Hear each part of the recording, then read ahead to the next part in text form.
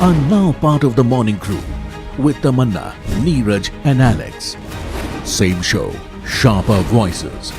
Every morning on India Market Open, your favorite market show just got better. On NDTV Profit, for your profit.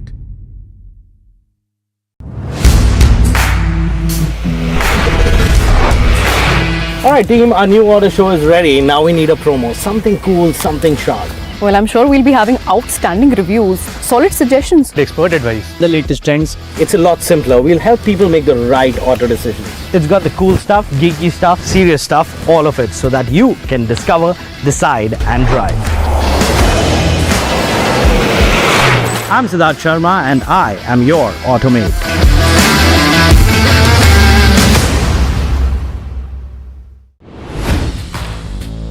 Hi, I'm Tamanna Inamdar. Watch me on NDTV Profit, where I break down the day's biggest business stories. What happened, why it matters, and what it means for your money. Hi, I'm Neeraj Shah. Watch me on NDTV Profit for the most incisive market intelligence and meaningful corporate conversations. And I'm Alex Matthew. Markets, mutual funds, insurance, personal finance. I help you cut through the noise and make smarter financial choices. And here's where you can watch us.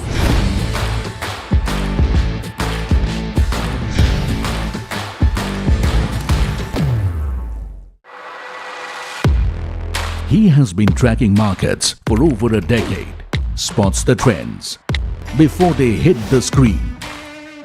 And he is now bringing his analysis to the show that the market watches. Watch Sharad Dubey on Know Your Company, a show that puts the most traded stocks under the scanner. We dissect the company so that you, the investor, don't have to get the management to answer questions relevant to you. Watch Know Your Company weekdays at 11:30 a.m. to understand your next big bet. Presenting the all-knowing, all-powerful Tech Guru. Whoa. Guru? I'm no guru. Okay. I'm just a guy who loves his tech. A show where the mysteries of megabytes and motherboards shall be unraveled. Bro, nobody talks like that anymore.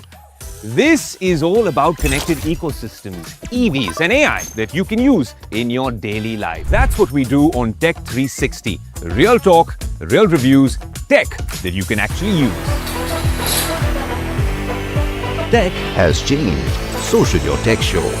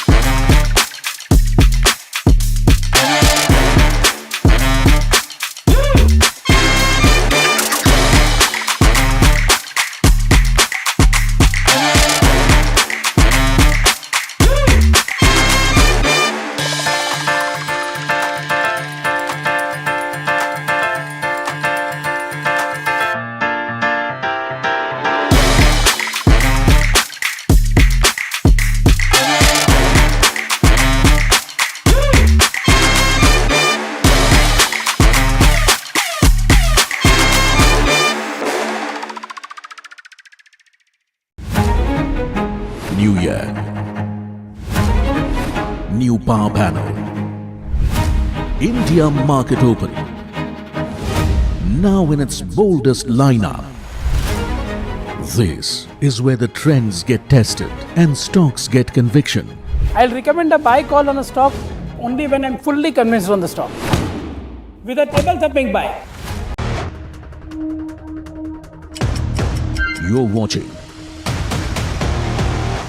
live from the NDTV Profit headquarters in Mumbai.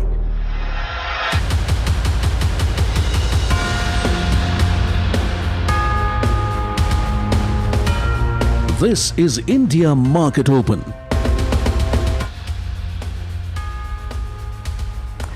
Good morning and welcome to India Market Open with me, Neeraj Shah, and my colleagues Alex Matthew and Hiral Dadia. And it promises to be an interesting day of trade simply because yet another day wherein even if geopolitics was contained, the fears around AI and its impact were not globally. Let's see if India faces some bit of that brunt, especially the IT index. And tariffs, right? Just when you thought that it was over last weekend, well, Donald Trump comes out and makes a statement. Yeah, I mean, tariffs are like anyone's ECG report card, I think. I mean, that's the way it fluctuates. And when you talk about IT as a sector as well, the bloodbath is just not over because last couple of trading days as well, you've seen that pressure which has continued on Indian IT. Brokerages have been negative. In fact, if you talk about the FPI positioning in IT, that's at a 4-year low already, if you have to look at the month of January, February. So FIs are not coming back in terms of Indian IT. Yeah, no, it's not just Indian IT, it's global. In fact, that's what's played out overnight. Let's talk about it. First, the tariff twist continues. Trump has warned countries against backing away from trade deals that they've signed, and he has threatened to impose what he has called license fees on trading partners. This is over and above that 15% tariff that he's levied on all of his trading partners. But he didn't provide any details on what these license fees were. He has stated in a social media post, this is on Truth Social, and I quote, "Any country that wants to play games with the ridiculous Supreme Court decision, especially those that have ripped off the USA for years and even decades, will be met with a much higher tariff and worse than that which they had recently agreed to. Buyer beware," unquote. Now, I can't obviously say it like Donald Trump would, but then you get the gist of it. The important thing is the context, because the European Parliament overnight, or rather yesterday, decided to postpone the vote on the EU-US trade deal. And earlier you had China that urged Washington to scrap tariffs. India, for its part, has also delayed a meeting with the US on trade. So that is a context with countries holding fort to say, okay, let's see how this plays out, because on the legal side, those tariffs that were imposed earlier have been found to be illegal. So 3 factors played out on Wall Street overnight: the renewed tariff uncertainty, concerns on AI disruption on software companies. The idea is sell first and think about it later, what the impact will be. Geopolitical tension is heightened on that Iran situation as well. So as a result of which, you had the S&P 500 drop over 1%, the Nasdaq dropping about 1.7% or so, the Dow and the Nasdaq dropping 1% or thereabouts. The dollar weakened against the euro. You had gold that gained on the back of safe haven demand and trades very close to that 5,300 mark, just about there. Brent crude also trades at over $71 to the barrel, near a 6-month high, though it cooled off just a tad bit from the highs. By the way, FedEx has sought a refund. It has filed a lawsuit seeking a refund for emergency tariffs, and a flood of lawsuits is expected to come through. More than $175 billion, according to some estimates, in tariff collections could be subject to refunds. And that Iran uncertainty amidst all of this turmoil continues, because Trump has said that if Iran does not sign a deal, it will be bad. He says that General Kane thinks that a war with Iran will be easily won, or can be easily won. So let's take a look at the Asian markets and see what they're doing this morning. You have the Nikkei 225 that's trading with gains of about 0.5%. The Hang Seng is down about 1.7%. So it's a mixed bag at this moment, and the initial signs are pointing to a bit of a downtick for the Indian equity markets. Yeah, I think that's something we should be watching out for, because if the bloodbath in terms of IT continues, I think that would pressure. But how much are the financials able to come to its rescue is anyone's guess. I thought yesterday would be a bumper day. So it was expected to be a bumper day. We started off pretty okay in trade, but I think we were not able to sustain. The only positive we are seeing right now is the way FI shorts are building up.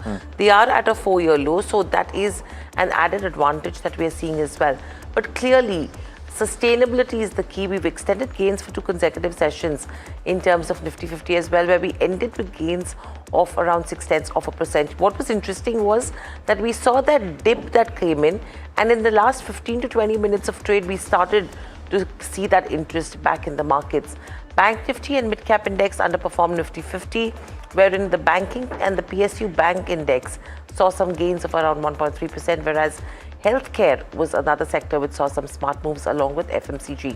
Adani Ports, Kotak Mahindra Bank, these were few of the good names in yesterday's session. IT sector was the primary laggard, falling 1.5% in trade. This is the fourth consecutive session of declines that we're seeing in terms of IT as well. If you talk about the small cap 250, that closed in the green with gains of 0.4%. Two stocks that were in focus, UPL, which saw an intraday fall of nearly 17% on the back of the restructuring that they announced, and IDFC First Bank, which saw intraday fall of around 20% on the back of the fraud allegations. Now, Blue Jet and Aegis Vopak, these were a few of the other names which saw some smart moves in yesterday's session as well. The PSU Bank Index gained for a second consecutive session. In fact, the PSU Bank Index, if I'm not mistaken, this would be the fourth week where we are seeing some smart moves that are coming in, and it is one of the top gainers as well. For how long this continues is the question. And yesterday's conversations, a lot of your analysts have started, they have been betting big on the PSU banking space, but now they are saying that I think it's best to look at PSUs versus the private banks, at least right now. Yeah, who knew PSU banks will try the bank nifty, right? The outperformance versus the nifty as well. But so, points, all points well taken. Frankly, if you just look at the markets, it's been a range-bound mood. And you can't blame investors for being cautious amidst all that's happening globally, geopolitically, and the insistent FI outflows continuing, right? I think that's the name of the game, caution and range bound. I think a breakout about this key zone, this 25,850, 25,900, which is proving to be a point of resistance, a breakout above that might bring in a bullish stance. But even when people are betting on that, they're betting on 300 points, 400 points. Nobody's really betting on a breakout move and a rah-rah rally, if you will. So be careful with your leverages on the indices. Specific buckets would be completely separate set of thoughts. There is some very strong data points that are coming out on consumer non-durables, and therefore FMCG remains a sector that you may want to keep an eye out for. Maybe, just maybe, as Parag Thakkar usually says, it gives you that cushion when the markets are correcting. And yep, IT will get smashed again today. Presumably the ADRs were down, but effectively what happened to IBM with the 13% gash because of a blog post by Anthropic, effectively the similar thing. I'm not saying a 13% downtick, but a downtick for the similar reasons expected in IT yet again. And I think the IT companies would be, I would be wondering how can they change this narrative. Frankly, if there's one set of shoes that you don't want to be right now, purely from a perspective of facing investors, it is an IT CEO. I think they've come in and said that the business can still do well, but trying to convince people about how the business might actually continue to do well, it remains a challenge with every single day one AI company or the other coming out with a model which spells doomsday for these companies. And that's what it is. And with all of these companies, like I remember having a conversation, I forget, Intellect Design, where the management is categorically challenging the likes of a TCS and Infosys, saying that they're far behind the race. We've been doing this since the last 7-8 years, so we're sure we are going to catch up. Hopefully so they do. That I wish, the mid caps and the small caps, it's going to be the key. That's only going to be perceived in the fourth quarter earnings and in the first quarter earnings. So in that interim, there's going to be a tremendous amount of pressure. Let's face it. We'll see that today too. Absolutely. Just very quickly, just before you move on, I think a very interesting release that came in, and we'll talk about this in detail, but the Niti Aayog roadmap for phase 2 of the asset monetization plan. Just want to very briefly give out those details there. Hiral, I don't know, are you talking about it? No. Okay, perfect. So then, the plan highlights the target to raise about 16.72 lakh crores between 25-26 and 29-30. So over a 5-year period, 16 odd lakh crores, one pot of revenue. And I think, frankly, disinvestment revenues haven't been that great. I think this, in some sense, monetization plan looks good. The government is going to divest partial stake in 7 rail public sector enterprises. I think there they target about 83,000 odd crores. Monetization of power grid transmission lines, about 33,000 crores. NHPC and SJVN projects, about 12,000 crores. Port operations or port infrastructure, about 1.2 lakh crores. and NTPC land parcels about 32,000 crores. And then there are some smaller ones. Very interesting, a detailed roadmap given out. Let's see how they walk the talk, but certainly some of these sectors could be in focus today. Yeah, and a lot of these stocks will probably see some big moves as well. And I think Adani Ports is one, Alex was just highlighting, who could be one of the beneficiaries as well. But let's quickly look at key factors. We're talking about F&O expiry today, so there could be high intraday volatility anticipated, and I'm sure Puneet will get us more details in terms of what the picture is looking like. Secondly, you have your US tariff implementation that starts, which kickstarts. So 10% US import tariffs get implemented from today, and you have Schaeffler India and Elantis from the broader markets that will be reporting numbers. On the back of the IPO side, you have Gaudium IVF and Women Health. The subscription closes today. PNGS Reva Diamond Jewelry IPO opens for bidding today. So watch out for these two in the primary market. And in terms of levels, you're seeing an immediate hurdle at around 25,800 to 25,850 on a Nifty 50, and a move above 25,900 is seen as a major bullish signal. On the support side, there is immediate support coming in at levels of around 25,500. If you have to look at Bank Nifty, now it's entered a session with a mild positive bias. That's what we are seeing in terms of Bank Nifty as well.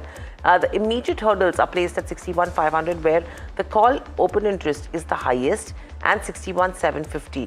Now, if there is a decisive close on Bank Nifty above 62,000 levels, it requires to trigger a fresh bullish momentum. That is what is required, a close above 62,000. Support is coming in at 61,000, and this has been the psychological mark as well, and that's where the highest put open interest has been seen. A deeper support lying at 6,500 to 6,200 zone, which also coincides with the 20-day EMA. And very lastly, your FI shorts are at 71% versus a 75%. So now they are at a 8-month low. We're talking about a 4-month low till yesterday. Now, if you see the trends, we're almost at an 8-month low. So there is that bit of short covering that's happening in the markets as well. So that's what the factors that we should be watching out for. But let me head across to my colleague Puneet, who takes us through what the F&O cues are telling you. Puneet, over to you. Well, thank you for that, and good morning to all three of you. Very interesting session of what we might see today, because while yesterday the implied open indicated an uptick of 160 points, the start was disappointing, and since then we could see that happen, and that momentum might continue today as well in terms of disappointments, because all factors contributing that IT might be the casualty today as well, and we've seen already a lot of short build-up across stocks, and we've been discussing about it over the last couple of days. So, at 25,700 in terms of the spot rates, you might see that the 25,400 as well as 25,500 mark yet again. And I don't know if you guys are cricket fans, but yesterday the match between West Indies and Zimbabwe was like that. So IT might well be Zimbabwe today, might be a big hammering coming in on a lot of those stocks, which have actually already corrected 30% at this point of time as well, but continue to monitor that. In terms of Bank Nifty, it has been an area of solace in that sense at this point of time, because we've seen consistent buying and longs being built up in the PSU bank space specifically. So you continue to monitor that at a time when you're seeing pressure across spaces in the benchmark as well as the broader markets as well. In terms of the foreign investors, the big cash, a big buying number of almost 3,400 crores in the cash market, and subsequently the index long also, and you did speak about the short side, but on 29%, index longs has been the highest it has been over the last 3 to 4 months, and specifically to imagine that 6 weeks ago this number was 6%, highlights that there have been post the major events of the budget, amongst others, that foreign investors are looking at building some longs, cutting shorts at this point of time as well. The rigor is still missing, but continues to be a decent number at this point of time.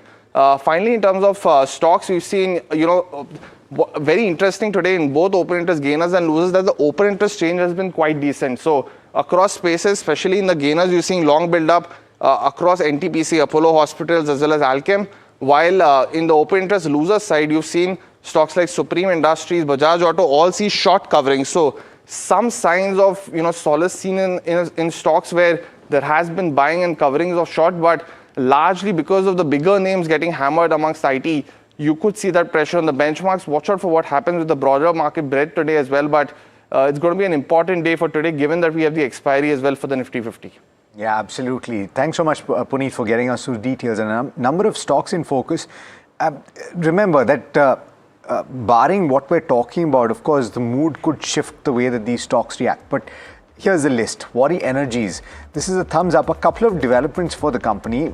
They have one 500 megawatt solar module order, which they will deliver in FY27. That's the upcoming financial year. And the second update is that they've signed an electrolyzer as a service agreement for 2.5 megawatt electrolyzer. And what they will do through this is they will supply an entity called Zero Footprint Industries with green hydrogen as well as oxygen for a period of 15 years. So it's a long-term contract. The stipulations have been made about how much green hydrogen and how much oxygen is going to be supplied to this entity. But this could well be another mode for entities like Wari Energies that have set up significant solar capacity to also have electrolyzers that will then supply these gases to other people for the utilization of that down the line. Patel Engineering is the second count on my list, and it's a joint venture in which they are a part, has been declared L1 bidder for irrigation project worth 133 crore rupees. Their share in that joint venture would net them 68 odd crore rupees. So this is a positive for them. The stock ended strong, about 2.5% higher in trade yesterday. And finally, a mixed update, and this is a brokerage note that I'm talking about on the fluorochemical industry, and specifically on Navin Fluorine as well as SRF, because there are positives but there are also negatives. What are they saying? They're saying that India's R32, which is a refrigerant footprint, is set to more than double this year. There is a risk to the prices though going forward, and there is going to be likely a decline of 25% from last year's peak, but it's still above the marginal cash costs. They are reiterating their underweight rating for both Navin as well as for SRF, and they think that the lower tariff could help cushion challenges. So it's an interesting update. And Neeraj, you'll remember this, a lot of these companies actually reported significant benefits on the bottom line because EBITDA margins expanded because pricing improved. But here next year what is likely to happen is that the top line will improve dramatically because of the increased footprint, but maybe at the cost of those heady margins that we saw earlier this year. Yeah, Alex, and you're right. And a lot of people have bet on SRF recently with that refrigerant gas prices moving higher. Yeah. If indeed these get capped, the market tends to discount the developments faster. Maybe, just maybe, some bit of a pullbacks could also be possible. One news point and one brokerage note. Firstly, the brokerage note, because that is interesting. And Morgan Stanley has come out with a note on Indian Oil Corporation. They maintain an overview with the target price of 219 rupees a share. They believe the share price will rise in absolute terms over the next 15 days. This is I think, a catalyst-based note that they've put out. They say it's a return to growth in the fuel market share, refinery efficiency, and capital allocation. And EBITDA could nearly double by FY28. I remember one more brokerage recently coming out with a note on Indian Oil. So keep an eye out for that one. So that's the first one on my radar. And keep an eye out for Eternal, guys. I just have two names today. Eternal is interesting because management has clarified that Dipinder Goyal's move as VC and ruled out any stake sale or any window for the same, as a result of which some brokerages have at the margin turned constructive again in their tonality. The target prices didn't change too much. Jefferies, for example, still targets about 480 rupees per share, which at the current price of Eternal is a significant bump up, right? Yeah. But the clarification, let's see if it goes about and helps the stock price of Eternal today. Yeah, I mean, if it comes in, because it has been beaten down in the last couple of days, so potentially it should somewhere see some respite. But let's see what happens to this one. And along with that, a Swiggy that continues to remain in focus to see some bit of a rub-off that could come in. But let's look at a Lupin on my list. Now, they've received approval from the European Commission, and this is for one of the biosimilars, which is ranibizumab.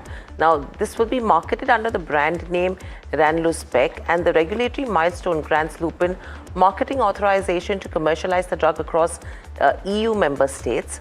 Now, this product, which is a biosimilar to the reference biologic Lucentis, the indications are that the drug is approved for treating several neovascular retinal diseases, and Lupin has a strategic licensing agreement with Sandoz Group, which will handle the marketing and commercialization across the European Union, excluding Germany. In France, the rollout will be managed through a dual partnership with Sandoz and Biogarin. And if you talk about the European market share, that's approximately 28% of the global ranibizumab market revenue. European market size is estimated at around $6.5 billion, which is projected to reach around $9.6 billion by 2033. So a thumbs up on Lupin. The second one is Sudeep Pharma. Now, the 3 months share lock-in, which is 2 million shares which are in lock-in open up, that's 2% of the total outstanding shares. So there could be some bit of volatility that could be coming in on a Sudeep Pharma in trade today. In fact, major institutional investors shares which will get unlocked is SBI Mutual Fund, HDFC Mutual Fund, ICICI Prudential, Nippon Life, and Axis Mutual Fund as well. So watch out for this one. And very lastly, Bharti Airtel, a thumbs up competition coming in for Jio Financial Services, wherein Bharti Airtel will be infusing 20,000 crores in Airtel Money, and they will be building a high-scale NBFC platform. Now, this actually positions the telecom giant as a direct competitor to Jio Financial Services. And in terms of the capital structure, you have 70% contribution, that is 14,000 odd crores that will be contributed by Bharti Airtel, which is the promoter group through Bharti Enterprises, and they will provide the remaining 30% as well. In terms of the regulatory milestone, RBI had granted them the license to Airtel Money on 13th of February 2026 itself, and this is intended to scale up a high-performance digital lending platform, and they are leveraging its database of nearly 466 million customers and a team of 500 data scientists. So this is going to be an interesting one to watch out for. In fact, analysts are saying that with a standard 15% capital adequacy ratio, they can have the potential to see a loan book worth nearly 1 trillion. That's what we're looking at in terms of Bharti Airtel so far. But let me also head across to my colleague Nisha, who's tracking this space to get us more information and the key takeaways and what it would actually mean. Nisha, good morning. What do you have for us? That's right. It's a big launch of the NBFC business, a foray into the financial services business by Bharti Airtel.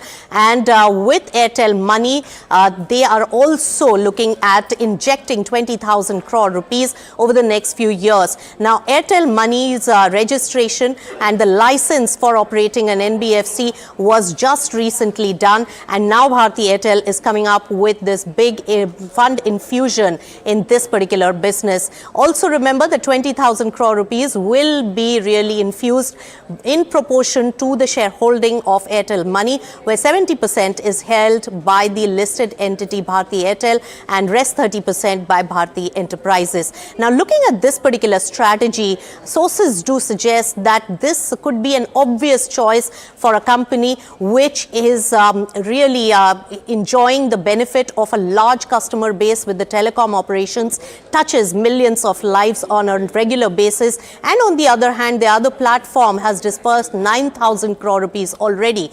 This combined might gives the confidence to Bharti Airtel to really foray into the NBFC business and also to look at the growth opportunities over there. Also, not to forget that sources in Bharti Airtel do also suggest that while the NBFC space may be overcrowded, but at the particular moment, it also has low penetration. And with their large customer base and touch points and Airtel being a known name in the households, they could really be looking at the growth opportunity coming in from their NBFC play as well. And of course, playing a role in the digital financial inclusion of the country. So big move by Bharti Airtel there. But of course, a large part of the telecom business funds would be utilized for this. It is a cash throwing business, and whether this fund deployment is liked by the market needs to be seen.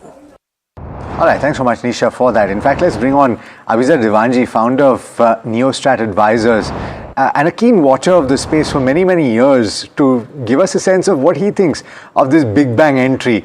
Abhizar, the name is very large, but in that context, what we were talking about, the size of the book in all probability, based on that capital adequacy ratio of 15%, one would assume, 1 lakh crore rupees is not the largest, one would argue. What do you think initially? I think this is just an initial foray. Yeah. And as the businesses would expand, people would put in more and more money. But the thesis is something which is not, by the way, new or innovative. If you look at it, when the telecom companies came in, they all set up and applied for payment bank licenses. And there was a reason they did that. They wanted to leverage their network and the digital accessibility to customers in the remotest areas to get them into the financial services fold. Now, the big hurdle that they obviously had was that corporates could not own banks in India. Hence, but the only exception that the RBI made was for payment banks, because payment banks were not supposed to be dispersing out loans. And hence, the process started much earlier. Vodafone, by the way, also set up its own payments bank, which ultimately they gave up the license. But Jio set it up. Airtel obviously also has a payments bank. So they actually started with getting into the foray. Then we had the Jio venture, where Jio set up its own NBFC to basically sell financial services products. They set up the Jio Financial Services platform. And I think Airtel would possibly end up doing something similar over time. They're starting with lending, but I'm sure they will get into a boutique financial services platform. Abhi sir, good morning. Hira on this side. So what is that competitive moat that one should be looking at if you have to compare Airtel's NBFC as to a Jio Financial Services in terms of leveraging the telecom data if you have to look at credit underwriting then? So it's not more of telecom data for credit underwriting. It's more to say that if you have a loyal user who's been with you for a long period of time, then there is a level of trust that the customer has on you and you have on the customer. So when you have a level of trust on the customer, that results in a lending proposition.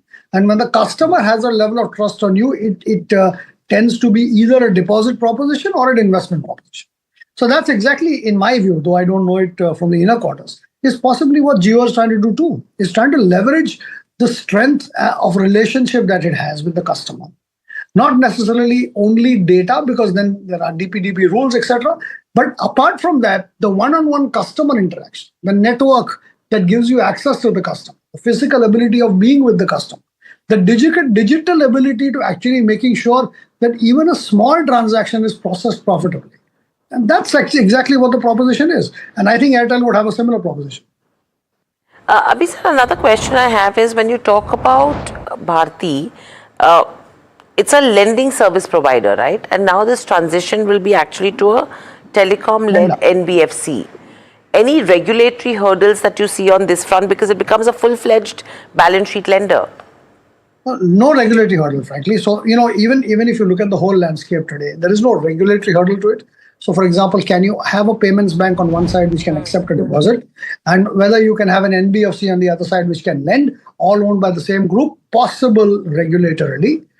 So that's no regulatory hurdle. But I think the honesty and the trust of the essence is that a corporate is not allowed to own a bank.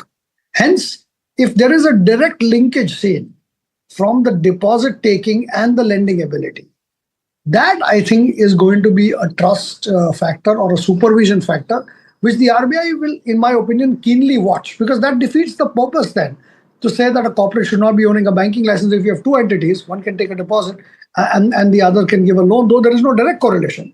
If any form of correlation is established, I think that would result into a regulatory alarm. But otherwise, regulatorily not an issue. And this is perhaps conjecture at this point, but what are the spaces that you anticipate they will play in on the lending side? Obviously consumer finance, but then one would assume white goods, etc. Not necessarily. So it could also be microfinance related lending, because everybody has a mobile now. It could result in micro LAP. More importantly, micro LAP is basically a housing loan against somebody's own built house. It could be white goods. It could be consumables. But consumables will be at the upper end of the strata. Do remember that telecom actually covers a wide spectrum of people. So in terms of products, I think there will be suited products for respective markets. So that's, I think, going to happen. But the biggest thing that they have is penetration. And they have the trust, which is exactly what a bank has. Hypothetically, assuming that they do have this kind of penetration and the ability to lend to these pockets, one would assume that they can potentially have a significantly higher NIM than certain other NBFCs enjoy. They would certainly have a better OPEX ratio, more than the NIM. Okay. Because the cost of funds may still be higher, because I don't think the corporate will be able to provide a guarantee to the NBFC. So the cost of funds will be what it is on the quality of the credit. But the operating cost is significantly lower because they already have the network and the cables done. They already have the physical distribution. Sorry, they also have the physical distribution. think, Abhizar, the margins will be, in fact, more competitive for someone like a Airtel versus your established giants, if you have to compare it to a Shriram Finance, Bajaj Finance, any of them? Yeah, I clearly the NBFCs will be under pressure to make sure that they control their costs, because these people will play a substantial.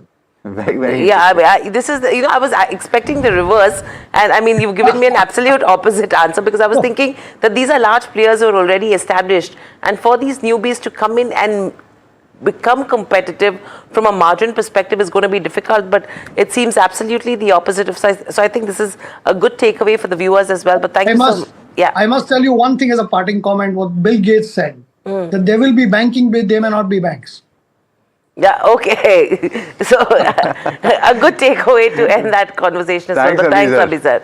Thank you so much for joining in. Always a pleasure to get you and have your insights as well. In fact, very interesting, Alex, on this front, because we were concerned about what will that cost of funds look like, what will the net interest margins be, how is that scale up going to look like, and this is clear competition coming in for your NBFCs which are already established. Yeah.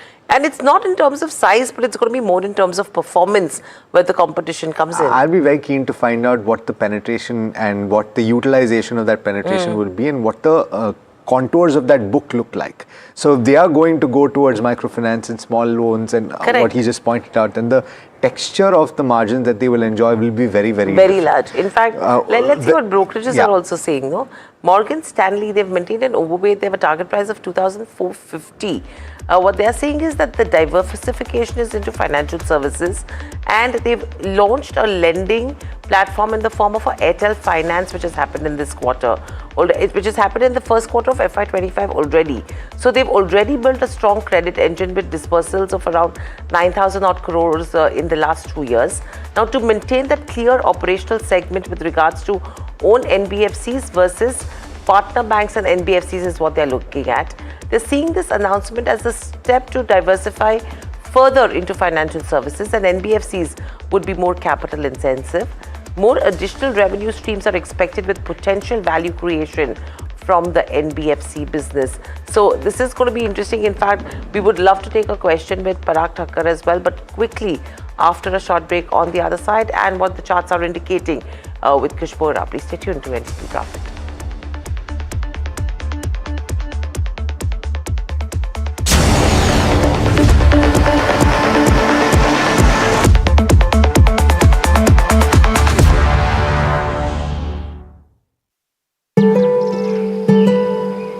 Some moments in life are lifelong. Some memories are lifelong. Blessings are meant to be lifelong. Trust is also placed lifelong. Heart lifelong, love lifelong, bond lifelong, memories lifelong. True love is lifelong, isn't it? Love lifelong, bond lifelong. We respect our loved ones lifelong too, don't we?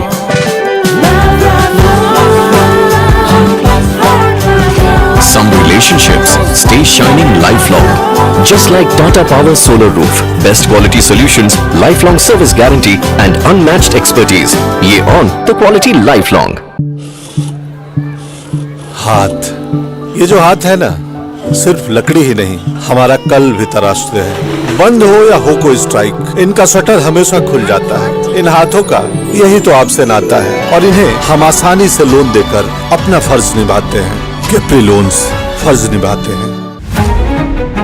New year,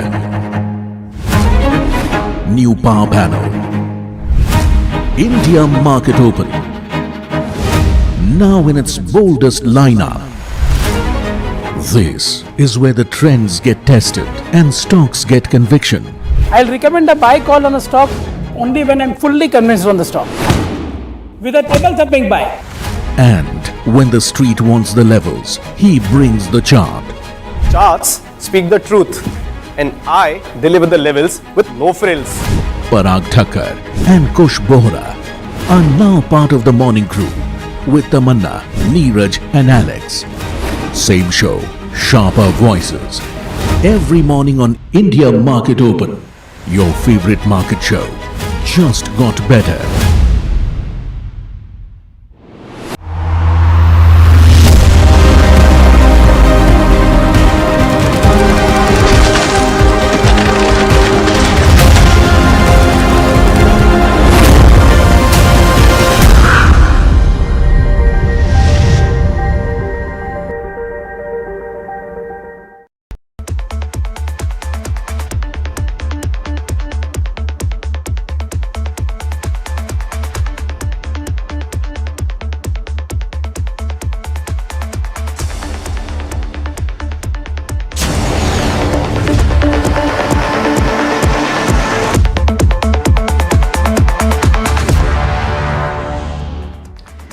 Back with India Market Open right here on NDTV Profit. The start doesn't look very impressive, about 100 odd points in the red, and to be expected that we'll have a weakish start. IT could well lead it. The question is, as Hiral said earlier, could banks come to the rescue? Could PSU banks come to the rescue? Let's try and pose those questions to our experts. Parag Thakkar, Kush Bora with us in the studios. Gentlemen, thanks so much for joining in. Thank you.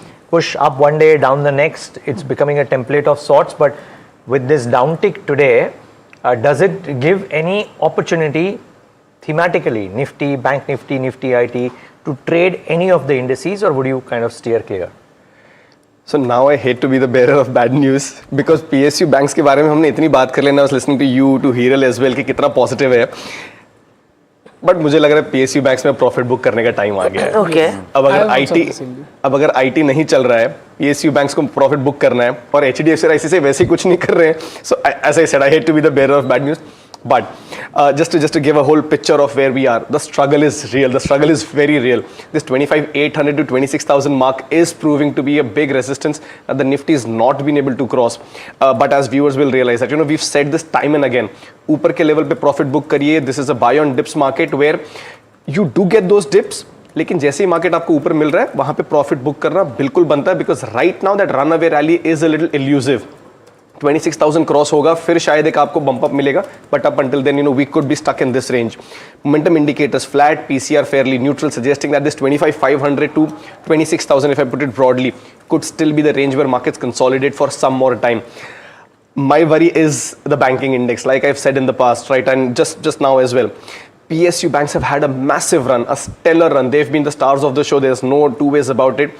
Bank Nifty is very close to all-time high levels. It's very close to a breakout zone as well. But the issue is with the components. अगर SBI overheated है, HDFC और ICICI कुछ नहीं कर रहे हैं, तो ये breakout आना मुश्किल है.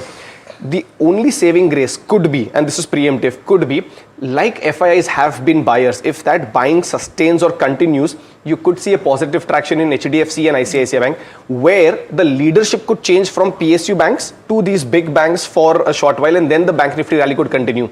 If not, you're staring at about 60,000, 60,500 kind of levels on the Bank Nifty, and that would be a good entry point. So yes, buy on dip strategies for Nifty, Bank Nifty continues, but this is a market where you want to book profits regularly. Okay, so then what are the two individual picks looking like today? Three, in fact. We could give it two, because the third one is an update. You'll recall we gave a short call after a very long time on Inox Wind, and the first target on that one has been hit despite it being massively oversold. So an update on that. 95 was the first target on the downside. That's been hit. It saw a bit of a bump up, so you could continue to sell or create a fresh position on Inox Wind for targets of 94 and 92. Stop loss being 98. Also a quick word. I was looking for one more short call today. The only reason I could not is because 8 out of 10 stocks in my list were IT names, and at these levels it just doesn't make sense to give a short call on IT, and hence I'm sticking with Inox Wind the continuation. The other two are Astral and Ajanta Pharma on the long side, by the way. They've had a good run, sustained, and the market, given what the markets are doing, these stocks have actually held their ground and gained some. So Astral with targets of 1665, 1695 and a stop loss at 1605, and Ajanta Pharma for targets of 3050 and 3130 with a stop loss at 2900. Okay, it's interesting that it's very interesting to see stocks holding out, because there's not too many which are able to do that. And interesting that Kush Bora spoke about Astral, because I know Parag Thakkar tracks this piping companies very closely. Parag bhai, what's your view here? There's also some WSJ article now, whether it I mean, I don't think too many companies. Tariff. Yeah, 232, Section 232 pipes, on right? plastic pipes. I don't know if Indian companies really export that much. They don't export. But what's your view on the pipe companies? So they are doing extremely well. It is one of the pockets which is doing very well. Supreme Industries and Nestle Poly. PVC prices have also gone up, and demand on the ground for PVC pipe is also very good. So they are holding on very good, and they have given us very good outperformance and good alpha in the portfolio, both Estel and Supreme. Okay. And apart from Estel and Supreme, I would like to say that I have done some channel checks. FMCG companies are doing very well. After November, where the destocking from the dealer side ended because of GST cuts, I think many FMCG pockets are seeing good traction, especially food. So, for example, my channel check suggested that ITC is doing very well. In Q3, in fact, they did 11% growth with 42% jump in profits. In FMCG business. In Q4 also and going ahead also, ITC will do very well on FMCG side. Plus Lever is also, the channel checks are suggesting that Q4 and FY27 will be very good. Britannia already in November, December were good, January was very good. So I am saying that FMCG pack, and when you have one free cash flow generating sector IT which is struggling, you can have a switch trade. Into FMCG where the things are looking better, and it is also a free cash flow generating sector. So are valuations also absolutely attractive to start absolutely attractive, you can say, is only ITC. Other stocks, you don't have a PEG ratio which is PEG ratio which is comfortable, but at least there is some growth, there is some protection of capital, good corporate governance and very good payouts. And after long time, you are going to see double-digit growth in some of these segments. For example, Marico value-added hair oil did about 20% growth, right? And that's why Marico crossed 800 yesterday for the first time. So and all these stocks are around 3.5% of portfolio. So totally around 15%. Okay, I know Alex has been waiting for the stocks that we are watching out for, but as Parag Bhai was mentioning, ITC, CLSA in fact has maintained an outperform, but they've cut the target price to 367 versus a 485. What they're saying is FY27 is smoked by tax, but FY28 should be looking better. Volume to EBIT is expected to decline in FY27, but they're forecasting a recovery to come in FY28, and they believe that ITC will need price increases of 33% to be neutral on EBIT per cigarette. The pricing play is likely to offset some of the impact of the tax increases, and one strategy to drive EBIT is deeper category segmentation. Estimates are cut by 4 to 28% to reflect the impact of the tax hike on the volume and margins, and the recent price correction is overdone. Any smokers in the room? Would you pay 33% extra? Any smokers? I don't think anyone wants to talk about it, right? I think they have taken 19 to 40% price hikes, and as CLSA report is saying, deeper segmentation. That is what they are targeting to arrest this volume decline. So if the cigarette EBIT decline is not more than 4%, I think that is priced in this at the current price, plus FMCG recovery, plus paper business. The EBITDA margins are likely to revert back to 17-18%. And it's a 7,000 crore business for them. Kush, very quickly on the charts. मैं smoke नहीं करता, मैं तो बोल रहा हूँ और tax लगाओ. That is a very personal view though. But ITC, yes, from a risk reward ratio perspective is standing out. But if I really had to pick, I would pick one of the other names that Parag Bhai mentioned, which is Marico. This is a rank outperformer in the FMCG space. No two ways about it. I like Tata Consumer and Godrej Consumer for the longest time, but they've gone into a consolidation mode. So if you want to play momentum in the FMCG space, you have to play Marico for sure. And if you're playing a risk reward ratio from a medium term perspective, ITC is the bet. And ITC, remember, 14 rupees dividend will come next year. So it is a 4.5% dividend deal. Sorry. Okay. Should we start with the watch list now? We can continue to talk about FMCG. There's no problem. I love standing on the sidelines and listening to that fantastic update. But we'll talk about a few more of these stocks. Let's take a look at what the watch list looks like. Concor has signed an MOU with the Vizhinjam port. Remember, this is managed by Adani Ports. This is a positive development for Concor. HFCL has joined a global consortium and they're going to be producing what is called a hollow core fiber technology. Patel Engineering, we already spoke about this. They've got a joint venture that has been declared an L1 bidder. The size of that contract is about 130 odd crore rupees or thereabouts. Their share in that is about 68 crore rupees. Bharti Airtel, interesting stock, one to watch at the start today because it's going to invest about 20,000 crore rupees setting up that NBFC. Silver Touch, they've gotten an order from the FSSAI. Signpost India, they've gotten exclusive ad rights in Kolkata. Pace Digitech has gotten a 159 crore order. Shringar House has increased its capacity and inaugurated a new unit, dramatically increased its capacity at that. You've got Lupin that's gotten a new nod for a biosimilar. I'm not going to try and pronounce that. Maybe Hiral will do that later. Wari Energies has gotten a 500 megawatt solar module order, but they've also signed an agreement for electrolyzer as a service, which is an interesting development. TCC Concept, NSE has given its approval for the listing. Sigma Advanced, 100 crore defense orders come through for this company as well. And so that more or less covers it. But I do want to get Parag Bhai's view on this Bharti Airtel update because we were talking about it with Abhizar Divanji, and his point is that they could have significant advantages with regard to the OPEX, considering the kind of network and penetration that they already have, and they could venture into things like microfinance and certain other lending segments, which would give them hefty margins. What do you think about the prospects? So my view is very simple. See, 14,000 crore they are putting out of Bharti's balance sheet.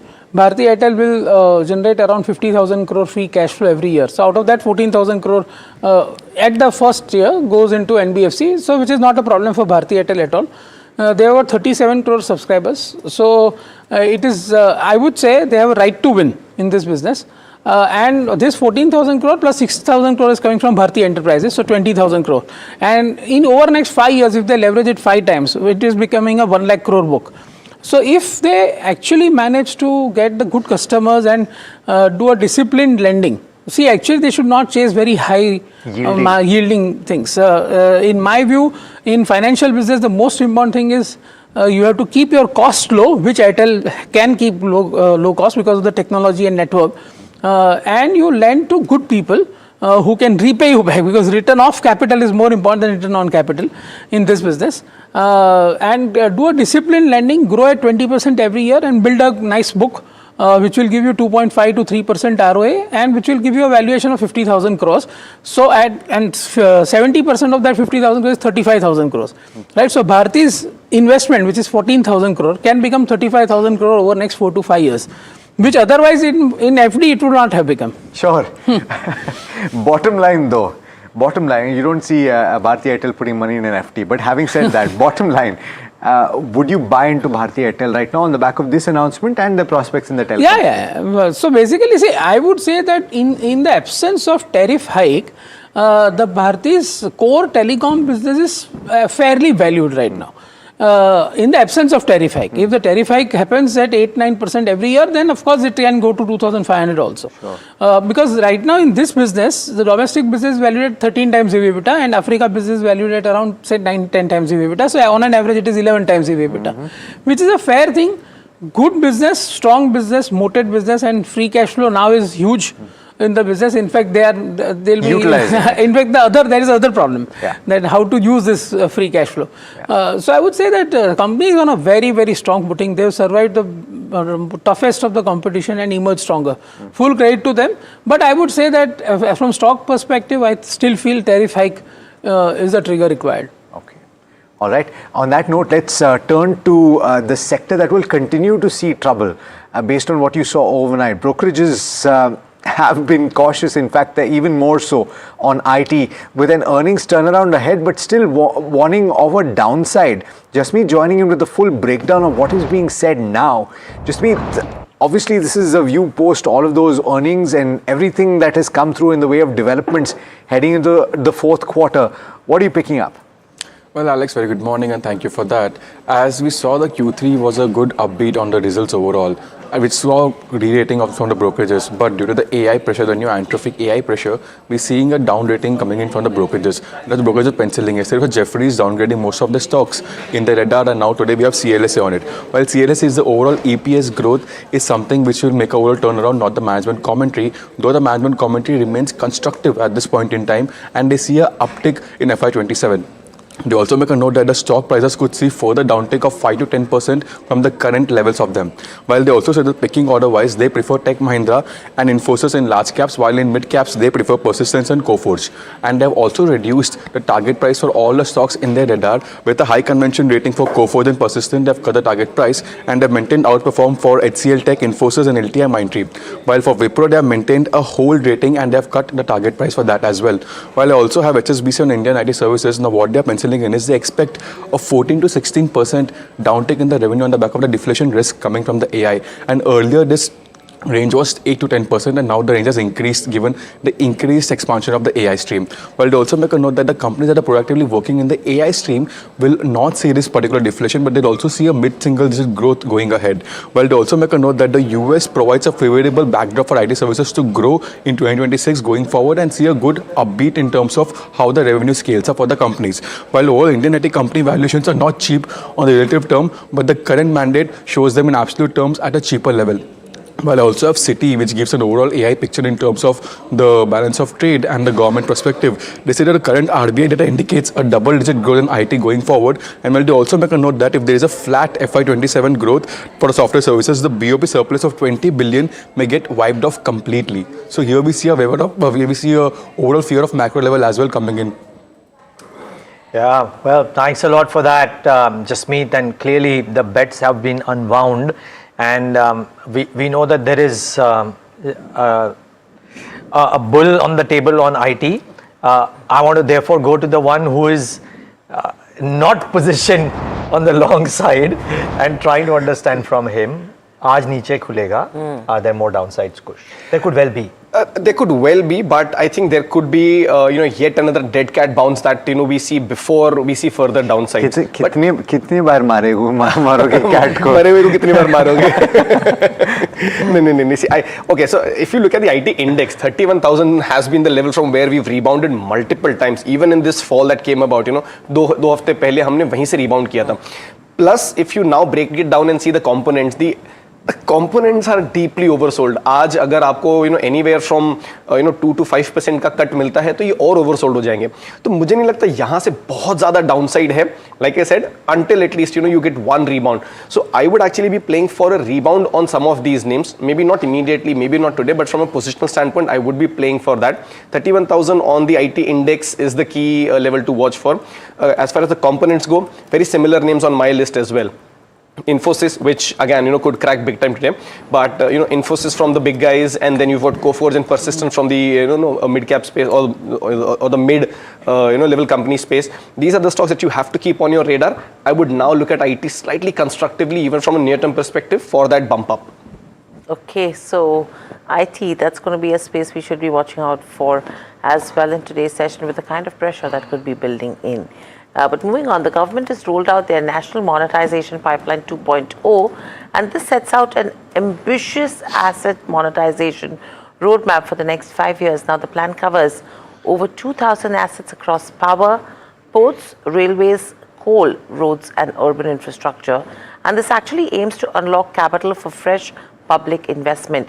Rishabh is here with more details. Rishabh, good morning. What do you have for us? Because this is something which is little more ambitious as compared to what we've already seen in the past in terms of 1.0 as well. What are the details that you have for us? Good morning, Peter. What we're picking up with this particular national monetization pipeline is that we had about a 90% utilization in the first one. So the government has chosen to be a little more ambitious this time, given the fact that they were quite successful with the first one. Like you said, the government has that big on roads, power, ports, railways, highways, logistic parks, roadways. These are some of the major sectors that they've chosen to sort of anchor their plans at. If we look at the asset-wise division that they've come up with, you have about a 3,100 crore stake pairing target in GAIL Gas by 2028. There's about a proposal to lease about 38 land parcels by BSNL. That's another about 2,400 crore target there. Ashok Hotel will be privatized. Hotel Samrat will be privatized. In the rail sector, you have stake sales in about 7 PSUs, and that target is roughly at about 84,000 crore rupees. So that's a major one to look at. Apart from that, you have NHPC, SGVM. You have those projects also lined up for monetization. That's about a 12,000 crore target there. And you have the PGCIL transmission lines. Those are also going to be monetized roughly at 33,500 crore target there as well. So lots of interesting companies, public companies that will be up for some sort of stake sales over the next 5 years. And you will have more of those details come up. So an interesting, more ambitious NMP 2.0 rolled out back in the area. Thanks so much, Rishabh, for laying that out for us. And I wonder if Parag Thakkar has any comments on who the beneficiaries could be, because on the one hand, you're talking about land banks being monetized. So the question is, who buys these and what will they be used for? But on the port infrastructure as well, and the privatization of jetties, privatization of certain ports as well, there are certain key beneficiaries. Correct. So what do you think about this? So I think Adani Ports, JSW Infra, all these guys will bid for the projects which come from government side for monetization. And I think from government side, in order to manage finances, when you have reduced GST, when you have increased the income tax slab for income tax, for personal income tax, and when you are seeing so much of problems around tariffs and all globally, to manage your revenues, this is the best thing which they can do. Monetization of assets which are already built out, right? They're already operational, they're already generating revenue. So there'll be ready buyers for them, hopefully. So I would say that this is a very good thing which they have started. I think they should accelerate it in a big way. Yeah, I mean, the roadmap is given. Now, if they stick to that roadmap, then you know that the plan is real. Now, what do they start off with is the best guess, right? But I would suspect that if ports and related infrastructure is 1.2 lakh crores, then that will be spread over 5 years, and therefore that will be first of the call, first of the block, if you will. And then there are a couple of those others, including power grid transmission assets, which will be given off as well. I wonder if that amount goes back to power grid naturally, so because it belongs to the company. But it will be paid out as dividends eventually, you know. Hopefully, or power grids capex, as the case may be. So it should be interesting. Any port companies on the charts, Kush? The only one that stands out is Adani Ports. I mean, there isn't, an alternative as well to that. It had that big gap up, after the deal announcement, but this one's been able to sustain that gap up. Of course, mild resistances around that 1560, 1575 zone. But like I said, given what the markets are doing, you take this with, both hands. So yes, 20-day moving average, that's the support zone, 1510, 1515, that's your stop loss. And once you see a breakout above the 1575 mark, I think 1600 plus 1625 kind of levels very much on the cards. Momentum is still a little sideways, so take a positional bet rather than an intraday call. But yeah, Adani Ports from a positional standpoint. Okay, so Adani Ports from a positional standpoint should be in focus. This was one of the top gaining counters in yesterday's session as well. But moving on, the March Nifty Index rejig details are out with changes which will be set taking effect from the 27th of March. Sharad joins us with the key details and the changes that could be expected. Sharad, good morning. What could be on the cards, and are we expected to see some good inflows somewhere? Good morning, Hiral, and largely there has been no major announcement coming for the Nifty Index, but remember there are adjustments which will take place on March 27. No major changes coming in from here, but the Nifty Next 50 Index, that is where the changes have been announced. And we might see volatility in these counters, especially if you look at the inclusions. Tata Motors CV comes in, almost Nuvama's alternates report is coming in, is roughly $173 million of inflows is something which is expected to come in. Also, inclusions includes Cummins India, HDFC, AMC, Union Bank, Muthoot Finance and Tata Capital, but majority of the numbers, the inflows might move into Cummins India, $114 million of inflow coming in. But on the other hand, if you look at the exclusions, this includes ICICI General Insurance, almost $86 million of outflows is expected, and for Naukri, InfoEdge, also $76 million of outflow would be there. For JSW Energy, LIC and Bajaj Housing Finance, it could range between $15 to $48 million. And even the volumes is something which you should be watching out, especially on the March 27th date. So these are the important rejig numbers which are coming in from Nuvama. Thank you, Sharad, for that. In fact, few names that come to my radar is Tata Motors CV, Cummins as well, because there is some bit of positivity that's coming in on a Cummins, and you have a Muthoot Finance. On the charts, anything, Kush, that you like from these three names? I love technical analysis. I absolutely do. I'll tell you why. When he was mentioning these names, I was just looking through my list. Cummins, HDFC, AMC, right? And I think there was also one more name, the Union Bank of India, of course. Union Bank of India. These are the stocks that we've given calls on in the last week, 15 days or so. Of course, this could have been the trigger, but the volume, the price action, all of that was pretty supportive. I remain very constructive right now, and I'll just pick some of these names that we spoke of. I remain very constructive on Cummins even now. This one's had a breakout. HDFC from a positional standpoint, but like I said, from PSU Bank perspective, where it's profit booking time, Union Bank 200 was the second or the third target in fact that we discussed. Now you can book profits. So yes, if you want to consider something, Cummins and HDFC Bank from this list is something that you can still consider on the long side.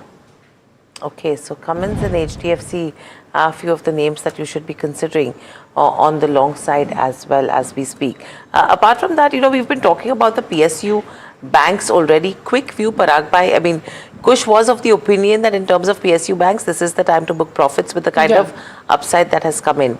Would you, concur with that opinion? Yeah, so I already booked it approved profits. That's why I'm sitting on 10% cash in the portfolio. And will that 10% be deployed to FMCG now? So FMCG already I have 15% now. Wait. Okay. So IT is already 11, 12. That is giving pain. What's the market weight of the FMCG index? Should be around 11, 12%. I'm overweight. You are overweight. Yeah. As we speak, I'm overweight. So because yesterday I bought ITC also, ITC HUL. And you raised cash as well. So yeah, because by booking profits in PSU banks, and so whatever is doing, see, as a fund manager, you have to take a dynamic call every day. I'm just asking what's your position. So PSU banks and L&T kind of names. These are not actually. I'm not taking a call over here that they'll fall from here.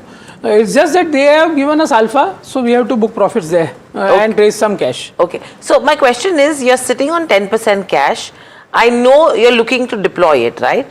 What sectors are on your radar? Any stocks that are on your radar? So FMCG is clearly one of them. Bharti kind of stock can be one of the power stocks like NTPC Power Grid can be some of them. Affordable housing finance companies like Aadhar Housing Finance and all, those kind of names are there in my shopping list. But of course this tariff picture and again the section 232 getting revoked and all those things plus this US-Iran things actually compels me to think that at least there should be 6-7% cash in the portfolio. Okay, wow, that's okay. Okay, 6-7% cash at the very least. Parag Bhai is sitting on 15%. By the way, 9 AM is here. Keep an eye out for some of the textile names as well. I think there's a note from BNK which says that there's a 50% cut in the RODTEP rates, right? And DGFT is apparently notified across all HS lines with immediate effect. So apparently this is going to be a negative. Such export incentives is a possible range of EBITDA impact could be about 6 to 25% and PBT impact of 7 to 30%. So don't be surprised if textile names start off lower today. But here's how the markets are starting off. Keep an eye out for IT more importantly, because I think yesterday you saw fairly sharp gashes on some of those IT names. ADRs were down. Very likely that some of these stocks will start off lower. Bring up individual names, maybe Infosys, maybe Tech, maybe Wipro, HCL Tech.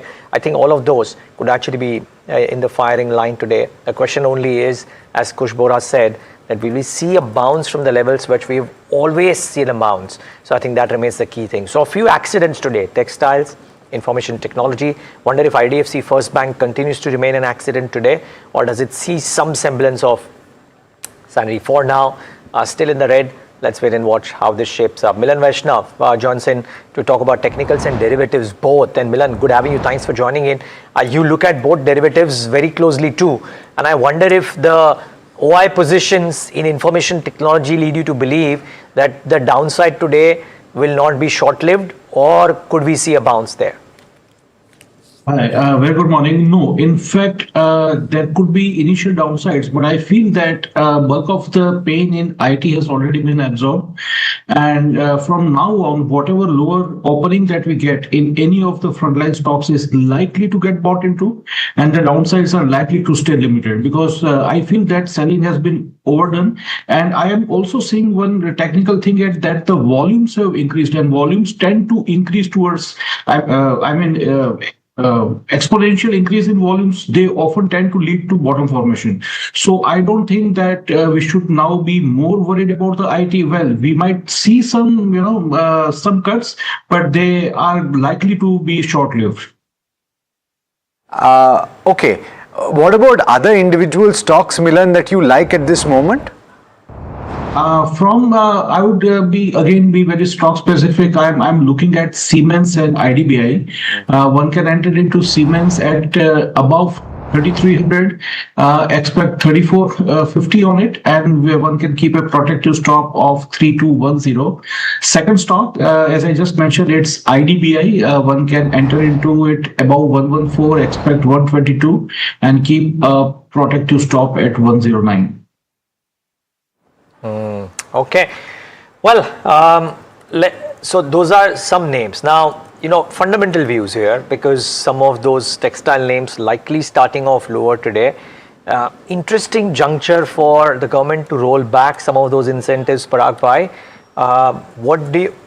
The stocks are around the place, but I wonder, one of the notes says that the impact could be 6 to 25% of EBITDA. Yeah. I haven't looked at it, done the math myself. I don't know if you've got a chance to do, but presumably this RoDTEP issues coming off, you consider that a short-term negative? Yeah, definitely, because this is a very crucial juncture. Actually, we need to support them. Just for the sake of the workers also, you need to support because the tariff thing is so much, there are so many moving parts there, right? We cannot be sure that it is 15% only now, right? Now he's talking about Section 232. Of course, it will not come for textiles and home textiles at least, because that is where US is completely dependent on India kind of suppliers. But I would say that this has come at a wrong time. I don't know why, what is the logic behind this? Yeah, I understand, I don't know. Yeah, I can't fathom either, because you want that labor intensive sector to do well. And you should give maximum support right now at this time I don't know. Yeah, it is a bit strange. Is this confirmed? Well, it's a brokerage note. Yeah, this is something which is confirmed. Actually, it came in yesterday as well in terms of the notification, if I see that correctly. So the brokerage note is reacting to this, and probably you could see Stocks some reaction in today's session. Yeah. So some of the names certainly could be lower. Kush, anything on the charts? The key ones where the trading is maximum. So Gokaldas, Vardhman, the one, Pearl Global, there are 2 or 3, Wellspun, yeah. So, Neeraj, yesterday also, we had a brief discussion on this, and my view was that after the trade deal announcement, there was no follow through. In fact, a lot of them saw sharp profit booking. Just specifically yesterday's move also, if you speak about, they did open gap up, but none of them was able to sustain. Some of them ended in green, but they weren't able to sustain. So my point is that there is, a very long holding period with deep cashes that the investors are seeing, and every rise has been taken as an opportunity to exit. I have a feeling that could well continue. So I would suggest that if you have a position and can book losses, it's a good idea to stay out of this sector right now, not go bottom fishing. Even something like a Gokaldas Exports, Wellspun Living, KPR Mill, they're very close to the 20-day moving averages and key support levels. If those are breached, then that enthusiasm and that euphoria that came about could well fizzle out, like we've already seen. So I would completely avoid this sector for now, especially if I were deploying fresh capital. Okay. All right. I was just looking at whether there are any big movers, and there aren't any big movers on the upside from the broader markets that I can see. You have the likes of APL Apollo, Hind Copper, they're up about 2% or 1.8% or thereabouts. BLS International, and remember there's a pre-open session we're talking about, so bear that in mind. But on the losing side, you have Emphasis, you have Exaware Technologies, you have Rainbow Children that is losing ground at the start today. I wonder if that continues, and Infosys and the IT pack looks like it's going to have a rough start of it. Look at that, right? 2.4% further downside at this moment for Infosys. But let's go to our big brokerage call of the day, and Motilal Oswal has initiated coverage on Northern Arc with a buy rating. Let's find out what the target price is and what the upside potential is and what exactly Motilal is saying. Sharad joining in with more details. Sharad? Well, yes, Alex, the brokerages are turning bullish in this NBFC cycle, and of course they have picked up Northern Arc. Motilal Oswal initiated a buy rating with a target price of 300 60 rupees. That from the current prices, it's more than 40% of upside potential, and that's a big target price to be given. They are bullish, especially on the scalable tech-driven credit ecosystem, which the overall NBFC operates in, and they are focusing on the D2C transition, much more on the customer-centric business they are focusing on, and which will aid the ROA, which is nothing but the return on assets expansion coming in. The risk framework is anchored in their prop analytics, and the D2C is now accounting for 56% of the lending AUM. Currently, the stock is trading at 0.9 times its FY27 price to book value, which is attractive at current levels. They are modeling an AUM and a PAT CAGR of 20 and 34% growth over the next 3 years, and that's why Motilal Oswal is bullish on Northern Arc. And selectively some of them could have an interesting one. But I think BFS has been besieged with news flow one after the other, sometimes corporate, sometimes regulatory. But Parag bhai, Northern Arc, Motilal Oswal is constructive. I don't know if you have a view here, and if not Northern Arc, is there an NBFC name that you like? So I already have Bajaj Finance in my portfolio, the classic. Which has rallied substantially. Yeah, so which is again giving good outperformance. Bajaj Finserv is there. Of course, see, this space I like. Right now, whenever you are going to buy something in the market which is not very, I would say, well known, like Bajaj of the world. Like pedigree. You have a absolutely fearful feeling. Like, every day there is a shock in the market. It started with ITC tax, then Reliance result, and then the entire collapse of IT. Yesterday, IDFC First Bank and EU Small Finance Bank. So you have a shock every day. So you have to pray to God that shock doesn't happen to your portfolio. Sometimes these days, as much as in all earnestness, a management would give commentary on a con call or an interview, I think it will pay to ask whether the management itself is completely aware of what the impact could be over the next 12 months. And not because of any malafide intention. Only because the moving pieces are so much. Right? And how would a textile company know that this export incentive will be withdrawn and therefore there are earnings impact that are likely? So how would a cigarette company will know that if I increase prices by 33%, how much volume will drop or not? They'll also have to see. वहाँ पे तो शायद data भी होगा पराग भाई, trends, AIUs, whatever it is, but this is impossible. So if 10 to 15%, then they can be very sure that there will be no volume drop. But it is about 30%, so they'll also will have to wait for the market to respond. Acha, this note on fluorochemicals was interesting, right? You had Morgan Stanley that weighed in on it, on Naveen and one more, right? Which was the second one? SRF, right? So the question is, the point is that they're going to see a bigger share of that R32 globally, but the pricing might be under pressure. So do you have an opinion of how this is going to pan out? They might have revenue increase, but the margins will not be as good as it was. See, all these are great companies, but the businesses, we have to, that's why we don't have it in our portfolio. Although Naveen Fluorine numbers, I was also very impressed. And we discussed it on the show also. But sometimes, this part of the commodity chemical part, which is very volatile, can actually give you a wrong impression. Because they can show you an earnings which are at peak. And then you buy just because of that earnings, and then you realize that, okay, that chemical price is now dropping. And it was at a peak when you bought. So that's why I stay away from all this things. Otherwise, both companies, quality-wise, are good companies, and Naveen Fluorine has that CDMO business which is doing very well. But this R32 might have stretched earnings, and so it will not be a wise thing to give multiple to that earnings, which are already at a peak. Okay. So that's with regards to a few of the chemical companies. One company is Acutaas Chemicals also that I want to talk about, which is looking pretty strong in the last couple of days. Milan, any view when it comes to Acutaas Chemicals? Yeah, of course. The stock is in a continued downtrend. Nothing much to be done. One can also take some incremental exposures in the stock. There is still some, say around at least around 9 to 12% of upsides left over the medium term. So yes, I have a good view on it. Kush, would you concur? So it's had a good run. I'll give it, I'll give it the benefit that yes, it's moved from 1575. Now you're starting to see cooling off on volumes. Now you're starting to see some negative RSI divergences. So while the medium-term trend is positive, and yes, you should consider an entry, I would suggest an entry point close to the 2020 or the 2050 zone, where once you have that profit booking and then the base is formed and the stock moves up again. So because of these couple of factors, while I like the stock from medium term perspective, near term I'm expecting that there could be a dip, and that would make the risk reward ratio favorable for an entry. Okay, Eternal looks like it's going to be under pressure today. There was a brokerage note that we already mentioned on the program today, but on the charts I'd invite you, Kush, to have a look. Down about 3% in trade today. What's the outlook?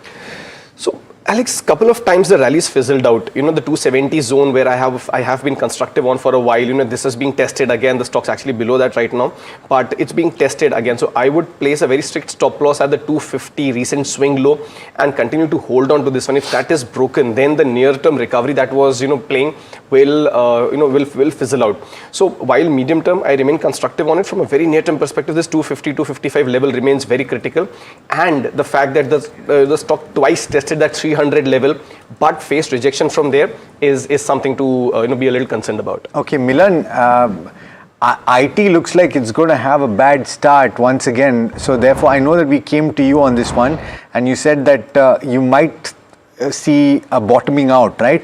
But 1.6% at the start on the benchmark IT. What would you do here on individual names?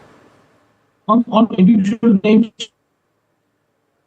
okay, I think we might be having a little bit of trouble with Milan's line. Kush, you want to come in on this one? You think that there's further downside, right?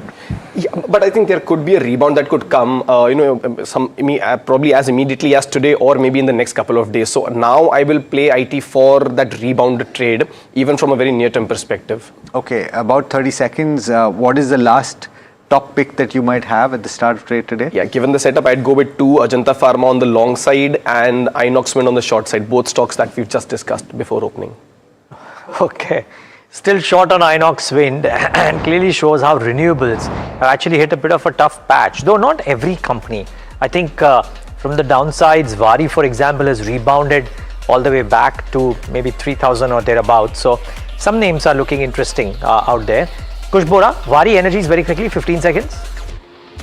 Yeah, so this one's actually seen some sort of a rebound, but I would wait for a fresh entry because it's in the band of 2850 and about 3000. So a breakout on the either side could decide the direction from a near-term perspective. Okay, watch that. There are no decisive moves, though I don't think it's only restricted to renewable energy. There are no decisive moves on almost any sector currently, save for maybe FMCG select names are doing that. But here's how the markets are starting off today.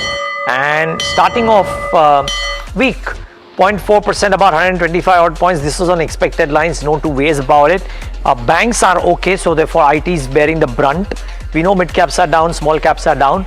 Nifty IT down 2%. Yet again, slips below or just manages 31,000. Now the key is, does it hold this? Does it bounce back from this? I think for IT that remains the big thing. Market breadth not too impressive either. Let's get the heat map up on the screen and show you some of the IT losers and maybe some of the stocks which are trying to counter that. Well, a lot of red, by the way. Infosys 2.5, HCL Tech 2%, Tech Mahindra 1.5, TCS 1.5. Eternal 2 correcting, there is Wipro 1.3%, Airtel 1% lower as well. So that's the set of losers. We don't have heavyweights down in the index today, but IT stocks are the ones which are really putting the pressure. No surprise there. Very few winners. ONGC 0.5%, that crude price stability helping that stock, maybe L&T about 0.4%, Axis, Asian Paints, Max, again, save for HDFC Bank, which is bobbing there in the green, there are no big point contributors on the heavyweight side, on the large caps either. Larsen, maybe you could argue, but literally peppered with losses, and now the pain on IT increases further because Infi is down 3%, HCL Tech and TCS following suit. So it's all about IT, Alex, and unfortunately for the wrong reasons. And also Bharti is down about 1.2%, possibly on the back of that update that it saw. Let's take a look at the sectoral indices and see what the play is here, and whether you're seeing as much red on the screen. Chances are you are. That indeed is the case. Metal is just about nudging into the green, but it's only a nose. not too much. Private banks also just about 0.1% or 0.2% in the green, and the Nifty bank holding fort, holding ground just a tad bit right now, nudging into the green. I wonder if that gets broken down later in the trading session, but a bulk of red. And let's look at what is at the bottom of the screen. You have Nifty IT right at the bottom right there, losing about close to 2%. That's where the pressure lies, ladies and gentlemen. A large number of the large cap IT counters proving to be a drag, not just here but also for the benchmark Nifty 50 as well. You saw the worst performers were indeed the IT counters.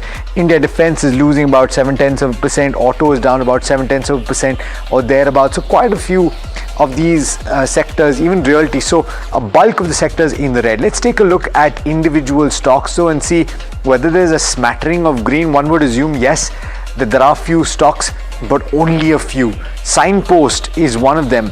It secured an exclusive contract which has a revenue potential of 450 crore rupees or so over the course of 10 years. This is being seen as a positive. Pace Digitech also looking like a positive start, up about 2.2%, 160 odd crore rupees of a purchase order. Patel Engineering reacting to another order win. Its share in that joint venture is about 68 crore rupees in this particular contract, about 1% higher. Concor has signed an MOU with the Virinium port, not doing too much in trade. HFCL has joined a global consortium in order to have what is called a hollow core fiber technology, not doing too much here either. Bharti Airtel, you already saw the reaction, but let's pull it up again, down about 2% at this point. And so the selling is intensifying. I would like to check actually with Parag Bhai as well as Kush to see whether this is a buying opportunity, if at all. Silver Touch Technologies, they've secured a purchase order from the FSSAI, 1.5% higher in a pretty weak market. Shringar House of Mangalsutra has increased its capacity, not doing too much, about 0.5% or so lower. Lupin has gotten a European Commission approval for ranibizumab. I managed to say it right. This is a biosimilar. Wari Energies has gotten a couple of updates that I told you about this morning. It's got a big order, 500 megawatt, but it's also gotten electrolyzer as a service development. The stock is up about 0.7% or thereabouts. Sigma Advanced Systems, 100 crore order. Samvardhana Motherson has launched a okay, so this is TCC, it's not doing too much. Samvardhana has got a new lighting unit. And finally, PC Jewelers, they've gotten a mining approval in the Republic of Chad. It's not doing particularly much at the start of trade. So let me go across first to Hiral, of course, to see if I've missed any counters, but I doubt very much that there are too many big movers beyond what I've spoken about. Many big movers, but one of the stocks which continues the move from yesterday's session is a Blue Jet Healthcare. We will be speaking to the management soon as well. That stock is up nearly a little over 5.5% in trade. Aegis Logistics is another one which has continued the up move. HEG, another counter which has continued the up move from yesterday's session. And apart from that, Vardhman Textiles under pressure, which we've already mentioned. L&T Technologies is down. Aegis Vopak, which was seeing some good moves in yesterday's session, is seeing some bit of profit booking today as we speak, along with the M&M Financial, which is under pressure, as well as Tata Investment. But what's interesting is your mid-cap IT companies also, which are taking a beating from a, Hexaware Technologies, all of them are down in trade. So it's a very even Stevens move, but we mentioned an Astral today. Supreme is another one that we should look at as well. Okay, well, look out for all of those. But Hiral, Alex, we spoke about textiles, right? And we should kind of get the perspective there from Mr. Rajendra Gupta, Chairman Emeritus of Trident Group. He's told us explicitly in the past that he's not involved in the day-to-day operations of Trident, but you have great insight into what happens to the space, and which is why the conversation with him. Mr. Gupta, thank you for joining in.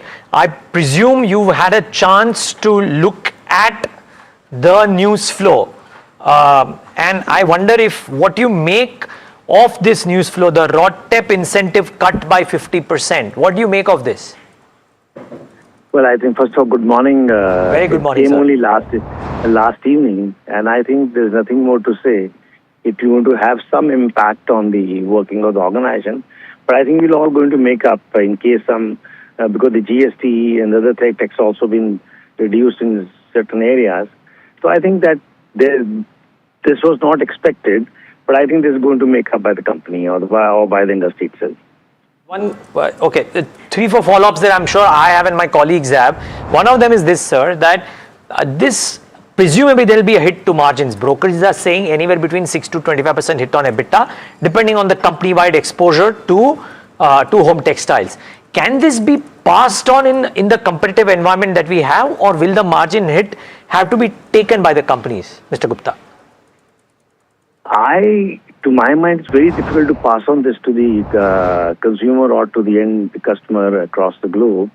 But I think it's going to have a hit unless you find some changes happening in the near future.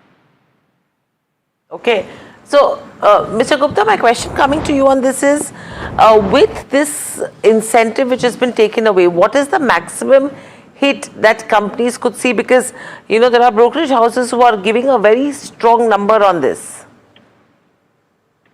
I don't know what numbers they have given. If you would like to share, I think to my mind, I have not done the details of that. To my mind, the impact will be there on the EBITDA up to 2 to 3% easily on that part. We're talking about what, 6 to 25% if I'm not mistaken? Yes, 6 to 25% of EBITDA, Hiral. Well, it all depends on what product you produce and what kind of supply chain you have, and obviously it's going to have an impact on the EBIT, but in certain areas it could be double digit and some areas could be single digit. Okay, and in terms of PBT impact, the estimates are looking like 7 to 30%. Are you seeing anything when it comes to a company like Trident? Well, I have not seen the full impact, but I'm sure this is going to impact because obviously this was the support given by the government for the exporters, but now this has been withdrawn and cut to half, and obviously there's a choice, but I would not like to make any accurate numbers, and I would not like to indulge into accurate numbers because I'm not aware of that. I would not like to make any comment because I'm not done any math till date. Got it. Till this time. Got it, Mr. Gupta. No problem. I have therefore a question. Let's work with the presumption that there will be a margin hit. It could be 6%, it could be 5%, it could whatever on the EBITDA. I think which is fair taken. But I heard you say that GST benefits plus hopefully this trade deals or the tariffs going away, etc., might help companies make up for this.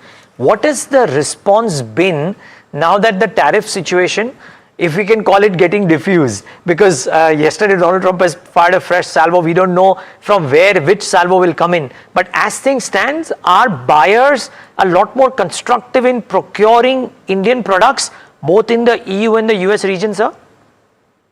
Well, as we mentioned earlier, so we have not lost any top line because of this earlier tariff.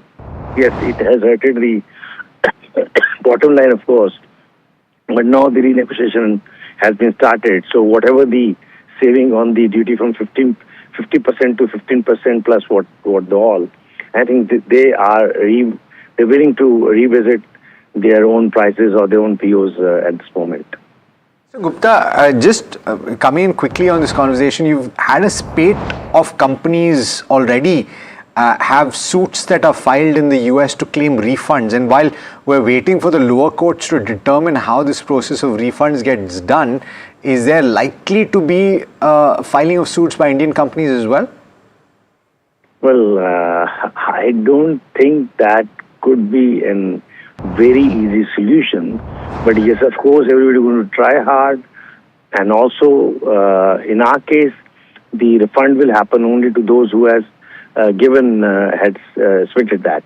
In most of the cases where we had passed on to the consumer, to the big retailers, so they will get the benefit, and in case then we go to negotiate with them, are they willing to pass on to us or not? Mr. Gupta, my question is now when it comes to strategic pricing and competition, Vietnam, Bangladesh, all of them have been enjoying lower costs, preferential market access. With what the government has done in terms of ROTTEP, how does this actually force companies like yours to change your pricing strategy to actually remain competitive when it comes to US and European markets? And would this actually impact any existing export contractual obligations? Well, you have to see, I'm a very different mindset. You have to stay in the market. You have to find your own ways and means. And these are all support, or these are all challenges which global trade or global geopolitical is passing through, where you are not in control. So practically, one has to really understand how they want to be compatible, in which product they want to be compatible. And if you are compatible, if there will go the growth story of the exports from India to the US or to the other worlds where we had FTA. If this is not compatible, industry will shrink to their own choice, to their own size. I mean, it is not, I'm always of the opinion that for the national economy is more important than any individual or any industries. And if the industries are not able to perform, and the new investment is not going to happen, the growth will not going to happen, or only where there's a chances of having a proposition of growth in long term, the P ratio will improve, or the bankers will be there. And these are challenges, and industries do grow where there is an opportunities, and the investments in industry do shrink where there are challenges. So I will not like to go in much details on the geopolitical part of Vietnam or Bangladesh.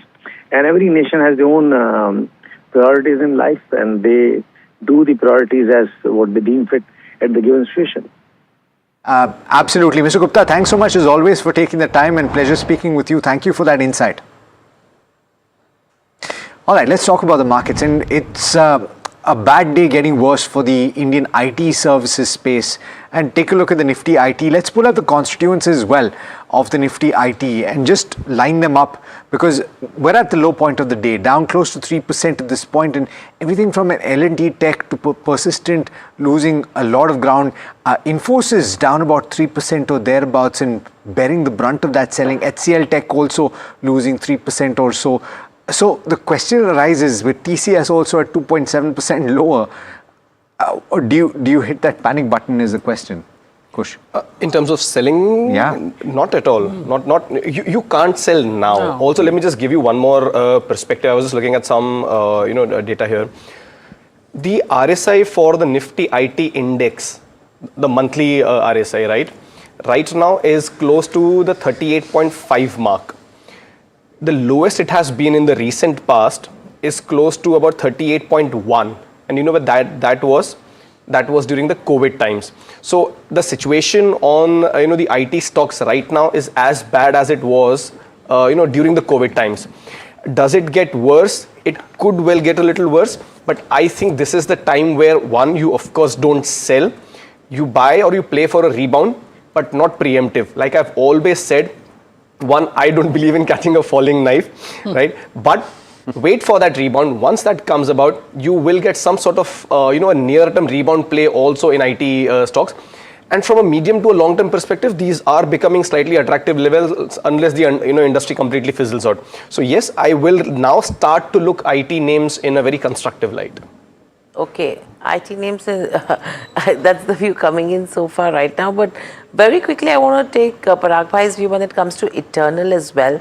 That stock has been trading under pressure. The anticipation was that it could see some bit of a respite in today's session. But now when you're seeing 3.5–4% downtick continues, Parag Bhai, your view? So we have stayed away from this space entirely, completely. Of course, this was the only name which I was actually considering. You know, my question is, you're positive in terms of consumption. Consumption, yeah. Correct. This is a counterplay when it comes to consumption. Then why? The market cap compared to their current EBITDA and current PAT levels is just too high. So they have to grow at very heavy, I would say 50–60% for next 10 years to justify current market caps. That is the problem. In FMCG companies, they are well-established business models. They are making 2,000 crore, 5,000 crore kind of PAT. ITC actually makes 20,000 crore PAT.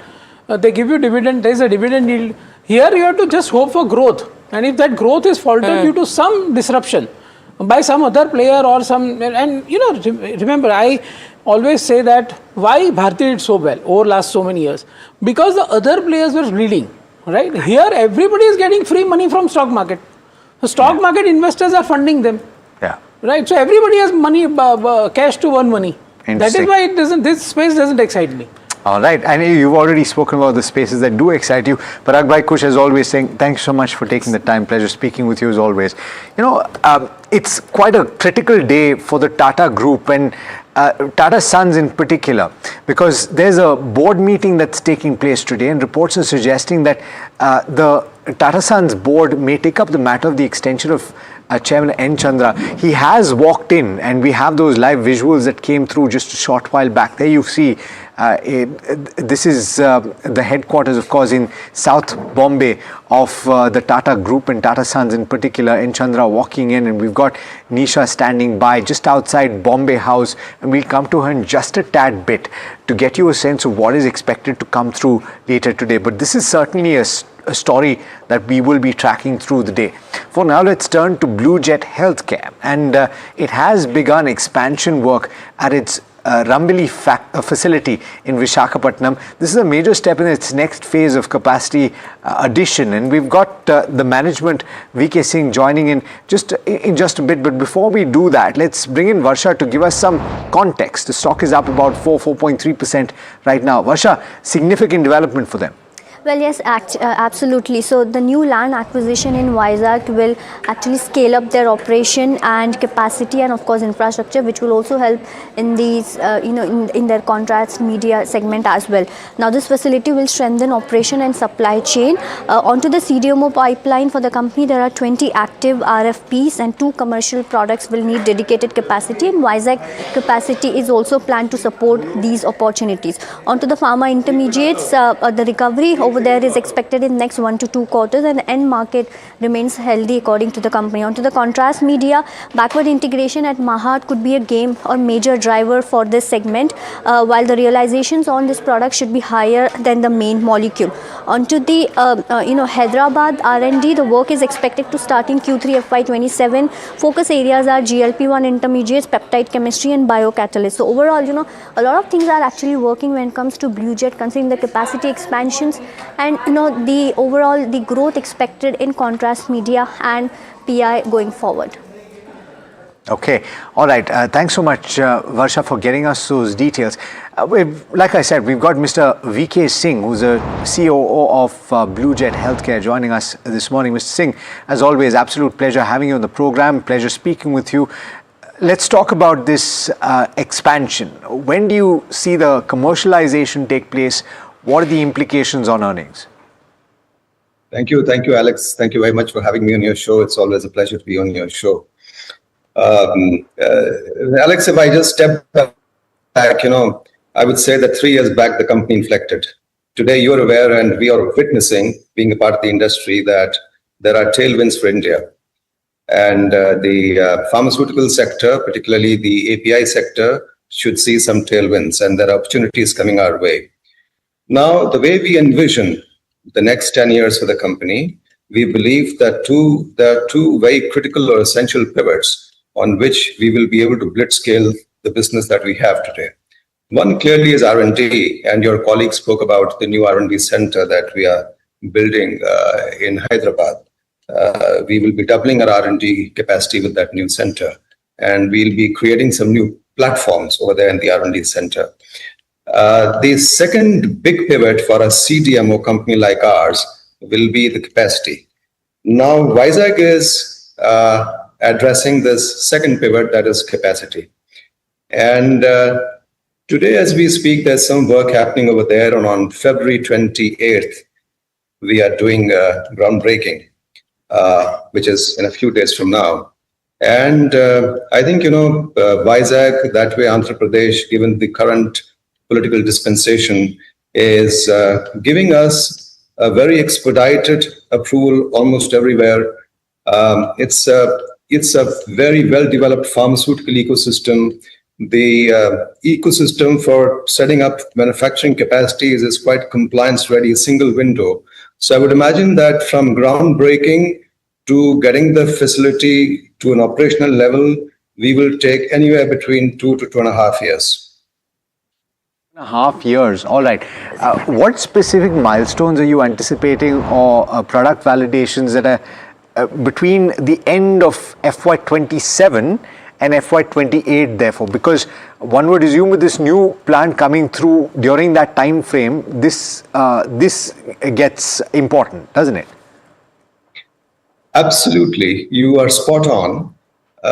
Alex, in the healthcare pharmaceutical segment today, our asset turns are close to 4. Now, this is one of the highest in the industry. While we do admit and we acknowledge that it will not be able to maintain these, but the whole model, the way we try and conceive the business is that our asset turns should be high. One of the ways in which we accomplish is that we try to ensure that the gestation after the facility is production ready or validation ready should not be too high. For that, how do we accomplish that? We accomplish that by, ensuring that the capacities are tailing requirement. And, there is already a client lock-in. So to a very specific answer to your question is that the moment, the common infrastructure is created and the production blocks are created, I think there are certain products that we are already supplying today from our existing capacity, which some volumes will migrate to the new capacity.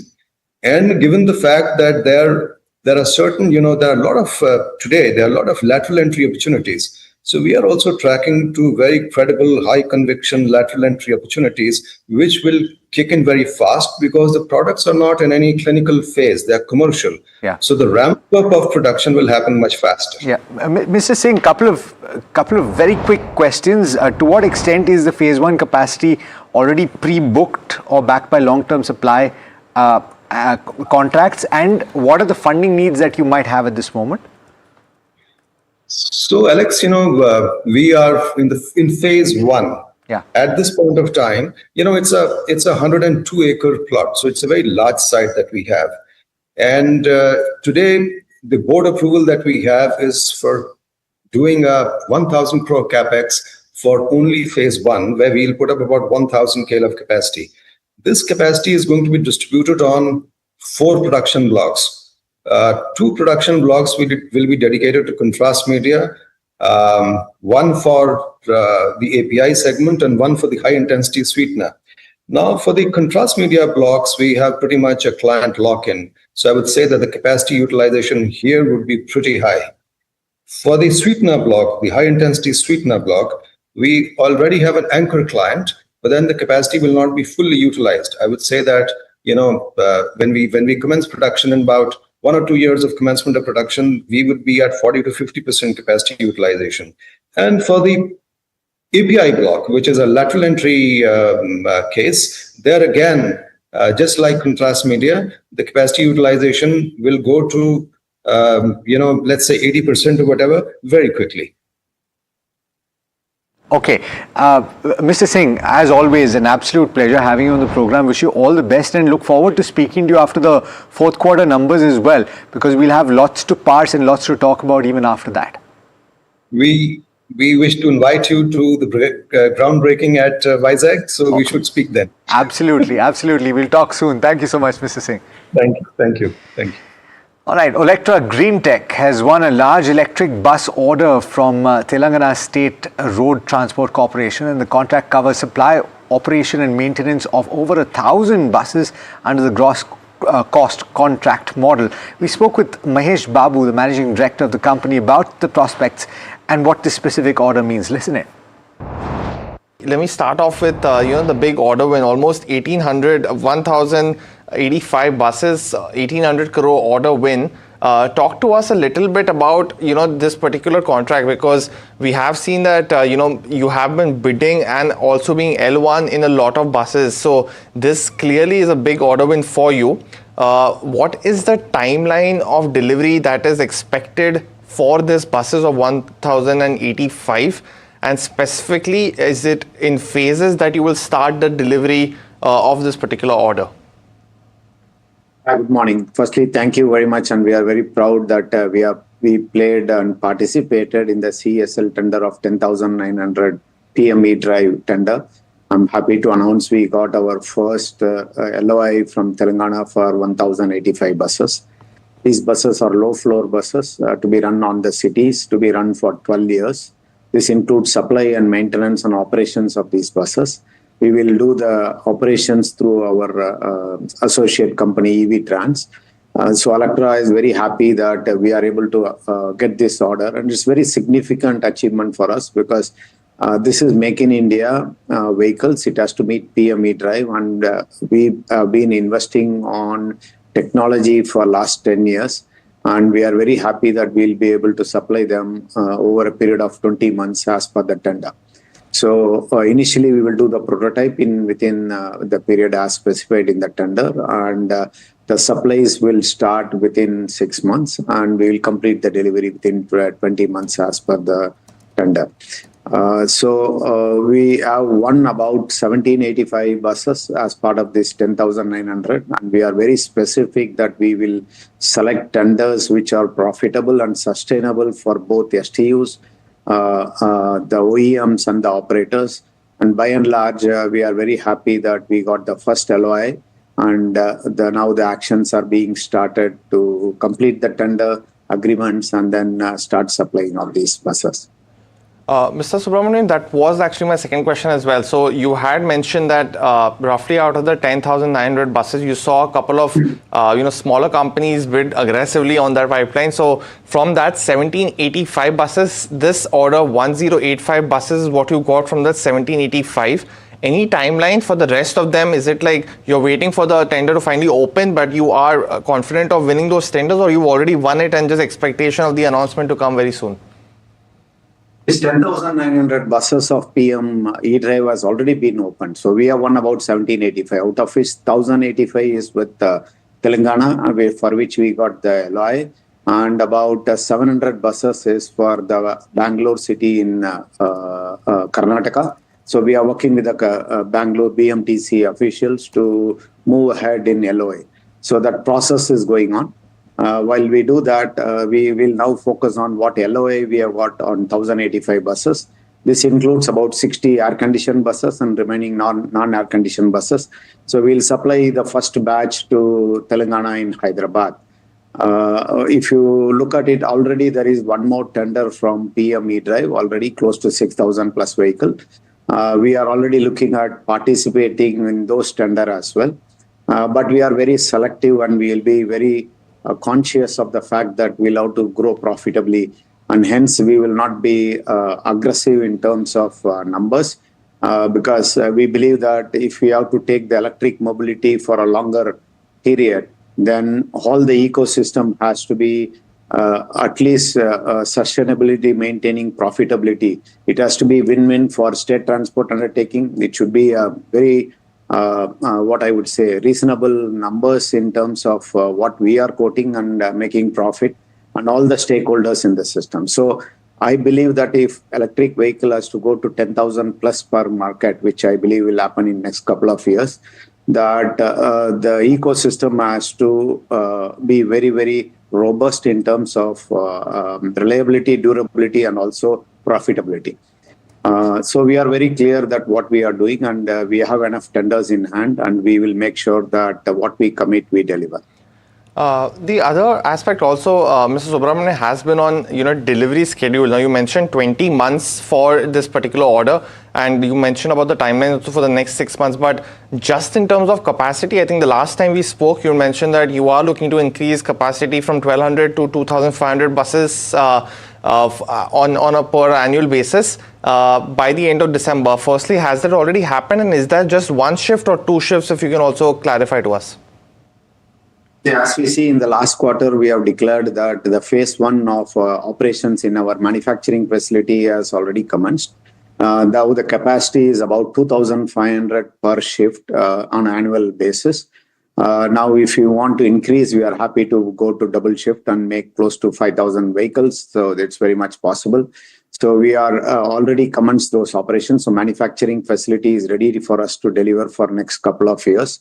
And all these tenders, what we are winning, we have enough manufacturing capacity, and we can even participate in the future tenders as well.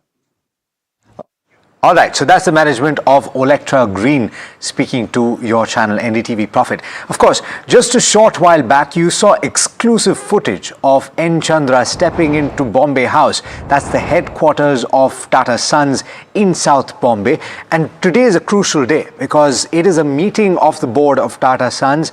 And reports are suggesting, in fact, exclusive updates are suggesting that one of the factors that could be on the agenda to discuss is the extension for Chairman N. Chandrasekaran for a third term for a period of 5 years starting 2027. Nisha Poddar is joining in to tell you why this is so important. Nisha, over to you. Thank you so much. Yes, I got the opportunity to greet the chairman of Tata Sons while he was entering on this crucial day. It's going to be a big day because reports do suggest that Tata Sons board may be taking up his extension and Chandra's renewal for the next term, which starts in the year 2027. But while we are in 2026, remember that his term really ends in 1 year, and this is the right time in which the rules do allow Tata Sons board to take up this particular aspect. We do know that Tata Trust has already passed a resolution for N. Chandra's, renewal for the next term. Now, as part of this crucial meeting, Tata Sons board will also be meeting some of the leaders of various groups, the futuristic sectors in which Tata Sons is really making strides. So we are talking about technology in which K. Krithivasan, the CEO of TCS, is going to make a presentation in front of the board of Tata Sons. Also present will be Randhir Thakur, who is the CEO of Tata Electronics, who will be giving a presentation to the board on the semiconductor business and the progress on their project as well. So these two are going to be also critical, but the crucial decision of Tata Sons board really approving the next term starting 2027 for N. Chandra is a crucial one for business continuity. Remember, Tata Group on the whole is in the middle of a capex cycle where electric vehicle as well as renewable energy, semiconductor and AI thrust to TCS. These are all critical areas which are all under work, and that is something that N. Chandra has started. So a business continuity and a leadership continuity from the standpoint of the listed entities will be very, very crucial to watch out for as a large corporate development in the board meeting today. That's going to be a large corporate development that we're watching out for. Thank you, Nisha, for getting us the details. We will keep coming back to you to get some updates that could be coming in from Bombay House in South Mumbai, with the key agenda being, extension in terms of tenure of Chandrasekaran as well. But, it's going to be interesting to see how the Tata Group companies have actually performed and, marked as one of the most transformative periods in the conglomerate's history during his tenure, from driving the One Tata's strategy to reshaping the portfolio with bold acquisitions in aviation, retail, even semiconductors. Chandra has actually steered the group into a new era of growth. Sharad joins us with the details on the power era of N. Chandra and the challenges ahead. Sharad, what do you have for us? Because it's going to be interesting to see how the companies have actually scaled and performed. Exactly, and just let's map out his journey with Tata Group. He joined Tata Group as an intern in 1987. Look at that long association.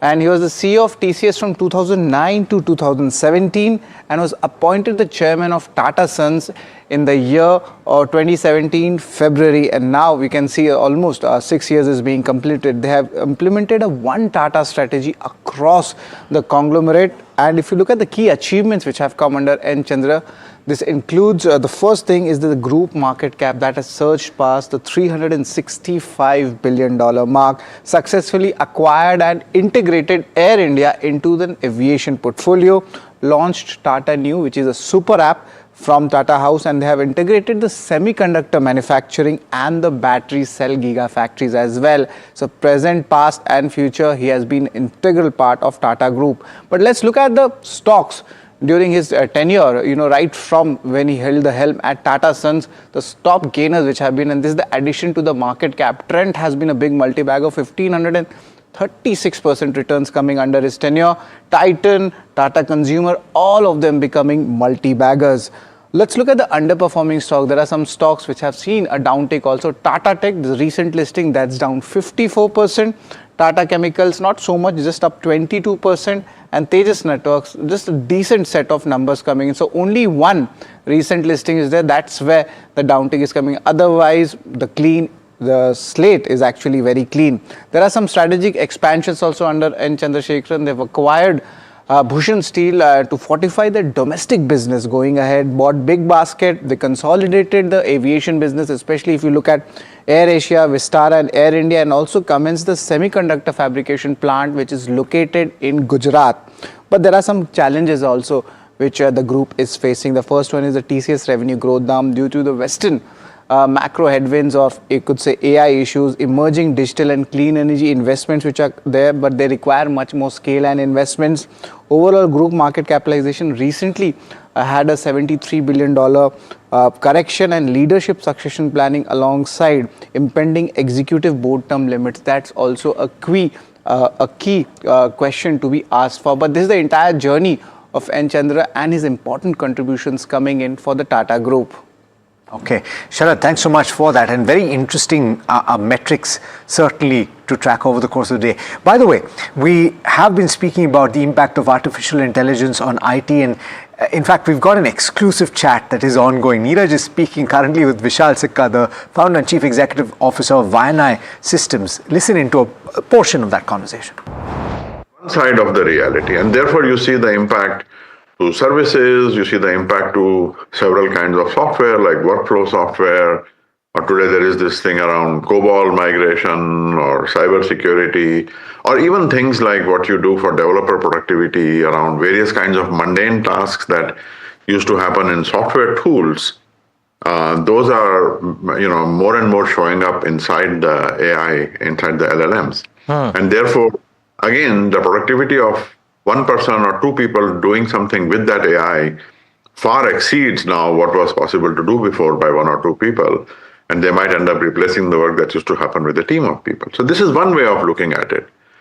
The other way of looking at it is that using this profound improvement in productivity, this profound capability, you can do things that we were not able to do before. That we can do unprecedented kinds of things. And I have also given examples of this. And in particular, I'll repeat one that I have spoken about recently. This comes from my company, Vian AI's work. One of our customers in the Middle East is a distributor of home goods, from FMCG companies. And one very large global FMCG giant recently decided to shut down operations in a country where this customer of mine operates. And they operate in several countries, but this is one of those countries. And what happened was that the shutdown of the factories means that all those goods have to now be imported. And so that changes the entire cost structure and so on.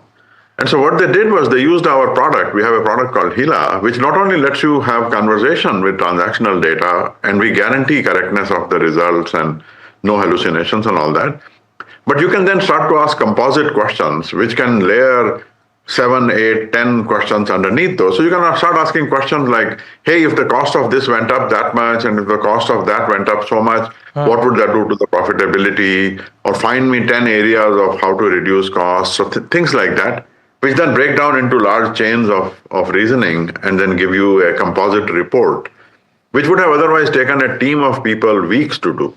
Right.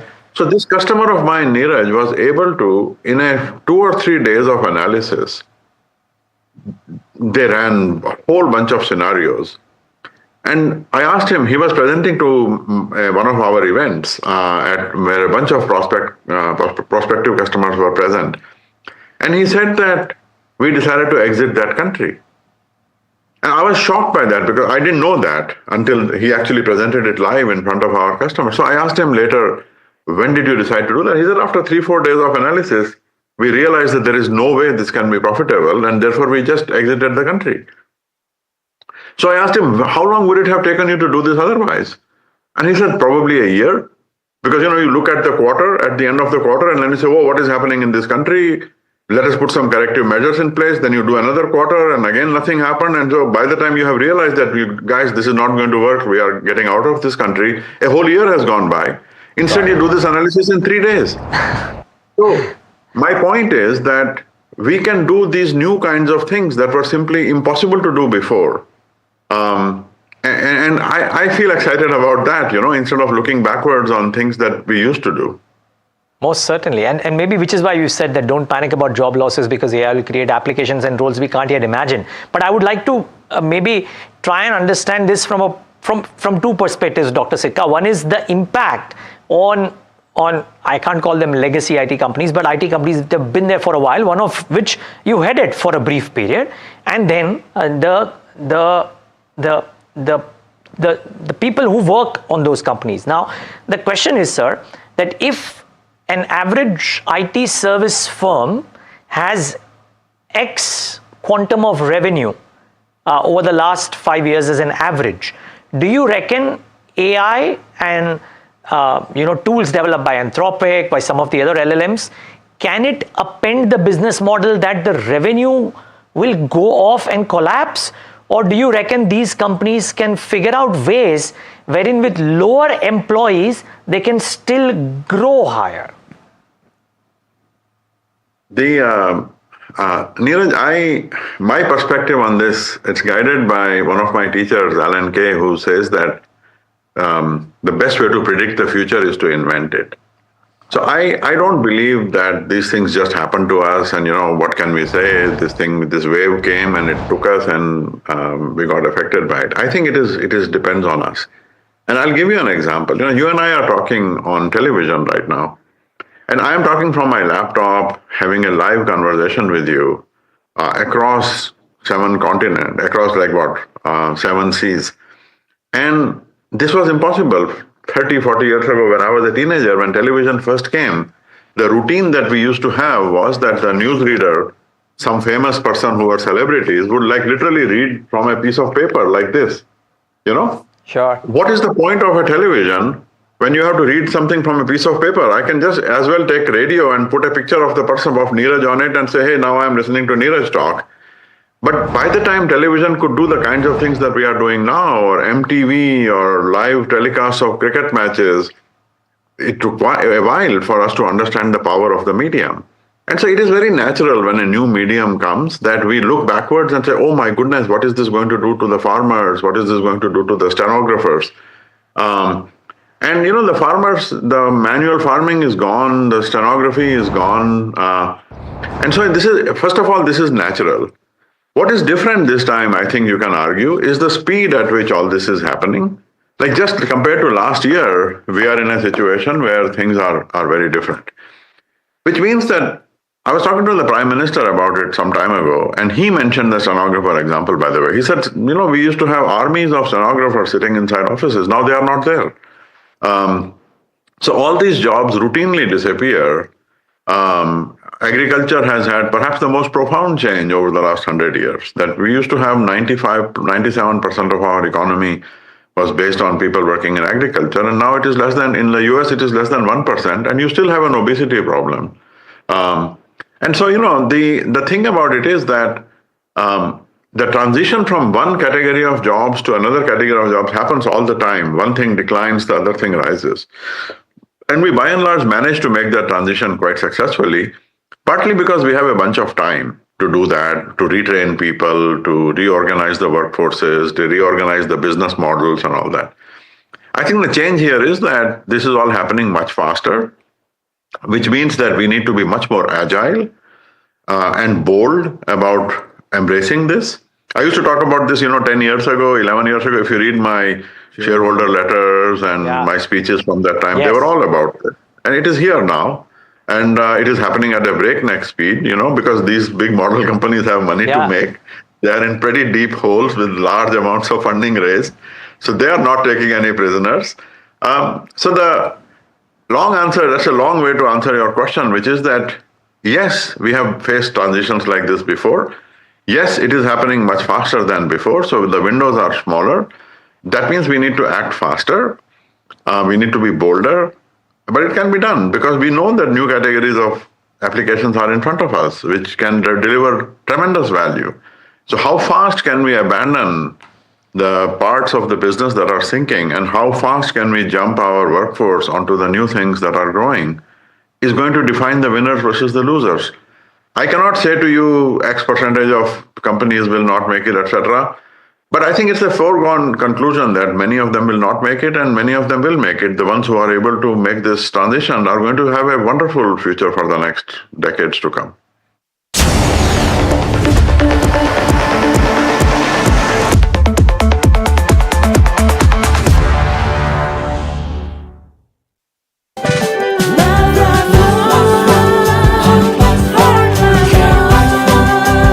We respect our loved ones lifelong too, don't we? Just like Tata Power Solar Roof, best quality solutions, lifelong service guarantee and unmatched expertise. ये on the quality lifelong. हाथ, ये जो हाथ है ना, सिर्फ लकड़ी ही नहीं, हमारा कल भी तराशते हैं। बंद हो या हो कोई स्ट्राइक, इनका शटर हमेशा खुल जाता है। इन हाथों का यही तो आपसे नाता है और इन्हें हम आसानी से लोन देकर अपना फर्ज निभाते हैं। कैप्री लोन्स फर्ज निभाते हैं। New year, new power panel, India market open, now in its boldest lineup. This is where the trends get tested and stocks get conviction. I'll recommend a buy call on a stock only when I'm fully convinced on the stock. With a table thumping buy. And when the street wants the levels, he brings the chart. Charts speak the truth, and I deliver the levels with no frills. Parag Thakkar and Kush Bohra are now part of the morning crew with Tamanna, Neeraj and Alex. Same show, sharper voices.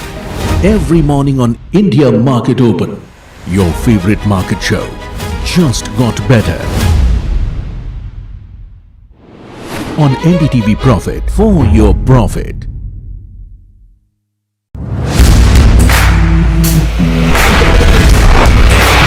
Alright team, our new order show is ready. Now we need a promo. Something cool, something sharp. Well, I'm sure we'll be having outstanding reviews, solid suggestions, Expert advice, the latest trends. It's a lot simpler. We'll help people make the right auto decisions. It's got the cool stuff, geeky stuff, serious stuff.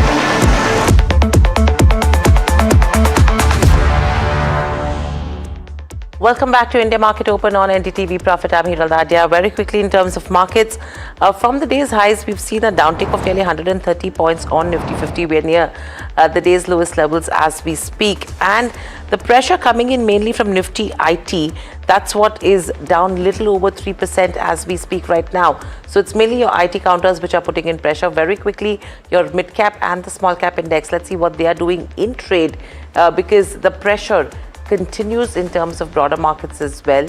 Small cap index is down nearly 0.6% and the mid cap around 0.5%, but the cuts mainly coming in terms of IT. We will keep revisiting this, but it's the IPO time.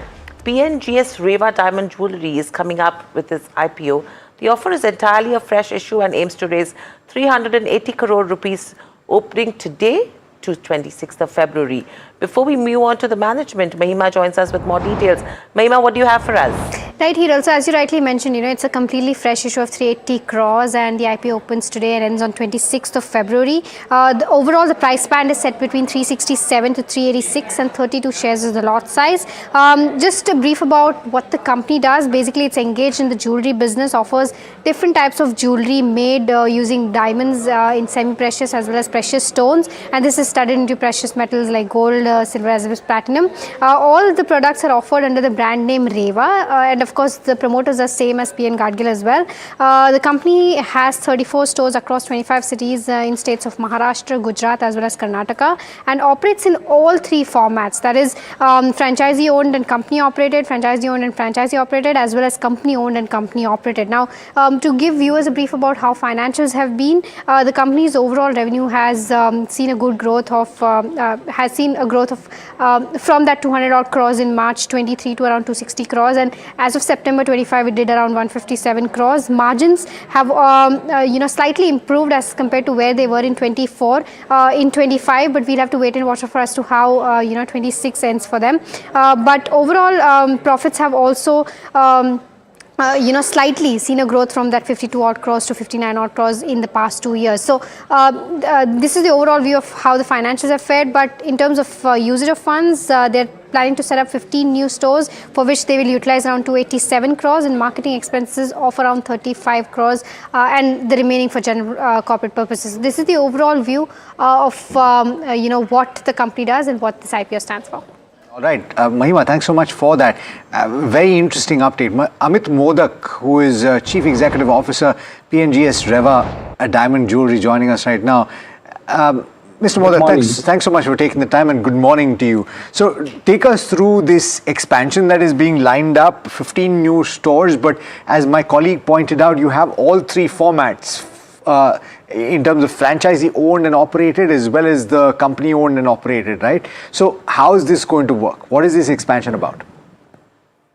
Basically, we have got a larger number in FOCO, where franchisee operate and company owned. Okay. Out of our total 33 SIS, 32 SIS are FOCO type of model, where franchisee is owning and or operating and company is owning. And one under the same franchisee, it is a FOFO, because it is in a mall, and in mall under one roof you cannot have two GST numbers, so it is a FOFO. And COCO is a thing where company sets up its own showroom. The first showroom such set up in the Phoenix Mall, Pune, Millennium Phoenix Mall, and where company will own and company will operate. And the upcoming 15 shops, 15, which we are mentioning in RHP from the capex of around 280 plus crore and marketing of 35 plus crore, is all in a COCO type of models. It will be company owned, company operated.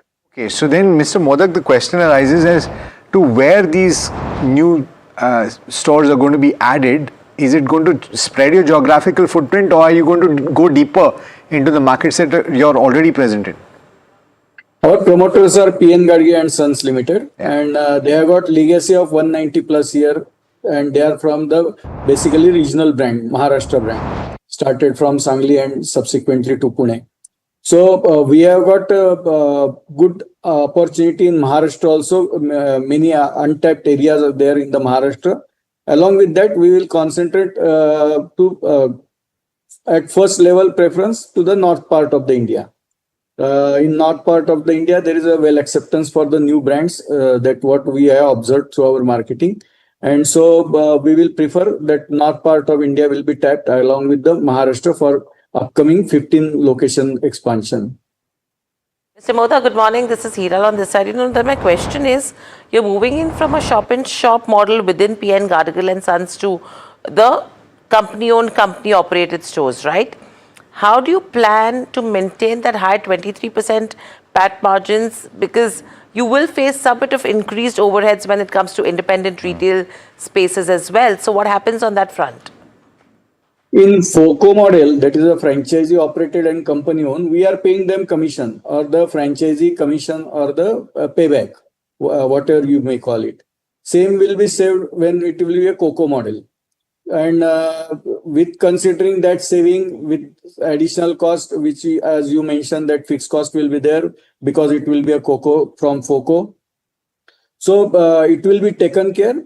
Yes, I do agree that some 100, 200 basis point, there will be early period dent may be there in the profit margin, but it will get recovered once those shops get stabilized.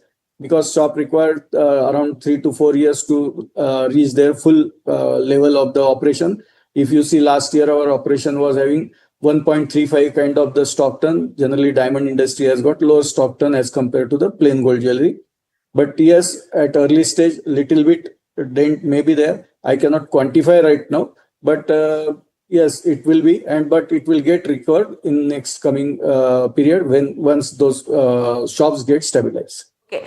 You are looking, Mr. Modak, at a shift to studded diamond jewelry, taking the way gold prices have been panning out, right? Now, in this kind of a scenario, what is your plan when it comes to lab-grown diamonds? I know you've mentioned it in the past as well, that you're not looking at lab-grown diamonds, but the consumer acceptance when it comes to lab-grown diamonds is pretty high right now. And when you are looking at affordable jewelry, and you're only looking at natural only as a niche, how do you plan to really get that kind of volumes from here and protect your business and margins on this front? First of all, when it comes to the natural diamond, it has got some buyback value, and it is appreciating for last 10 to 15 years if you see value-wise. So customer who is well informed, he or she generally prefer natural diamond, and we have got 190 years legacy as a brand. So our promoters brand. So people coming or stepping in our shops generally prefer natural diamond. They are not having any liking or attraction for the lab grown diamond, because while buying the gold jewelry also, they are not interested in buying any imitation. They want pure gold. Same way in diamond, they are also interested in the natural diamond jewelry.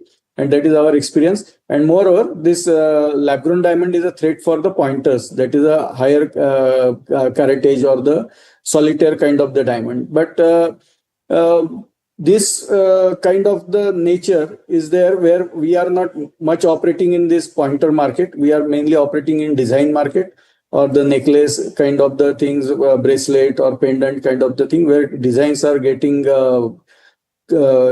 fabricated or created out of the smaller diamond. And in smaller diamond, that difference in the price is not as much as it is there in the pointers or the solitaire kind of the market.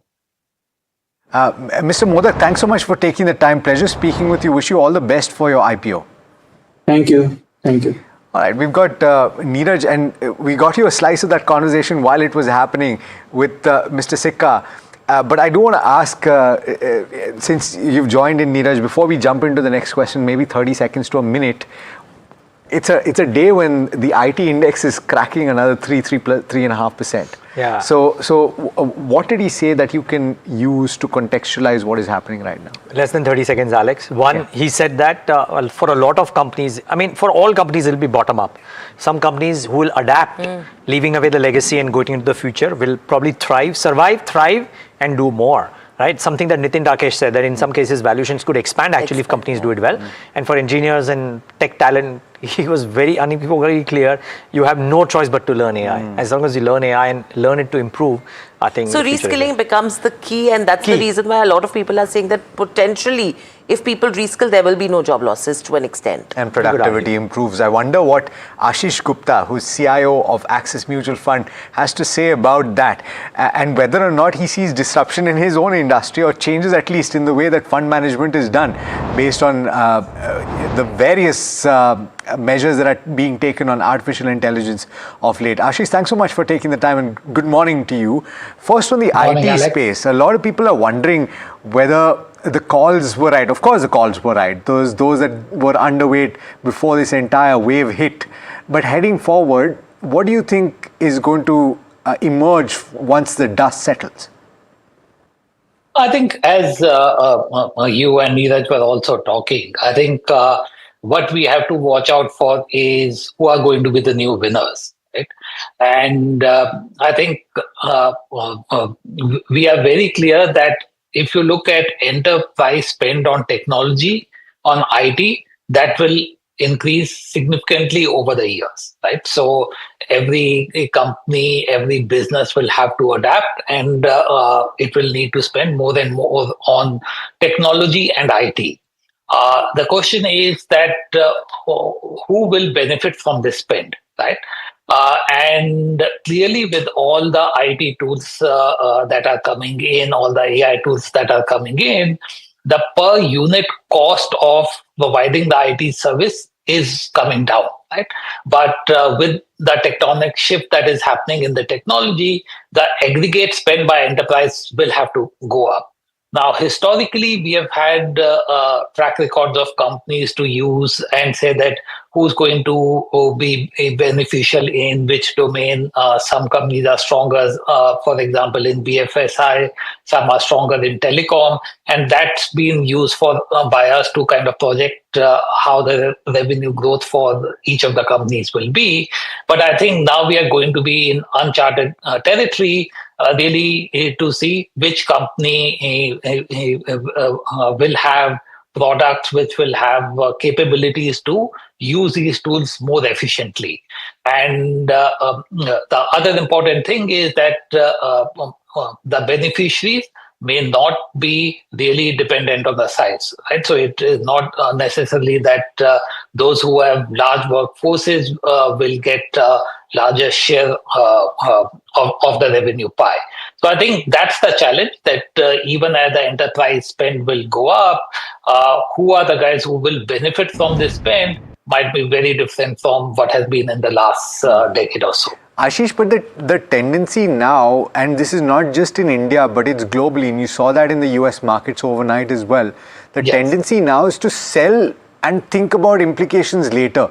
I don't care right now about whether this company is going to emerge stronger or not, I will sell. And so the question to you therefore is this providing you with opportunities to buy into some of these high quality names, because the valuations start then looking compelling after a certain point? Sure. So I think we are still to reach that point in the valuation. I think the starting point of valuations for many companies was not really very attractive for the kind of growth they were delivering. And I must say that in the near term, we are actually not seeing a major risk in terms of earnings and revenues. In fact, the quarter just went by, most of the companies kind of delivered revenue growth at the upper end of their guidance. And if I look at trends such as services exports out of India, last 2 months continue to be very strong. So the question is not really in terms of near-term earnings impact, but what is the terminal value you assign to these businesses, and that's where the uncertainty is. And given the cloud on that, I think we are not in a zone where valuations are compelling, given the risk of disruption. Ashish, does 2026 therefore become a year, as things stand, of very bottom-up ideas? Because even within themes, there could be companies which could do well and companies could not, right? So does it become a very, very bottom-up market, or can the macro and the growth take and the higher tide take all boats along with it? So, of course, I don't think it will be a year where all boats go up. I don't think it's going to be a one-way market. We are seeing even on the macro, certain pockets showing very strong pickup, right? So, for example, if you see auto sector, even after the GST benefits of the first 2 months, continue to deliver well. But there's some differentiation coming, that incrementally month on month, passenger vehicle sales the growth is moderated a bit, but two-wheeler sales continue to be very strong. We are seeing pickup in commercial vehicle sales as well. We are seeing stronger growth, for example, in the cement sector. So cement volumes are growing at 10%, but steel volumes are moderating. So it's not that we are seeing every business kind of thriving in this macro. If you see retailing companies, they continue to show moderation in growth. So it's not an across the board macro pickup that we are seeing. But there are certainly themes that will continue to work, in my view. Right, so I think power is a theme that will continue to work, at least in terms of pockets whether it is people who benefit from increasing power demand or certain segments that benefit from increased power capex like the transmission companies. So I think there will be themes that will work, and the bottom up will work as always. Ashish, then my question to you is, which is the dark horse sector that you're looking at? Because initially you've been talking about real estate as one, but I think that pressure continues on real estate. I'm not sure if it will be out of the woods. Would you change your opinion? Yeah, so I think after the 26% drop last year in the real estate index, we have seen last 2 months also the sector suffer. I think the other headwind for the sector now is that if there is concern on the IT sector, the second order impact can be construed on sectors like real estate, right? So I think till market become confident about the IT sector growth, at least for the medium term, there will be pressure on the real estate side. I think one sector we expect to recover and that has had some issues in the last 6 months is the hospital sector. I think there were issues around pricing and friction with the insurance companies. There was some slowdown in revenue growth in the last couple of quarters. And I think that we expect should start recovering. The valuations of many of the hospital names have become a lot more attractive compared to the kind of multiples they were trading in the last couple of years. Very quickly, apart from this, Ashish, a quick view when it comes to BFSI as a space, because IT is under pressure. How are you looking at it? Yes. So the view there is favorable. Of course, tactically, BFSI and IT are really two big sectors, and clearly with one sector in pressure, there is money flow that moves to the other. But fundamentally as well, we have seen strong pickup in credit growth in the last 6 months. Now we are running at almost 13-14% kind of number, something that looked unlikely just 6 months ago.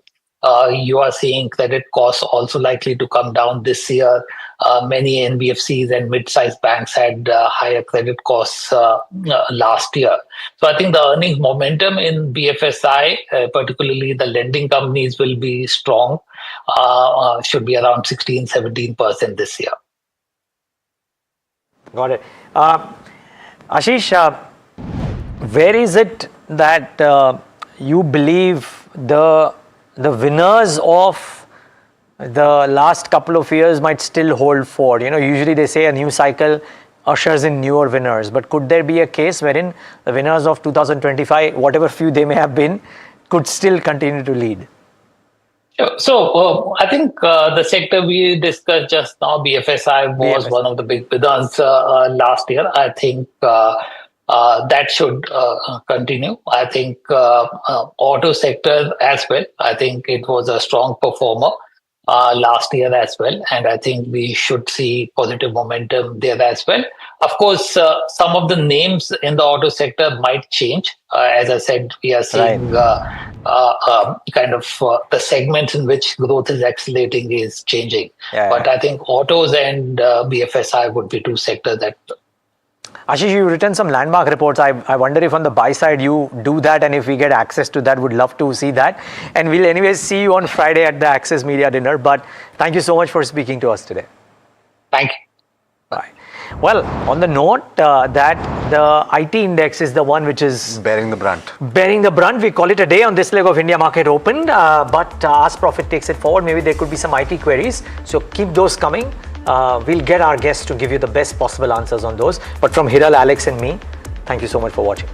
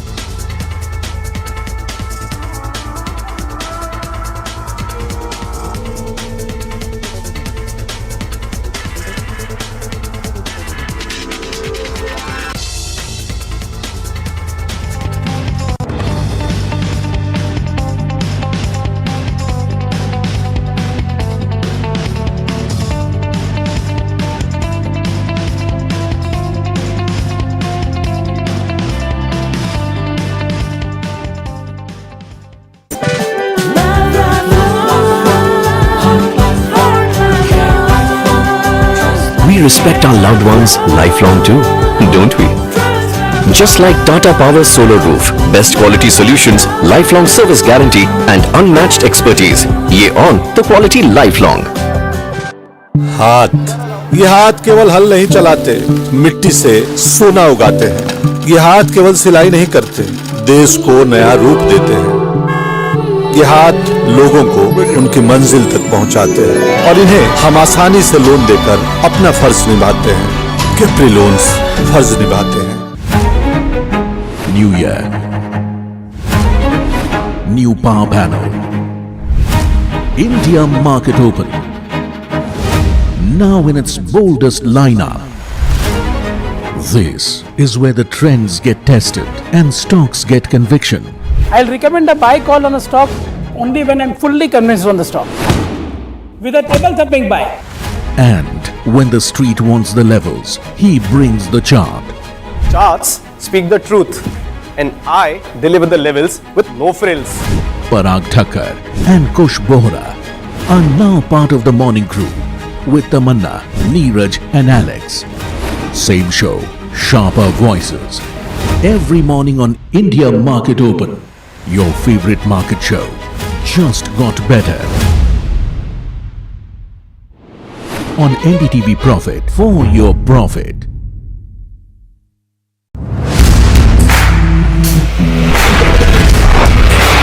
Alright team, our new order show is ready. Now we need a promo. Something cool, something sharp.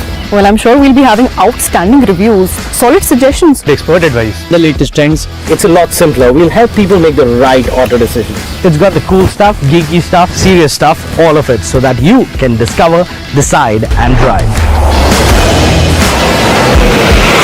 I'm Siddharth Sharma and I am your automate.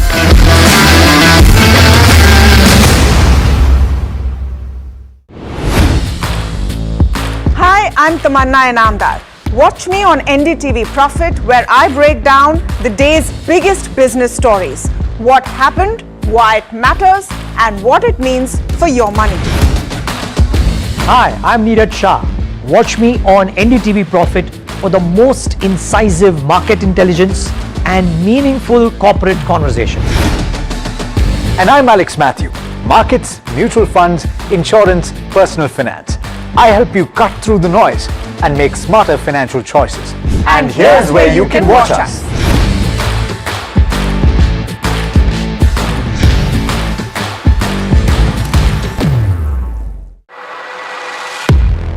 He has been tracking markets for over a decade, spots the trends before they hit the screen. And he is now bringing his analysis to the show that the market watches. Watch Sharad Dubey on Know Your Company, a show that puts the most traded stocks under the scanner. We dissect the company so that you, the investor, don't have to get the management to answer questions relevant to you. Watch Know Your Company weekdays at 11:30 a.m. to understand.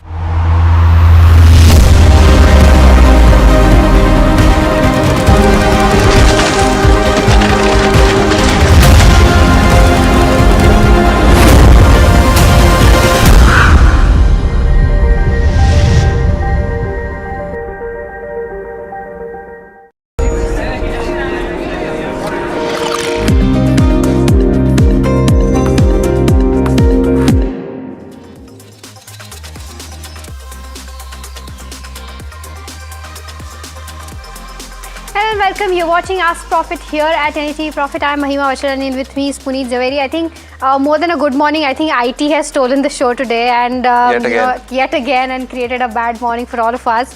I mean, for some time I was happy yesterday seeing the FI numbers, coming in the buying side, but then again we're seeing full sell-off in IT as we speak. We saw some cues yesterday, right? And I think you alerted the system at 3 a.m. for some reason. The ADRs being down significantly, both Wipro as well as Infosys ADRs seeing a downtick of around 5% each. But Nifty 50 is down around 0.9% almost as we speak, and that is on account of selling that we're seeing on Nifty IT. almost over 200 points is what we're seeing, downtick in terms of where the Nifty 50 stands. The Bank Nifty, however, slightly, in fact, it's not in the green. Let's try to pull that up. The Bank Nifty and see what levels it is trading at right now. Slightly in the green. I mean, it's almost flat, but in that 61,200 odd levels. With regards to where the Nifty 50 heat map is concerned and where the counters are concerned, you have all your IT names in the red. HCL Tech, Infosys, Tech Mahindra, as well as Wipro, TCS, all seeing downtick in that range of 2 to 4 odd %. Something like an Eternal also is under pressure today, down by about 3.76%. Bharti Airtel down 3% as well after the announcement of putting around 20,000 crores in the next few years in their NBFC arm. But you have something like a BEL and Trent also in the red, down by about 1% each. But on the flip side, something that's probably, in fact, there is no such counter keeping the Nifty in check, but something like a Nestle, slightly up by about 0.6 odd %, Hindalco, JSW Steel as well as Power Grid, some counters slightly in the green on the Nifty 50. Let's try to pull up the sectoral heat map, and like we discussed, Nifty IT clearly stealing the show, down 3.3%, followed by something like a Nifty Realty, which is also in the red, down by about 1%. Banks yet again trying to cope up the loss that we're seeing in the Nifty IT, up by about 0.5 odd %. Metals, there's some good momentum seen in steel stocks also today, up 0.4% as well. But the advanced decline ratio indicates as to how the breadth of the market is looking like with regards to the mid cap 150 and the small cap 250, and it's not looking any good there either, right, Puneet? Yeah, but consistent in terms of the declines today. We've actually built on that from the start of the trading session, and seems to be that we are there right now as well. The mid cap and the small cap also, if we can quickly pull up, while we are seeing pressure on the benchmark index today, we've seen some volatility on the mid cap 150 and a similar chart also on the small cap 250 as well. But all about the stock specific action today. The BSE 500 gives you that perspective. Yesterday UPL as well as IDFC First were largely the casualty. Today also Coforge and Persistent, the top losers in terms of the BSE 500. Easy Trip, after running up yet again, a very volatile counter, also down. M&M Finance, L&T Tech, HCL Tech, of course, down with the broader market indexes. And Eternal also is down 3.6%. It's a stock that's starting to see some pressure over the last couple of weeks. So we continue to monitor that. On the other side though, pharma largely leading the gains, and banks, the PSU banks specifically. So the top 5 movers there visible on your screen right now, largely from this space as well. But at this point of time in the show, let me welcome in our guest for today, Swati Hotkar. She is the AVP Technical Research at Nirmal Bang, as well as G. Chokalingam, as always, on the fundamental side of economics research as well. Both of you, thanks so much for joining in today. Let me actually go across and start with the first caller from today, and it's from Bengaluru. And Mohan has a stock query for us. Mohan, very good morning. Welcome to the show. What's your query? Very good morning. I just wanted to know whether can I buy MTR at this time for a long-term perspective. This is a defense counter, right, Mohan, you're talking about? Yeah, this is a defensive. Got it. And do you want to enter it, and can you hold it for the long term so I can get Mr. Chokalingam's view on the stock? For a long-term perspective for 1 year. For 1 year. For 1 year. Mr. Chokalingam, good morning and welcome to the show. Is it the right time to buy into MTAR Tech right now? Would you recommend that trade? Certainly not, for 2 reasons. P multiple is very high, triple digit, and stock also recovered a lot. Now the market has seen tremendous valuation contraction for many small and mid caps. So I have a firm belief based on my learning that this kind of stocks which have rallied can come under pressure, because 2/3 of the stocks are making losses for retail investors. So I would not have a buy call on this stock now. Okay, so that's the view coming in on MTAR Tech. The next question that we have is on IDFC First Bank. We've been getting a lot of questions on IDFC First Bank since yesterday after the fraud with regards to where the Chandigarh branch stood. And this is from Sanjay, who's writing us from Bengaluru. He wants a short-term view from a 6 months to 1 year perspective on this particular counter. Swati, I'll come to you on this one. The stock is today trading around 0.2% higher, but yesterday saw intraday low of almost 15%. What would you recommend? would recommend to hold at the current market price because already we have seen too much selling pressure in this particular counter from almost 85 to 65 levels. Now the counter has entered into the oversold zone.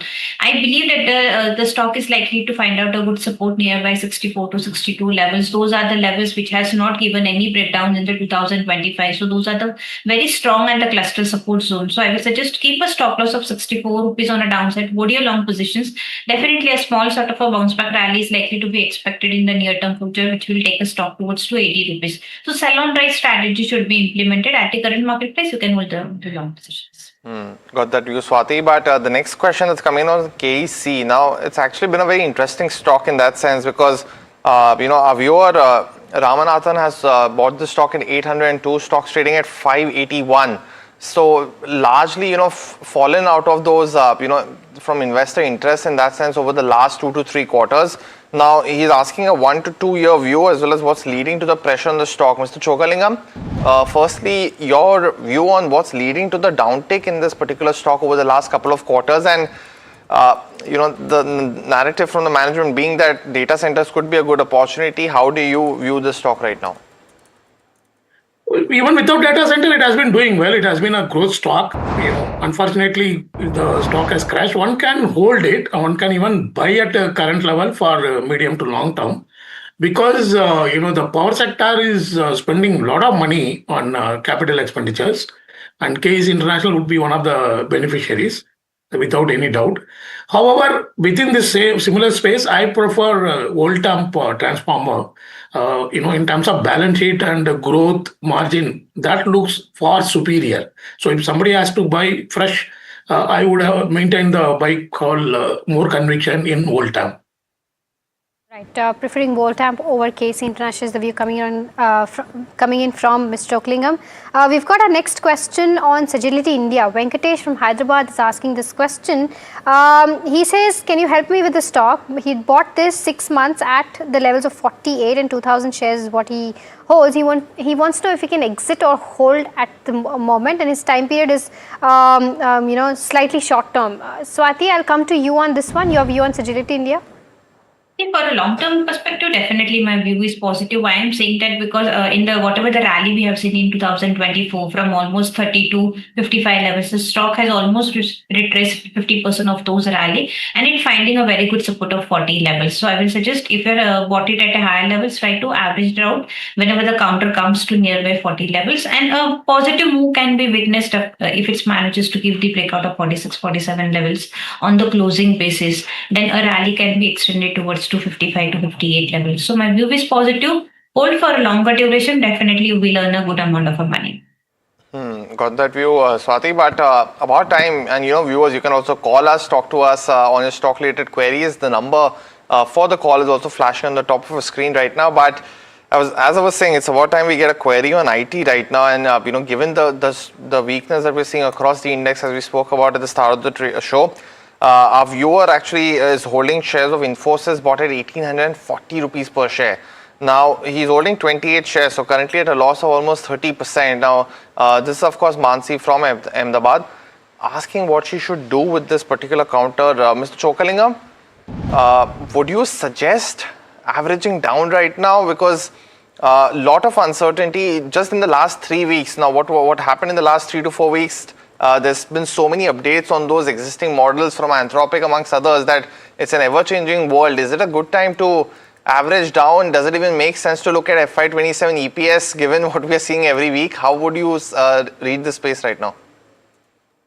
Personally, I have a buy call, but last few days I am also getting jittery. I must admit that, particularly after seeing the proceedings of AA conference and especially listening to Mr. Vinod Khosla's statement. It's giving little concern. So for time being, I would hold Infosys. I am also, critically evaluating myself whether to change or what. I need to get some time. But however, I don't think it is going to collapse overnight because AI will be a threat, but it might take minimum 12 to 24 months also. And Infosys is also making a lot of inroads into AI. And so I would suggest hold for time being.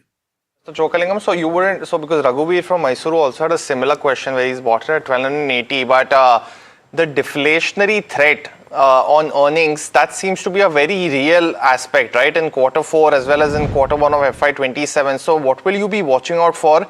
Because the AISM had largely, while allayed some fears, we've got some new ones now this week. So how would you see that? See, as a student of economics, I am not at all jittery about a deflationary. Let me tell you, in the last 25 years itself, we had seen a deflationary signs at least 2-3 times, and still Indian IT companies have come back in a significant way. There is no doubt. In stock market as well as revenue started growing. So the deflationary conditions will be purely temporary. So this structural change only one needs to worry. So if somebody can take a call whether AI is going to lead to a massive structural shift away from basic IT services, that is only cause of worry. In fact, last 1 week I've been talking to whomever I know, hardcore professionals, trying to learn from them. So even to be frankly speaking, even they admit that it's a threat, but nobody's able to clearly say, like how Mr. Vinod Khosla mentioned, that this is going to go away. So that fear is not there, but slightly threat is there. So net to net, don't have to worry too much about deflationary. So more has to, worry about only whether there is any structural change impacting the IT sector from the AI. Fair, and that's a very comprehensive answer. Thank you so much for that, Mr. Chokalingam. I'm sure our viewers, can now probably make a sane decision after hearing what you've said. But moving on to the next question, Bipin from Kochi is writing in and asking about Gravita India. He's got 10 odd shares at the levels of 2440.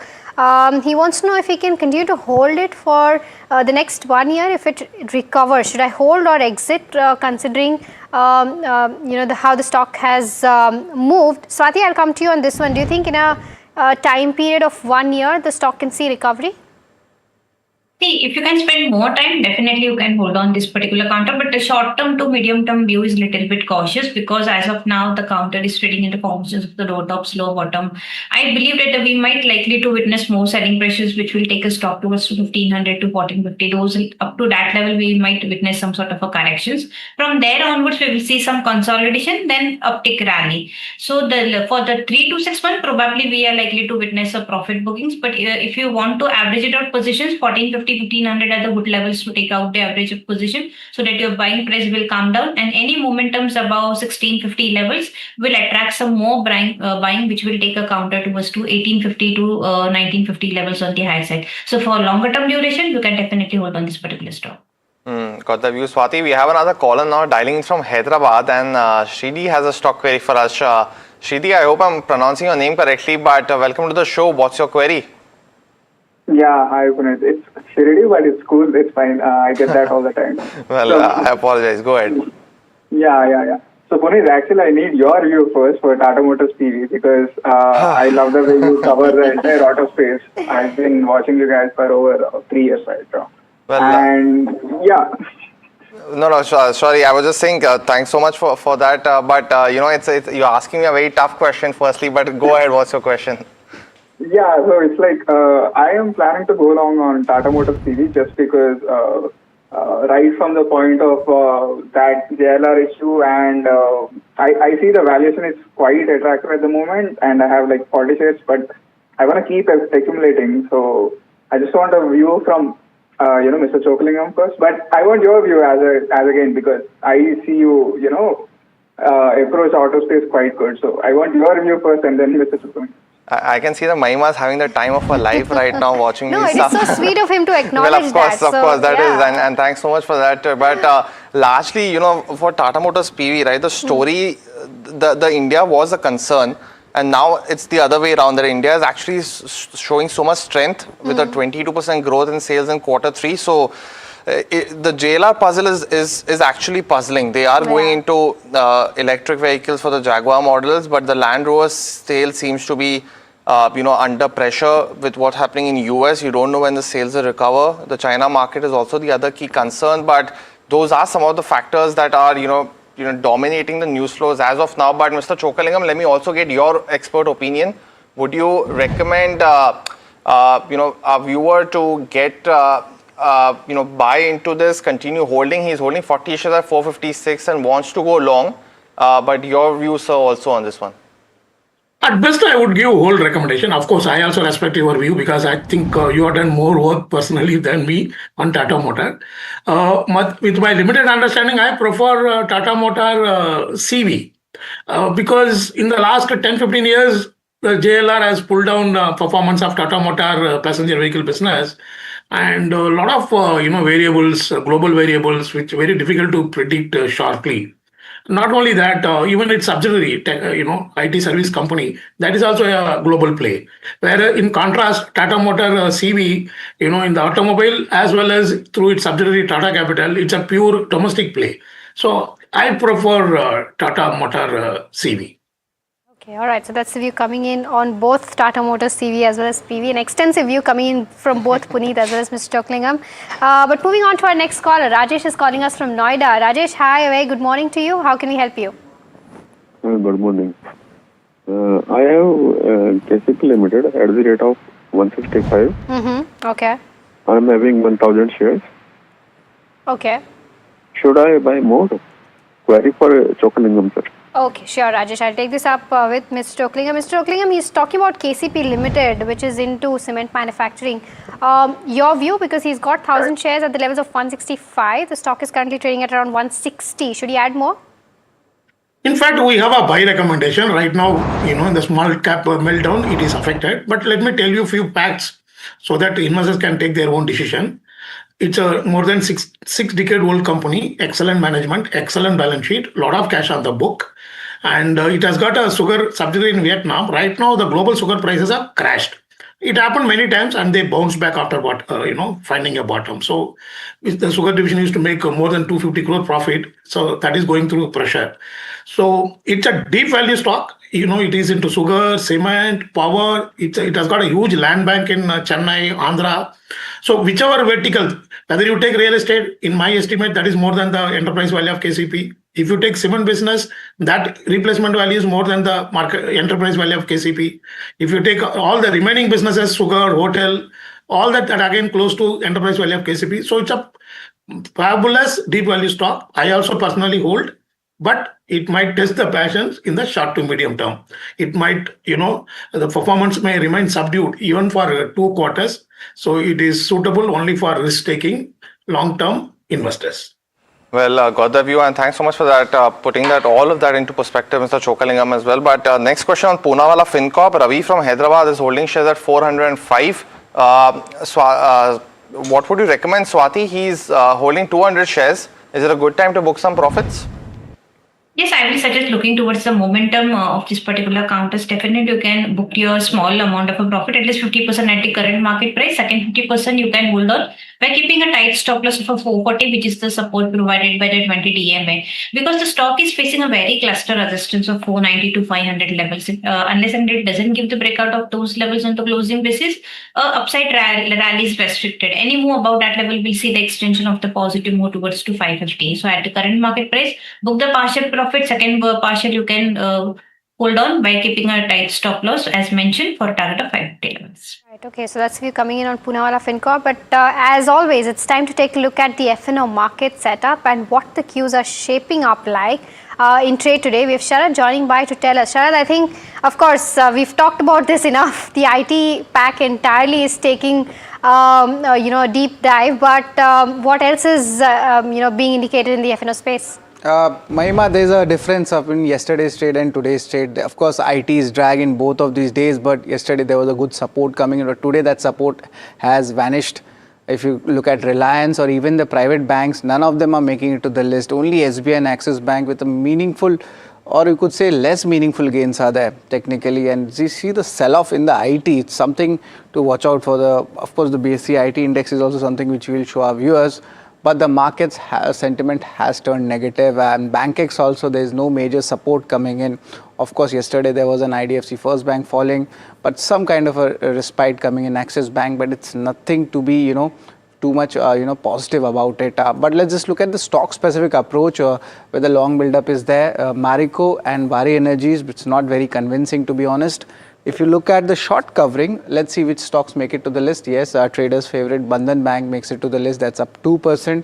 But be very, very, disciplined for this counter. PG Electroplast is up almost 1%. And long unwinding, This is, of course, InfoEdge makes it to the list, but surprisingly, Eternal gets that pressure back at the 255 odd levels. That's the level it's currently trading at. And the mid-cap IT has taken a big beating. Short build-up for both market favorites, Coforge and Persistent Systems, both of them down 5% in the trade. So yes, Mahima, this is a day when the IT and the textile stocks are bleeding, but nothing major happening even in the indices today. Right. Thank you so much, Sharal, for bringing us those details. And speaking of, something, that Sharad mentioned with regards to where Bandhan Bank was concerned, and a similar fashion has been seen in something like a Reflex, on which we have the next question, because this has been a trader's favorite where, momentum had really picked up for this one.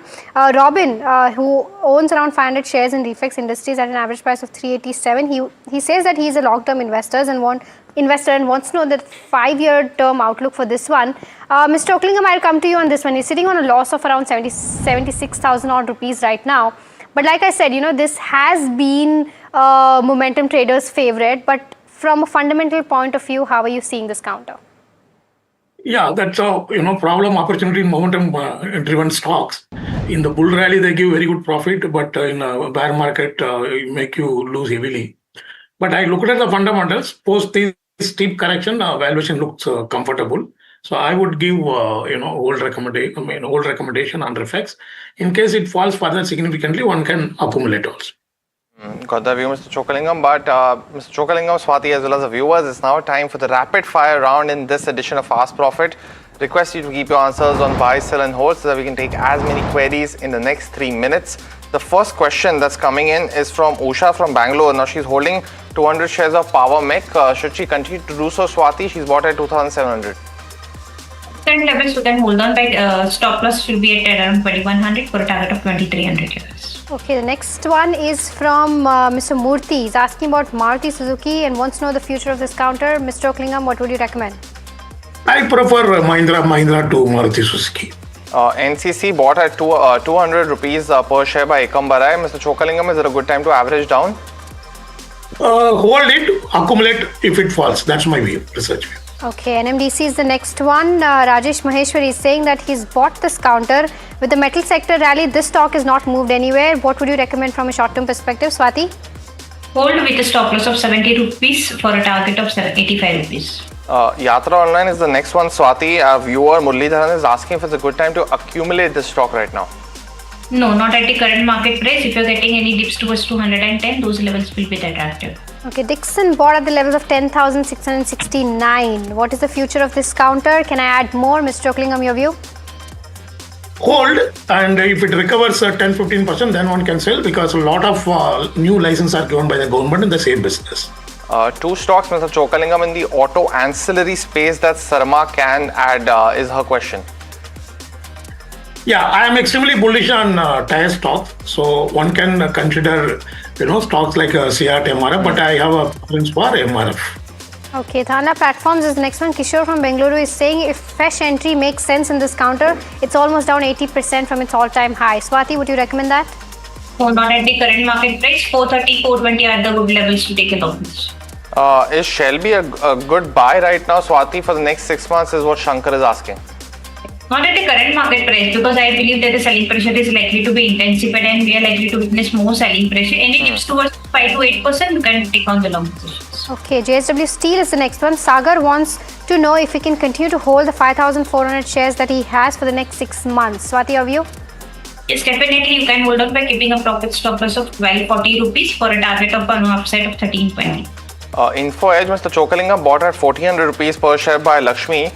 Should she continue to hold for the next 5 years is the question. 5 years, certainly not. I think AI will finish in 5 years. Okay, the next one is on HDFC AMC. Siva Reddy from Guntur is asking this question, wants to know if he can continue to hold this counter or shift to Nippon India. He's a long-term holder. Mr. Oaklingham, what would you recommend? Very tough job because both are equally good in my view. So, being a very big company, one can continue to hold HDFC AMC.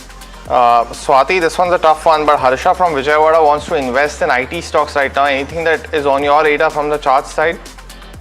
On the IT part, I believe Infosys will be the good levels to take a long position, but not at the CMP. Any momentum towards 1200 to 1150, those will be the attractive level to pick on the Infosys. Okay, the next one is from Krishnamurthy, who's asking about LNT. From a short-term perspective, can I buy 100 more shares at this moment? Swati, would you recommend that?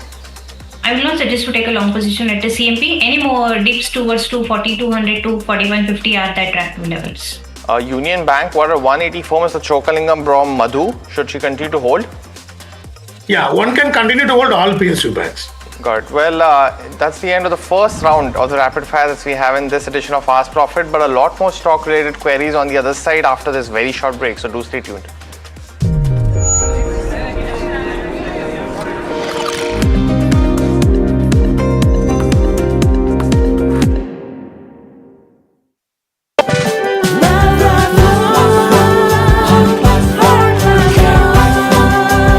We respect our loved ones lifelong too, don't we? Just like Tata Power Solar Roof, best quality solutions, lifelong service guarantee and unmatched expertise. ये on the quality lifelong.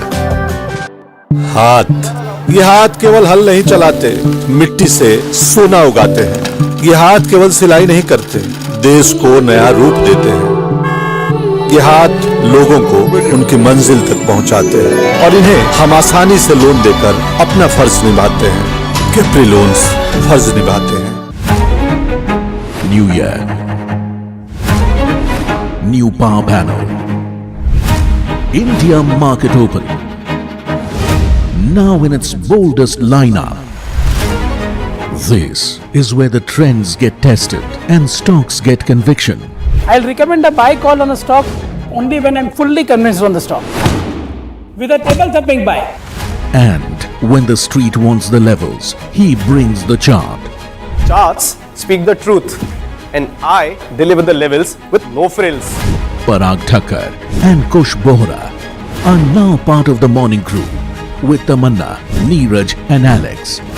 Same show, sharper voices. Every morning on India Market Open, your favorite market show just got better. On NDTV Profit, for your profit.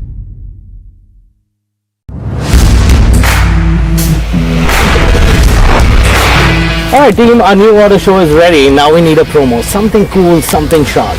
Well, I'm sure we'll be having outstanding reviews, solid suggestions, expert advice, the latest trends. It's a lot simpler. We'll help people make the right auto decisions. It's got the cool stuff, geeky stuff, serious stuff, all of it, so that you can discover, decide and drive. I'm Siddharth Sharma and I am your Automate.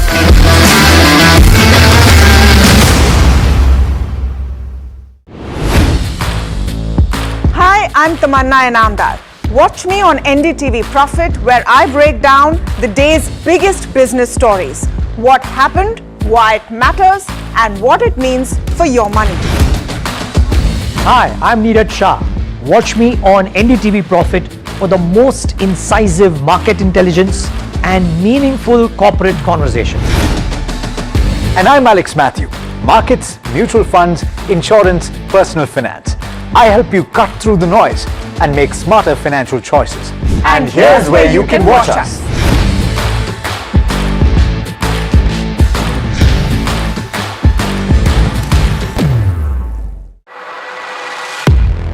He has been tracking markets for over a decade, spots the trends before they hit the screen. And he is now bringing his analysis to the show that the market watches. Watch Sharad Dubey on Know Your Company, a show that puts the most traded stocks under the scanner. We dissect the company so that you, the investor, don't have to get the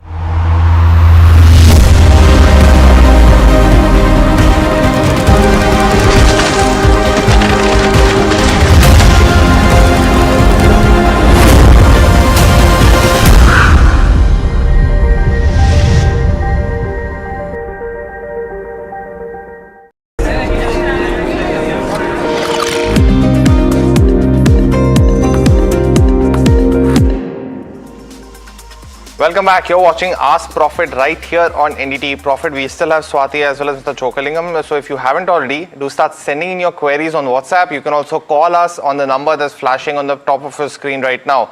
The next question now, it's actually, we've spoken a little bit about IT with Mr. Chokalingam in quite a lot of detail, but on Coforge, Mr. Chokalingam, a viewer actually has bought it very recently at 1264. How do you view this counter, Mr.? Because I don't think I've seen 23 times price to earning, Mr. Chokalingam, on Coforge since quite some time now. But on this particular counter, do you have a view? See, standalone, it's a great company. As you rightly said, the valuation has contracted. It looks very attractive on absolute basis. But this is a problem, when there is a structural shift, massive structural shift, valuation can contract to any level, valuation can expand to any level.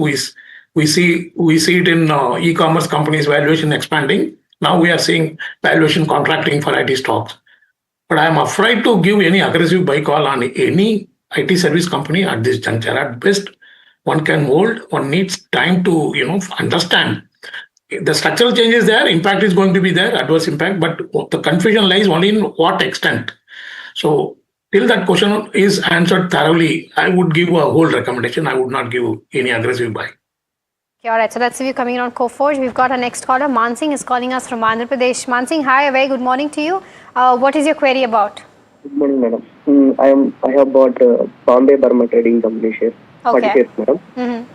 At 1850 rupees. Okay. Should I add more at the current venture? I want to know about fundamental and technical. Okay, got it. Chokalingam, sir. Sure, Mansing. I'll take this up with Mr. Chokalingam. Mr. Chokalingam is sitting on a loss from 3,000 odd rupees, but what's the view like?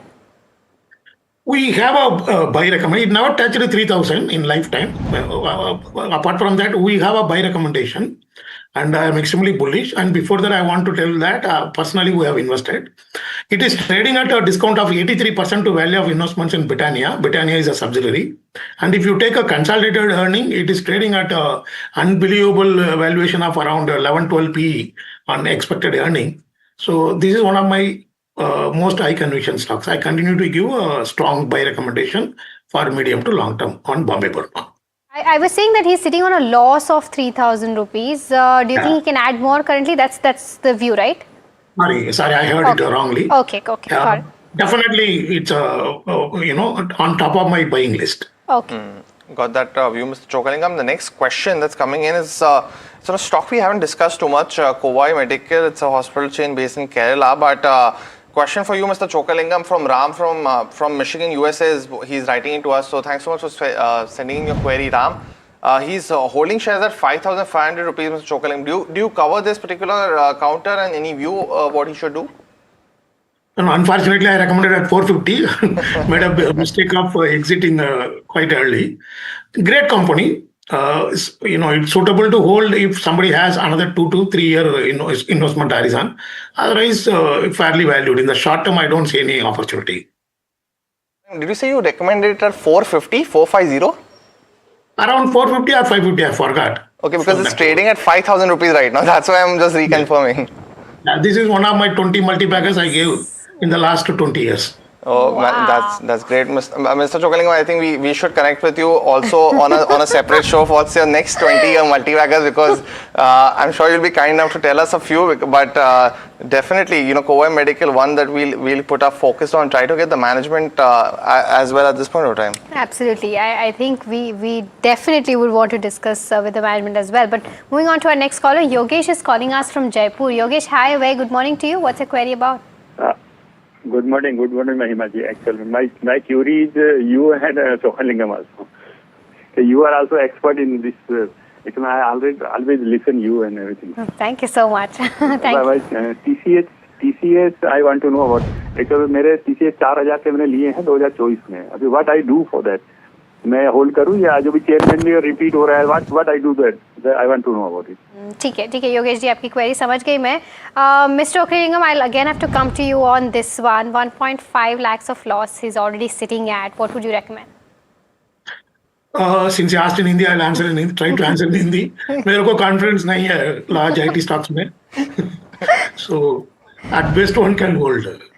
ठीक है. But personally, I would sell the stock. Okay, personally, But since he's sitting on losses, probably he may hold and hope for some recovery to sell. Sure. Swati, would you like to pitch in here? TCS, any view on the charts? As of now, the current view is a little bit cautious, but I believe 2500 will act as a crucial support level for this particular one. So those who are looking for a long-term horizon, definitely 24, 22, 10% can be accumulated at the current market price for the longer-term duration. Immediate target, I believe, up to 3000 levels, we can witness some sort of a rally. So one should buy the long positions into the installments. At least 20% can be accumulated on every deep as such. Got the view, Swati. But the next one also for you is Zaggle, bought at 335 by Rajesh. Is it a good time to average down? What would you recommend? I will not suggest to average it out at the current market position because the counter has witnessing a very strong selling pressure and it is on the verge of entering the oversold zone. I believe more selling pressure is likely to be seen and the stock is likely to find out a support nearby 210 to 200 levels. Those are the attractive support zone for this particular counter. So if you want to average out the position, average it out between the 200 to 210 levels and a bounce back rally can be witnessed back towards the 270 levels. Okay, all right. So that's if you're coming on Zaggle. But Swati, the next one is also for you. Meghna is asking this question. She says she's got around 50,000 to invest in for the next 3 months. Please suggest some good stock. I mean, considering we're 2 months into 2026, market's still in the consolidating phase to say the least. Any particular counter that you are looking at for the next 3 months? Yes, one is from the PSU Bank, Union Bank of India. This particular counter is really doing very well from the last few trading sessions. If you look towards the monthly chart, the counter has given the breakouts of the inverse head and shoulder patterns and it has a very strong potential to reach up to at least 320 to 340 levels. So at the current market price, 30-40% can be accumulated at the CMP. Any dips if you are getting towards to 170, you can add on. And the another interesting counter looks positive on the Kulpal industry. This is the beaten down counter. We have already witnessed a very sharp correction in this particular stock from almost 3500 to 2000 levels. Now on the monthly chart, the counter is on the verge of giving the downward sloping trend line breakouts. So these levels are the very attractive levels because downside it's forming a very good support of 2050 to 2100 levels. So current levels are the very attractive levels. Risk reward ratio is favorable. One can go for a long position at the CMP for an immediate target of 2500 to 2700 levels. Got that view, Swati, and thanks so much for those calls. But next caller dialing in from Delhi, and Pawan has a stock query for us. Pawan, very good morning. Welcome to Ask Profit. What's your question? Yes, good morning. See, I've already made an investment in Polycap. I just wanted to know, is it the right time to make more investment into that? Because the stock is already trading at a high point, right? And I understand that Polycap is a market leader. And I'm a long-term investor. I can actually stay for next 4-5 years. So just wanted to know that can I add at the right time or wait for a dip in the stock to come? Well, Pawan, actually I can see that you bought it at 4,800. So what was the rationale then? Because you got it at a very good time.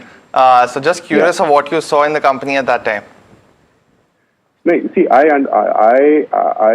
have analyzed the entire particular market. My main premise was that since the company was a market leader and because of the new news inflow at that time, that number of competitors increased. That is the reason it was working at a dip. And there was some news at that time that there was some non-compliance IT thing that was going on in the company. So at that time, I thought that it is the right time to make an investment. So that was my premise and stay with the company for next 4-5 years. Well, Pawan, you definitely got it at a good time. You making almost 83,000 on those. So congratulations for that. But Mr. Chokalingam on Polycab, you heard Pawan's query. What would you recommend?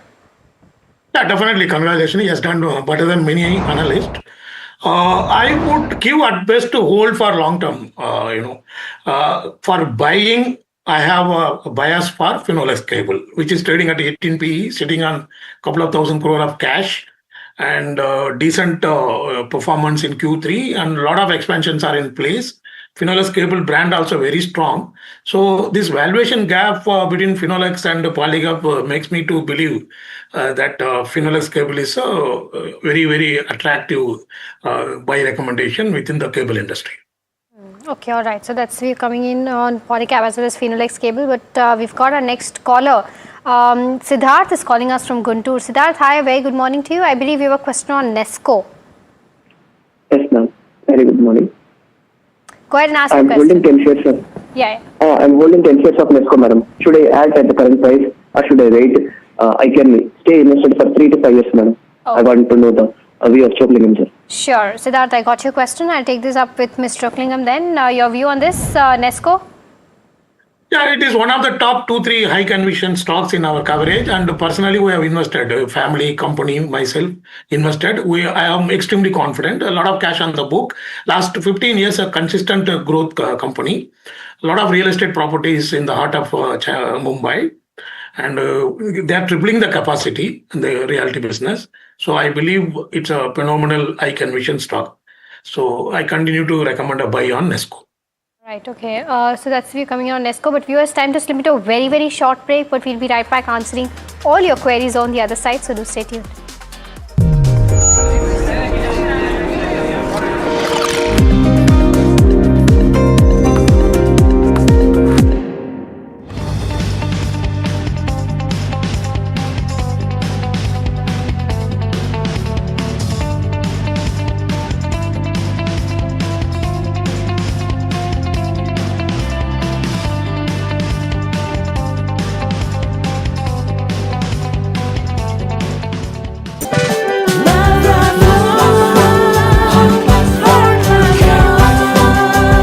We respect our loved ones lifelong too, don't we? Just like Tata Power Solar Roof, best quality solutions, lifelong service guarantee and unmatched expertise. ये on the quality lifelong. ये हाथ केवल हल नहीं चलाते, मिट्टी से सोना उगाते हैं। ये हाथ केवल सिलाई नहीं करते, देश को नया रूप देते हैं। ये हाथ लोगों को उनकी मंजिल तक पहुंचाते हैं और इन्हें हम आसानी से लोन देकर अपना फर्ज निभाते हैं। कैप्री लोन्स फर्ज निभाते हैं। New year,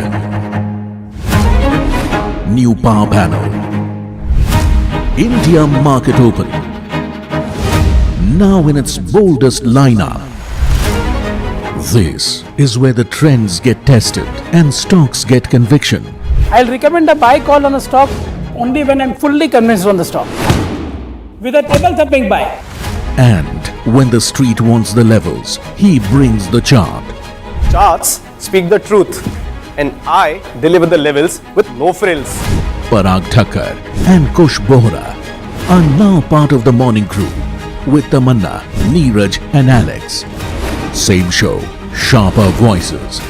Every morning on India Market Open, your favorite market show just got better. On NDTV Profit, for your profit.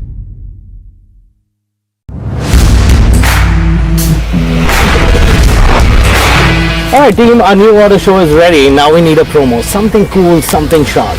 Well, I'm sure we'll be having outstanding reviews, solid suggestions, expert advice, the latest trends. It's a lot simpler. We'll help people make the right auto decision. It's got the cool stuff, geeky stuff, serious stuff, all of it, so that you can discover, decide and drive.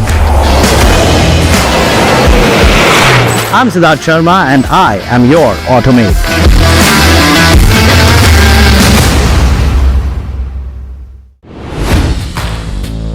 Hi, I'm Tamanna Inamdar.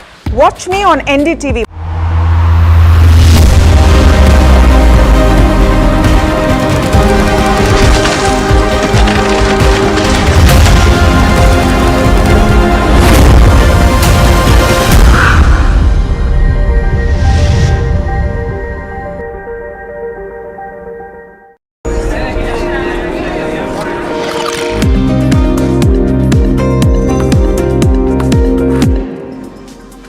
Welcome back. You're watching Ask Profit here at NDTV Profit. For viewers tuning in, you can either call us or WhatsApp us and ask your stock-related queries. We've got Reenu from Bengaluru who has done the same, asking about Bata India. She's got 125 odd shares at an average price of 978.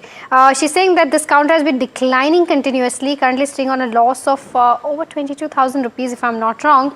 Wants to know if she can continue to buy more, average out, hold, sell for the next 3 odd months. Swati, I'll come to you on this one. Considering that, you know, in the past few quarters, despite of the kind of boost that it got from GST, volumes have not picked up, same-store sales growth is not picking up for this counter, plus competition is playing its part.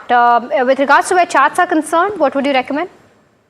See, from the last few years, almost from 2022, we are continuously witnessing a selling pressure in this particular counter, and now it has almost tested the lows of 2017-18, which comes at around 800 to 780 levels.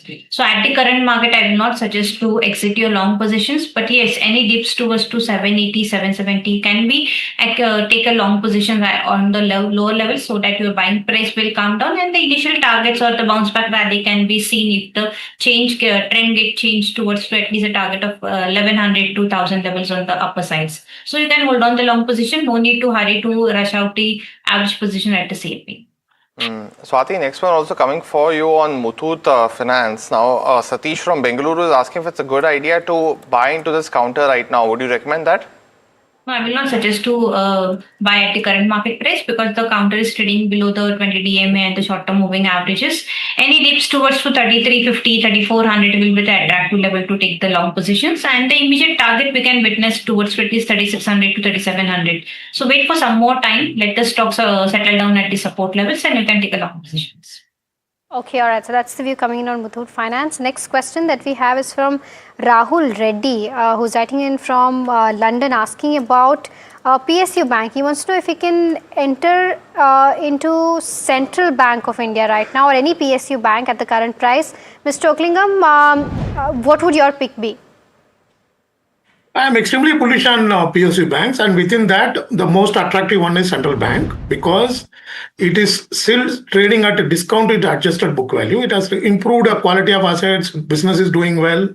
So this is on the top of our buying list within the PSU banking space. Got that view, Mr. Chokalingam. But the next question that's coming in is on Eternal. Now, Bhuvana from Bengaluru actually is holding shares at 277. Not mentioned number of shares, but asking if she should continue to hold. Mr. Chokalingam, let me come back to you. Recently started to see some pressure, and recent CEO change also largely absorbed by the market, but seems to be in this consolidation zone. How are you viewing this counter? Anything that you can offer? CEO change, for a large company, my personal high conviction is that is not a great cause of worry because once company emerges as an institution, they can always attract, very strong leaders. That's not a major problem. But the problem is post to the labor code, it is a very labor intensive. It's a very unique company. The foundation lies in digital, but the distribution of the top end of the business vertical depends upon the labor. It's very labor intensive. That is why the marginal profit is not comparable to other pure digital plays. So with the labor code changes and all, I changed my view. But of course, now the stock has corrected. So to be fair, I would give hold. If it goes close to 280, 290, one can sell. Okay, all right. So that's the view coming on Internal. The next question is on Tanla Platforms. The viewer is holding 84 shares at the levels of 631. What should be the next course of action for him or her? Swati, your view? I would suggest to hold on at the current market price, but if you're getting any rise towards to 500 to 550, one should definitely exit on every rise. Got that view, but next question and next caller actually dialing in from Chennai. Amar has a stock query for us. Amar, very good morning. Welcome to the show. What's your query? Actually, I am holding 200 M&M at bought at 2000. Okay. I want to buy another 500 today at the current market price. Can I expect a price of 10,000 by the end of the year, December 30? Firstly, Amar, many congratulations on buying it at 2000 because you bought it at a very attractive level, sitting on a profit of almost 3 lakh rupees. But Mr. Chokalingam, 10,000 rupee on M&M. When do you see that happening? Do you see that happening is what Amar is asking. He's also sitting on a decent profit. So what would you recommend? I may be wrong, but certainly it is not possible to hit 10,000 in 4 years for such a large cap stocks. So that happens on a small and mid cap. Of course, there is a massive structural favorable shift that can happen, but in my analysis, it is not. But still, it is. I believe it is one of the safest, index stocks. We have a buy recommendation. Probably it might take 8 years, 7-8 years to become 10,000, not in 4 years. And it's a very highly diversified within automobile and then between automobile and tractors. So a lot of tailwinds are there and management is excellent. So I would give a buy recommendation for both short term as well as for long term. Okay, all right. So that's you coming on M&M. We've got our next caller. Shankar is calling us from Chennai. Shankar, hi. Very good morning to you. I believe you have a question on Shalby. Yes, very good morning. Hello, Sokalim sir. Very good morning, sir. Last time I asked you for first 3 months back, I bought Shalby 2 times, 186 rupees and 214 rupees. And in October 2025, it crashed 260 rupees. Then I booked my 1,000 shares in profit. After 3 months time, I patiently wait. Now the stock is came down to 160 around. Shall I buy at current level, sir? Okay, Shankar, first of all, thank you so much, for following Ask Profit as well as Mr. Chokalingam and listening to what he said and then implementing it correctly. I'll take this up with Mr. Chokalingam. As he rightly mentioned, it's now trading at around 153. Would you recommend a buy right now? We personally also invested post our initiation. We had a buy call. Now I have given the whole call because, to be fair, the Q3 performance was quite disappointing to me. So for last 2 quarters in a row, it is disappointing in terms of improving the occupied beds, also in terms of revenue growth, profit growth. So I would just give hold. I would wait for another one cutter before reviewing my recommendation. Also, Mr. Chokalingam, a quick one on Mankind Pharma as well. Our viewer has asked this question to you. He's holding 50 shares at 2,500.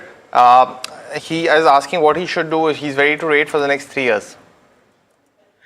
Definitely one can hold for 2 to 3 years post the current correction because heavily depend on domestic business. So it's free from all uncertainties on the tariff and US duties. So I would give hold recommendation for a medium to long term. Okay, the next one is from Dr. Lavanya, who's writing us from Eluru, asking about Quality Power. She's got 500 shares at levels of 916. Should I hold or sell? Swati, your view? At the current level, I will suggest to hold on this long positions, but I believe the positive momentums can be seen in these particular stocks, which will take a counters to at least 5 to 10% on the higher side. So you can definitely hold on. Well, it's now time for the second round of the rapid fires in this edition of Ask Profit. Swati as well as Mr. Chokalingam, we both know the drill. The first question is on ONGC, bought at 240 rupees by Saroj. Swati, should she continue to hold book profit?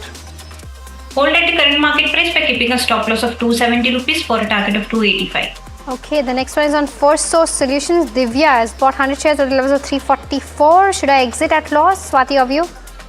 Not at the current momentum. Any rise towards the 280 to 300 level should exit the longs. A view on Judge Dial, Mr. Chokalingam. Our viewer Thomas can hold for the next 3 years. Yes, one can hold for long term. Okay, Devyani International bought at the levels of 163, 175 shares. Should I hold? And for how long? Swati, your view on the charts? At least for a 6 to 8 months, one should definitely hold on for immediate target of 160 to 170. Travel Food Services, Mr. Chokalingam, our viewer is asking this question to you. He's bought at 1266. I would give sell on rice. Okay, PFC is the next one. Teja wants to know if you can continue to hold this counter for the next 6 to 9 months. Swati, your view? Definitely, it's a hold from my end for a target of 450 to 470. BL Kashyap, Swati, our viewer actually is holding 65,000 shares, bought at 53. So sitting on a major loss right now, what would you recommend?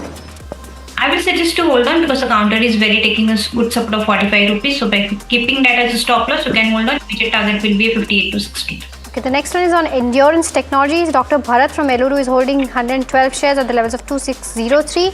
Should I hold or sell? Swati, your view? I will suggest to hold on by keeping a stop loss of 2470. Immediate target will be 2700. Good time to buy Hero Motocorp, Mr. Chokalingam? No, I prefer Yamanda. Okay, the next one is on Fino Payments. Shankar from Dubai has bought 100 odd shares at the levels of 294. Should I buy more, hold or sell at current levels? 8 months to 1 year view. Swati? I will suggest to avoid this particular counter. Don't take any long positions. Care Ratings bought at 1800 rupees, 200 shares. Swati, what should we do? I will suggest to hold on by keeping a stop loss of 1550 downside. Upside rally can be witnessed to 1650 to 1700 levels. Okay, Castrol India is the next one. Manohar Kher from Mumbai has 700 shares at the levels of 110. What price to sell? Mr. Chokalingam, your view? I would give a sell recommendation on Castrol. Madhusudan wants to know a right time to buy into Hindustan Copper. Swati, should he actually just do that, and what is the price? Not at the current momentum. Any dips towards to 450 to 480 levels can take a long positions. Yeah, ICICI Pro AMC, Lokesh has bought at the IPO price. Should I continue to hold this from long-term perspective? Mr. Oaklingam, your view? Certainly, yes. AMC have a very good future for long term. Ellen Park has not mentioned his buy price on Trent, but he's holding for the last 1 year with zero profits, with 0% gains essentially. Mr. Chokalingam, should he continue to do so? Yeah, tactically. Fundamentally, even at this price, it's a sell. Well, that's the end of the rapid fire as well as this edition of Fast Profit. But Mr. Chokalingam as well as Swati, thanks so much for helping us solve the 59 queries that we have just in the last 1 hour. So appreciate both of you and your views. But viewers, if we have missed your query, we will start taking them at 2 p.m. live on Ask Profit, the afternoon edition. So do stay tuned for that. Thanks so much for watching. KYC comes up next.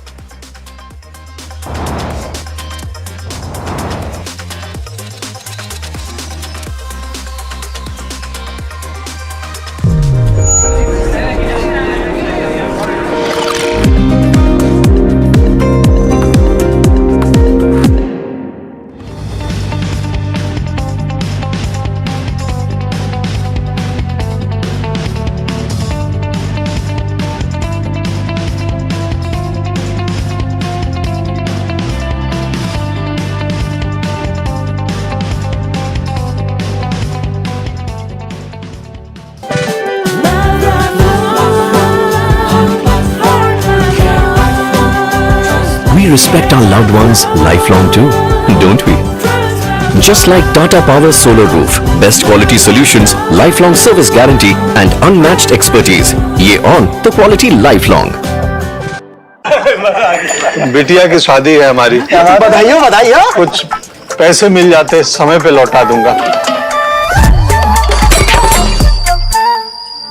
जिंदगी में जरूरत के वक्त हम अक्सर अकेले पड़ जाते हैं। इसीलिए तो केपरी लोन्स आपको गोल्ड लोन देके अपना फर्ज निभाते हैं। केपरी लोन्स फर्ज निभाते हैं।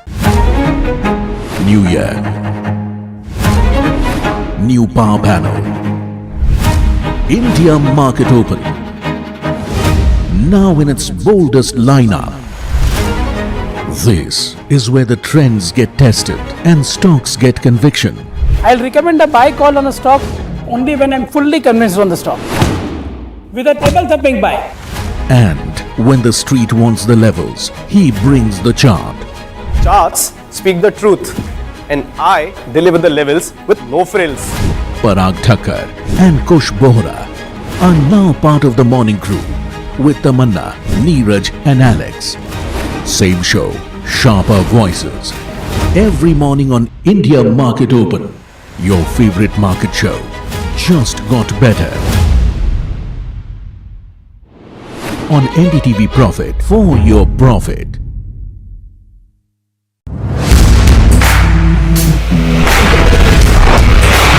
Alright team, our new order show is ready. Now we need a promo. Something cool, something sharp.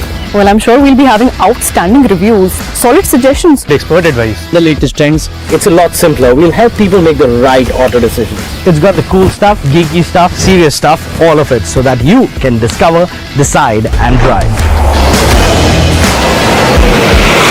I'm Siddharth Sharma and I am your Automate.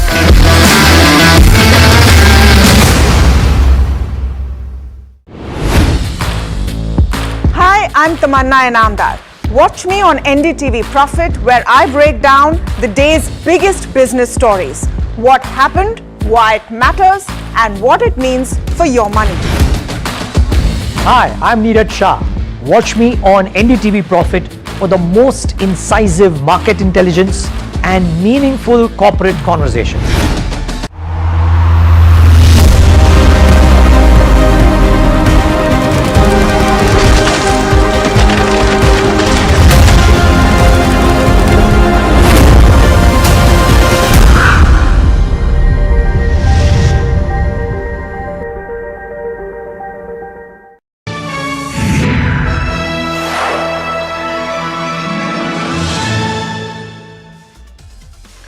Hello and welcome to KYC. I am Sharad Dubey and you are watching NDTV Profit, and let's start the show Today is a very interesting company I have got in KYC for you, but some hints before I reveal the name. It's a kitchen solutions provider, sinks, faucets, and a lot of surface area products are there. The second hint I would like to give you, and it's a very big hint, it's backed by Sunil Singhania's entity Abacus. Also Ashish Kacholia is also backing this entity. So there are some large investors already backing the stock. Very much interesting, right? But let's see how the stock has moved also. That's another hint I'd like to give you. Last 1 month stock is up 21% as well. Now you must be wondering which company is that. I'll give you some more hints. You should be a bit careful about it. And the company in focus is Carousel. That's what I'm talking about. It's almost a 30-year-old plus company, and we'll be talking about the company's growth trajectory as well as what the industry stands. But the question remains is, why have I called the company in KYC? There are some questions which needs to be answered by the management. The revenue and the margin guidance side, especially the margins, gross margins have kind of, actually you could say topped out. So will these margins go up, or will there be a pressure going ahead? That's the query which everybody has asked who reads KYC. Also the tariff benefits, once the clarity emerges, particularly in the export business, how much inquiries start picking up. The US, UK business also the company has, the Europe business is there, and it's an international exporter. Also the capex utilization and the expansion plans. Some plans were deferred. They're waiting about the clarity from the US trade tariffs. When will be the important timelines for these plans to start for different categories? That's a very important question to be asked for the company. And also the demand trends in the client confidence is one of the most important things. How the inquiries are picking up and from where and for what product. Also the quad sinks business, the growth outlook for it. That's one of the key major revenue drivers, and how things pan out, especially in the US markets post the clarity which we might see in the trade tariffs or not. That is where it's a cliffhanger for a lot of export plays and the new product pipeline, so that they de-risk their portfolio, and some new surface area segment, that's what they call, on the kitchen ecosystem. That's what the company is focusing on. On the show will be Anand Sharma. He's the CFO, and we will ask Anand all these questions about the company. But speaking of about the company, let's give you more details about it. And largely I have given you some hints, but these hints is not enough for a show in KYC. We need to explain it to you. The first one is the kitchen solutions provider, sinks, faucets and other products are also there. I'll give you the detailed analysis of it. Remember, this is Asia's largest and world's 4th largest quartz sink manufacturer. A unique product, and the way the premiumization plays out, and they are having a good market share in that. Also, it's the only manufacturer in Asia with the German technology, and the way the supply chain is moving, company stands to benefit a lot. 6 state-of-the-art manufacturing plants, 4 is in India and 2 are in overseas. That's an interesting take, and its presence is across 60 plus countries worldwide. Another important trivia I would like to give you about this company, they are having 4,500 dealers across India. India business is also a decent contribution coming in terms of revenue. I'll give you all those details as well. It's a diverse customized portfolio of 500 SKUs. These are the number of units, different product categories which the company deals with. Key shareholders, look at that. Sunil Singhania, promoted Abacus, has 5.34% stake in the company. This is coming in the December quarter. Ashish Kacholia has around 3.5% stake. So that you can see, markets are large legends. They're almost having 10% stake in the company. That means there must be something here. Let's talk about the sectors which they are operating in and what's the planned capacity, or you could say the current capacity. I'm sorry, this is the units per annum. Quartz is around 10 lakh. Steel sink comes in at 1.10, and just is starting, appliances and faucets, that comes in around 50,000. But of course, this is the kitchen appliances we are talking about, and this entire setup is the kitchen segment. The key clients, especially the global ones, is something which I'd like to talk about. And remember, these are long-term agreements. This includes Karan, this includes IKEA, and also Grohe. Just forgive my pronunciations, I'm not good with European languages, but nevertheless I'm decently good when it comes to the companies and their numbers. Let's go to the other sectors also to look at, and the product revenue breakup. That's the thing. Quads is still 48%, but from 2020 chart I've seen they have de-risked their portfolio, and it seems it's a good play, in the strategy. For the surface area, what you go inside a kitchen, a lot of products are there in the kitchen, that is called surface area. That has done well. Apart from that, looking at the kitchen appliances and the stainless steel sink also, that is the entire product revenue coming up. But after that, the geographical revenue, and it seems it's very much decent. And UK, remember, there's an FTA trade completion already done. USA, you talk about it, the tariff issues are getting solved, but from that 50%, now we are in the teens. There is a negotiation going on, and company had a wait and watch policy, and they were giving some US discounts also. Because of that, the revenue growth was lesser than the volume growth. But India business is decent, it's 18% and rest of the world is 20%.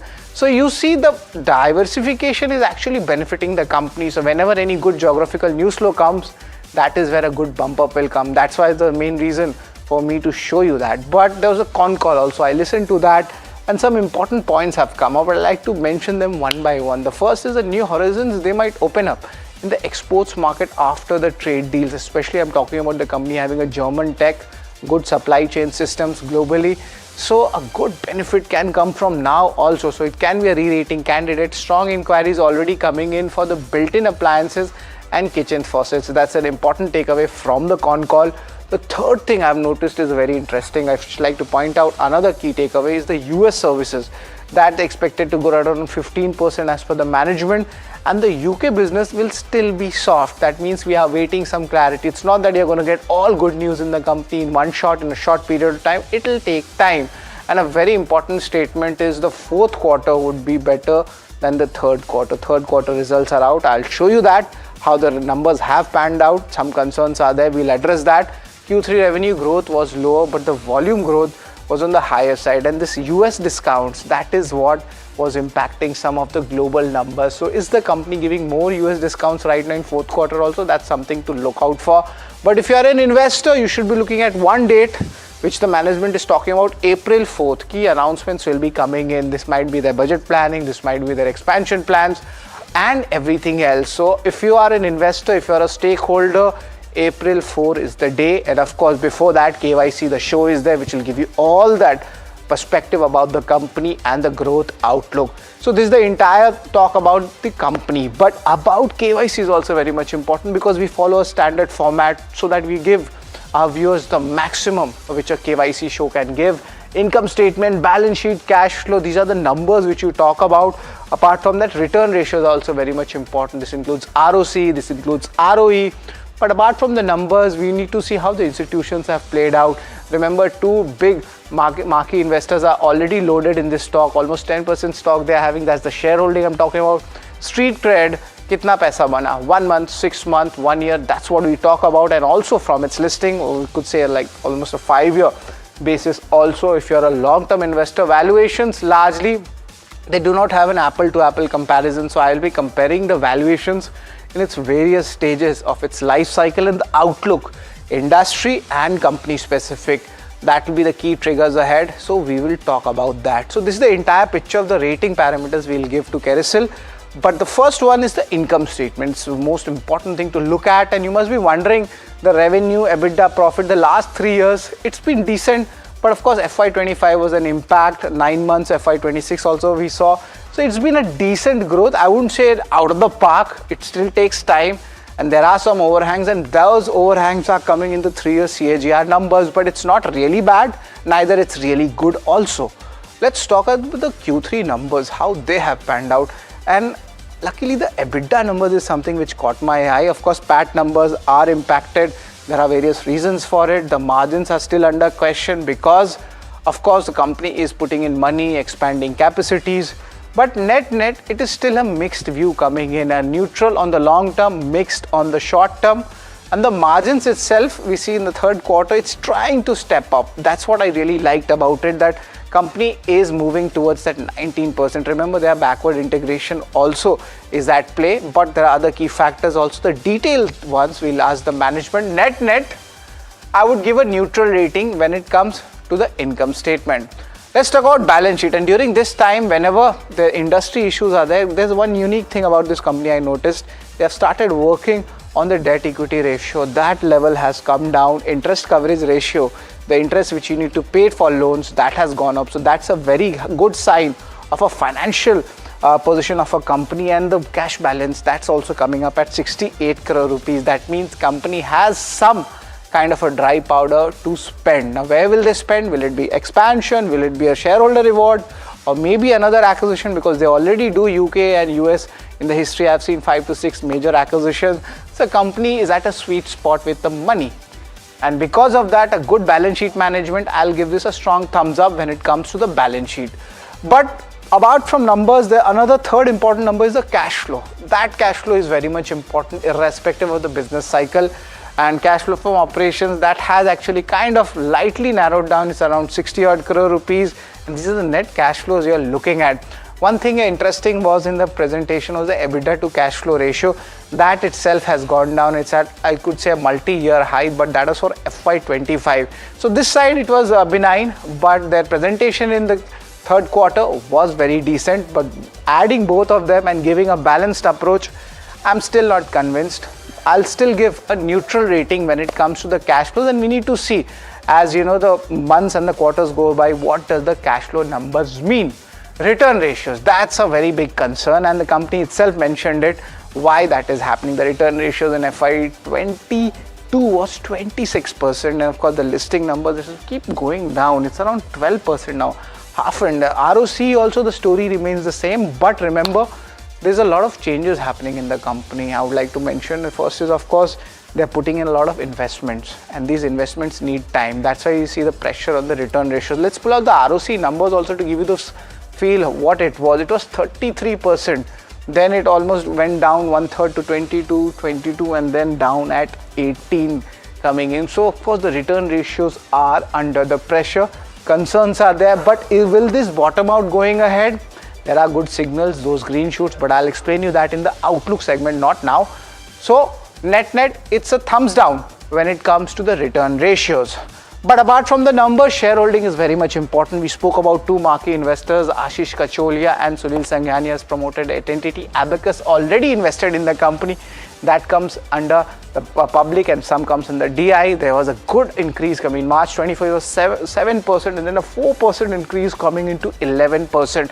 That itself shows the strength of loyalty coming from the DIs, and promoters, however, have reduced the stake, but it has been absorbed by institutions from 1% in FIs. Now it's up to 2%. So now the foreign interest is coming in. There are some really strong marquee investors. DI participation is going up. It's hitting all the cylinders when I come for this analysis of the shareholding pattern segment. So I'll give a strong thumbs up for that. But let's talk about the street cred, how much the things have moved around. And last 1 month, the spike has come in. Stock was in you could say, almost 8 to 9 month consolidation. There was a big dip, and then a good jump up coming up, of course, on their back of their earnings and the sentiment opening up. But 6 months, it was flattish, I spoke about. But after that, let's see how much returns have come in 1 year. Stock, despite so much happening, is up 64%. And if you see the last 5 years numbers from the listing, its stock is up 148%. It has been a very good, decent compounder. But over the last 4-5 trading sessions, some profit booking is definitely happening. And that's why for traders or a very short-term investors, at least for a week or 7-8 sessions, it was not good. Just to balance that out, I've given a neutral rating when it comes to the street cred. Let's talk about the valuations. Valuations also very much important. And there's a very big hype when the company had come up in the IPO. The peak near the IPO, that number actually is a mistake. It's around 55 times. And if you talk about it, the peak in 2025 was 31 times. And even despite the peak numbers, the current numbers are at 22 times. That means you could say the valuations are still cheap. These are the 12-month forward P numbers we have taken. So I'm going to give a strong thumbs up when it comes to the valuations. We spoke about a lot of these numbers, but the most important thing right now, and the street is always forward looking in the stock markets, is the outlook. Now they have stated that the domestic business is expected to grow 3 times in the next 3 to 4 years. That's around 18 to 20% revenue contribution, and an additional quad sync capacity units that's likely to come on stream in April 2026. This is very much important because there was a delay. That's where the patience of the investors was tested in this counter. The kitchen faucet stainless steel sink expansion plan, they are also there. They're on the lower side because of course the largest amount of sales happen in the quartz sink. But nevertheless, the expansion is going on. So return ratios might be depressed going ahead. Also product mix upgrade, and when that happens, high margin comes in and the manufacturing scale efficiency. These would be the margin triggers. So we'll definitely ask the margin guidance also. But overall, the outlook looks very strong. So I've given a thumbs up. But let's add up all the ratings in our analysis to give you the entire picture. The income statement, the company needs to show some good numbers in the coming quarters. Expectations is good of Q4. Balance sheet, very good management. I must say, hats off to the financial team. But the cash flow return ratios, that's a bit, questioning for the investors.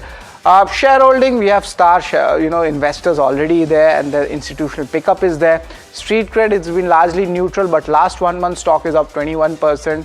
Last 4-5 days, a little bit of profit booking coming in. Valuation still very cheap, and outlook also remains strong. So let's add up the total KYC rating to give you the entire picture. It comes in at 5.5 out of 8.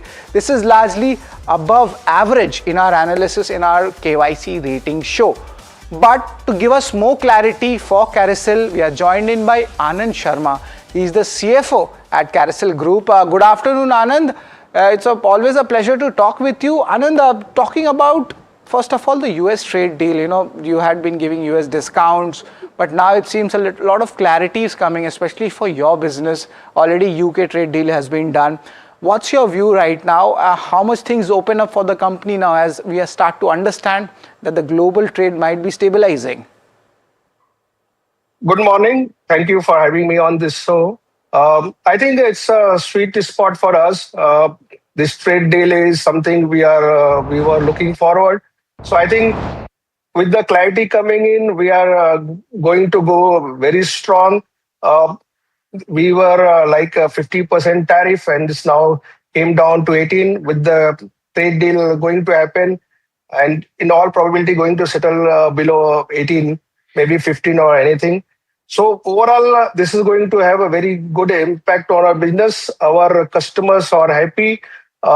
We are very upbeat on the US, and we have a lot of good thing coming in. In terms of tariff, I think we are at a good spot.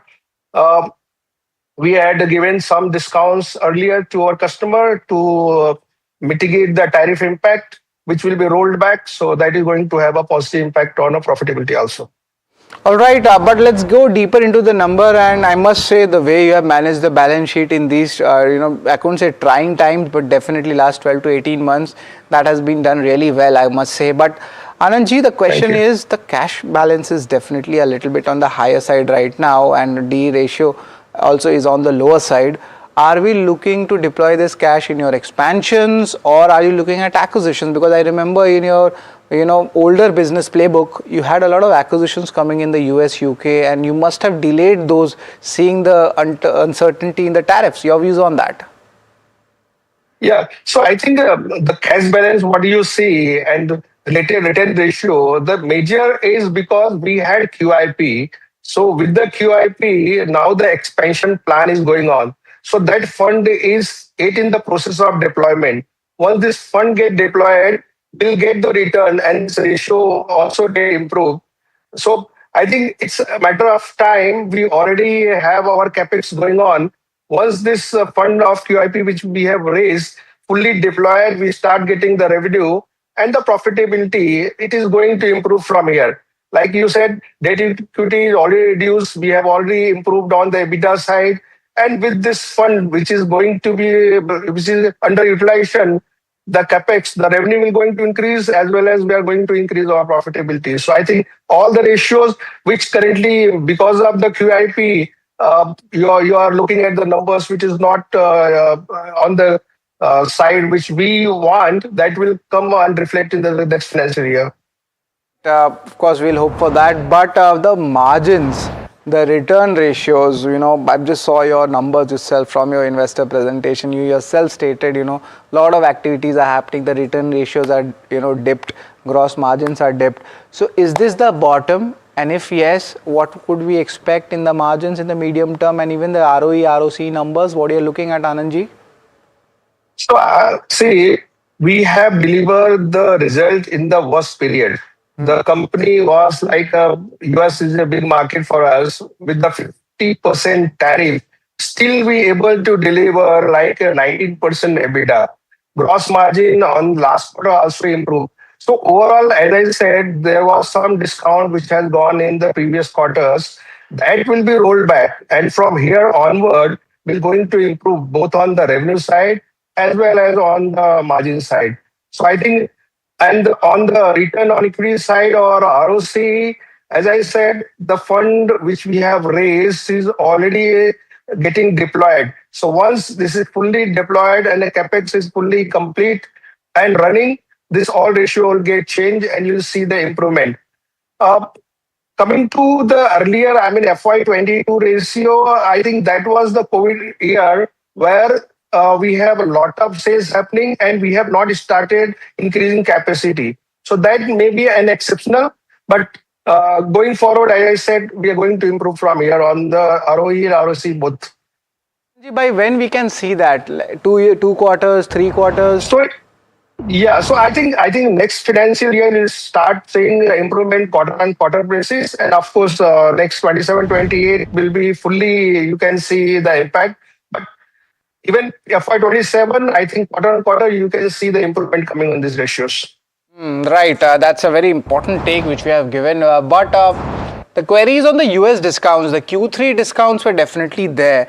Are you giving Q4 discounts also? Because you mentioned in the con call that Q4 will be better than Q3. So just give us that perspective of both of these queries. Okay, so like quarter three, it was full discount. Now quarter four, till this tariff came, I mean the lower side of tariff, which is going to come from the February onward. Already 1 month we have already with the higher tariff rate. Now with 1.5 months, we're going to roll back. It is not fully rolled back. As I said earlier, the tariff was almost nothing. From nothing to 50%. Now from 15 it came down to 18%. That means there are some impact. So it will be pro rata rolled back. But this will definitely going to improve our margins going forward because the rollback already happened in this month only. Right, so the rollback definitely happening, and we actually saw that in the stock prices also. But apart from the non-US markets, what are you looking at? The European market, the rest of the world market. Let's just leave USA aside. How are these markets looking like? Is US going to be UK going to be a soft quarter, or are you going into new products also? Because I remember there's a German tech you have, and the way India is placed now is you can actually go into other countries also, the non-US countries also. So what's your strategic plan on that? So I think apart from US, also UK and Europe, we are doing great. We have a lot of inquiries coming in from the Europe. With this, European deal gets signed, it become more. More doors are getting open for us, and we are going to increase our presence in Europe also. We already have a substantial business in Europe, and going forward, it is going to increase only. We are working with all the big brands of this segment. We are working with Grohe, we are working with IKEA. In the UK, we are working with the biggest company, Howden. So I think from here onward, we are coming from Europe. And talking about the new market, I think we are doing good in GCC market. We entered last year only. From almost nothing to we already crossed the revenue of 25 crore. So I think new and emerging market, which is like GCC, South Africa, Southeast Asian countries, New Zealand and Australia. I think we are going across all the new geography, and this is going to add business on the export side. Right, and Anandji, of course, the last question is there, and I'll try to put in one more question with it. Your important capacity additions which are happening, there was some delay because of course, the global tariff issue. In fast motion, what are the important dates for your, plans to start? And April 4th, everybody is waiting for it. In the con call also you mentioned. Just give us a little flavor of it, what the announcement can be around. Okay, so I think this capacity addition, we already said that from quartz zinc 1 million, we are adding another 100,000. That will become operational from April onward. Steel zinc also, we are adding from 180,000, another 70,000 getting added. That will also coming from the April onward. And on the appliances side also, we are going to activate another 50,000 capacity. So appliances, as on date, we have 50,000. We are going to activate another 50,000 in the next financial year.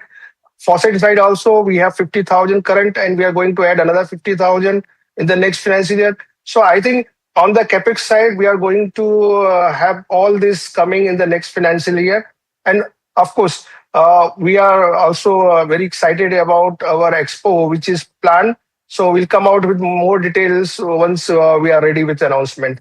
Right, so of course the street will be looking at, but nevertheless the company seems to be coming out from a bad trajectory. Thank you very much, Anandji, for your time, for giving and clearing the doubts of all our viewers and the people who write to me for KYC show. Thank you very much and best of luck for the future. Thank you very much for having me on the show. It's always a pleasure talking to you. Thank you so much. Thank you, sir. So, of course, this was the management of Carousel, and interestingly, I'd like to point two things from this conversation. The first is, seems like the worst is over, and also we can see that old capacity expansions which were delayed last year, they themselves are now starting to go up. So that is something which is very bullish coming in from the management. But that's all, folks, for KYC. Stay tuned for the next show.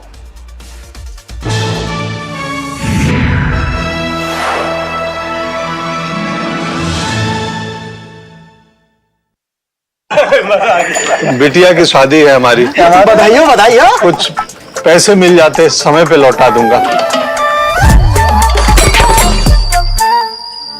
जिंदगी में जरूरत के वक्त हम अक्सर अकेले पड़ जाते हैं। इसीलिए तो केपरी लोन्स आपको गोल्ड लोन देके अपना फर्ज निभाते हैं। केपरी लोन्स फर्ज निभाते हैं। New year, new power panel, India market open. Now in its boldest lineup. This is where the trends get tested and stocks get conviction. I'll recommend a buy call on a stock only when I'm fully convinced on the stock. With a table thumping buy. And when the street wants the levels, he brings the chart. Charts speak the truth, and I deliver the levels with no frills. Parag Thakkar and Kush Bohra are now part of the morning crew with Tamanna, Neeraj and Alex. Same show, sharper voices. Every morning on India Market Open, your favorite market show just got better. On NDTV Profit, for your profit.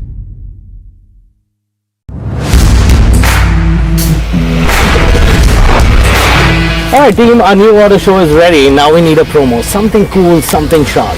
Well, I'm sure we'll be having outstanding reviews, solid suggestions, expert advice, the latest trends. It's a lot simpler. We'll help people make the right auto decision. It's got the cool stuff, geeky stuff, serious stuff, all of it, so that you can discover, decide and drive. I'm Siddharth Sharma and I am your Automate.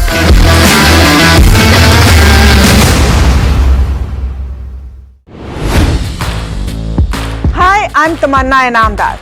Watch me on NDTV Profit, where I break down the day's biggest business stories. What happened, why it matters, and what it means for your money. Hi, I'm Neeraj Shah. Watch me on NDTV Profit for the most incisive market intelligence and meaningful corporate conversations. And I'm Alex Matthew. Markets, mutual funds, insurance, personal finance. I help you cut through the noise and make smarter financial choices. And here's where you can watch us.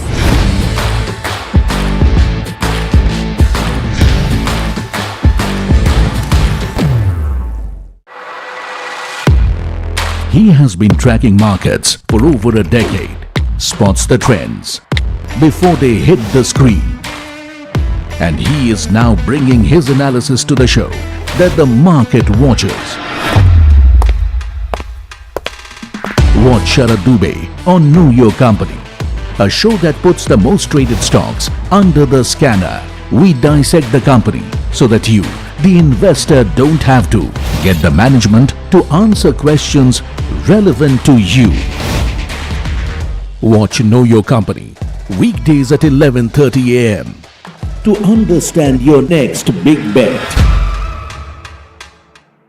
Presenting the all-knowing, all-powerful Tech Guru.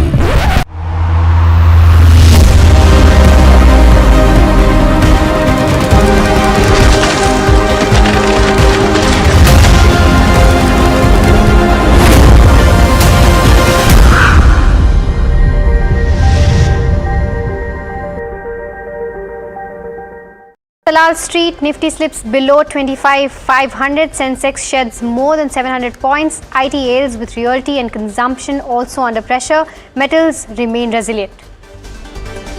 IT continues to bleed top sectoral loser even today, FI sell-off intensifies for the sector with investors withdrawing almost 11,000 crore in the past 15 days, holdings fall to 4-year lows as well.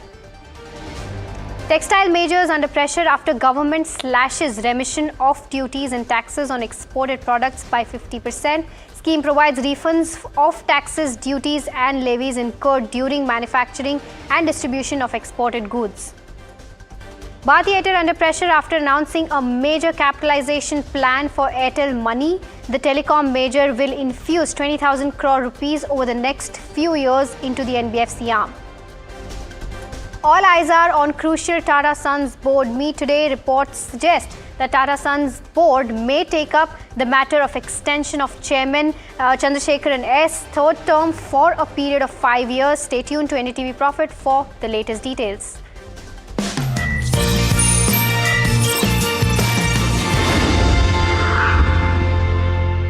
You're watching Markets at 12 with me, Mahima Vachajani, and this is a show where we get you all the updates on top buzzers and news updates at the noon. But first, let's take a quick look as to how the markets are doing. Clearly under pressure, and this is on the back of the sell-off that we've continuously seen in the IT space. The Nifty 50 now down almost 250 odd points, almost 1% of downtick is what we're seeing on the Nifty 50. Let's try to pull up the sectoral, the Nifty 50 heat map to see as to what are the counters that are putting pressure. You have your IT names clearly in the red. You have Viprosys, Infosys, Tech Mahindra, all of these counters in the red.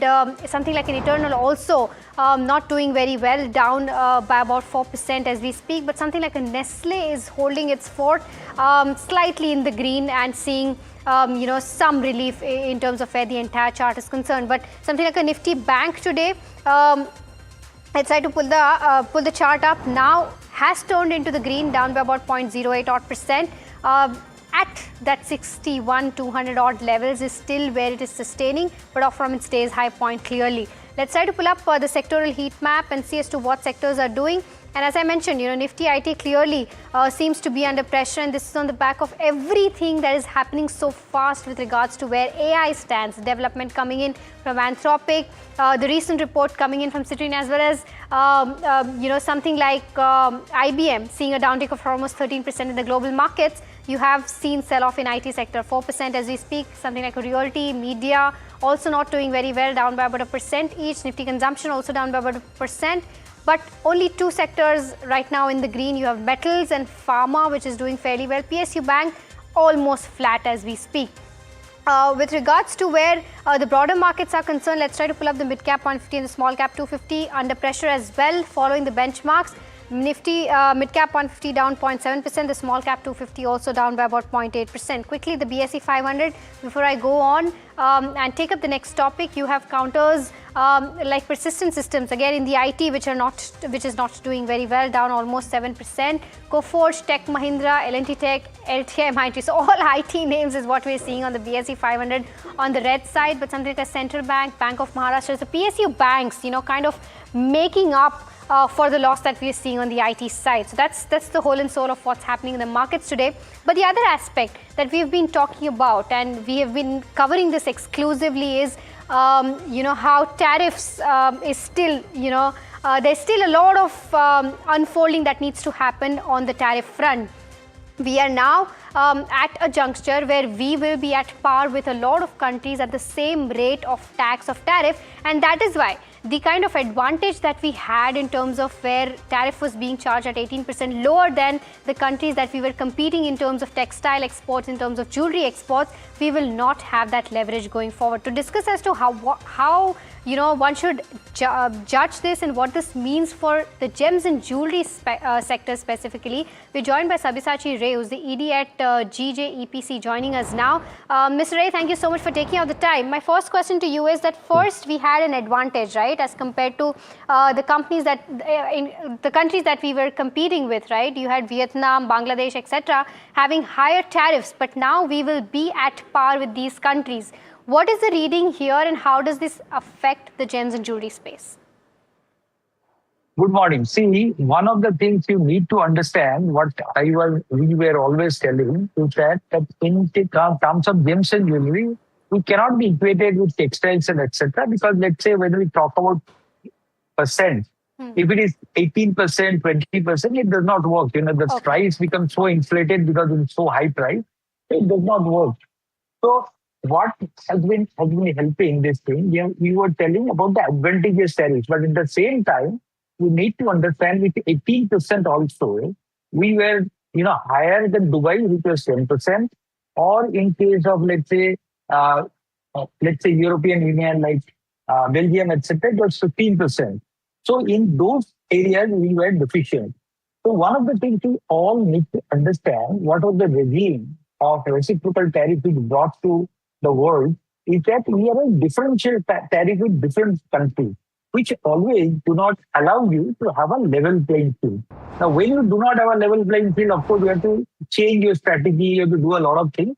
So right now, what has happened, I think a very great thing has happened is that overnight, our import duty in US has come down to 10%. Today it is 10%. Now tomorrow it becomes 15%. What Mr. Donald Trump has told the American president, that is a conjecture. Tomorrow it may happen when the executive order comes out. Today, whatever is the executive order, based on that, the entire tariff today on loose stones, it is 10%, and on jewelry, it is 10% plus 5.5% MFN duty, so 15.5%, which is in when we talk to our exporters, which is a range which they believe is a doable business. The business becomes not doable when it becomes 20, 25%, etc. So 15% in case of jewelry, 15.5%, and 10% in case of diamonds, which we believe that in the long run, if India signs the trade deal, what we are talking and what the declaration already come, India has not signed till now.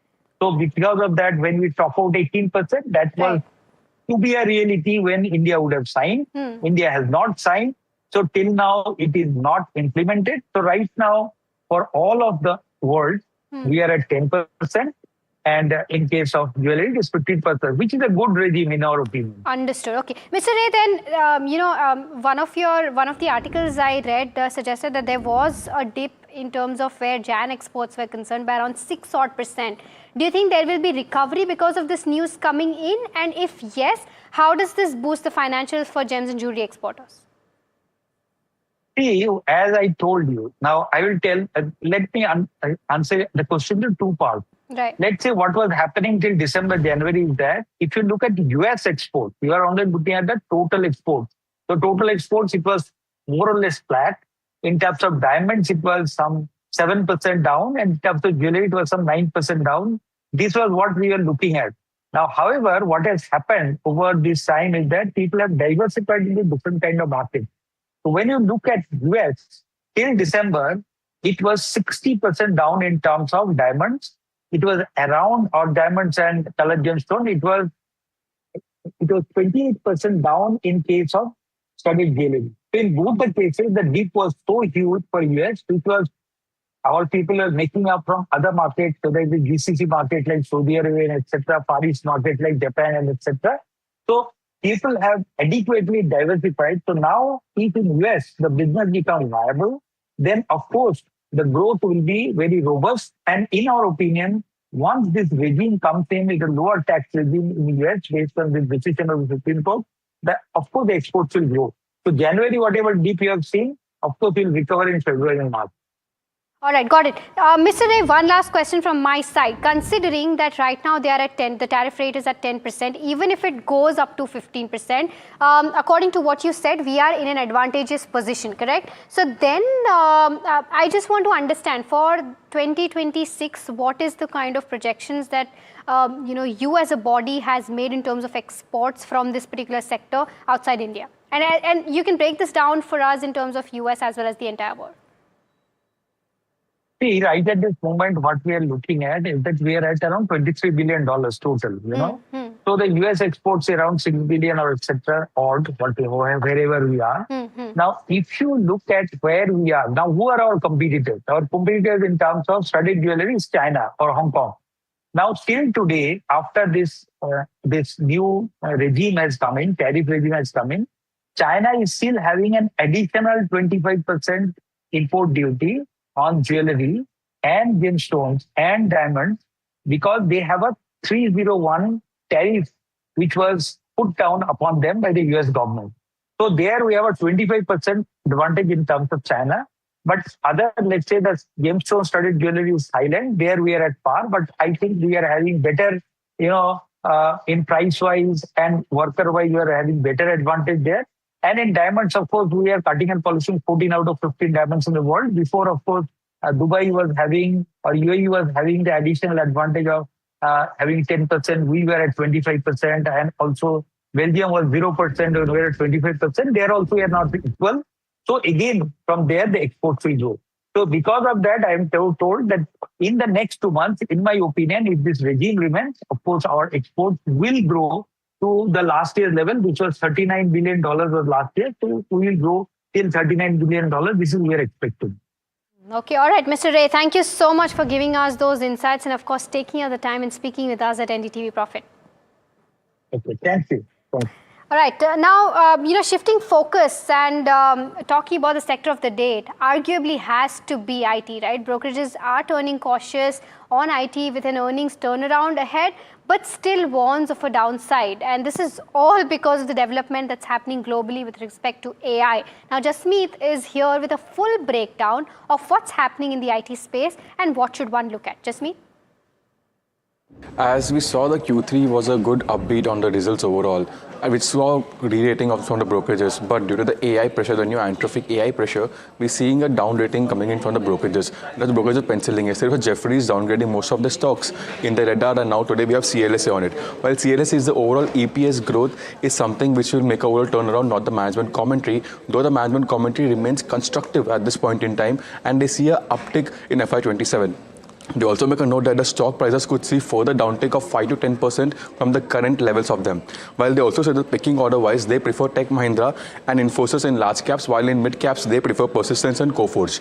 And they have also reduced the target price for all the stocks in their radar with a high convention rating for Coforge and Persistence. They have cut the target price and they have maintained outperform for HCL Tech, Infosys and LTI Mindtree. While for Wipro, they have maintained a hold rating and they have cut the target price for that as well. While I also have HSBC on Indian IT Services. Now what they are penciling in is they expect a 14 to 16% downtick in the revenue on the back of the deflation risk coming from the AI. And earlier this range was 8 to 10%, and now the range has increased given the increased expansion of the AI stream.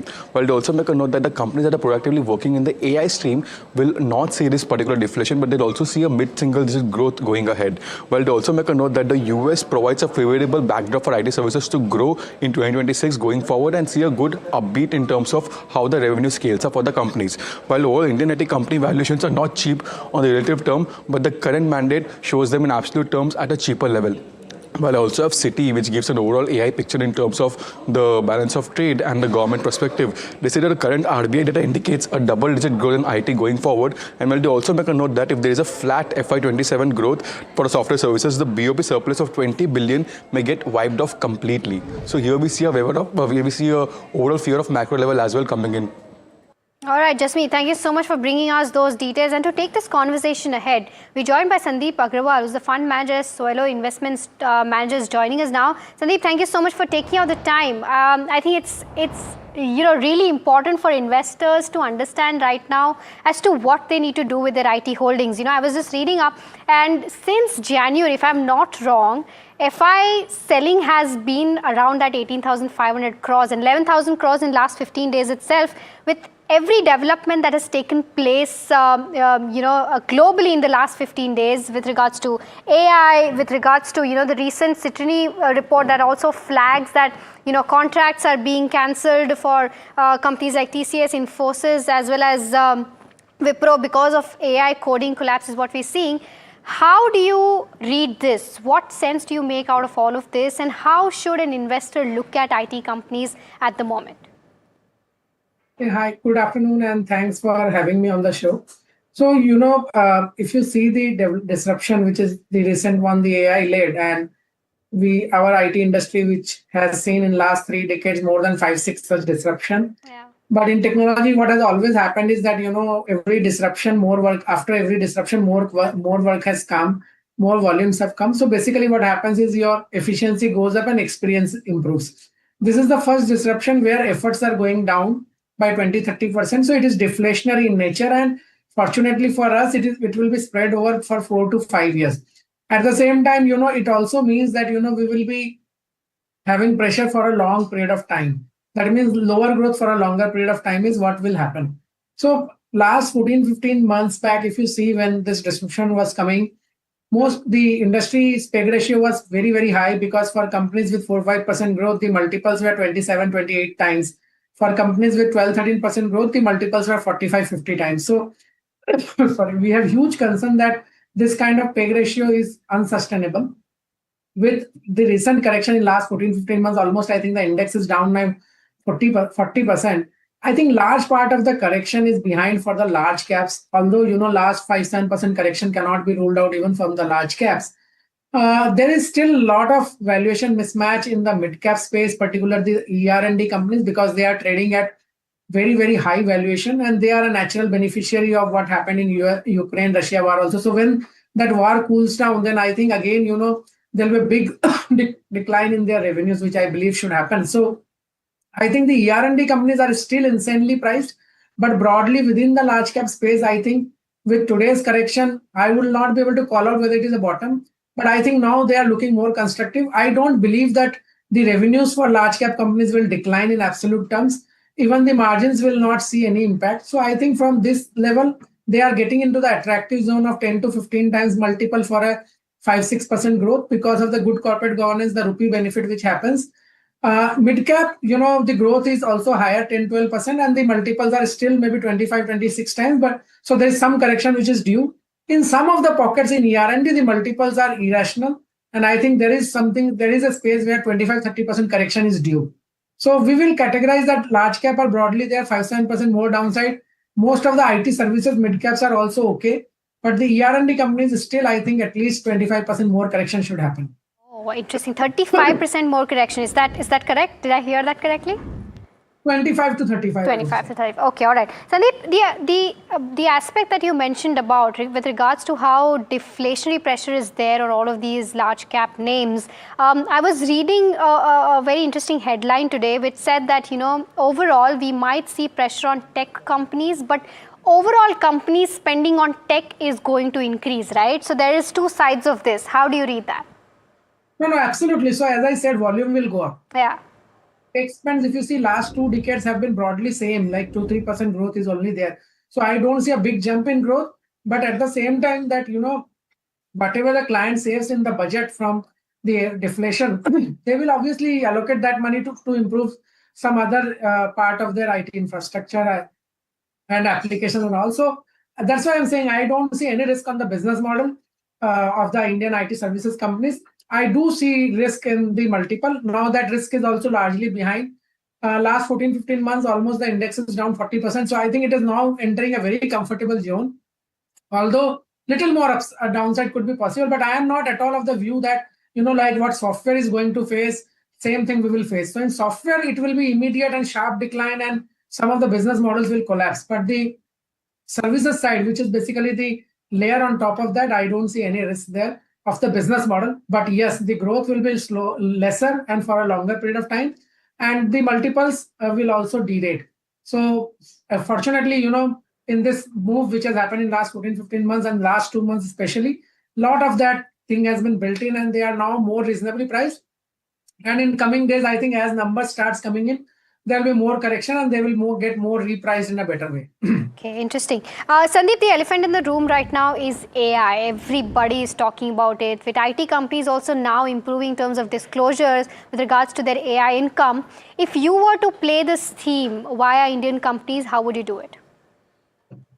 So the right now the way last 14 months we have played is through cables and transformer companies, and it has done phenomenally well.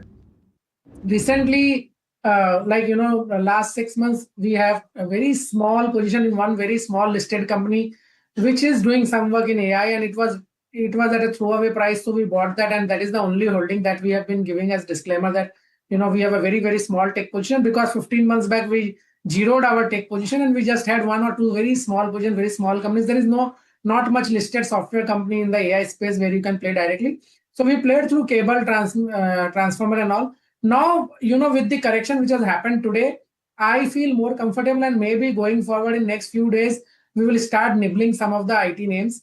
We will start with the large cap because they are more reasonably priced. And probably, except ER&D, we will probably nibble everything around in the mid cap also, because now valuations are coming to our comfort zone. We are of the view that large cap will continue to grow at 4-5% with 4-5% rupee depreciation benefit. So 8-9% kind of EPS growth is possible. And for that, we are okay to pay 15-16 times multiple. And similarly for mid cap, 10-12% growth, 17-16-17% PAT growth, we are comfortable to give 20 times, 18-20 times. So I think we will get in some time prices there and we will be happy. So I am now very much more constructive than earlier. I think the large part of the correction is behind. It doesn't mean that nothing will correct from here. From here also there will be correction 5-7% in the large names, but you cannot time the bottom. So we are more constructive from here on. Okay, Sandeep, one last question. Considering the 5-7% correction in the mid-cap space and slightly higher correction in the mid-cap space, any names that you would be looking at after that correction that you would be buying in, both in the large cap as well as mid-cap space? So we run a PMS. I will not be able to give you a name, but I will say large cap is broadly becoming attractive. So we will be just going by the companies which have good management and growth better than the other. That will be our preference. Yeah, what we will not buy, I can tell you, we will not buy ER&D at current valuation. ER&D, I think there is massive bloodbath to happen still from here.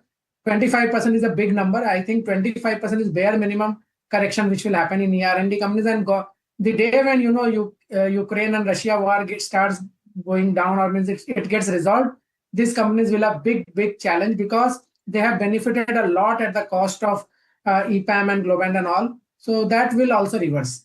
Right. Okay, Sandeep, thank you so much for taking out the time and speaking with us at NDTV Profit. I think the key takeaways from this conversation would be that, he did mention that, the worst is behind. Of course, still 5-7% correction is something that you can expect from the large cap names, and certain correction in the mid cap space as well, but stay away from ER&D companies in the tech space is what Sandeep is suggesting. So that's the view with regards to where the IT names are concerned. But shifting focus to another big story, N. Chandrasekaran, S. tenure at the Tata Group has been marked as one of the most transformative periods in the conglomerate's history. From driving the One Tata strategy to reshaping the portfolio with bold acquisitions in aviation, retail and semiconductors, Chandra has steered the group into a new era of growth. Sharad joins us with more details on the power era of N. Chandra and the challenges ahead. Sharad, over to you. Well, thanks a lot for that, Mahima. Looking at N. Chandra's effect, it's very big. It's 40 years of association with the Tata Group,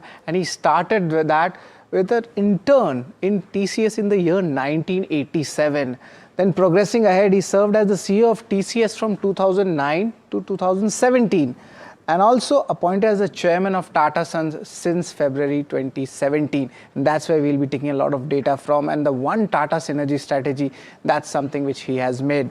Also, let's look at the key achievements, what has happened. The group market cap that has surged past that $365 billion mark, and he has successfully acquired Air India into the aviation portfolio after a really long time back to the Tata Group. Also launching the Tata Neu, it's the group's super app, and also entering into the semiconductor manufacturing and the battery gigafactories as well. This is the future which we actually talk about. Let's look at the most gaining stocks under his tenure as the chairman. Trent, that's around 15.36%. The market capitalization addition is currently at 1.45 lakh crore rupees. Also making it to the list is Tata Investment. That's like a holding company, around 1,098% coming in. And if you look at Titan, that's 835%. All of them being multi-baggers, but remember, most of them are having a COVID downtick, and then that up move also coming in. Tata Consumer, that's also given 725% returns to the investors. But there are some underperforming stocks. The list is very small. Only Tata Tech actually makes it to the list. The recently listed Tata Group stock, that's down 54% from listing. But if you look at Tata Chemicals, Rallis India, these plays have been largely flattish if you look at the 7-year period, but still in the green. And Tejas Networks also up 23%. So the losers are very few, but the strategic expansions under N. Chandra, this is very important to highlight. Under him, they acquired Bhushan Steel to fortify the domestic steel business. Also, secondly, they bought Big Basket to establish a foothold in the quick commerce and the retail sector. The consolidation of AirAsia India, Vistara and Air India to a unified entity, that is also something which N. Chandra and his leadership team have done. And recently they commenced building a semiconductor fab plant in Dholera, which is in Gujarat. So these are the important strategic expansions coming in. But there are a lot of challenges also which the Tata Group is facing. The slowing TCS revenue due to the Western macro headwinds. To be honest, that's the AI trade right now people are talking about. Also, the digital and the clean energy bets, they are yet to achieve scale. Looking at the third important point is that overall the group market capitalization has come down by almost $73 billion, and the leadership succession planning is going on alongside impending executive board term limits. But apart from this, the JLR demand, the Tata Steel UK issue, and you could say these are the impacts which are happening as well. But overall, this is the entire picture for N. Chandra and Tata Group. Thank you so much, Sharad, for bringing us those details. In fact, we have visuals coming in from there. If you can try to pull that up. And Nisha was reporting this live from the ground. Will be bringing us more details once the board meet is over and what the decision finally is being made. So those are the visuals coming in straight from the Bombay House with regards to the board meet happening today. But with that, viewers, we're completely out of time on this edition of Markets at 12. Do stay tuned for more news and updates on the other side.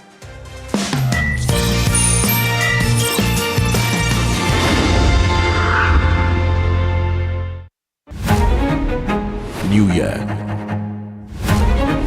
new power panel, India market open, now in its boldest lineup.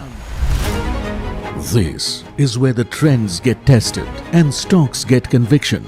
I'll recommend a buy call on a stock only when I'm fully convinced on the stock, with a table-thumping buy.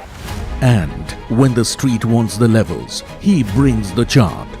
Charts speak the truth, and I deliver the levels with no frills.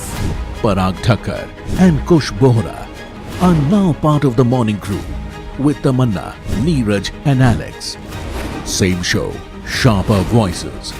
Every morning on India Market Open, your favorite market show just got better. On NDTV Profit, for your profit.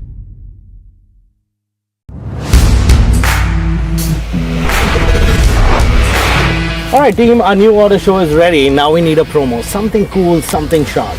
Well, I'm sure we'll be having outstanding reviews, solid suggestions, expert advice, the latest trends. It's a lot simpler. We'll help people make the right auto decisions. It's got the cool stuff, geeky stuff, serious stuff, all of it, so that you can discover, decide and drive.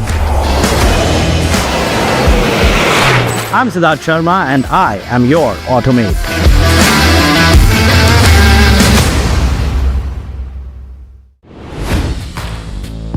Hi, I'm Tamanna Inamdar. Watch me on NDTV Profit, where I break down the day's biggest business stories. What happened, why it matters, and what it means for your money. Hi, I'm Neeraj Shah. Watch me on NDTV Profit for the most incisive market intelligence and meaningful corporate conversations. And I'm Alex Matthew. Markets, mutual funds, insurance, personal finance. I help you cut through the noise and make smarter financial choices. And here's where you can watch us.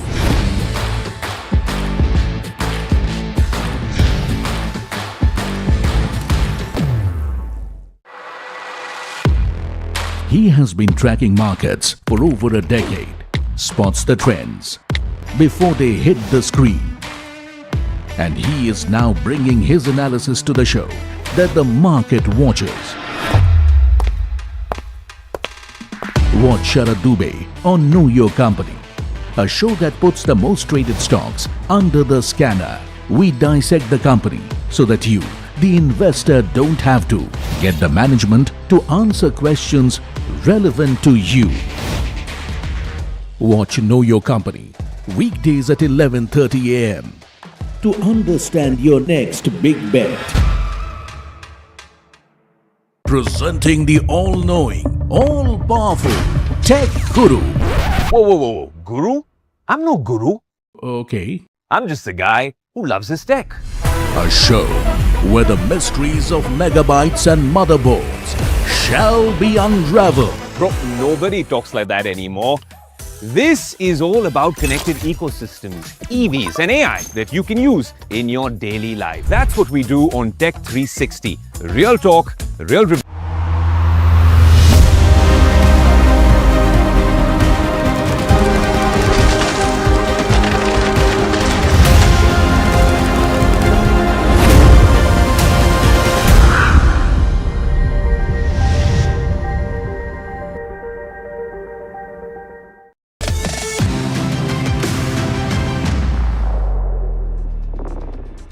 Hello and welcome to NDTV Profit. You're watching Trending Stocks with me, Hiral Dadia, and Sharad Dubey, who's standing at the NDTV Profit market pit with all the action in the markets. A complete bloodbath when you come and see when it comes to IT, Sharad. But there are some sectors which are holding up as well. What's the setup looking like? Well, Hiral, I have turned red, so has the markets, and we are at the day's low. If you can look at that, that's a concern coming in 2 days of good gains, and now suddenly we are seeing sell-off happening here. That 25,400 mark is a very crucial level, and the closing is something which you'll be watching out for. Nifty Bank, let's pull that out as well. It's not that bad as compared to Nifty, but seriously right now even that has actually come down. So there's no major heavyweight lifting happening, be it IT or non-IT. Let's just see the key factors. What is at play. That's one of the most important reasons. And today itself, Nifty monthly expiry is also there, and strong sell-off is coming. Some adjustment should be there. So remember, there might be volatility coming in. The second factor is the IT stocks remain a key drag on the AI updates which are coming in, or even a blog or a report that can wipe off billions of dollars. Let's look at the other key trigger also going ahead. And largely there's no major support coming in from any of the Nifty heavyweights. So where is the other story? Where is the index management? That's the question to be asked. Also, let's talk about the other key triggers also in the current market setup. Nifty Bank buy the dip strategy still holds, but as of now Nifty avoid it until we find some decent levels to actually make a trade. Also, India VIX, if you're an options player, that's up 14% in the last 5 days. Maybe with a discipline you can put in a trade. That is also looking good. Also, the realty IT stocks, they have seen a larger selling pressure coming in. Also, I'd like to mention the textile stocks also. It's not mentioned here. And apart from that, the other key triggers to look out for would be the global cues. The risk of sentiment still remains. And remember, the rollover data is also something which you should be watching out for. Today itself, currently it's around 55 for Nifty and 60 plus for Nifty Bank. Okay. So, Sharad, interesting setup, and to add to this, there is some selling pressure that's coming in with regards to defense as a sector. So that's something that I would want to add. But very quickly, let's look at the watch list. Shriram Piston, 7% up move in the last 2 trading sessions. Banks are moving. JNK Bank, Bank of Maharashtra, good volumes coming in on this front, along with the Karur Vaishya and the Central Bank of India. So across the sector, volumes are very strong. You have Natco Pharma, which is also one of the top gainers today. Again, a volume buzzer, along with the Fine Organics. Suzlon, there's an appointment of a new CEO, so that stock is in focus. And eternal selling pressure continues. Bharti Airtel has been trading under pressure. It seems that the investors are not really happy with the 20,000 crore investment that they have decided in Airtel Money. The NBFC plans probably not working for them from an investor side. Ixigo is also in focus. That stock is down 25% in the last 1 month. And a car trade, which is trading at an intraday low. AI sell-off continues with the IT sector seeing major sell-off. I think it's the fourth or the fifth consecutive session where the pressure has continued when it comes to IT as a segment. And the textile companies are in focus because the RoDTEP incentives have been slashed by 50%, and this would categorically impact the EBITDA margins and the profitability margins of the textile companies as well. And we did have a chat with the management of Trident, who categorically said that yes, there would be pressure. They're figuring out what needs to be done next. So that's what is on our watch list as we speak right now. But let me head across to my colleague Sharad, who will take the rapid fire with Rajesh Palvia of Access Securities. Over to you, Sharad. Thanks a lot, Hiral, for that. Good afternoon, Rajesh. Always a pleasure to have you. Let's start the rapid fire. Buy, sell, hold, jaldi jaldi. That's the first one is Shriram Pistons. Your view on that? I think hold at this juncture with stop loss of 3100. And the banking names, the smaller ones I'm picking up, JK Bank, Jammu Kashmir Bank and Bank of Maharashtra. Your picks on them? I think hold JNK as well as Bank of Maharashtra. Both stocks are showing sign of strength. Talking of that, your view on Karur West Bank as well as Punjab National Bank? Karur Vysya Bank is in uptrend, so one can go for this stock.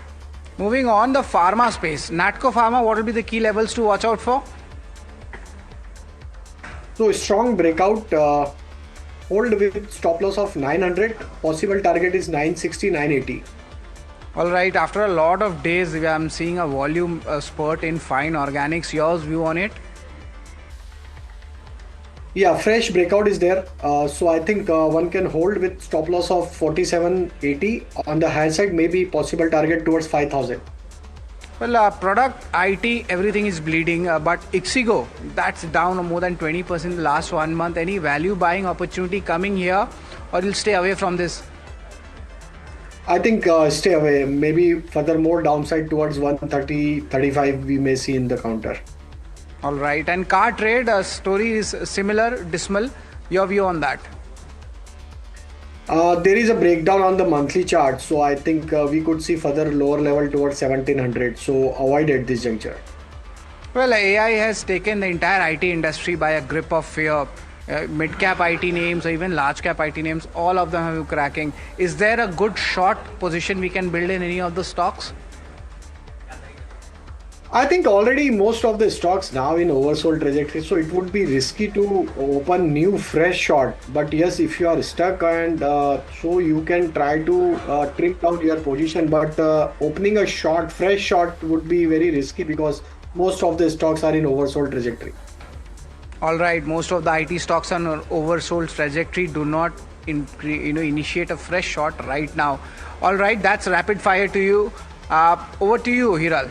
Thank you so much for that, Sharad. But one stock that is not bleeding in this kind of a bloodbath today is MobiKwik. An interesting day for this company because the wholly owned subsidiary, which is MobiKwik Securities Broking, has received the final approval from the Bombay Stock Exchange to commence stockbroking operations, and this will be effective the 24th of February, which is today. And this also follows the SEBI registration that was granted back then in July 2025, authorizing the company to buy, sell, clear and settle equity trades. What does this mean for the company? Upasana Thakur, Chairperson, Co-founder and CFO and Executive Director at MobiKwik, joins in. Upasana, welcome to the show and always a pleasure to speak to you on NDTV Profit. This is Hiral on this side. My question coming to you is, first up, congratulations. This is entry into the stockbroking business, a key part of the company's strategy to transition from a digital wallet into a full stack financial services platform as well. If you could help us understand more in terms of what is the scale in terms of business that you're looking at now?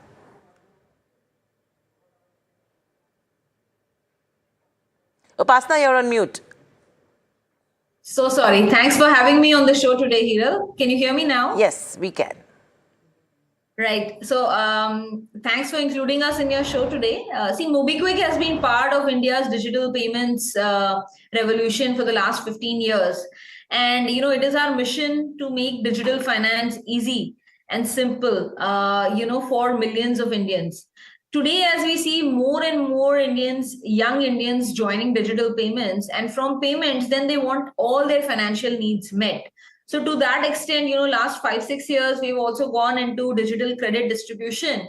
And that has become the second vertical of the company after digital payments.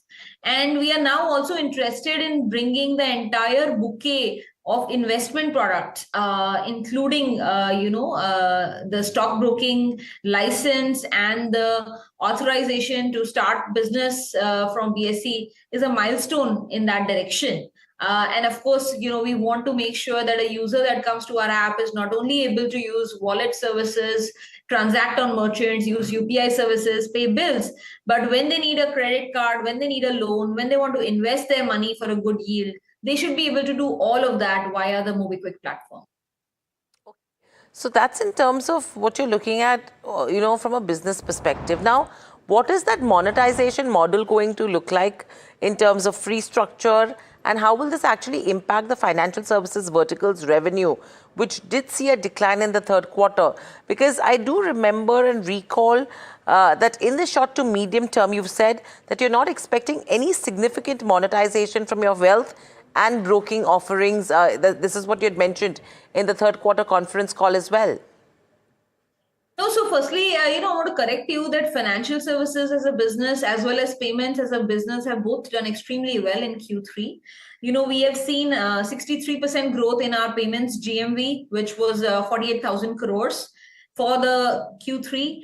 We also clocked 126% growth in our financial services business, which is primarily the personal loan distribution business, where we clocked 900 crores of dispersal. Put together, the revenue of the company was in the shade of 300 crores, and we were able to deliver a 5% EBITDA margin and 1.5% PAT margin, on that revenue. So it was a quarter of great operational discipline as well as growth. Now, as we grow responsibly from here, financial services revenue should not constitute only of revenue from loan distribution. We also want that revenue to include brokerage income. We also want that revenue to include earnings from commissions, where users are investing in various investment products on our app. So today, a user can invest in fixed deposits, in bonds, in direct mutual funds, in digital gold. All of this is already available on the MobiKwik app. We also have a very cool account aggregator-based product called Lens.ai, where millions of Indians are able to, connect their bank statements and are able to, in a conversational AI format, have a very in-depth understanding of, how they are spending their money, what kind of returns are they earning on their money, etc. And to build on top of that is where we want to now bring the, broking offerings also to these millions of users. Well, Upasna, hi, good afternoon. Sharad here. Of course, your peers are having a different growth strategy. Somebody is focusing on core business, somebody is focusing on diverse financial services, and it seems like MobiKwik is also focusing on diverse financial services segment. Are we looking at any kind of an inorganic acquisitions also, because you have spoken about so much about the product suite? Is there any inorganic acquisitions on the anvil also, and any other new sectors you are looking in this financial services to expand more? Yeah, so thanks for asking me that. We're definitely working towards strong growth while being, profitable in our core payments business. So, we are already the number one wallet in India in terms of total payment processed. In terms of bill payments, we are tracking number 7. In UPI, now we are in the top 5 fastest growing apps for the last few quarters. So consumer payments is doing well. The stated objective there now for us is to improve the merchant payments business, which is the entire offline merchant acquiring, deploying devices, deploying card machines, and then also bringing, merchant loans to the merchants who are yet to start accepting payments digitally. So merchant payments is a big opportunity for us in the payments business. In the financial services side, we are also expanding, from personal loans to various other products like loan against mutual fund, RuPay credit card, etc., etc. And the entire wealth and investment will be a whole new sort of sub-vertical of financial services, that we really want to open up. So we are focusing on core sector growth, but merchant payments, whether it is online acquiring or offline merchant acquiring, as well as building the wealth and broking business, are 2 growth opportunities for us in this calendar year that we are very focused on. when it comes to organic versus inorganic, MobiKwik is known to be a product and innovation led company. So we do tend to build a lot of things internally. But, we have invested in quite a few young fintech startups, and we are not averse, to inorganic also playing out. That is completely dependent on us, finding the right product that fits in our overall, strategy and offering to the user. So, Upasana, what is the launch strategy going to look like in terms of timelines? And two, what I want to ask you is, we've got the BSE approval. When do you get the NSE approval as well? And how does all of this actually weave in? Yeah, so thanks for asking me that. Like I said, this is yet another milestone, but like you yourself mentioned, there are many other steps that are in the way right now. So we have to get the NSE approval also. The product development and the platform integration work, is also happening right now. The scaling up of the team for this business is also happening. So, I want to tell you, although we can begin operations as of today, I want to clarify that we are not launching the broking operations anytime soon. We are just building the entire stack because we do want to come to the market with a differentiated offering. Like I said, most of our users are, now young Indians coming from tier 2, tier 3 markets. And our focus is to use product, tech, AI, and build a very simplistic, investment product for them. So we are working in that direction, and I think it's going to take us some time, to be able to launch this business. But that said, Upasana, what's the timeline that you're looking at? I mean, will this be in FY27 anytime, or would it even get pushed to FY28? No, it's definitely launching in FY27. Okay. And how much of the remaining IPO proceeds that will be allocated specifically to build, acquire, and onboard clients when it comes to broking business? So that's a very interesting question. We will actually have to, go for shareholder approval, because when we went for the IPO, we did not have this license. So we received this license after, our IPO was already done in December of 24. So we'll have to go for shareholder approval in order to take approval to invest into this business. That said, since the company is profitable, we can invest from our net owned funds without seeking shareholder approval. But in order to scale it up, it is going to require, FY27 is going to be the build out year. And this, platform is going to give, outcomes and ROI to the company in the coming years. In FY28, 29 is when we'll really reap the benefits of building this broking business. And also in terms of achieving more growth as well as a diversified offering to our user base. Okay. All right. I think lots to watch out for. But thank you, Upasana, so much for joining in. Always a pleasure to speak to you. It was interesting to see how the stock opened, gap up with gains of nearly 7%, has cooled off, and now trading at the day's lows as we speak. But very quickly, let me just address all the Google trends, the stocks that are in focus. We've given you stocks that are trending and what NDTV Profit has identified. But let's see what Google Trends is looking at. IDFC first, on the back of that fraud, continues to remain in focus.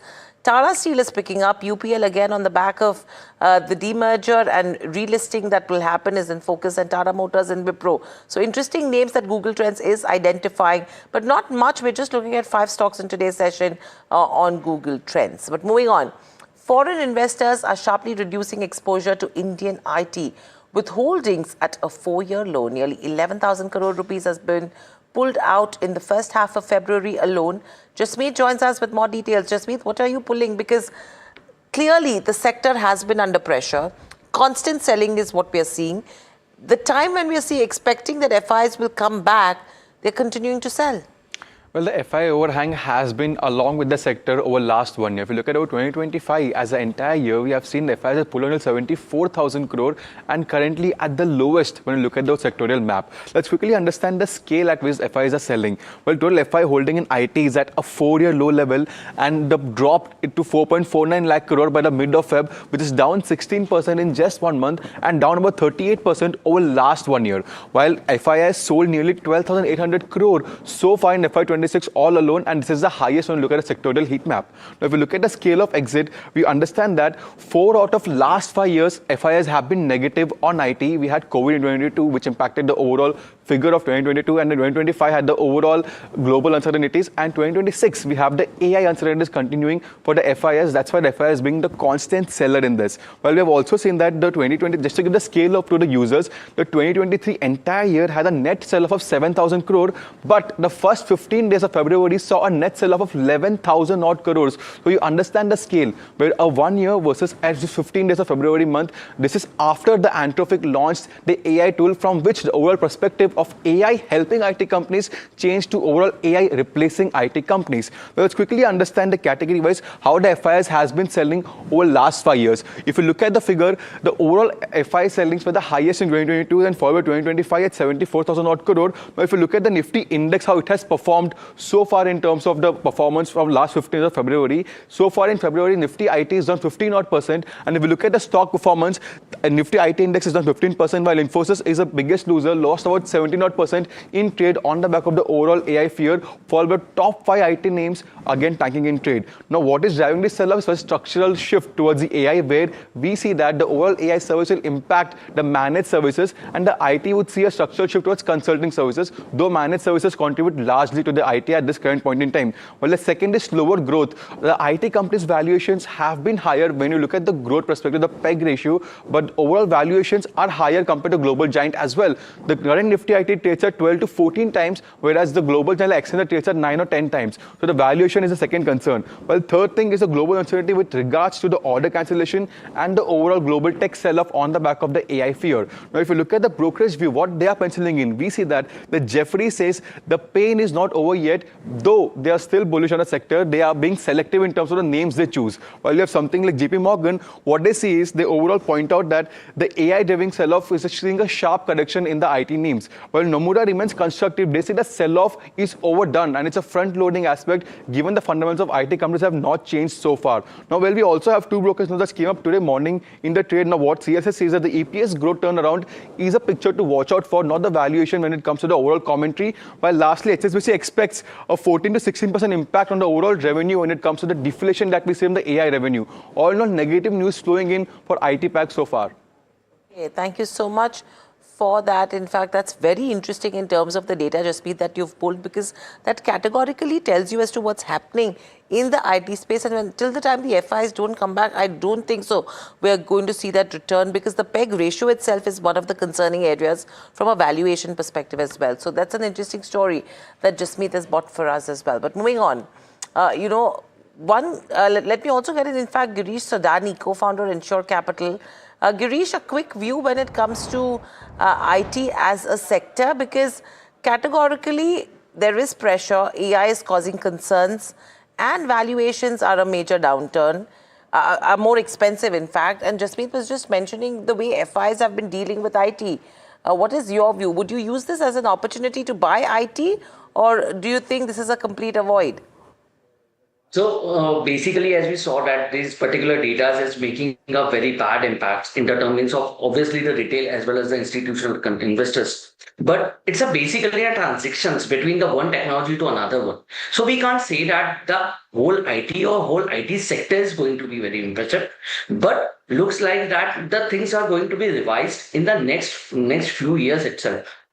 If we're talking about the time-taking process of one technology towards, if we talk like that, the SCL have their 3.87 of the revenues come from the AI based. Now TCS have the 6%, as well as the Infosys have their 5.5%. So the companies are adopting this particular technology, but obviously it's not a very lengthy process. But obviously, which companies are going to be adopted, they are coming to the lead lines as well as the exposure to the market space. So in the right terms, it's not a very bad impact, but not very good as term of currently buying any perspectives. But looking out for the next 2 to 3 quarter results, give you a clear intimations about what the companies are doing into the AI based. Basically, wait and watch when it comes to the IT space. But another stock focus is Suzlon Energy, an important announcement coming in. And of course, there is a CEO change also. To give an all perspective about this and how important this is. We're joined in by Varsha. Hi Varsha, what are you gathering out of this news flow? Well, Suzlon has formed, I would say, group executive council wherein JP Chalsani is elevated to GC and Ajay Kapoor has been appointed as the group CEO. Now the goal is to shift from wind I would say business to the overall renewables pack. Now onto the JP Chalsani role, he'll shape and drive the strategy with the chairman and MD and executive vice chairman, and he'll continue to be the key managerial personnel and also will also manage the stakeholder partnership. But the important role comes for Ajay Kapoor, who has a 36 years of experience when it comes to leadership and has led large, I would say, infrastructure firms like in power, in metals, in construction. And he was previously MD at Ambuja Cements as well.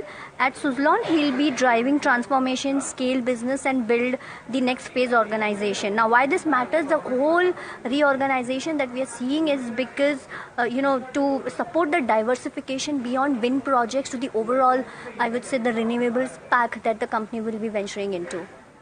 Thanks a lot, Varsha, for that. The very important portion Varsha mentioned, diversification in wind. The entire industry, the orders have stagnated. We had a chat with the peers also. Girish, I want to get you on this. The street is not liking this announcement as such. Stock is down 2%. Your initial views on Suzlon Energy's CEO appointment? So, because as we talk about the Suzlon, they are creating the completely renewable energy ecosystems. If we talk about the focus utilization perspectives, so they have the three verticals: foundries, forgings, as well as the operation and maintenance, and now the wind turbine. So if we talk about like the expansions and how they're increasing in their margins, so the foundries and forgings are just increasing their margin by 15.14%, which with the last financial year, they only hold the 7.33%. So the revisation of these type of margins are giving a strong push to these type of companies. And if we talk about the whole perspectives, again, the renewable energy is a sector where we can't realize that it's a low moving sector, and the performance are going to be expanded by the next 2 to 3 years time frame. So the long term projections, long term plannings are there for the Suzlon's perspective. So looking out for if anyone wants to hold or anyone wants to buy, the view at least for the next 2 to 3 years time. View buy is 2 to 3 years. That's the view coming in for Suzlon Energy. Thanks a lot, Girish, for your views and giving your fundamental take also on the stocks. But folks, time seems to be over. And that's it from me, Hiral, and the entire team which has put the trending stocks. Stay tuned to NDTV Profit.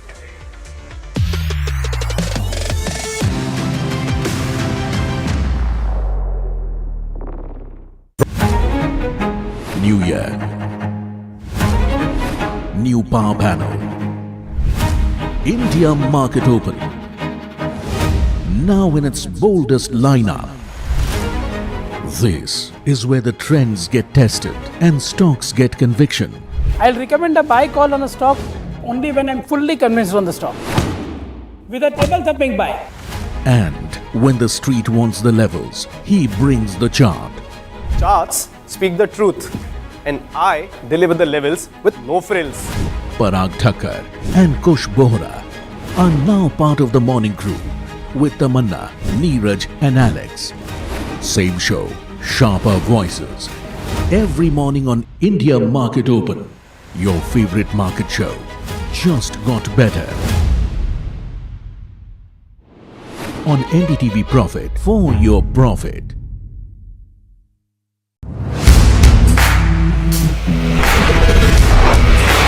Alright team, our new order show is ready. Now we need a promo. Something cool, something sharp.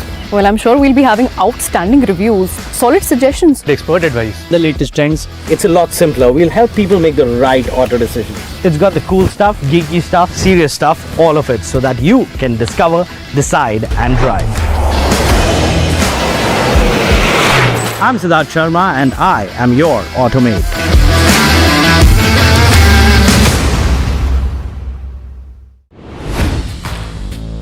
Hi, I'm Tamanna Inamdar. Watch me on NDTV Profit, where I break down the day's biggest business stories.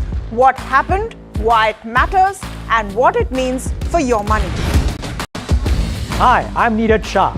Watch me on NDTV Profit for the most incisive market intelligence and meaningful corporate conversations. And I'm Alex Matthew. Markets, mutual funds, insurance, personal finance. I help you cut through the noise and make smarter financial choices. And here's where you can watch us.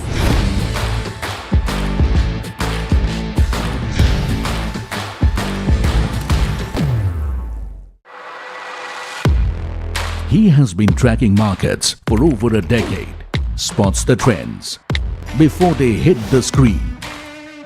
And he is now bringing his analysis to the show that the market watches. Watch Sharad Dubey on Know Your Company, a show that puts the most traded stocks under the scanner. We dissect the company so that you, the investor,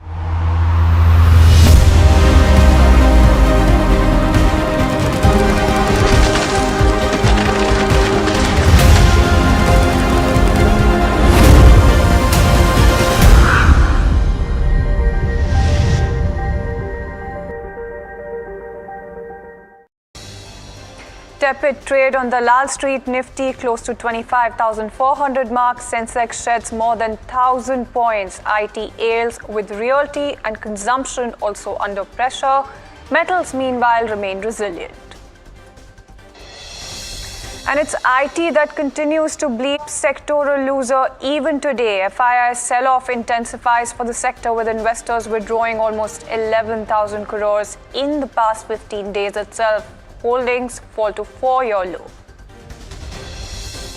And textile majors under pressure as well after government slashes remission of duties and taxes on exported products by up to 50%. Scheme provides refunds of taxes, duties and levies incurred during manufacturing and distribution of exported goods. And it's Bharti Airtel that is also under pressure after announcing a major capitalization plan for Airtel Money. The telecom major will infuse 20,000 crore rupees over the next few years into the NBFC arm. All eyes are on a crucial Tata Sons board meet today. Reports suggest that Tata Sons board may take up the matter of extension of Chairman N. Chandrasekharan's third term for a period of about 5 years. Stay tuned to NDTV Profit for the latest details on this one.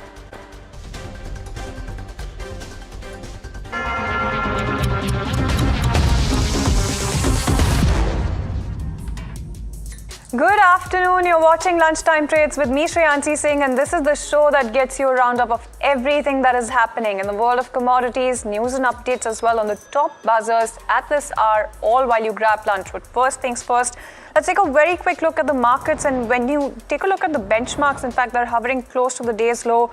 Made just a slight bit of recovery if you're talking about Nifty as well from that day's low that I'm talking about. When you talk about Sensex as well, you're looking at a cut of over 1,000 odd points there. Hovering very close to the day's low, that's Sensex for you right now as well. But when you talk about the sectoral picture, very sharply tilted in the favor of red. So there's IT that is reeling under pressure, 5% cut coming in for the IT index, followed by realty. Some of your other sectors, the likes of consumption, auto, also on the back foot and very much so. Upwards of about 1% cut coming in on all of those sectors that I mentioned. What's remaining resilient right now is something like pharma. Even metals have slipped into the red as we speak. So that's something that you're looking at in terms of the sectoral picture. But let's also get you a check going as far as some of those IT majors are concerned. So if you look at Persistent Systems, that's down about 7.5%. LTI Mindtree also tanking in trade, 6.5% cut coming in on that one. Tech Mahindra, HCL Tech, Coforge, L&T Tech, all down anywhere between about 6 to about 7.5%. So that's the entire picture that you're looking at. In terms of some of the losers here from within the Nifty 50 pack as well, something like an Eternal is also under pressure, trading with a cut of about 4.5, almost 5% thereabout. That's something that you're talking about. And when you talk about some of the gainers as well from within the Nifty 50 pack, on the flip side, what's remaining resilient is something like an HUL, just about a 1% uptick coming in on that one. Something like Axis Bank, even Apollo Hospitals, those are some of your top gainers as well from within the Nifty 50 pack. Something like a Natco Pharma, even RR Kabul and CCL Products, some of your other counters that are up anywhere between 2.5% to about 3%, but the market breadth, of course, is what you're looking at, tilted in favor of declines as we speak. With that in mind, let's take a very quick look at the world of commodities as well, because you do have gold that has in fact retreated after that 4 days of gains coming in. So snap that 4-day gaining streak as well. That's bullion for you today. And when you talk about oil prices on the flip side, just a little bit of a gain is what you're looking at, and still awaiting cues when it comes to that Tehran and Washington meeting on Thursday. So that's the broader setup that you're looking at as far as commodity prices are concerned. But let's get you a quick check going in terms of the key triggers as well, in terms of what to keep in mind when it comes to this week for gold, silver, copper and oil. In fact, Pratmesh Malia, Deputy Vice President, Research, Commodities and Currencies, Angel One, joins us this afternoon. Thank you so much, Mr. Malia, for taking time out and joining us, and a very good afternoon to you. Very good afternoon. Hi. Good afternoon. It is not such a good afternoon though for gold right now, because it's managed to really give up some of those gains that we saw coming in. Previously snapped that 4-day gaining streak as well. Quite a bit of pullback that you're seeing right now. Do you think the dust is going to be settling on this one, or do you think it'll manage to still script a comeback after that January rout that we had coming in? I think after the tariff route and the recent correction from 1,80,000 to almost around 1,40,000-50,000 in the Indian markets, and in the international markets from $5,500 to around $5,000, there was a bit of volatility in that particular phase. At present, gold prices as well as silver need certain boost, and that boost is coming from US-Iran rhetoric, the discussion that is ongoing, and the outcome of which will certainly decide the momentum from here on. So if you're asking the momentum, where will gold price head probably this week, the volatility will take it forward towards $5,400 mark in the international market, while in the Indian market you would see probably close to around 1,65,000, 1,66,000 mark on the higher side. What are you then expecting when it comes to silver as well? Are you expecting a little bit of a sideways range-bound trade coming in when it comes to silver? Because there's a lot more volatility there as compared to gold. What is your outlook, at least in the near term, and also for the next 7 days when it comes to silver? I think in comparison to gold, you rightly mentioned silver is volatile, and this volatility will take the momentum higher in silver. So I think 2,70,000, 2,72,000, you would see silver prices on the higher side, wherein the base would probably be around 2,60,000 mark. All right then, and what is your outlook for somebody who's already invested, be it through the physical commodity or be it through ETFs? If somebody's already kept some, money on the table, they're already invested when it comes to both of the commodities. What is the outlook that you have for them? Should they wait for the dust to settle a little bit, wait for a little less volatile time to be deciding their next course of action? I think if you're already holding the positions best, and probably if you're holding at current levels, you would see certainly the momentum coming, and that momentum would definitely coming from host of factors, and starting would be US Iran. But I would advise that even if the dip comes in, accumulation would be the right probable strategy in both these metals. So I would ask the investors to accumulate as well as wait at this current levels and wait for higher levels to exit their particular positions. No, absolutely, and that's for their current positions. But when you talk about ETFs and broaden your horizon there, zoom in a little bit on the entire ETF picture, there's been a lot of concerns in terms of how the ETF prices a lot of times are not moving in tandem with commodity prices, especially when it comes to gold and silver. So how are you looking at that, one? And number two, do you think that there's a little bit of a mismatch given the kind of volatility that we have? ETF investors should be even more wary at this point in time. I think the digital mode of investing has certainly created premium in products, specifically ETF, and that is what has resulted into accumulation of position at higher prices. So even if and there's a disparity in what is more happening in the international market in comparison to what is happening in the ETF, specifically on the Indian side. So yes, there is a disparity, but then yes, in that sense, if you're accumulating digital gold, I would wait for the dust to settle down for a little while, and then probably accumulate and add more positions. But if you're really looking at a futures position, specifically on the future side, on the MCX you're talking, then I would like the investors to play the volatility out and wait for certain direction momentum to come from your on. Absolutely, and it is a very complex trade that you're looking at right now when it comes to gold and silver, and that's something that you're looking at here as well. But let's address the elephant in the room right now, because you do have those Tehran and Washington meeting that you're watching out for on Thursday. Is that something that concerns you on the oil front? Do you think the geopolitical price premium is baked in right now as much as it should be? What are you looking at on that front? I think till the time you really don't have any actual supply disturbances happening, I think oil markets are well supplied. Even if it happens, even if certain situation happens which is out of control, it would be just for a brief and would not continue for a longer period. So at present, no oil prices, oil supply disturbances, I would not create a risk premium in oil. I would certainly see a movement of $3 to $4 on the upside as well as downside. And in the Indian markets, the downside range would be around 5,900 and upside range would be around 6,300. This is a range play for crude oil.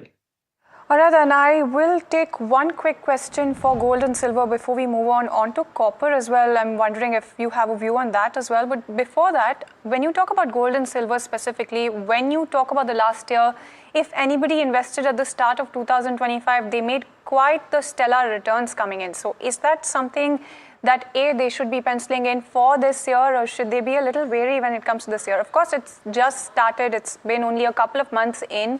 But are you looking at 2025 as a little bit of an outlier, or are you looking at the trend slightly shifting in the favor of gold and silver here? I think 2025 was an outlier because there was a host of factors surrounded the commodity was surrounded by a host of factors which created that momentum and volatility. But for 2026, you would not see the same momentum. If you're talking about returns perspective, I would say somewhere between 12 to 15% is what gold prices can move from here on. And for silver, the range is slightly bit higher on the 18% to 20% side. Right, no, absolutely. And before, like I mentioned, copper is something that I'm looking at right now. What do you think is the perfect way to be investing in copper, given the kind of volatility that you have? Of course, right now, for the last few days, you've seen a little bit of an uptrend as far as copper is concerned, broadly speaking.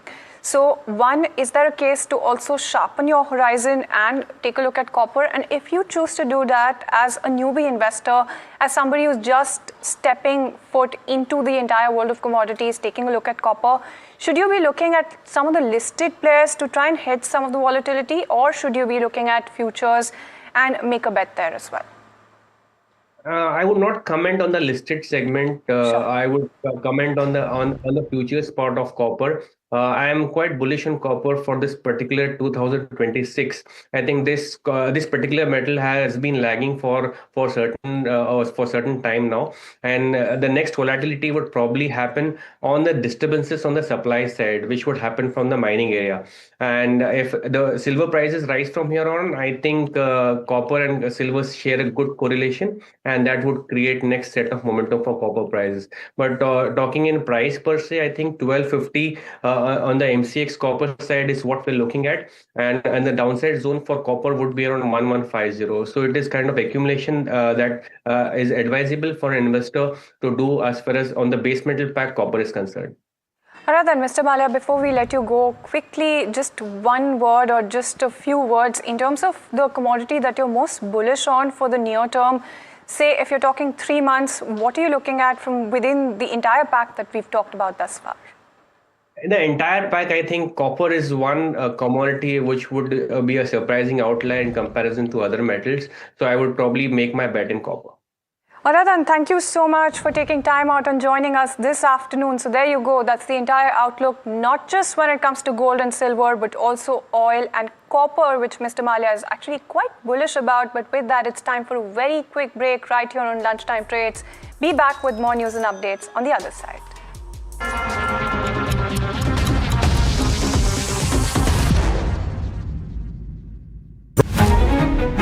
New year, new power panel, India market open, now in its boldest lineup.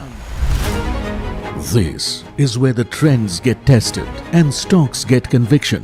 I'll recommend a buy call on a stock only when I'm fully convinced on the stock, with a table thumping buy.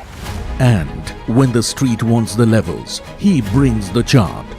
Charts speak the truth. and I deliver the levels with no frills. Parag Thakkar and Kush Bohra are now part of the morning crew with Tamanna, Neeraj and Alex. Same show, sharper voices. Every morning on India Market Open, your favorite market show just got better. On NDTV Profit, for your profit.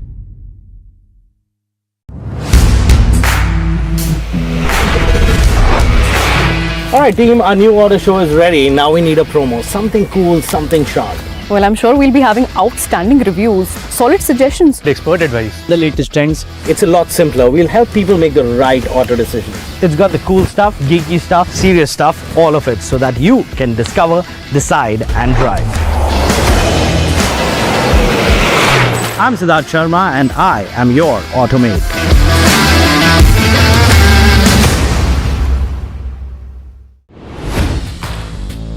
Hi, I'm Tamanna Inamdar.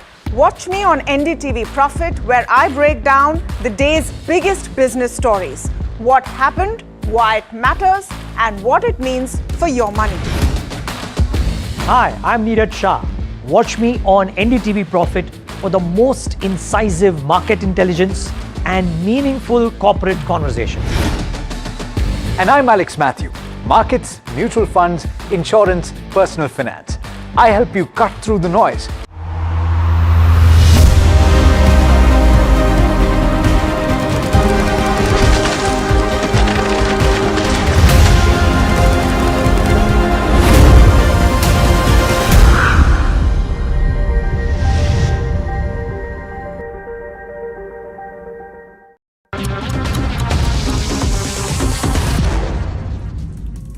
Welcome back. Thank you so much for staying tuned in. Well, all eyes are going to be on a crucial Tata Sons board meet today. Reports suggest that Tata Sons board may take up the matter of extension of Chairman N. Chandrasekharan's third term for a period of 5 years, starting 2027. You do have Nisha Podar standing by with all of those key details here. Nisha.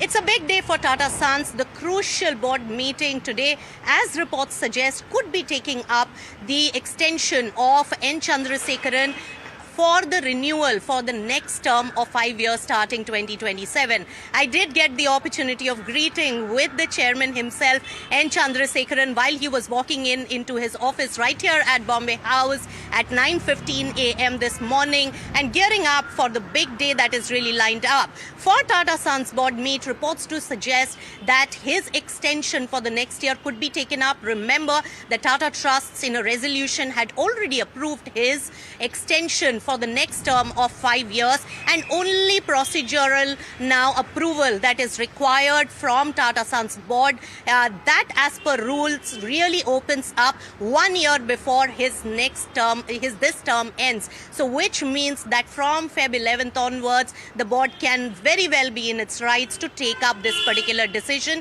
even though it's 1 year before his term ends. But look at it from the business continuity point of view. There are several projects in the making. The futuristic sectors like semiconductor, AI trust, electric vehicle, also the renewable energy space. All these are really capex-led under process projects under N. Chandra, which has been started. So Tata Group, Tata Sons companies are in the middle of a capex cycle, and a business continuity as well as leadership and vision continuity will be very critical for investors at large, for the markets in the listed companies to really watch out for very, very closely. Also, part of this particular meeting, Tata Sons board will be presented with the update coming in from Tata Consultancy Services, which is the biggest cash cow as well as the crown jewel for the group. K. Krithivasan is expected to be here to make that presentation. Also, semiconductor is a big project for Tata Group, which has been started under N. Chandra's leadership, and for that, Randir Thakur, who's the MD and CEO, would also be present and making a presentation to the board of Tata Sons as part of the update of these businesses. So a lot lined up. It will be an action-packed day for Tata Sons, and the crucial board meeting and the developments there could be the largest corporate development. So all eyes would be on the extension of N Chandra being taken up by the Tata Sons board. We did see Noel Tata as well as Neville Tata also enter shortly at Bombay House for the meetings. Alright, then there you go. Those were some of the updates pouring in since this morning when it comes to this particular board meet. But let's also move on and get you some other news and updates. The government rolls out National Monetization Pipeline 2.0, setting out an ambitious asset monetization roadmap for the next 5 years. Before we get our guest to give us some more color on this, let's get in Rishabh with some more details. What we're picking up for this particular national monetization pipeline is that we had about a 90% utilization in the first one. So the government has chosen to be a little more ambitious this time, given the fact that they were quite successful with the first one. Like you said, the government has bet big on roads, power, ports, railways, highways, logistic parks, roadways. These are some of the major sectors that they've chosen to sort of anchor their plans at. If we look at the asset-wise division that they've come up with, you have about a 3,100 crore stake pairing target in GAIL Gas by 2028. There's about a proposal to lease about 38 land parcels by BSNL. That's another about 2,400 crore target there. Ashok Hotel will be privatized. Hotel Samrat will be privatized. In the rail sector, you have stake sales in about 7 PSUs, and that target is roughly at about 84,000 crore rupees. So that's a major one to look at. Apart from that, you have NHPC, SGVM. You have those projects also lined up for monetization. That's about a 12,000 crore target there.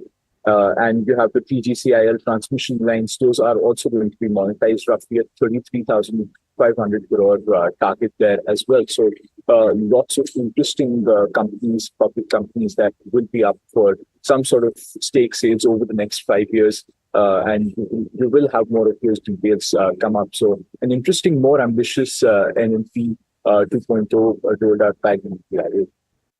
All right, then thank you so much, Rishabh, for getting us all of those highlights there. So there you go. Those are the entire set of details that you should be looking at when it comes to this particular story. But let's also move on. Like I said, let's connect with our guest, Rajiv Kumar, economist and former VC Niti Aayog, joins us on the show this afternoon. Mr. Kumar, a very good afternoon to you and a very big thank you for waiting by. It's actually your insights that we look forward to unpacking here because, you do have, first things first, what does really stand out to you when it comes to this roadmap for the next 5 years? Which are the salient features that really stand out to you? And we'll come to the next few questions in a bit. Yeah, so for me, I think one, it's extremely good news that the National Monetization Pipeline has been announced because it had gone into the back burner for a while. And when I was in Niti Aayog, we had actually prepared a very detailed map for plan for that. And the good insight is that they are going to monetize all the infrastructure assets that they have, which will be very good because then these infrastructure assets can be handed over to the private sector, who can then maintain and run them and manage them. But for me, the most important point is that the asset monetization should help to reduce the overall debt that the government has, and the debt GDP ratio can be brought down so that the debt servicing cost can be brought down, and that will help lower the capital cost in the country and bring in private investment. So this will be one of the very good instruments for attracting private investment, and which has been in a little sort of tepid so far. And I hope that the monetization pipeline will trigger a much greater private investor participation in the country's economic growth.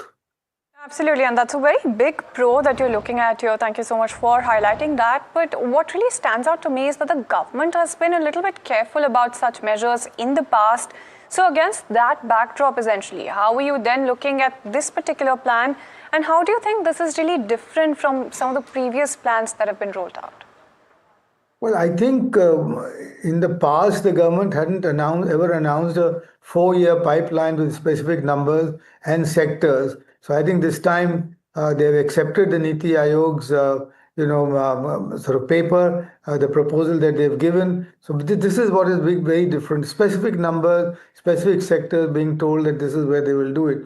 Now, your skepticism is well taken, because in the past, while there has been an announcement, this has not been done. So I hope that this time the government will stick by its plan and actually undertake the monetization that they have announced. Now, the only sort of fear is that there might be a pushback from the public sector enterprises and the line ministries, who don't want to lose the control for these assets, and that pushback will have to be tackled as it comes. The other thing is that a large part of this monetization can be not outright privatization, but dilution of the government's stake in the equity of the public sector enterprises, and that will then shouldn't have as much of a resistance as an outright sale could be. Finally, monetizing infrastructure assets is actually, it should be possible, because that brings in net revenue for the government without making any impact on the working of the central public sector enterprises and or the line ministry. So I think all of that put together, I think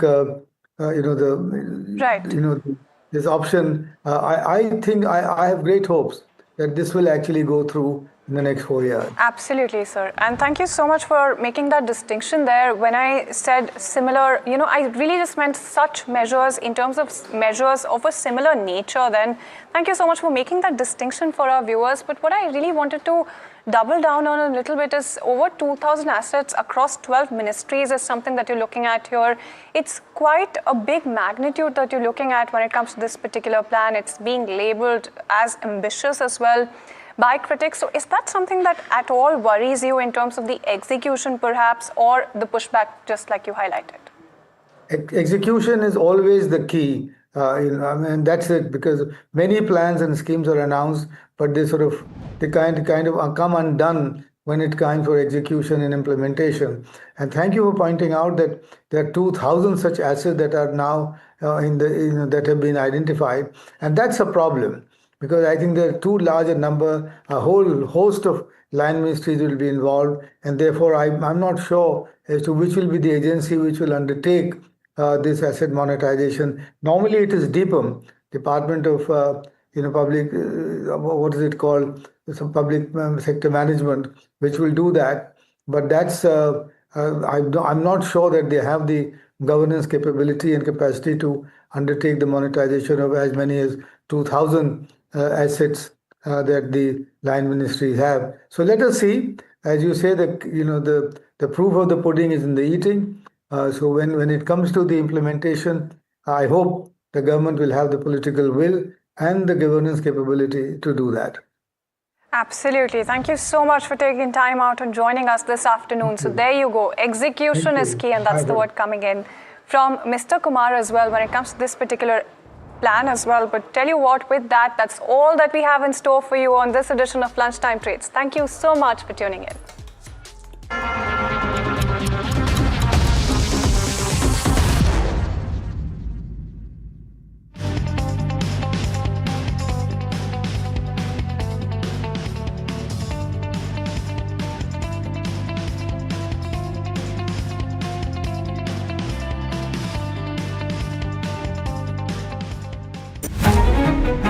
New year, new power panel, India market open, now in its boldest lineup. This is where the trends get tested and stocks get conviction. I'll recommend a buy call on a stock only when I'm fully convinced on the stock, with a table thumping buy. And when the street wants the levels, he brings the chart. Charts speak the truth, and I deliver the levels with no frills. Parag Thakkar and Kush Bohra are now part of the morning crew with Tamanna, Neeraj and Alex. Same show, sharper voices. Every morning on India Market Open, your favorite market show just got better. on NDTV Profit for your profit.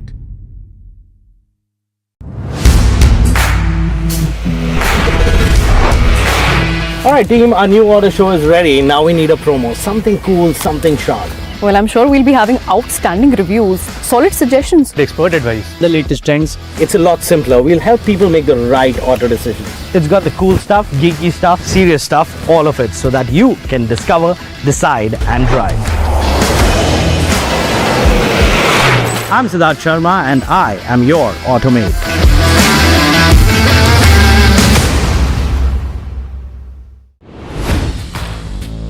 Hi, I'm Tamanna Inamdar. Watch me on NDTV Profit, where I break down the day's biggest business stories. What happened, why it matters, and what it means for your money. Hi, I'm Neeraj Shah. Watch me on NDTV Profit for the most incisive market intelligence and meaningful corporate conversations. And I'm Alex Matthew. Markets, mutual funds, insurance, personal finance. I help you cut through the noise and make smarter financial choices. And here's where you can watch us.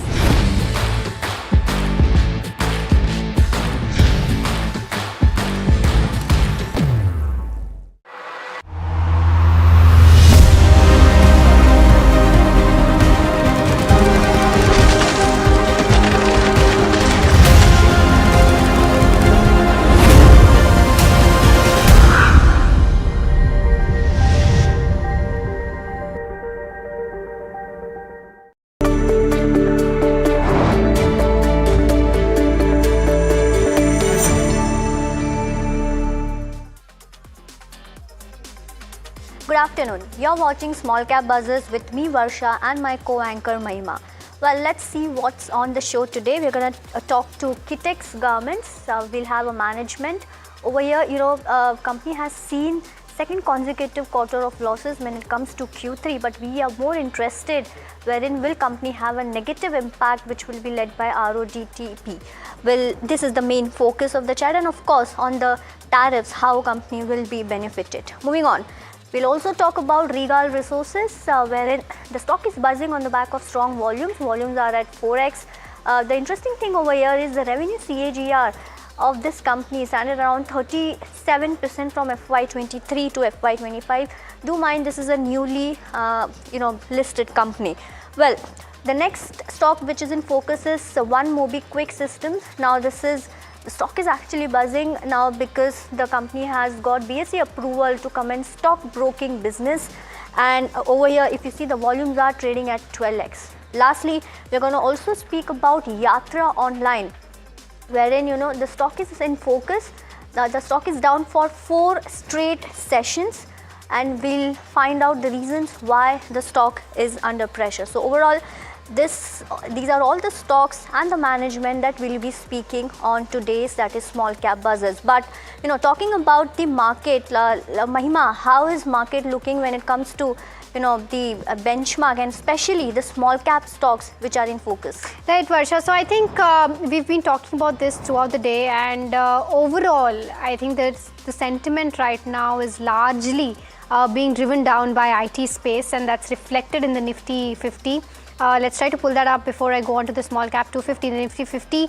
The Nifty IT, of course, now is down 5% at its day's low point, and Nifty 50 also down by about 1.4%, and continuously a downtick is what we are seeing in Nifty IT. A continuous sell-off is what we are seeing. Since Jan, we've seen that FIs have sold around 18,500 crores in the Nifty IT and just 11,000 crores in the past 11 odd days. So that's the kind of pressure that we are seeing on Nifty IT, and this is why the markets are being dragged down. But with regards to where some of the names in the small cap space are concerned, you have counters like Yatra, which is down by about 13% today, seeing a downtick of 13% as we speak. And this is also largely on account of the sell-off that we've seen yesterday in the US markets with all these IT-led companies which operate in the consumer space, DoorDash, Make My Trip, etc. You have something like Array Drugs, which is also down by about 7% odd. Something like Gopal Snacks is also under pressure today, down by about 7% odd. EFC down 7% as well.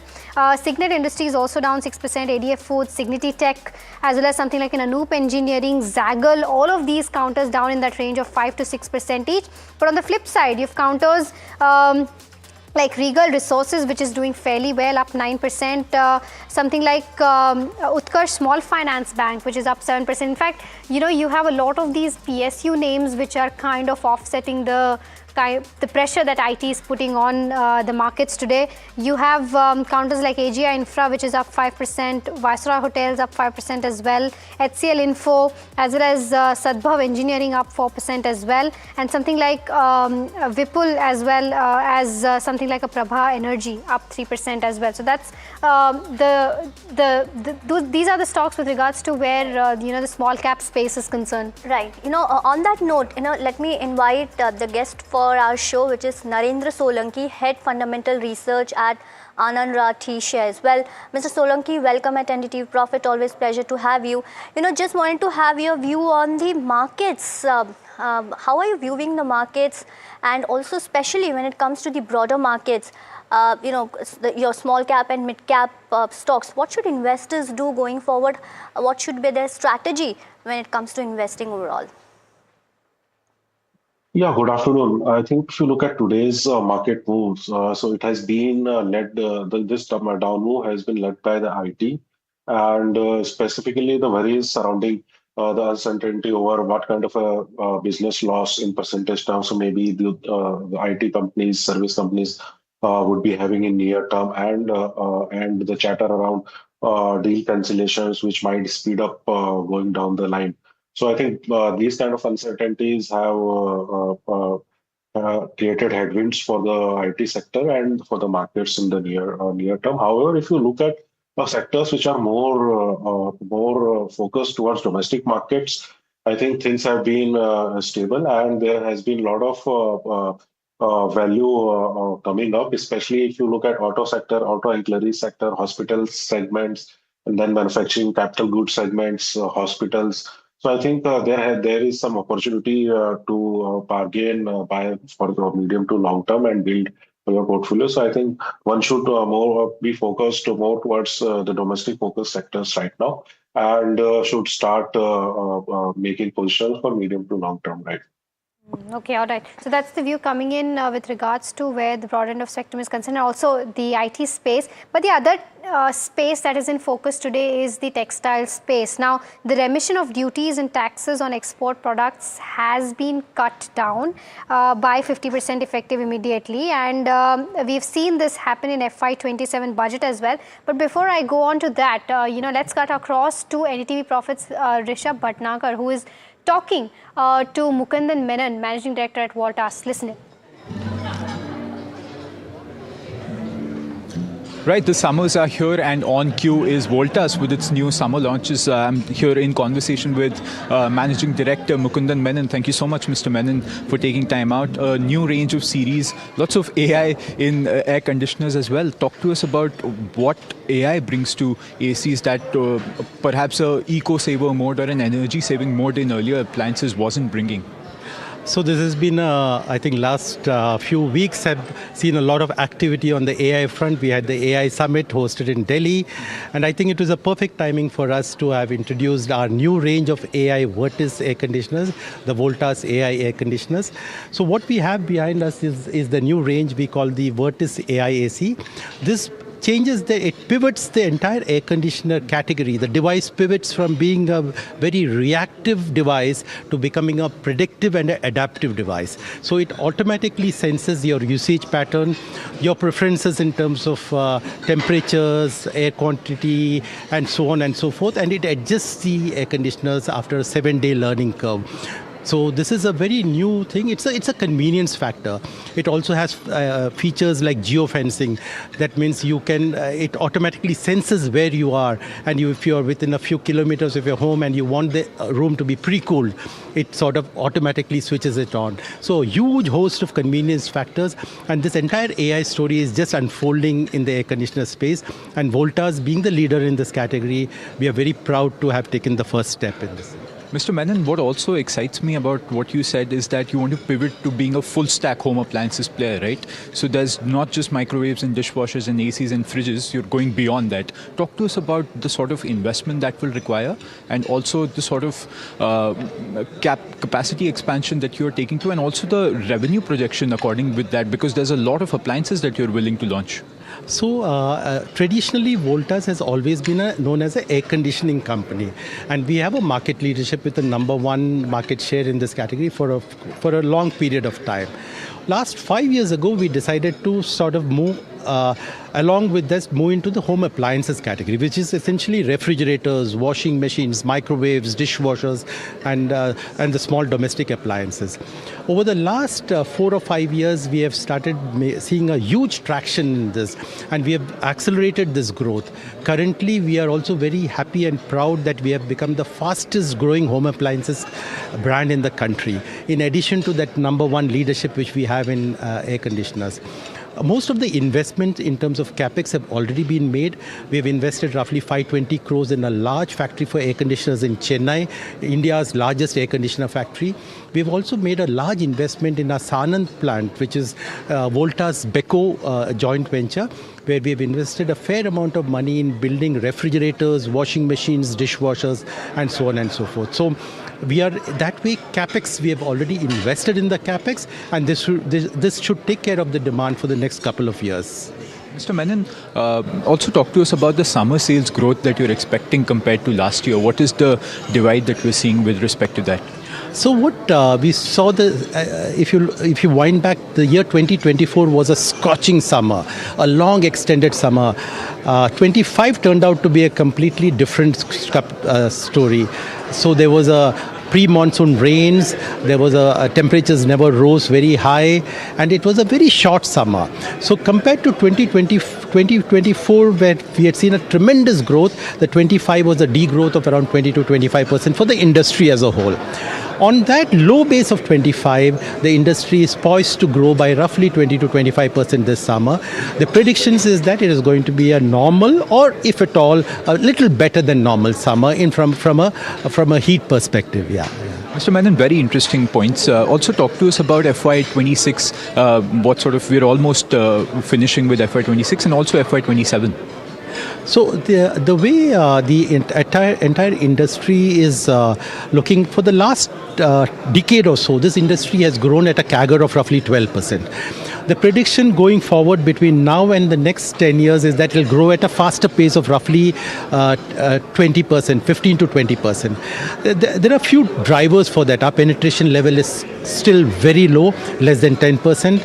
Our GDP per capita GDP is coming close to the $3,000 mark.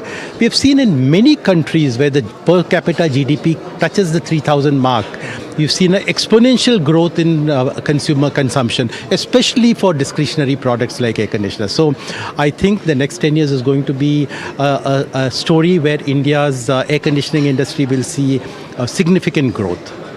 Last question, sir. One related to the sort of margin improvement that is also on the cards. There's a mandatory energy sort of transition that is also made effective since January this year.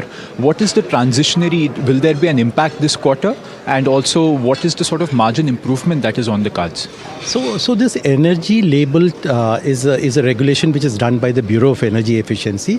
So it started in the year 2010, and over a period of the last 15 years, there have been 4 or 5 times the table has changed.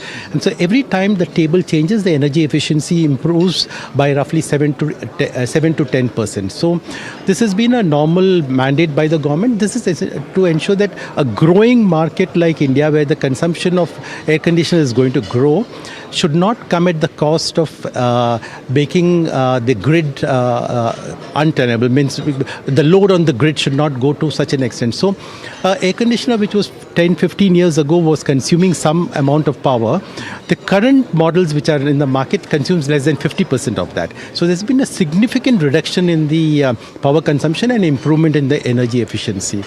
Now, whenever this is done, normally it comes with a little bit of a higher cost because there's a more of material, copper, design which goes into it. And so there is always a price increase because of that.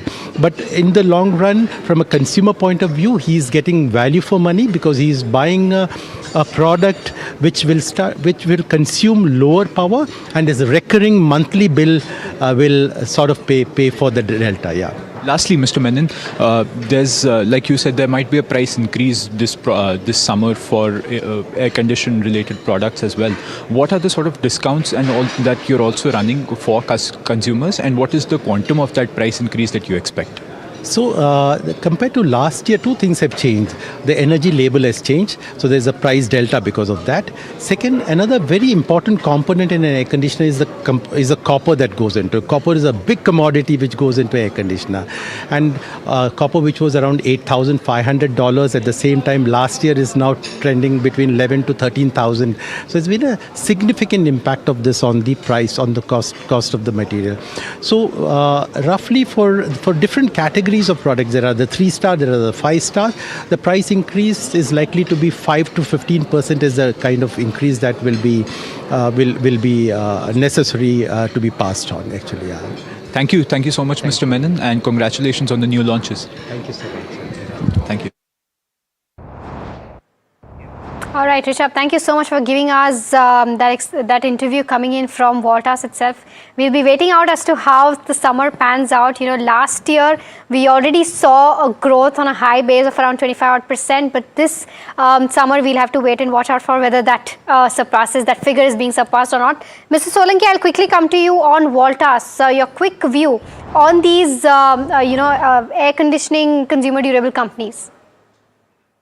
Yeah, see, we have an overall positive view on the sector, and Voltas we have right now hold rating. And if you see the latest Q3 results, it was very stable results. There has been resilience performance by the RAC segment, or room air conditioning segment. However, what we like to see is that how the next 5 to 6 weeks go by in the month of March, wherein we can see some kind of a inventory clearing happening and how the sales ramp up. So also the price hike which the management talked about. So what is the impact which is having on the demand overall for the room AC? So I think these two are the key factors, and I think the stock is placed very adequately for the upcoming summer, and things remain stable. So I think there is a good chance that the sector can outperform in this summer. Also, the Voltas Beko has been gradually scaling up, and that should also provide the operational benefit to overall company's results. Got that view. Well, time to dive into the F&O market setup and the cues shaping in trade today. Let's bring in Sharad for more details. Sharad, over to you. Well, certainly looking at Sensex, the key levels, which we are tracking, the technical levels, that has been broken, and there's nothing convincing when it comes to the gains. Also, looking at the sell-off, it has intensified. HCL Tech 7%, Tech Mahindra was also down 7%, Eternal 6%. These are some big sell-off which is happening. And not even a major banks, none of them are supporting also. So if today's closing levels, if there's no bounce off, we can expect more selling to happen in the next trading session. So those key support levels will be coming down. BankX also, there's nothing to watch for. Bank of Baroda, SBI, all of them actually giving up the gains. Initially, SBI was in the green last time at 10:45 when we did an F&O checkup. But of course, this is the impact coming in. ICICI Bank also falling in trade. Long build-up, Vari Energies and Torrent Pharma. In such a market also, these stocks are showing strength, so definitely a medium-term positional setup might look good. Hitachi Energy and Bandhan Bank also, that's where the short covering is happening.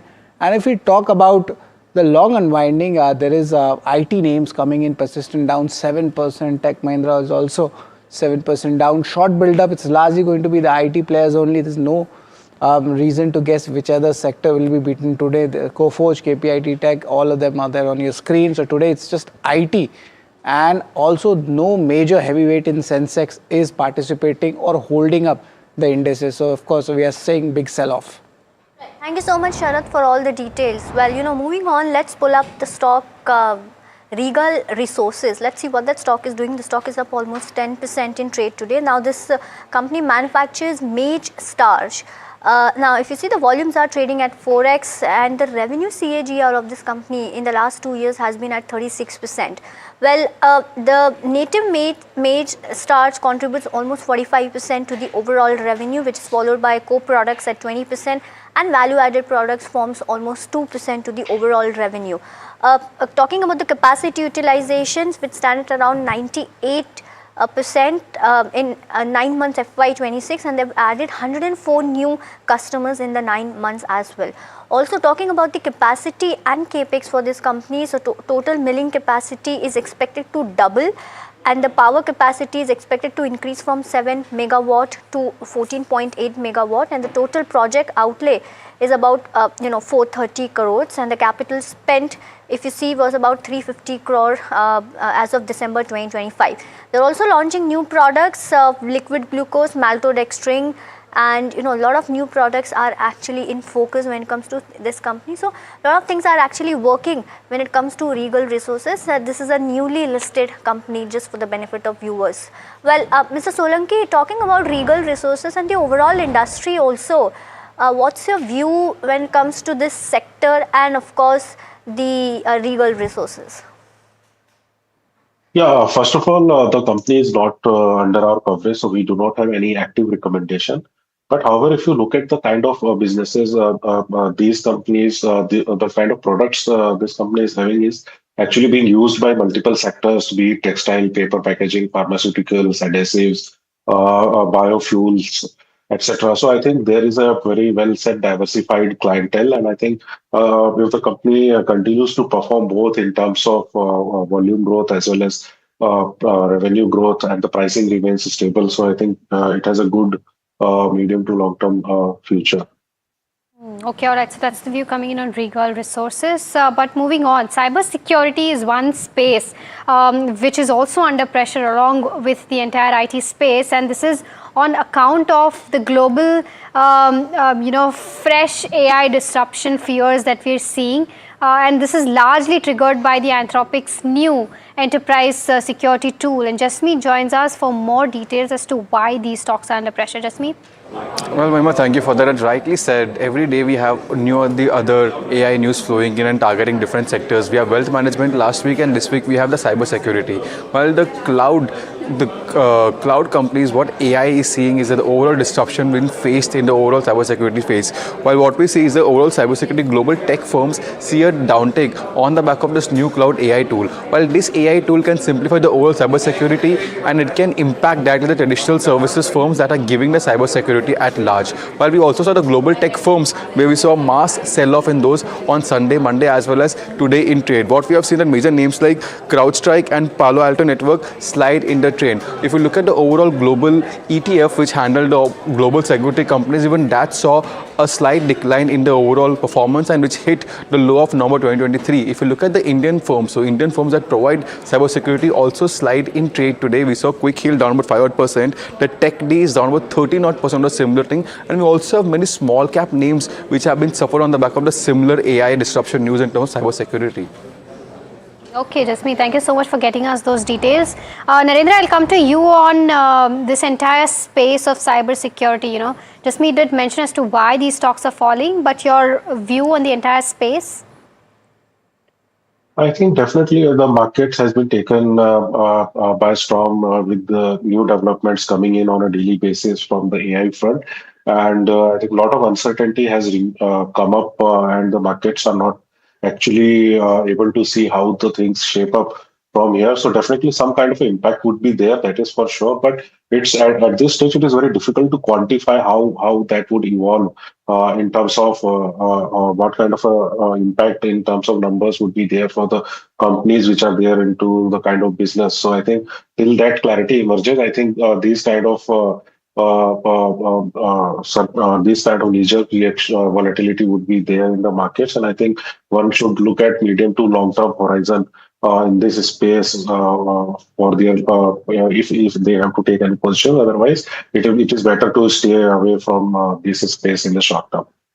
Okay. All right, so that's the view coming in on cyber securities. But you know what? it's different pockets that this AI as a space is hitting, and Yatra Online also falls under that preview. Yesterday, in the US markets, we saw counters like DoorDash, Make My Trip, etc. falling on account of the new update coming in from Anthropic.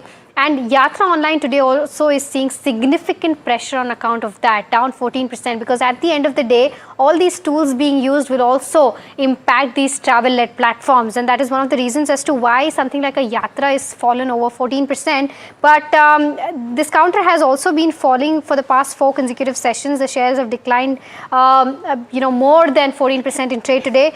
It has dropped over 30% in the past 10 days. But this is also on account of the rally that we saw in counter. We've been talking about this as to how they've shifted from the consumer business to corporate business, and that has led to a significant uptick in their top line as well as their EBITDA numbers, and that is why we were seeing a significant rally coming in for Yatra Online. In terms of Q3, it was a strong quarter. B2C business did start to deliver the growth on positive unit economics as well.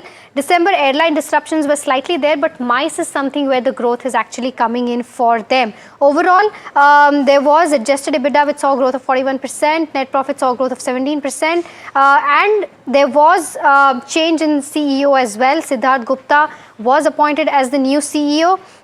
In terms of new clients, that represented around 220 odd crores of total revenue.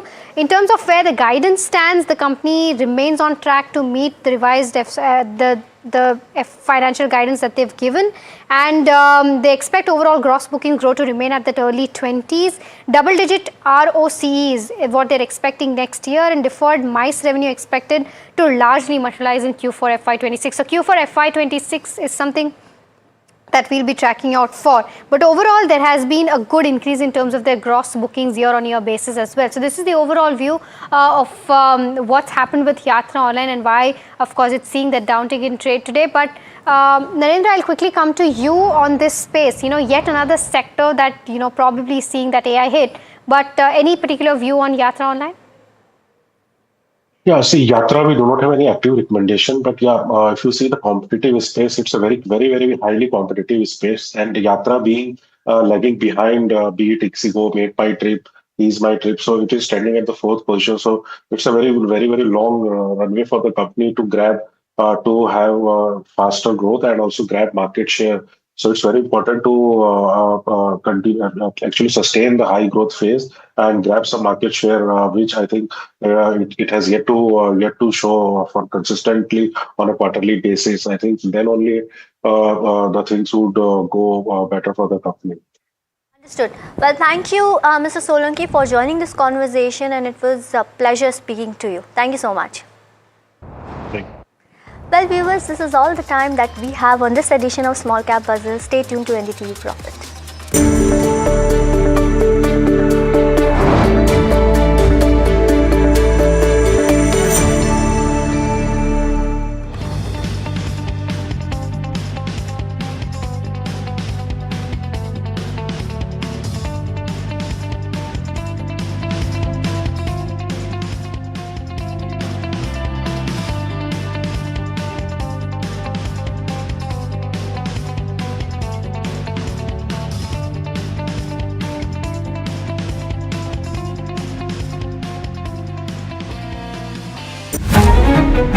New year, new power panel, India market open, now in its boldest lineup. This is where the trends get tested and stocks get conviction. I'll recommend a buy call on a stock only when I'm fully convinced on the stock, with a table thumping buy. And when the street wants the levels, he brings the chart. Charts speak the truth, and I deliver the levels with no frills. Parag Thakkar and Kush Bohra are now part of the morning crew with Tamanna, Neeraj and Alex. Same show, sharper voices. Every morning on India Market Open, your favorite market show just got better. On NDTV Profit, for your profit.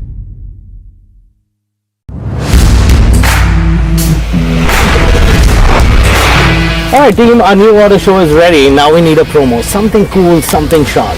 Well, I'm sure we'll be having outstanding reviews, solid suggestions, Expert advice. The latest trends. It's a lot simpler. We'll help people make the right auto decisions. It's got the cool stuff, geeky stuff, serious stuff, all of it, so that you can discover, decide and drive. I'm Siddharth Sharma and I am your Automate.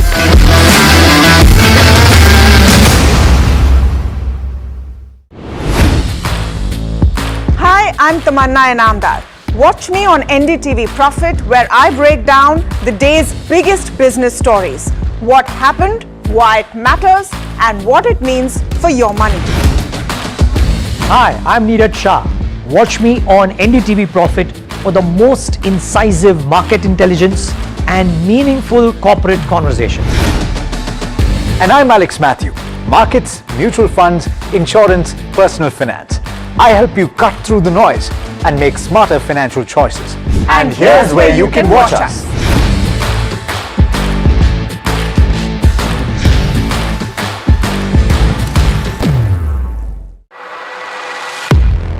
He has been tracking markets for over a decade, spots the trends before they hit the screen. And he is now bringing his analysis to the show that the market watches. Watch Sharad Dubey on Know Your Company, a show that puts the most traded stocks under the scanner. We dissect the company so that you, the investor, don't have to get the management to answer questions relevant to you. Watch Know Your Company weekdays at 11:30 a.m. to understand your next big bet. Presenting the all-knowing, all-powerful Tech Guru. Whoa. Guru? I'm no guru. Okay. I'm just a guy who loves his tech.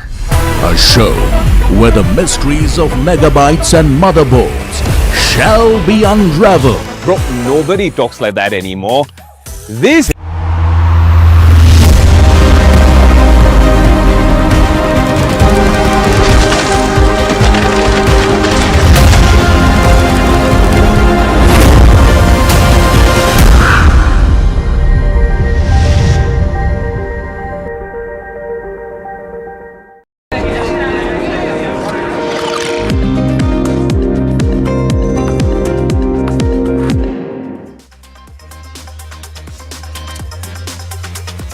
Hello and welcome back to NDTV Profit. You're watching Ask Profit, the afternoon edition. My name is Puneet Zaveri. With me is Mahima Vachajani. And over the next half an hour or so, we'll try and solve all your stock-related queries. So if you missed it in the morning, we're sorry, but we're going to try and taking it in this session.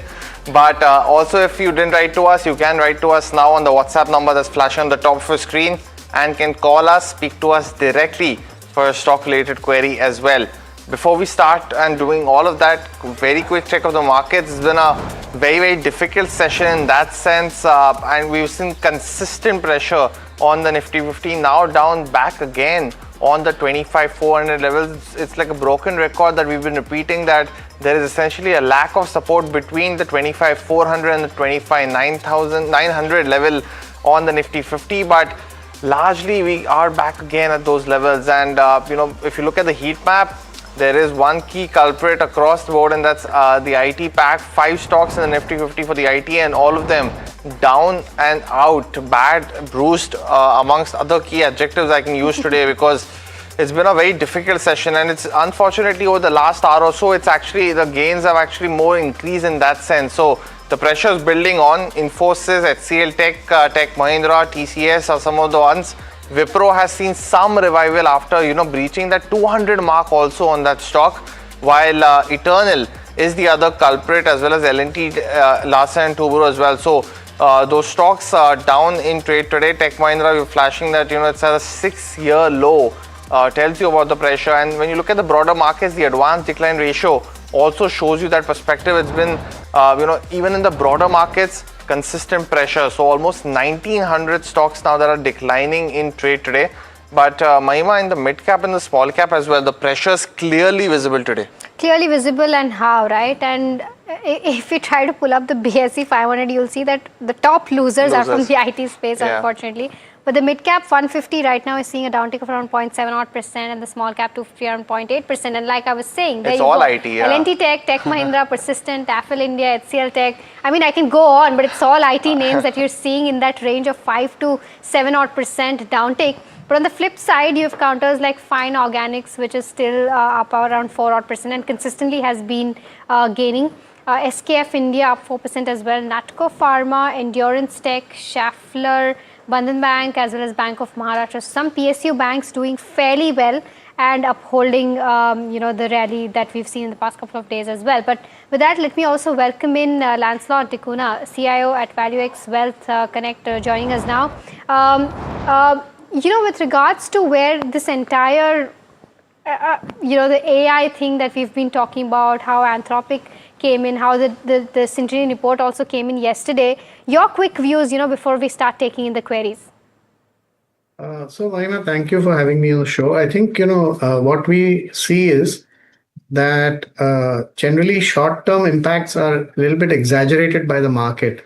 So while, yes, there will be, maybe some loss of jobs, loss of orders, things maybe getting rearranged in the way the IT companies will have to work towards servicing their clients.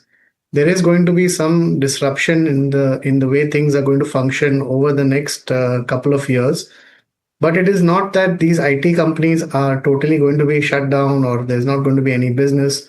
Yes, business will come, but it will have to come in a different manner, and they are working towards it. I'm sure with the kind of capabilities and resources that they have, they would be able to, get the benefits of this particular change in technology. So it may be a good idea for those people who are not, having a high exposure to technology stocks to start maybe nibbling at this, because it's going to take a while before we see these stocks recover again. And there may be an opportunity to accumulate some of these on the way down, because you can't really time the market perfectly, but at least you can ensure that you're getting in at a reasonable valuation. And when business turns around, then one would see, you would get returns based on where you've accumulated the stock.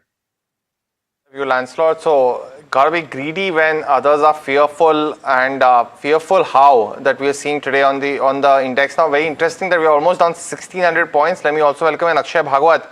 He's a senior VP at JM Financial on the technicals. Akshay, actually, before we start, in terms of the show today, largely last time when the Nifty IT fell 1600 points, there was a very swift recovery in just a couple of hours. I don't know if a lot of people were anticipating that, but none of those things today. Any quick view on the Nifty IT index that you have a call on? Yeah. So first of all, good afternoon to all. Well, see, it's been a one-way waterfall, you can say, in the Nifty IT index, and still there are no signs, at least on the technical charts, about any possible bottom in place. It's just that the charts are signaling heavily oversold parameters of the index. So right now it's just an estimation that somewhere roughly around the 30,000 mark where the IT index currently trades, there is a small room for a dead cat bounce scenario. Doesn't mean that a support is in place. It's just because of oversold parameters you might see a dead cat bounce in the next 2 to 3 trading sessions. Overall, as I see, 30,000 is a temporary support, and the major support for this index lies somewhere around 27,000. So yes, the index continues to be weak. If you do get a dead cat bounce, look for exits. That's the call on the IT index as of now. Okay, all right. So that's the view coming in on the IT space. We've got our first caller for the day. Pavitra is calling us from Kerala. Pavitra, hi, a very good afternoon to you. How can we help you today? Good afternoon, madam. I hold 1,000 MCX. Okay. At the rate of 1,800. Mm-hmm. I want the short-term view about MCX. Okay, all right. Got your question, Pavitra. I'll take this up with Akshay. Then Akshay is sitting on a profit of over 58,000 rupees. Would you recommend him to continue to hold? What's the outlook? Yes, so MCX is in a strong technical uptrend. It's just that the last 5 to 6 weeks, the stock has stuck in a range. The range is 2100 support. That comes with very much clarity. So 2100 is your short-term support base. Till it trades about 2100, you have no reason to worry. The stock should see new highs in the coming days. So continue to hold. Just keep maintain a revised stop loss approach where, in worst case scenario, if 2100 were to break, then only you consider an exit in this stock. As of now, it's a hold with a positive view. Just to correct myself here, he's got 1,000 odd shares, so he's sitting on profits of over 5 lakh rupees. So kudos to you, Pavitra, for that and kind of recognizing it at the right levels and making those profits. I think we'll have to learn something from you. From him, definitely. It's caught it at the right time as well. Sorry, Pavitra, you were saying something. I didn't know you were on call, but you were saying what did you spot, Pavitra, at that time at 1800? If you can share with us, it will also help our other viewers. Okay, thank you.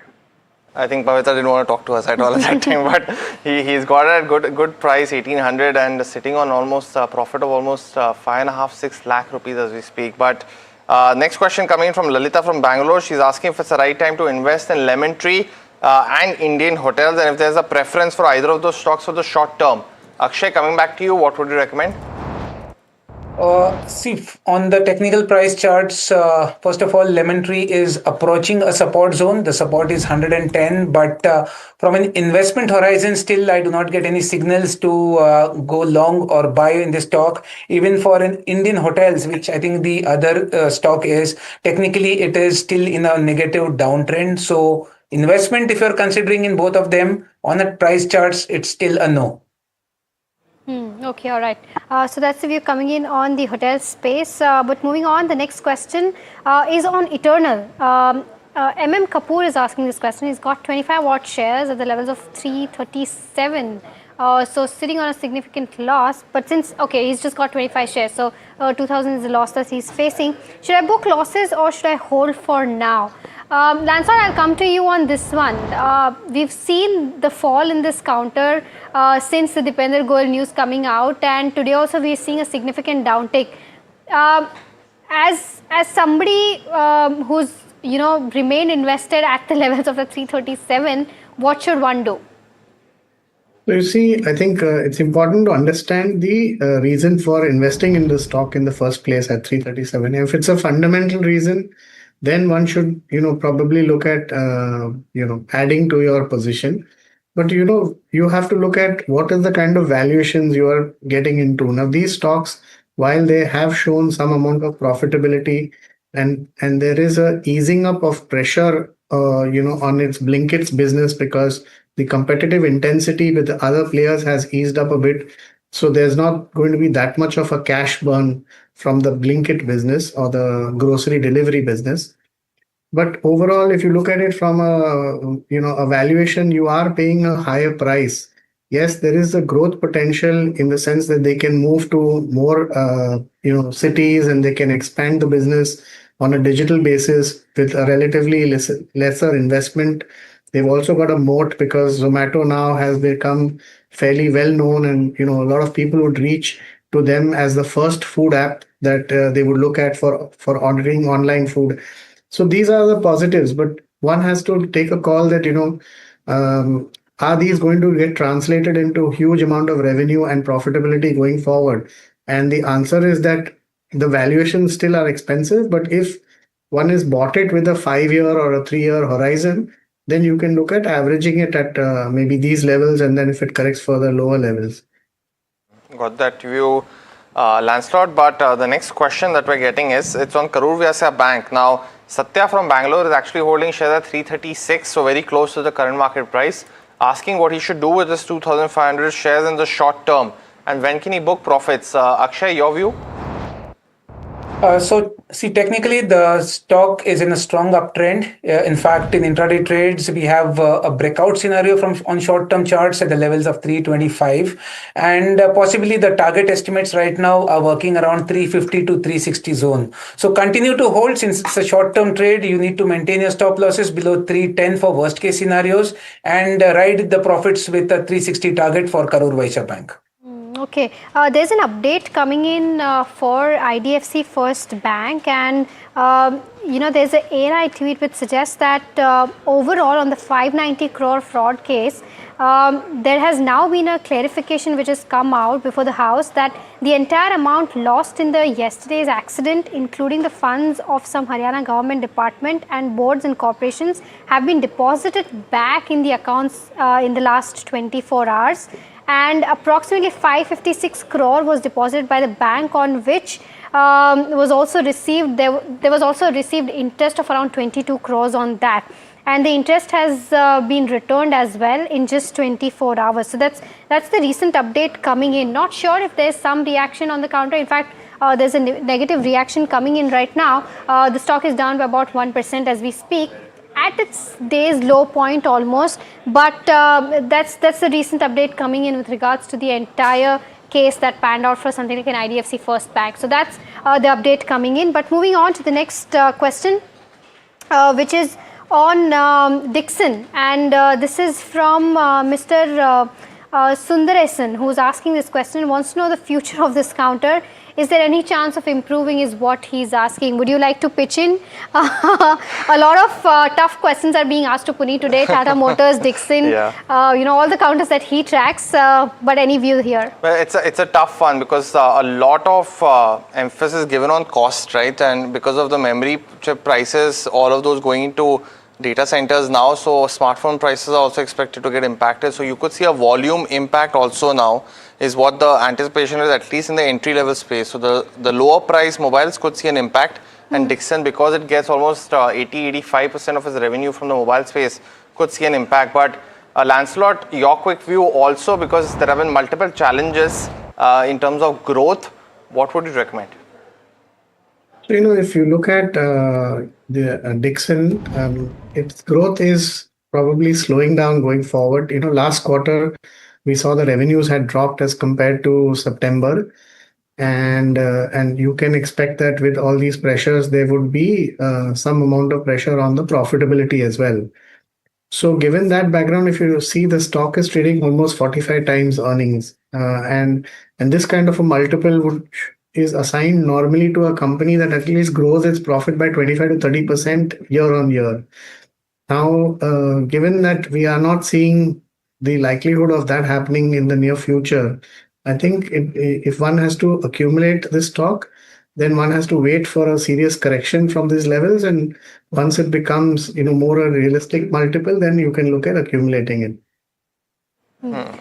Okay, all right. So that's the view coming in on Dixon Tech. The next question that we have is from Rohit, who's writing us from Hyderabad, asking about Asian Paints. Is this a good time to accumulate Asian Paints, is the question.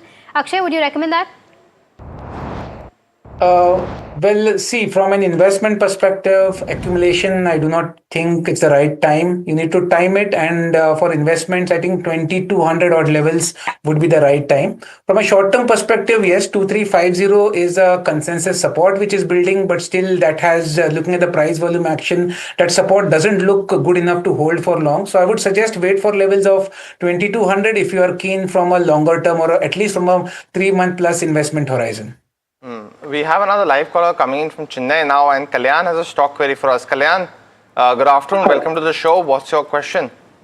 Good afternoon. I'm holding some 200 shares of HDFC Bank, bought at rate of 1007. Okay. Just want to know, now it has come down to 910, 13, I think. So right.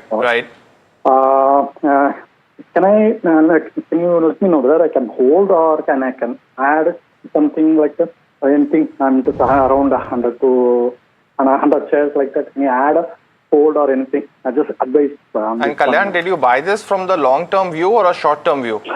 Actually, it was a medium term. I mean to say for 6 months, I just bought for that one. For 6 months, been almost, okay. 2 to 3 months it has gone. Just want to know what is the status. I mean to say, right. Almost. No, fair point, Kalyan. But let me go to Akshay then. Akshay, a 6-month view on HDFC Bank. He's bought it at 1007. Should he average down, continue to hold?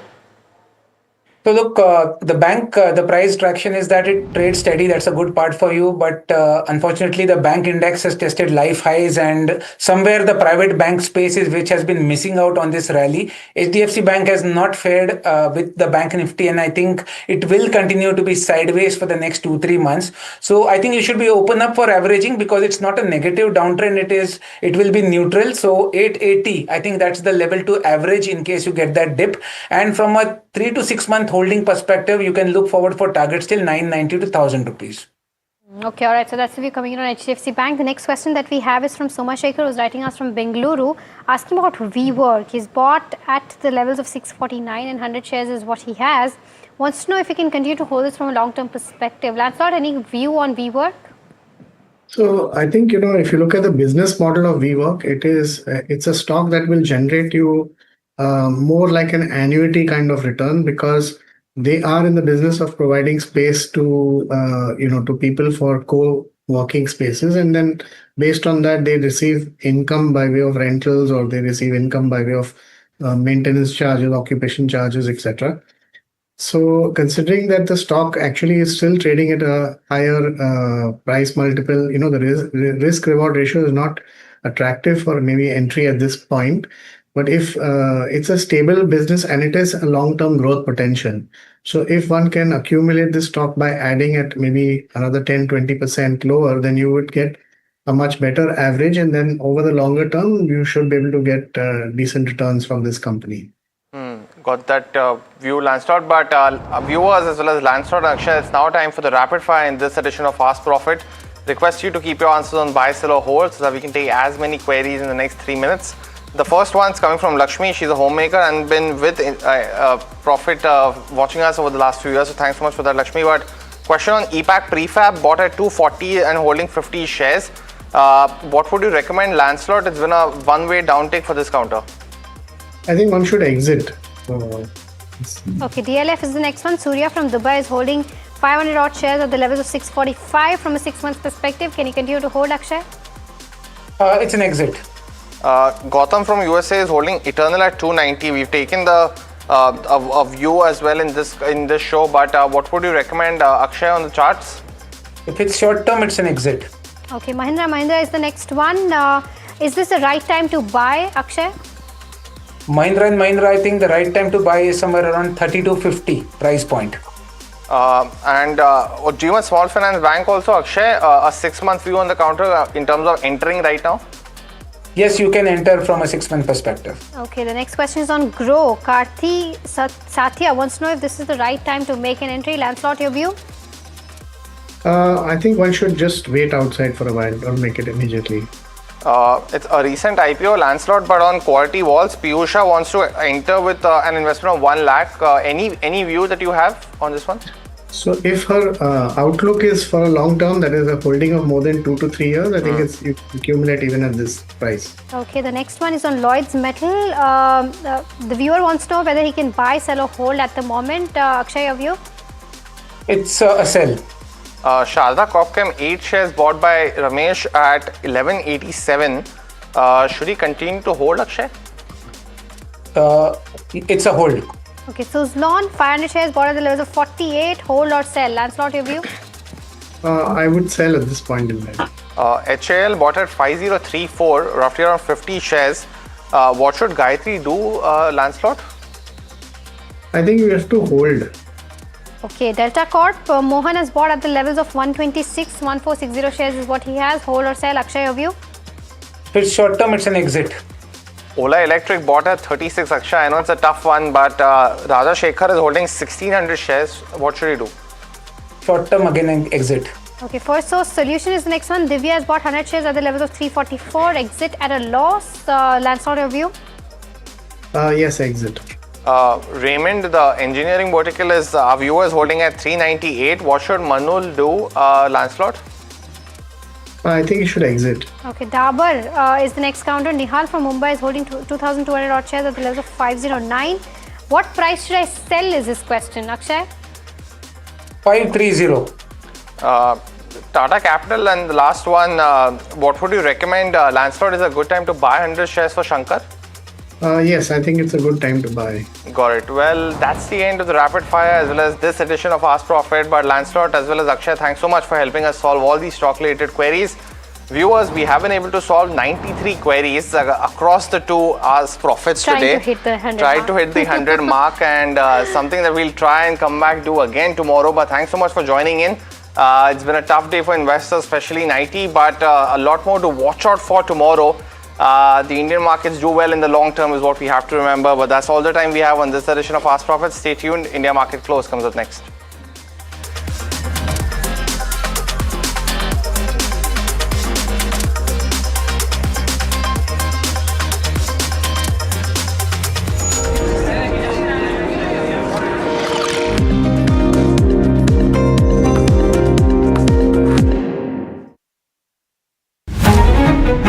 New year,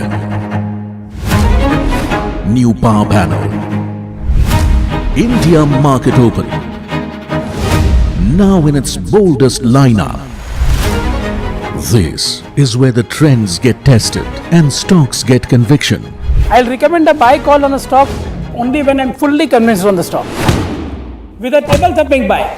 And when the street wants the levels, he brings the chart. Charts speak the truth, and I deliver the levels with no frills.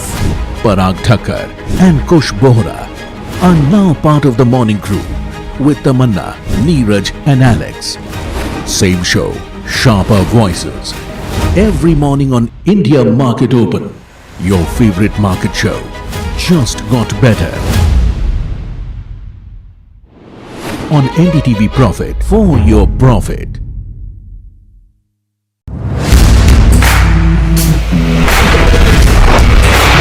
Alright team, our new order show is ready. Now we need a promo. Something cool, something sharp. Well, I'm sure we'll be having outstanding reviews, solid suggestions, Expert advice. The latest trends. It's a lot simpler. We'll help people make the right auto decisions. It's got the cool stuff, geeky stuff, serious stuff, all of it, so that you can discover, decide and drive. I'm Siddharth Sharma and I am your automate.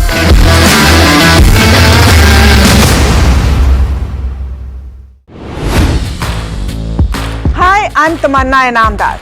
Watch me on NDTV Profit, where I break down the day's biggest business stories. What happened, why it matters, and what it means for your money. Hi, I'm Neeraj Shah. Watch me on NDTV Profit for the most incisive market intelligence and meaningful corporate conversation. And I'm Alex Matthew. Markets, mutual funds, insurance, personal finance. I help you cut through the noise and make smarter financial choices. And here's where you can watch us.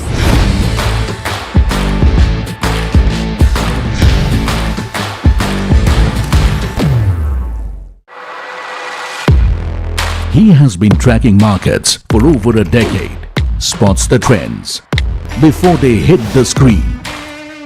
And he is now bringing his analysis to the show that the market watches. Watch Sharad Dubey on Know Your Company, a show that puts the most traded stocks under the scanner. We dissect the company so that you, the investor, don't have to. Get the management to answer questions relevant to you. Watch Know Your Company, weekdays at 11:30 a.m.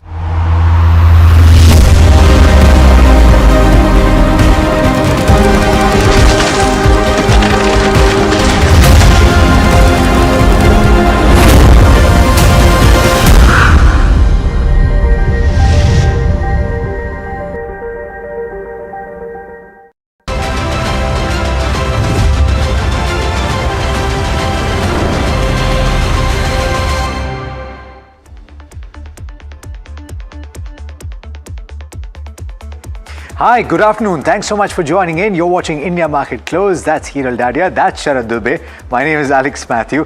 And we might all have smiles on our faces, but it's a tough day for the markets, isn't it? Exactly, and I'm reflecting that.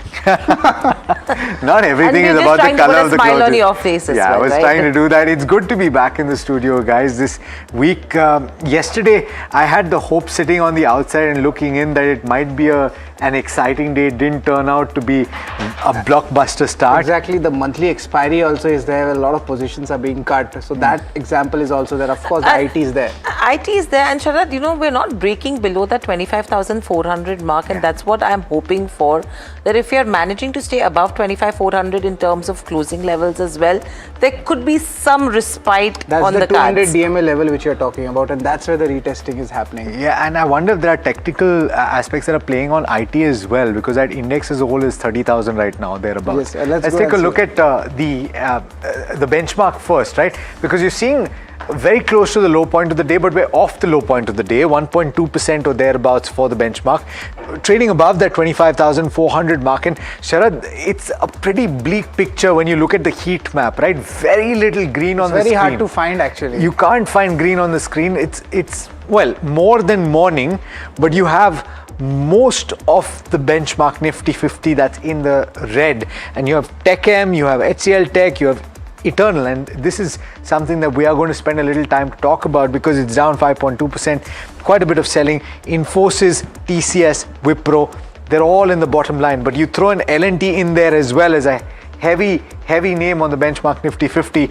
You have an HDFC Bank that's losing 1% and or Alex, so. Reliance is also in the red, so there's no support coming in from there as well. So very interestingly, what I find in the contribution chart, despite the fact that you have such sharp gashes for IT, there's only one stock in the list, and that is Infi, that is pulling significant weight on the downside. The rest are actually L&T and HDFC Bank as well as Bharti Airtel. We began today with that investment into the NBFC. The street is not liking that. Not liking it, 20,000 crore rupees. So let's also pull up the sectoral chart just before we hand over to look at the factors that are at play today.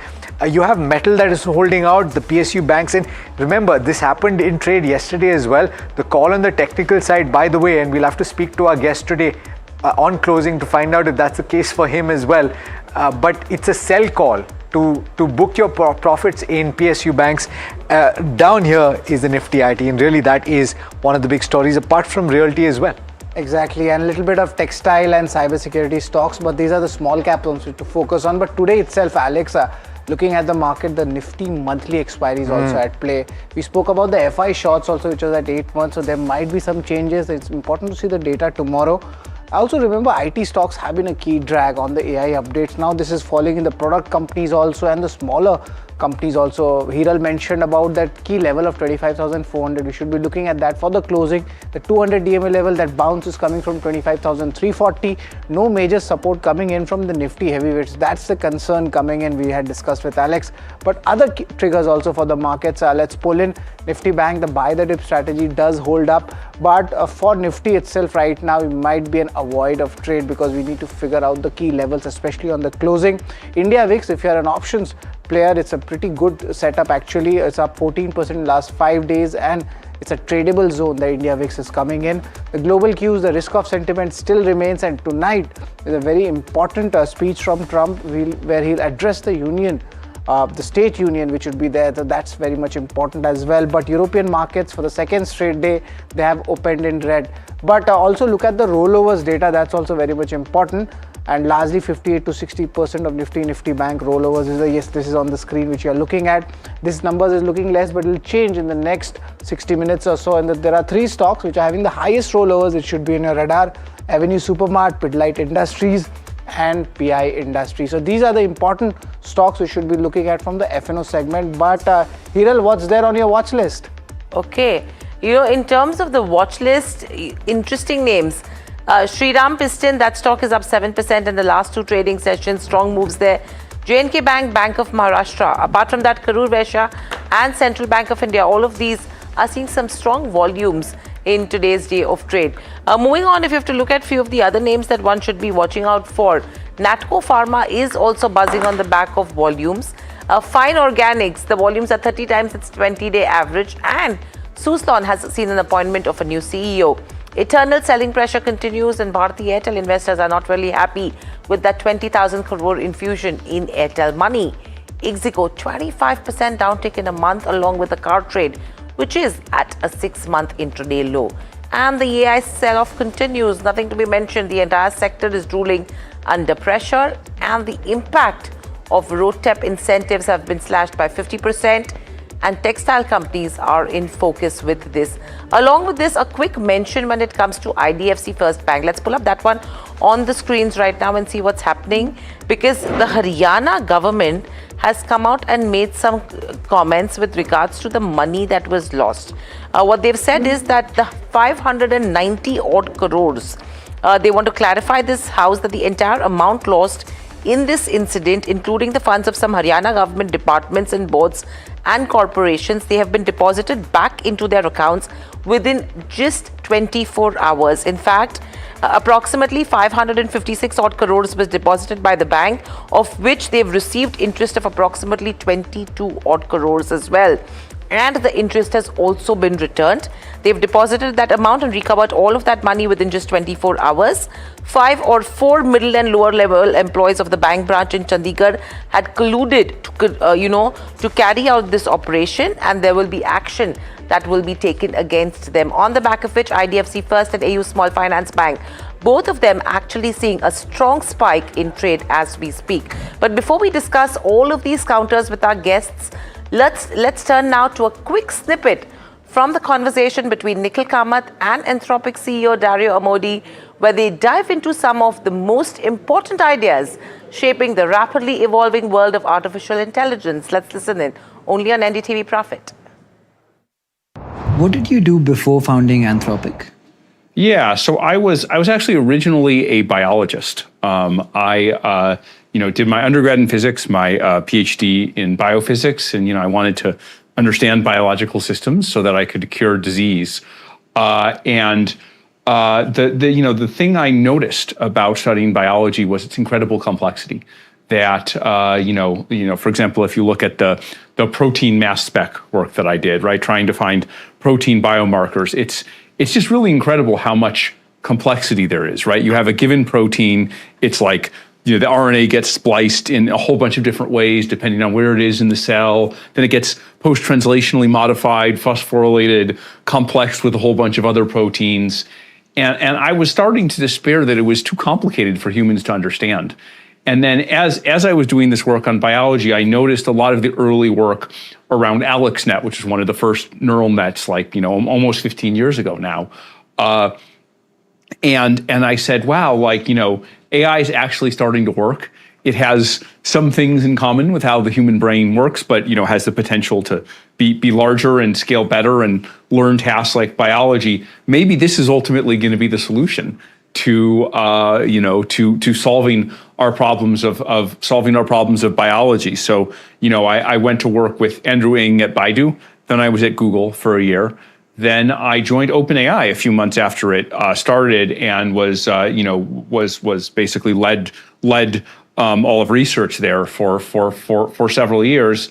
But then eventually, myself and a few other of the employees just kind of had our own vision for how we wanted to make AI and what we wanted the company to stand for, and so we went off and founded Anthropic. How was it? Was it like a fork in how OpenAI was thinking into what Anthropic eventually did? Yeah, I would say, my conviction and the conviction of my co-founders when we founded Anthropic were two of them. And I think one, we were starting to convince OpenAI of. The other, I didn't feel that we were convincing of. So the first was the conviction in the scaling laws and the idea that, if you scale up models, you give them more data, more compute. Again, there are a few modifications like RL, but not really very much. It's pretty close to pure scaling. You find that, when you do that, you find, incredible increases in performance. And, I was finding that in 2019 with GPT-2, when we just first saw the first glimmers of the scaling laws. And of course, there were a lot of folks, inside and outside, who didn't believe it at all. And we really made the case to leadership, this is important, this is going to be a big deal. And I think they were kind of starting to believe us and ultimately went in that direction. And there was a second, conviction I had, which is, look, if these models are going to be kind of general cognitive agents, like general cognitive tools that match the capability of the human brain, we better get this right. The economic implications are going to be enormous. The geopolitical implications are going to be enormous. The safety implications are going to be enormous. It's going to transform how the world works. And so we need to do it in the right way. And I think despite a lot of, kind of verbiage about doing it in the right way, I was, for a variety of reasons, just not convinced that at the institution that I was at, that there was a real and serious conviction to do it in the right way. And so my view is always don't argue with someone else's vision. Don't try to get someone to do things the way you want to. If you have a strong vision and you share that vision with a few other people, you should just go off and do your own thing, and then you're responsible for your own mistakes. You don't have to answer for anyone else's. And maybe your vision works out, maybe it doesn't, but at least it's yours. Didn't OpenAI believe in scaling laws because they went down the same path themselves too, right? Well, we succeeded. Can you explain what scaling laws are in very simple terms? It's like if you want a chemical reaction to produce oxygen or start a fire or something like that, you need different ingredients.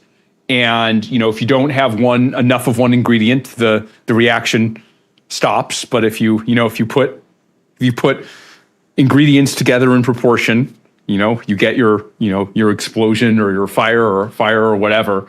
And for AI, those ingredients are data, compute, the size of the AI model. And so the scaling laws just tell you that if you put in the ingredients to the chemical reaction, the ingredients of data and model size, that what you get out is intelligence. Intelligence is the product of the chemical reaction.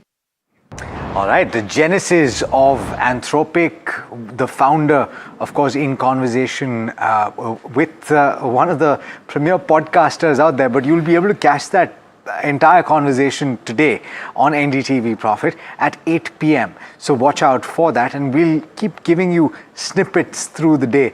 I thought that conversation was quite interesting. There was AlexNet also. Have you gone into AI also, Alex? No, that happened 15 years back, and I was just about starting my career in journalism at that time. I promise you, it had nothing to do with me. All right, but let's get on board. We've got Lancelot Dicuna, the CIO of ValueX Wealth Connect, and we've got Kunal Shah, Senior Technical Derivative Analyst at Mirae Asset, Sher Khan, joining in. Kunal, I want to come to you first on the charts, because quite a bit of pressure on the IT pack as a whole. That's really weighing on the benchmark as we stand right now. So specifically on that, and what is the index view at this point? Good afternoon, Alex. Good afternoon to everyone. I think overall for the index, what we are seeing that on the higher end on the technical charts, the weekly 20 moving average, where it is trades at 25,750, 800 zone. So now that's a big hurdle for the markets.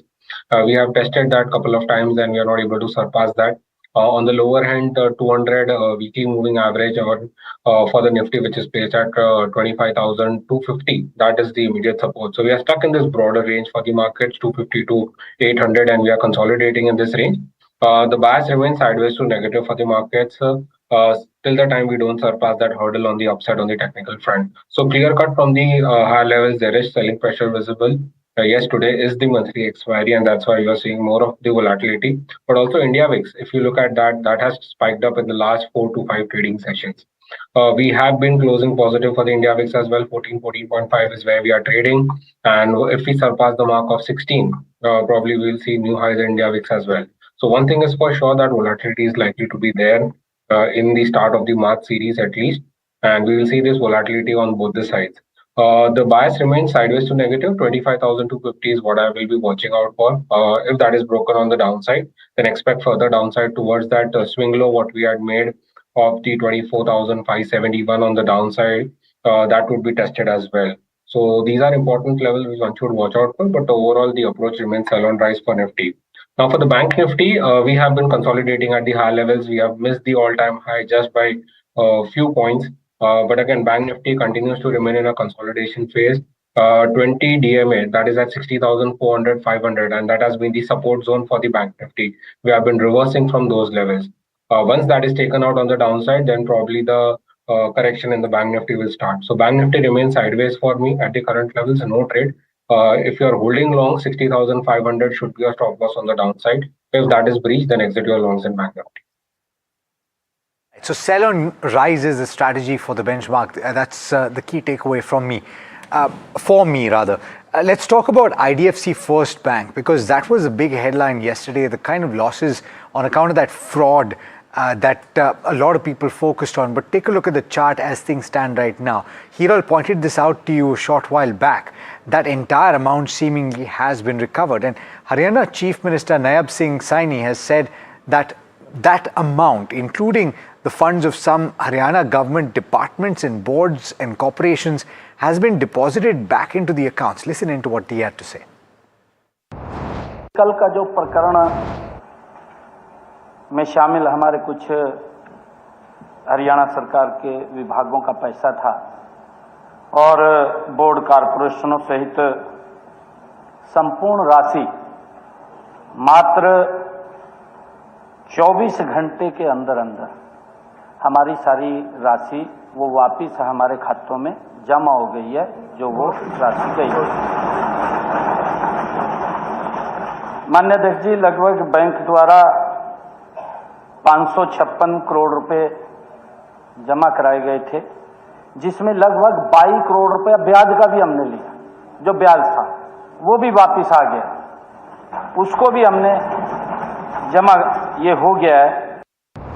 Right, that's the view coming in. But remember, overall, if you look at the both of these stocks, you could just point them out. First is your IDFC First Bank, second is your AU Small Finance Bank. Lancelot, need your views on it. It's a developing story. There was an initial reaction coming up, but still, these counters, the fundamental story, how does that look right now for them, or would like to wait it out right now? Lancelot. I think from the news, I'm not getting a very clear picture as to whether the money has been paid by the bank and credited into the Haryana government account, and in which case it is actually going to have to be borne by the bank as such, or is it actually recovered from the perpetrators of the fraud and has been deposited back? Because if it is recovered from the perpetrators of the fraud and put back into the Haryana government account, there's practically no impact on IDFC First Bank, and it should be positive as far as IDFC First Bank is concerned. But if it is IDFC First Bank putting that money back into the government accounts, then obviously they have to make provisions for that, because they will have to either recover that from people who created the fraud or opt for some kind of insurance which will, cover this loss. So that is very crucial to understand. From whatever discussions we've heard, at least I don't get clarity on whether it is recovered from the perpetrators or is it just deposited by the bank in the Haryana government account. So that's with regards to where, IDFC First and AU Small Finance Bank are concerned. A quick question when it comes to the PSU banking space. If you just pull up all of the counters, the smaller ones are the ones which are seeing some good traction in trade as we speak, from a Bank of Maharashtra to a Central Bank of India, UCO, trading slightly in the positive. Quick view coming with you, Kunal, in terms of the PSU banks which are seeing some bit of momentum which has continued in today's session. I think PSU banks have been the outperformer in the last 1.5 years. Overall, at these levels, I would recommend to book some profits at these levels, because even on the technical fronts, this has been overstretched. The indicators have gone in the overbought zone, so there might be some profit booking coming at higher levels. So now whatever rise you are getting, utilize that as an opportunity to book some profit. You will get lower levels where you can enter again. The long-term structure still remains bullish, but from a short-term perspective, there will be profit booking which will be coming in the PSU bank space. That's the view coming in. But the metals also, they are also trying to show some kind of a strength in this market. Kunal, a quick check on the metal pack. I just like to point out, if any, like a Hindalco or some stock like that, where the medium-term setup still looks good. Your view on that? See, I think, definitely. Metals as a pack, again, still is consolidating. If I look at the metal index, it has been hovering around that 12,000 mark. The higher end resistance for the index has been at 12,100, 150 zone, and once that is taken out, you will get the short covering move coming in for the metal index. So metals overall, the sector is still looking positive for me till the time we don't breach the low of 11,600 on the downside. Hindalco, yes, again, Hindalco looks positive from a technical chart perspective. Yesterday, we saw some selling pressure at the higher levels, but now we are consolidating. The 20 DMA on the upside, that is at 938, 939. Once that is taken out, then you will expect that short covering move to come in for Hindalco. to go towards the mark of 970, 980 on the higher end. Okay, so that's metal is a good recovery that's come in from the day's lowest levels as well in this space. But moving on, IT, we can call it the sector of the day. I mean, whatever you want to call it, with the pressure that is building up, no recovery, no respite. 5% downtick in terms of the index alone in today's session. Brokerages are turning cautious. FIs are not really wanting to look at the sector. And that's the story that Jasmeet is decoding for us. Jasmeet, good afternoon. What are brokerages making out of it? A complete cautious view? Well, right, yes, thank you for that. If you look at the overall IT pack, as rightly said, it is the sector of the day, or the sector of the so far year, you can say, given the fluctuation in the overall IT sector and the fall we have seen in the month of February. Yesterday we did have Jeffrey's note, which did a downgrade on overall IT pack, and today we have CLS note. Now what the CLSA says on the IT is, they say the overall EPS growth turnaround will be the only way to change the current position of the stock and not the commentary. But the commentary wise, they do see a positive commentary on the management, and they feel 2027 will be a base year for them to grow, and they'll see a up move going ahead. Well, they also make a note that the stock prices could still see a downtick of 5 to 10% from the current levels as well. And today, most of the IT stocks are down 5%.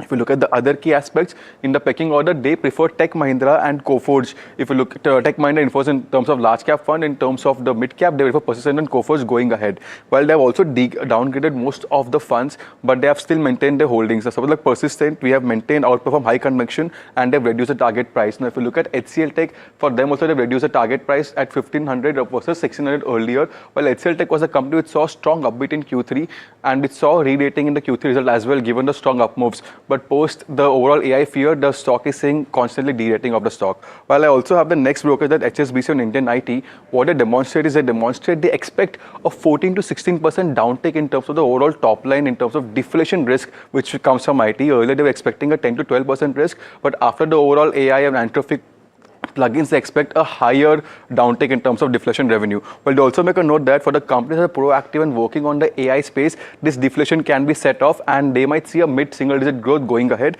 While they also make a note that Indian IT company valuations are not cheap in terms of absolute terms, but relatively IT companies have been running at a higher valuation at 20 to 25. So that makes it cheaper at the current rates. While I also have Citi on it, well, Citi gives a broader perspective on the overall AI space. They speak about balance of payment and overall India as an economy. They say that the current RBI indicates a double-digit growth in the overall IT space going ahead. While they also make a note that the analysis shows if there is no growth, then that can impact the BOP payment going ahead. While lastly, they make a note that if FY27 is a year where IT companies don't grow, and if there is a degrowth, then it can wipe out the entire balance of payment. That's roughly $20 billion at this point in time. Important. Jasmeet, thanks so much for getting us those details.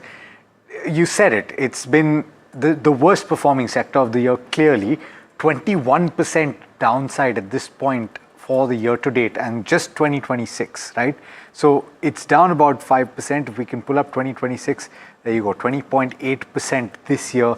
Quite a bit of that pressure has come through in the month of February itself. And so the question to you, Lancelot, is at what point do you say that this is overdone? Because the mood seemingly is to sell first and to contemplate later whether or not the impact is as bad as it is seeming at this moment. I think, Alex, if you've heard, there have been commentary from various people from the industry side. We've heard the TCS, Infosys, management also explain how they are likely to use AI in their offerings to their customers, and what can be the impact and how they're changing their business models, etc. And on the other side, we've seen some demonstrations of the technologies as well as its potential usages, which can actually disrupt the entire, it's expected to disrupt the entire working of several businesses, including and IT being major offering of those services. They could be impacted immediately. But I think what the markets or what investors will need to see maybe in the next quarter or the next 2 quarters is how their strategies are holding up as far as their current business model is going, and how quickly they are adapting towards the new unfolding business environment. So if that happens, then, and they are changing rapidly towards a new environment, then it would make sense to look at saying that, okay, we can do some bottom stock picking at that stage and then invest. But in reality is, you have half information and you're supposed to take a decision. So maybe one has to look at situations across the past history when disruptions came in, how much did it get impacted, and then take a call that okay, maybe you can't pick the bottom, but maybe you can start to buy at least in small quantities on the way down, and maybe increase your holdings at some point in time, because over the long term, I think the IT companies will be able to not only weather the storm, but will also be able to modernize or change their businesses in order to benefit from this new technology that has come out. Right, so that's the view coming in from Lancelot on the IT space. A long-term basis, if the change is there and the IT companies adhere to these changes, then there is an alpha to be made. Thanks a lot, Lancelot, for that. But keeping our discussion on the IT space, foreign investors are also sharply reducing exposure to the Indian IT with the holdings at a 4-year low. That's nearly 11,000 crore rupees pulled out in the first half of February alone itself. Jasmeet is here again. Jasmeet, what are the key details from the FIs? They're selling more now? Well, the overall FI overhang has been on IT over the last 1 year. 2025 was the largest year which saw largest outflow of FII from the IT sector as a pack compared to last 5 years. But if you look at this year, the overall FI selling in this year has increased, while total FI holding in IT sector is at a 4-year low at this point in time. Further, total FI holding has dropped to 4.49 lakh. That's roughly 16% down from the January data. And if you look at the overall 1-year data, it's down about 38%. So we see a massive selling coming in terms of the IT holding given by FIIs. While if you look at the overall FIIs, they have sold nearly 12,800 crore so far in FY26. That's in last 45-46 days. They have sold almost 12,800 crore. And in terms of the first 15 days of February, after the Anthropic launched its AI plugin, they have sold nearly 11,000 odd crore. So the massive selling coming is on the back of that AI fear, where initially the thoughts were the AI will help IT companies. Now the thoughts are AI will replace IT companies. Well, after that thought, the selling has increased. Now in terms of the scale of increase, how much it has increased, last 4 out of 5 years I've seen negative FII investments in IT. While if you look at the overall calendar in FY25, that marked the highest at 74,000 crore of outflows from IT or FIIs. But further, to just give a comparison to the users, in 2023 entire year, the overall IT selling was at 7,000 crore, and just in 15 days of February, the IT selling is at 11,000 crore. So that's the major impact that we're seeing on the back of IT. Well, here we also have category-wise over the years how the transaction has been. In 2021, we did see a small sell-off. 2022 saw a sell-off on the back of that overall COVID. 2023 was a recovery year. 2024 did see some part of coming inflows from the FIIs. But again, 2025 was the largest year in last 5 years, saw the major fall, followed by February of 2026 until Feb 15th. While if you look at the overall IT as a pack and how it has performed in last 15 days of February, we have seen that Nifty IT is down 15% in first 15 days of February on the back of the FI selling. And what stocks impacted the most is Infosys. Infosys is down about almost 22% so far in February on the back of the similar FI selling. If you look at what is driving this sell-off, firstly is the overall AI fear, which we have seen on the back of that Anthropic and AI replacing the IT firms. Secondly is the slow growth and no growth phenomena, where from past few quarters we did see no growth in IT, and we saw a very slow growth in the previous quarter. Though Q3 was upbeat, but still the growth remains slower in mid-single to low single digit. In terms of the other aspect, there's global uncertainties also fueling in the overall IT sell-off. Lastly, we have also given the brokerage's view of what they think in a line of, according to them, what they feel about IT. We have Jeffrey's view. They see the overall pain is not over yet, and they have to remain selective in terms of the stocks when it comes to the IT pack. While they also lowered their EPS estimates of 1 to 4%, and they have cut target price for all the companies in their radar by almost 33%. While we also have JP Morgan, where they see the AI fear is driving the overall sharp sell-off. While we have Nomura, which is being constructive, they see the overall sell-off is too much at this point in time, with basically front-loading. But lastly, we also have a couple of notes that came today morning which point out that overall CLS's note, we said overall EPS growth turnaround may change the narrative for the company, not the commentary just. So they want to see the action. Lastly, HSBC expect a 14 to 60% deflation in terms of top line of the IT going ahead. Okay, thank you, Jasmeet, for that. And stay with us. This is very interesting with what brokerages are making out of it. In fact, let's also hear in what Vishal Sikka had to actually say in terms of the disruption that AI is causing, whether it's going to be positive, negative, are there going to be job losses, and what's that upskilling that is required. And this comes in at a time when your sector has been ruling under pressure. Let's listen in. the transition from one category of jobs to another category of jobs happens all the time. One thing declines, the other thing rises. And we, by and large, managed to make that transition quite successfully, partly because we have a bunch of time to do that, to retrain people, to reorganize the workforces, to reorganize the business models and all that. I think the change here is that this is all happening much faster, which means that we need to be much more agile and bold about embracing this. I used to talk about this, 10 years ago, 11 years ago. If you read my shareholder letters and my speeches from that time, they were all about it. And it is here now. And it is happening at a breakneck speed, because these big model companies have money to make. They are in pretty deep holes with large amounts of funding raised. So they are not taking any prisoners. So the long answer, that's a long way to answer your question, which is that, yes, we have faced transitions like this before. Yes, it is happening much faster than before. So the windows are smaller. That means we need to act faster. We need to be bolder. But it can be done because we know that new categories of applications are in front of us, which can deliver tremendous value.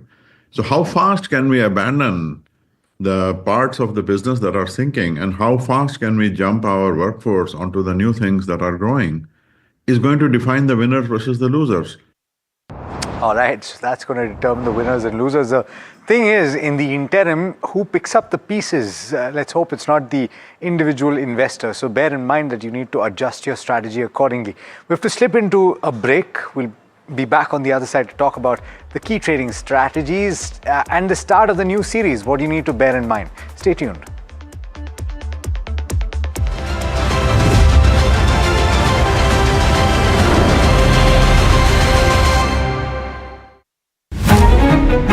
New year, new power panel, India market open, now in its boldest lineup. This is where the trends get tested and stocks get conviction. I'll recommend a buy call on a stock only when I'm fully convinced on the stock, with a table thumping buy. And when the street wants the levels, he brings the chart. Charts speak the truth, and I deliver the levels with no frills. Parag Thakkar and Kush Bohra are now part of the morning crew with Tamanna, Neeraj and Alex. Same show, sharper voices. Every morning on India Market Open, your favorite market show just got better. On NDTV Profit, for your profit.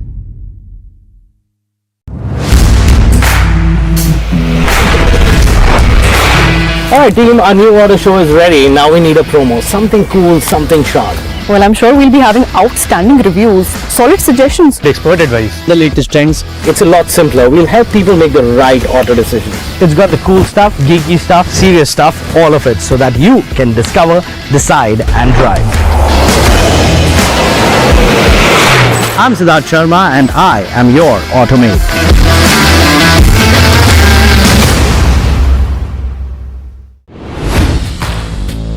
Hi, I'm Tamanna Inamdar. Watch me on NDTV Profit, where I break down the day's biggest business stories. What happened, why it matters, and what it means for your money. Hi, I'm Neeraj Shah. Watch me on NDTV Profit for the most incisive market intelligence and meaningful corporate conversation. And I'm Alex Matthew. Markets, mutual funds, insurance, personal finance. I help you cut through the noise and make smarter financial choices. And here's where you can watch us.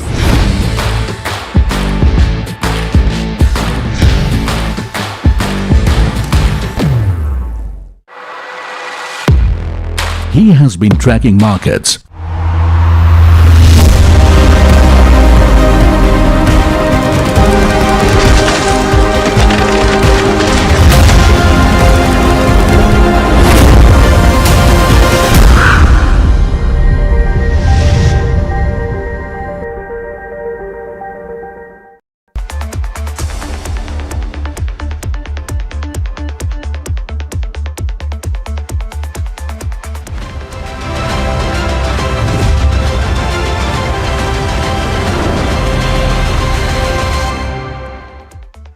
Welcome back to India Market Close on NDTV Profit. Now, the Tata Sons board meeting is ongoing, I would say right now, and reports are suggesting that the board may take up the matter of the extension of Chairman Chandrasekaran's third term.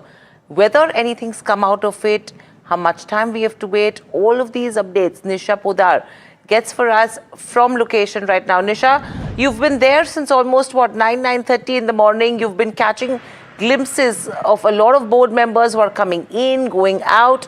What's the latest update that you have? The action has been quite palpable when we talk about the entrance of here, the Bombay House headquarters of Tata Sons. And there has been a lot of activity with board members going in. And this morning, I also had the chance of greeting N. Chandrasekaran when he was walking into his office at 9:15 a.m., getting ready for a very crucial day of board meeting today. So that board meeting, as per we hear at the current moment, is not yet over. We're just waiting for the board members to come out of this very entrance of Bombay House, and we are really camping here to really see what the outcome is. Of course, reports have suggested, and there have been many speculations, that Tata Sons could be taking up the matter of extension of N. Chandrasekaran for the next term, the third term of his chairmanship at Tata Sons, which starts from 2027. And now that his term is ending in less than 1 year, from February onwards, Tata Sons is in its rights as per rules to really take up that matter, especially with Tata Trusts, which, remember, is the 66% majority controller of Tata Sons, which has approved by way of a resolution last year that N. Chandrasekaran should be continued and given another term of extension. So we are just awaiting the outcome of this Tata Sons board meet, which is going on. But the action has been quite hectic at the entrance of Bombay House today, with N. Chandra going in. We also met Noel Tata as well as Neville Tata getting in. And also remember, there were some important updates to be made on to Tata Sons board by some of the key businesses that are underway. So especially the AI Trust under Tata Consultancy Services. K. Kritivasan was seen entering. Even Semiconductor Tata Electronics was to give an update. So we're just awaiting the outcome of this Tata Sons board meeting. Nisha, thanks so much for getting us that update. And of course, once things are done, I'm sure that you're going to catch the who's who there and get us the latest update. But let's go across to Amrish Baliga, who's an independent market analyst, joining us on this leg of India Market Close. Amrish, your opinion on the risk. First of all, thanks so much for taking the time. But there is a buzz, and there are a few reports that are circulating, that N. Chandra is fighting for his place at the helm of Tata Sons. So what is the risk, if at all, if this does not come to pass in terms of a reappointment for N. Chandra? Well, first of all, I think, there's not too much of an indication of any change. And I would assume that he would continue. And he would possibly continue till the age of closer to 70, as against the regular retirement age of 65. But in case that does not happen, I think we could see some sort of a knee-jerk reaction as far as the Tata Group company shares are concerned. Because, like I said, generally investors prefer continuity of the leader. So if that doesn't happen, yes, I think there will be some reaction. Got it. Okay. All right, on that note, it is time to do our rapid fire round. And Kunal, this one's for you. I'm going to run through the list of stocks and encourage you to give us a quick view in rapid fire on what the view is, right? Eternal is the first stock on the list, and it's taking a bit of a battering in trade today. In fact, it's down about 10% over the last 5 sessions or so. Most of that damage today. What would you do? I think definitely the view remains negative. Eternal has been facing strong rejections around the mark of 300, and that has been the hurdle for the stock. Expect further downward momentum into the stock. The immediate swing low support is at 250. Once that is broken on the downside, the stock can extend towards 240, 235 on the downside. Got it. Shriram Pistons is the next stock, and we're seeing a trading volume jump. It's trading at 3 times the 20-day average. It's up as much as 18% in 30 days. Is it time now to take some money off the table, or do you ride that high? I think definitely we'll ride the high. I think a good breakout is what we've seen in the stock. and potential of the upside towards the mark of 3300, 3350 is what I'm looking in the short term. Okay, car trade tech, quite a considerable amount of pressure seen in the stock over the recent past, down 10% right now. In fact, would you take money off the table? Would you sell? See, I think overall the structure is weak, but not at the current levels. I will sell because even on the larger term time frame, the indicators have gone in the oversold zone. So there will be a technical bounce. Utilize that bounce to exit. Ixigo, the trading volume is 3 times the 20-day average. The stock is down considerably, down as much as 8% in trade today. What do you do? So I think again the structure is weak, can come towards 150 to 153 on the downside. So still some downside left. Any intraday bounce again should be utilized as an exit opportunity. Okay. Moving on from the list, we have fine organics as well. Strong trading volume. Stock is up 25% in the last 30 trading days. How are you looking at it? I think definitely a resistance of 4680 has been taken out decisively with volume, so that's positive. The stock can extend this rally towards the mark of 5,000, 5,100 in the very short term. Okay. Wari Energies, what's your view? Because they're signing an agreement with ZFI to expand their 2.5 gigawatt electrolyzer project, and they've bagged a separate 500 megawatt solar module order as well. The stock up 3.5%. So I think there was a gap area around 2800, 2900 zone. We have filled that gap area and bounced back. So the short-term view remains positive, can extend this rally towards 3200. Morpin Labs, 825 crore order. The stock was up 14-15% yesterday. Gains have got extended today as well. What are charts indicating? I think still further a little bit of upside left towards the gap area of 51 on the upside. So this can extend the rally towards those levels, but probably that would be a good time to book profits. And what about a Hyundai Motors? Stock advanced 21% in the past 52 weeks. So it's almost at a one-year high. Today, the stock has been trading under pressure with 5.5%. Should someone book profits? I think the spike what we had seen 2 days before, we have seen a complete reversal of that. So again, the view remains negative for the stock. Bounces to be utilized as an exit. A break below 2120 will see further selling pressure towards 2000 on the down. Okay, so that's with regards to where the overall, view coming in terms of the rapid fire. Amrish, let me come to you with regards to IT as a sector. I mean, Right. We've been talking about the kind of disruption AI has been causing. People are still finding the valuation steep when it comes to IT. You have your RFIs who've been on a selling spree in terms of IT. How are you looking at this space right now? Are you saying that structurally you're not seeing a major downtake?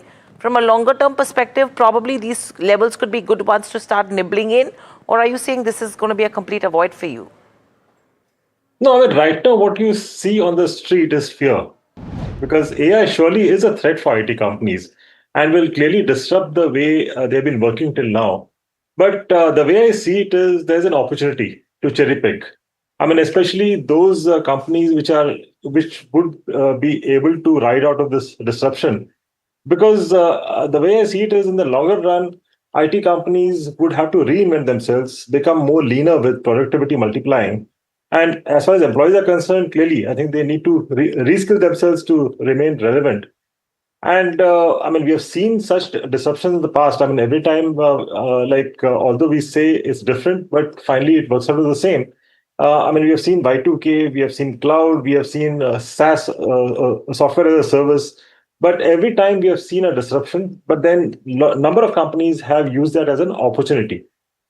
So at the same time, I think people are very bothered about the IT companies, but I also see that companies in manufacturing, services, retail, I think all of them are going to get affected by AI unless they are able to utilize it to their advantage.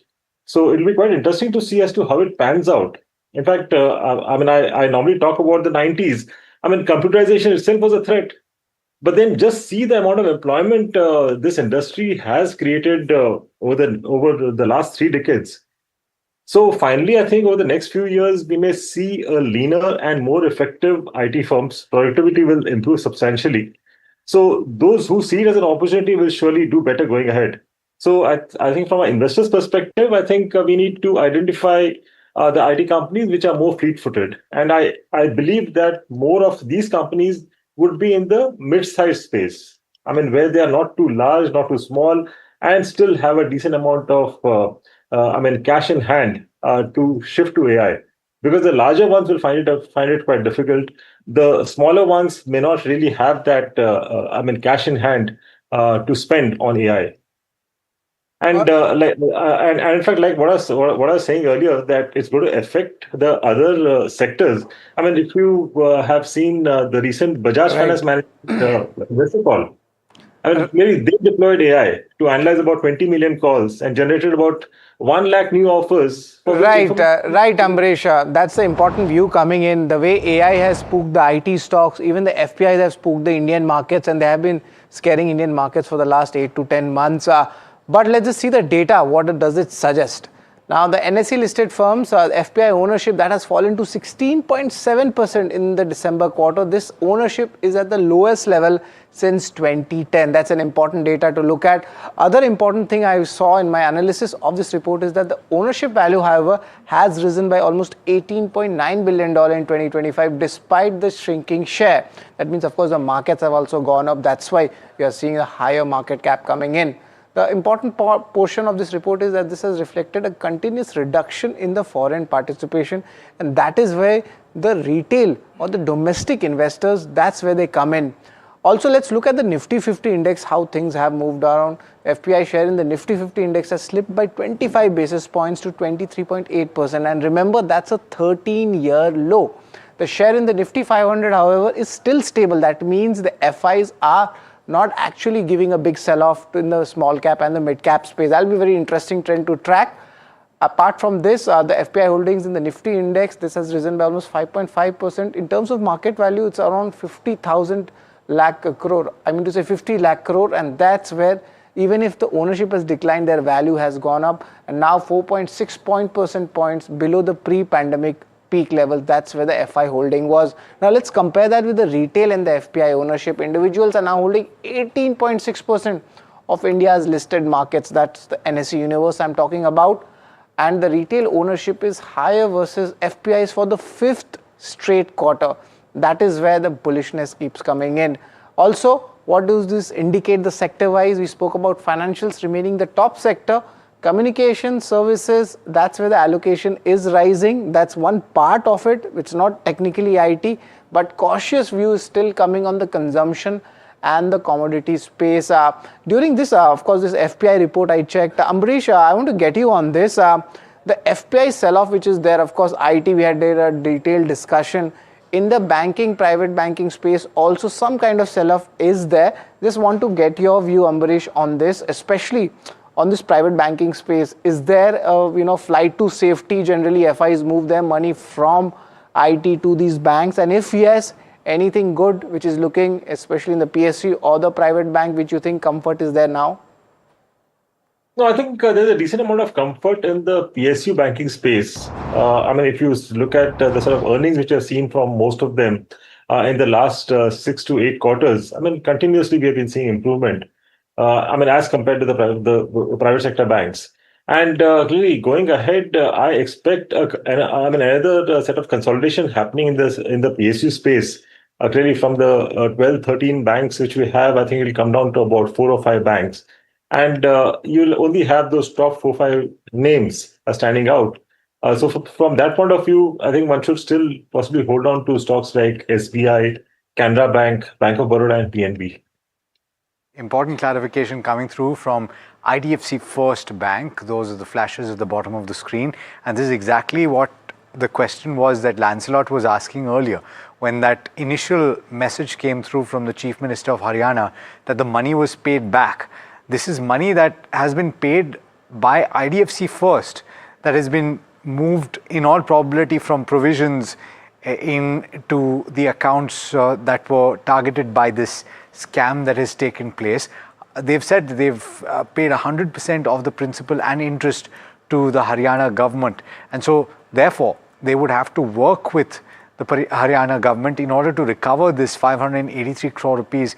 In all probability, there is going to be a balance sheet impact that will take place at least in this quarter, and beyond that, once there is recovery, then maybe there will be something to talk about. But Ambrish, just to comment on this, the stock is up, of course. Maybe to a certain extent, the worst is being factored in. Maybe it's in the price because they've essentially accounted for it completely at this point. So anything that they get from now is going to be positive.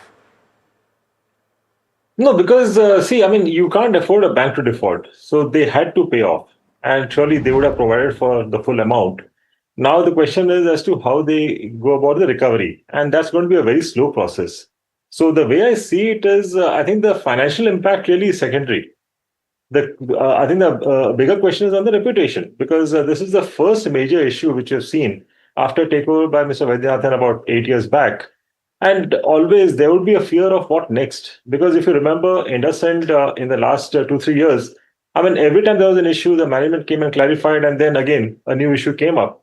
So that sort of a fear will always remain. I mean, with the IDFC First, at least for some time. And you'll also have the regulatory scrutiny going on, which again will slow down its growth. So, I mean, I don't see the stock falling much more from here. I think we've already seen that huge fall yesterday. Possibly it'll just consolidate in a band. But going back to those levels which we have seen recently, 85, trying to cross those 90 levels, I think that's going to take at least some time. I'll not be surprised if it takes at least the next 9 to 12 months for the stock to move to those levels.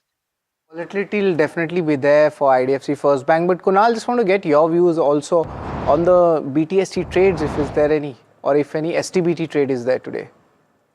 So I think on the BTSC trade, I would like to go for GMI Airport. Already the stock has been forming a high top, high bottom. We had 5 to 6 days of consolidation into the stock in a weaker market, and now we are looking at buying momentum from the lower levels. So this is a buy for me here as a BTST trade. 101 is where it is currently trading. One can keep a stop loss of 19.9 on the downside and look for targets of 103 to 105 on the upside. Okay, in fact, GMR Airport's interesting spike that's coming in on this counter as we speak. But apart from this, textile as a sector is also very interesting that one should be watching out for in today's day of trade. If you can just pull up all the textile companies, there is pressure that has built up on these counters. From a Trident to a Keytex, Welspun, Gokaldas Exports, all of them have been trading under pressure. And this is again in terms of the export incentives that have been halved, and that's what will put pressure when it comes to their EBITDA and their profitability margins. In fact, we did have a conversation with the management of Trident. Let's quickly listen then to what he had to say. Impact will be there on the EBIT up to 2 to 3% easily on that part. Well, it all depends on what product you produce and what kind of supply chain you have, and obviously it's going to have impact on the EBIT, but in certain areas it could be double digit. We have not lost any top line because of this earlier tariff. Yes, it has hurted the bottom line, of course, but now the renegotiation has been started. So whatever the saving on the duty from 50% to 15% plus what the all, I think they're willing to revisit their own prices or their own POs at this moment. Okay. All right. So just a quick view, Amrish, on the latest update, if you've read it, with regard to this RODTEP announcement and the rolling back of certain advantages that were given to these textile companies. Some have suggested it might just be too early to pull these things back. The swirling uncertainty hasn't really gone away. So it's a negative in your opinion, or do you wait it out and do you parse the data as it comes through?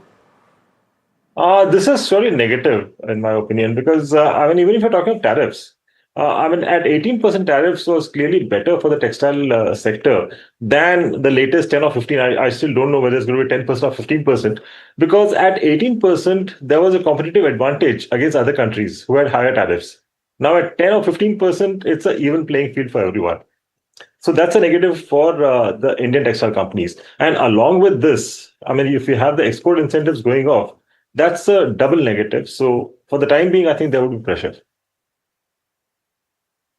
Textile companies, we have a couple of lines that are coming in from the cabinet where they have put out a decision to change in terms of name for Kerala to Keralam, so no major impact there. But one which I'm picking up right now is a new integrated airport terminal at Srinagar, and I think that was the reason why we saw that spike coming in terms of GMR airports as well. Let's just pull up that one on the screens and we'll see the kind of spike that stock is at the day's highest levels, 1.5% up move coming in there.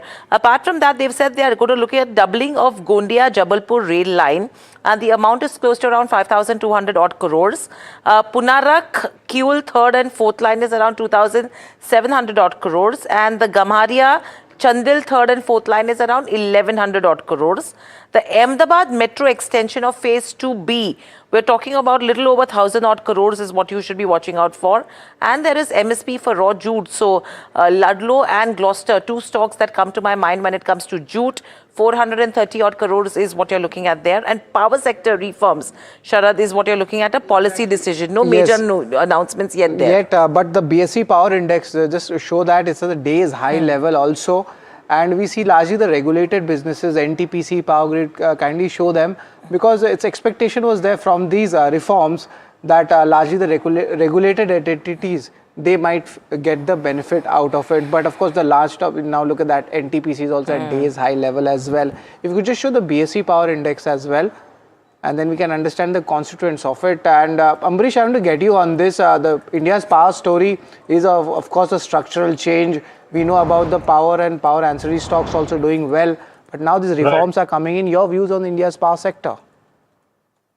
See, I mean, our power sector is clearly going to boom going ahead with the sort of a capacity addition which we're talking of, at least over the next 5 to 8 years, and especially on the green energy, renewable energy. So any of the companies which are linked to the power sector, and especially the power ancillaries, I think they should do extremely well. What about the charts? Kunal, any view on the sector as a whole? And why don't I throw as an extension some of these ancillary plays and equipment manufacturers in the power space, right? Because you saw a few of them have a bit of a pop earlier, a couple of sessions back, maybe last week. What would you say about some of these names? I think, yeah, definitely. Firstly, if I talk about the Nifty CPSE index, which is the power index, I think that is what we have recommended to our clients also to add into our portfolio on an ETF perspective. Our long-term view on the Nifty CPSE index is bullish, and we expect a good robust momentum for the next 1.5 years.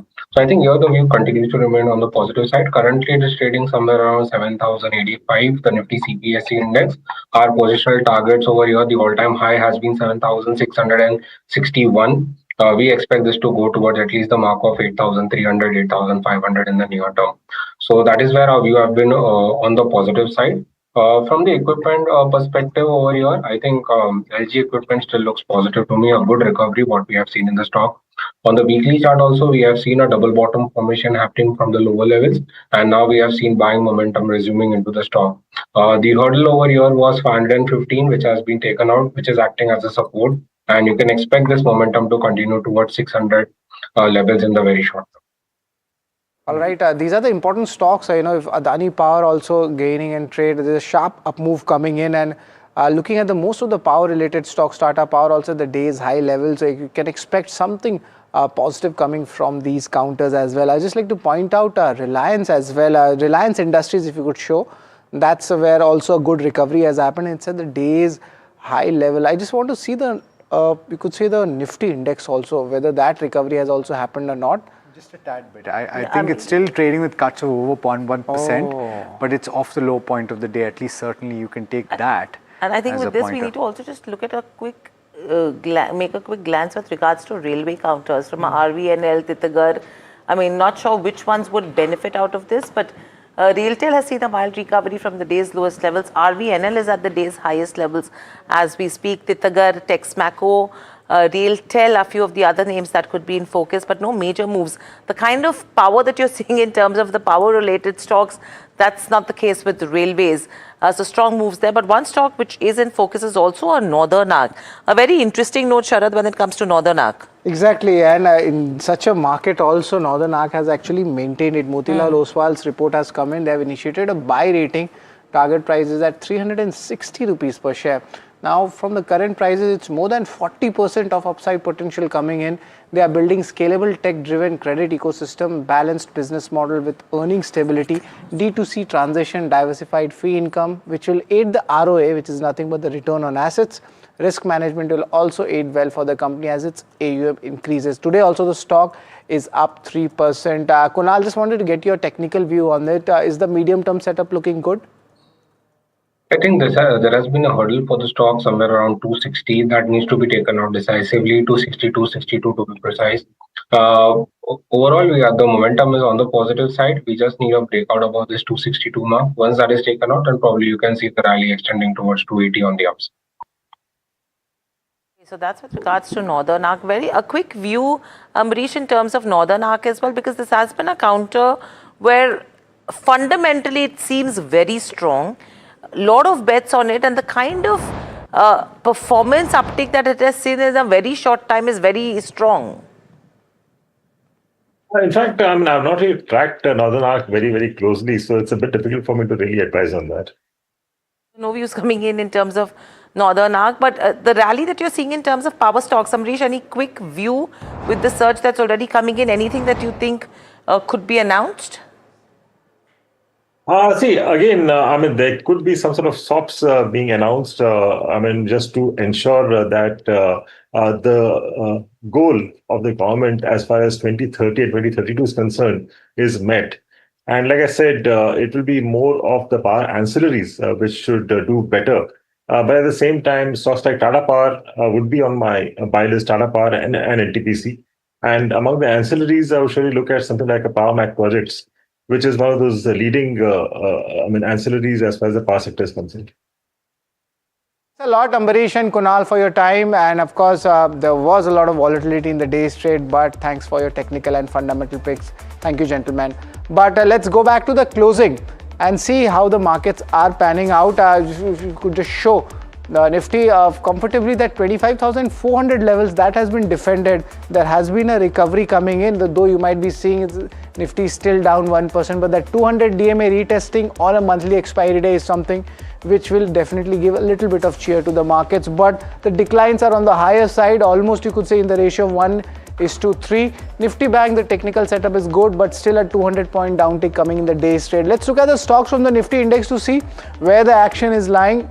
There was a mild recovery in the last 15 minutes, and that's what puts Adani group of stocks like Adani Ports and even Reliance holding up well. Most of the stocks, especially in the power sector and coal, NTPC, Coal India, all jumping up in trade as we're expecting some positive announcements from the cabinet meeting. But what's not working is, of course, going to be L&T. There is an impact of your IT services company also. TCS, Infosys, Eternal. That's where majority of the tech sell-off still continues as AI updates is spooking the entire world. Let's talk about the sectors. And of course, we have talked about IT, but the sectors which are doing well, which are showing strength, this is the PSE pack, the energy, oil, gas, and the metal. That is where the street is finding comfort. But when it comes to selling, of course, we see largely realty and the IT pack that have taken a good pasting. Little bit of index management is also something we are hearing. And today, remember, is Nifty monthly expiry day. Let's talk about the advanced decline ratio, how things have actually panned out. And largely, we see it has been, remaining. The gap has been big, but it tried to, come slower on the lower side in the last 15 minutes. And that is where we saw a little bit of action coming in the small cap space. Let's pull out the BSE 500 index to show you the stock specific move. And Natco Pharma in such a weak market is showing strength. Fine Organic, SKF, that's where the value buying is happening. Nothing much there coming on the news flow front, but definitely these stocks are doing well in trade. But what's not working, it's largely product-based company, IT company, IT company, IT, and it's entirely IT. So there is nothing to actually talk about apart from these stocks yet. But today itself is also a very important day, and we'll be getting to what to watch for tonight and for tomorrow.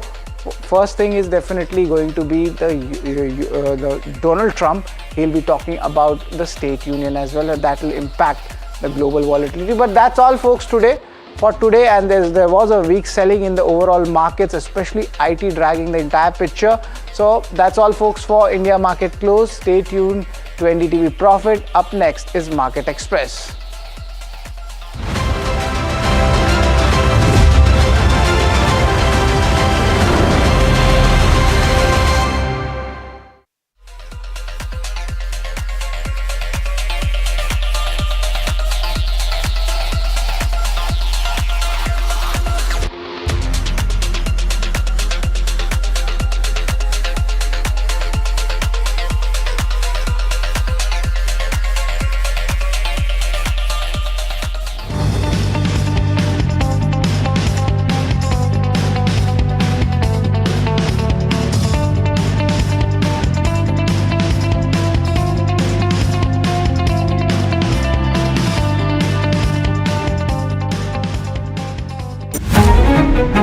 new year. New power panel. India Market Open. Now in its boldest lineup. This is where the trends get tested and stocks get conviction. I'll recommend a buy call on a stock only when I'm fully convinced on the stock. With a table-thumping buy. And when the street wants the levels, he brings the chart. Charts speak the truth, and I deliver the levels with no frills. Parag Thakkar and Kush Bohra are now part of the morning crew with Tamanna, Neeraj and Alex.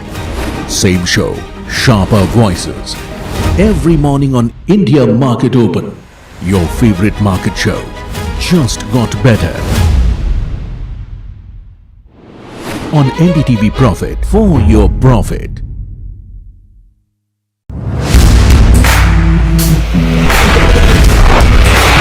Alright team, our new order show is ready. Now we need a promo. Something cool, something sharp. Well, I'm sure we'll be having outstanding reviews, solid suggestions. Expert advice. The latest trends. It's a lot simpler. We'll help people make the right auto decisions. It's got the cool stuff, geeky stuff, serious stuff, all of it, so that you can discover, decide and drive. I'm Siddharth Sharma and I am your Automate.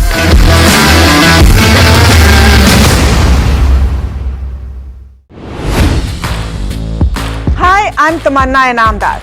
Watch me on NDTV Profit, where I break down the day's biggest business stories. What happened, why it matters, and what it means for your money. Hi, I'm Neeraj Shah. Watch me on NDTV Profit for the most incisive market intelligence and meaningful corporate conversations.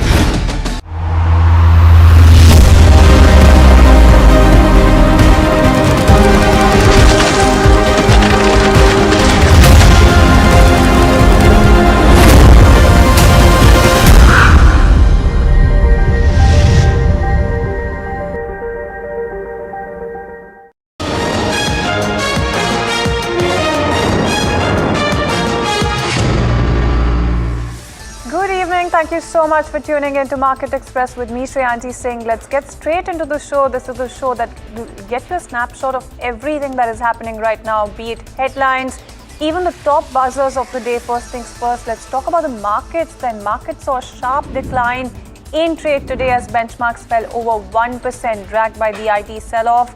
When you're talking about Nifty, that failed to defend 24,500 on expiry day, while Sensex also declined by about 1,000 points. So that's something that you're looking at when you talk about the markets. Broader markets, however, fared better as compared to Nifty and Sensex. Volatility index spiked again today, crossing the 14 mark, surging 14% in last 5 days, and that's something that you're looking at when you talk about the indices. Now, Nifty IT index, that's also something that we should be talking about right now because that dropped over 4% amid fears of AI disrupting business models.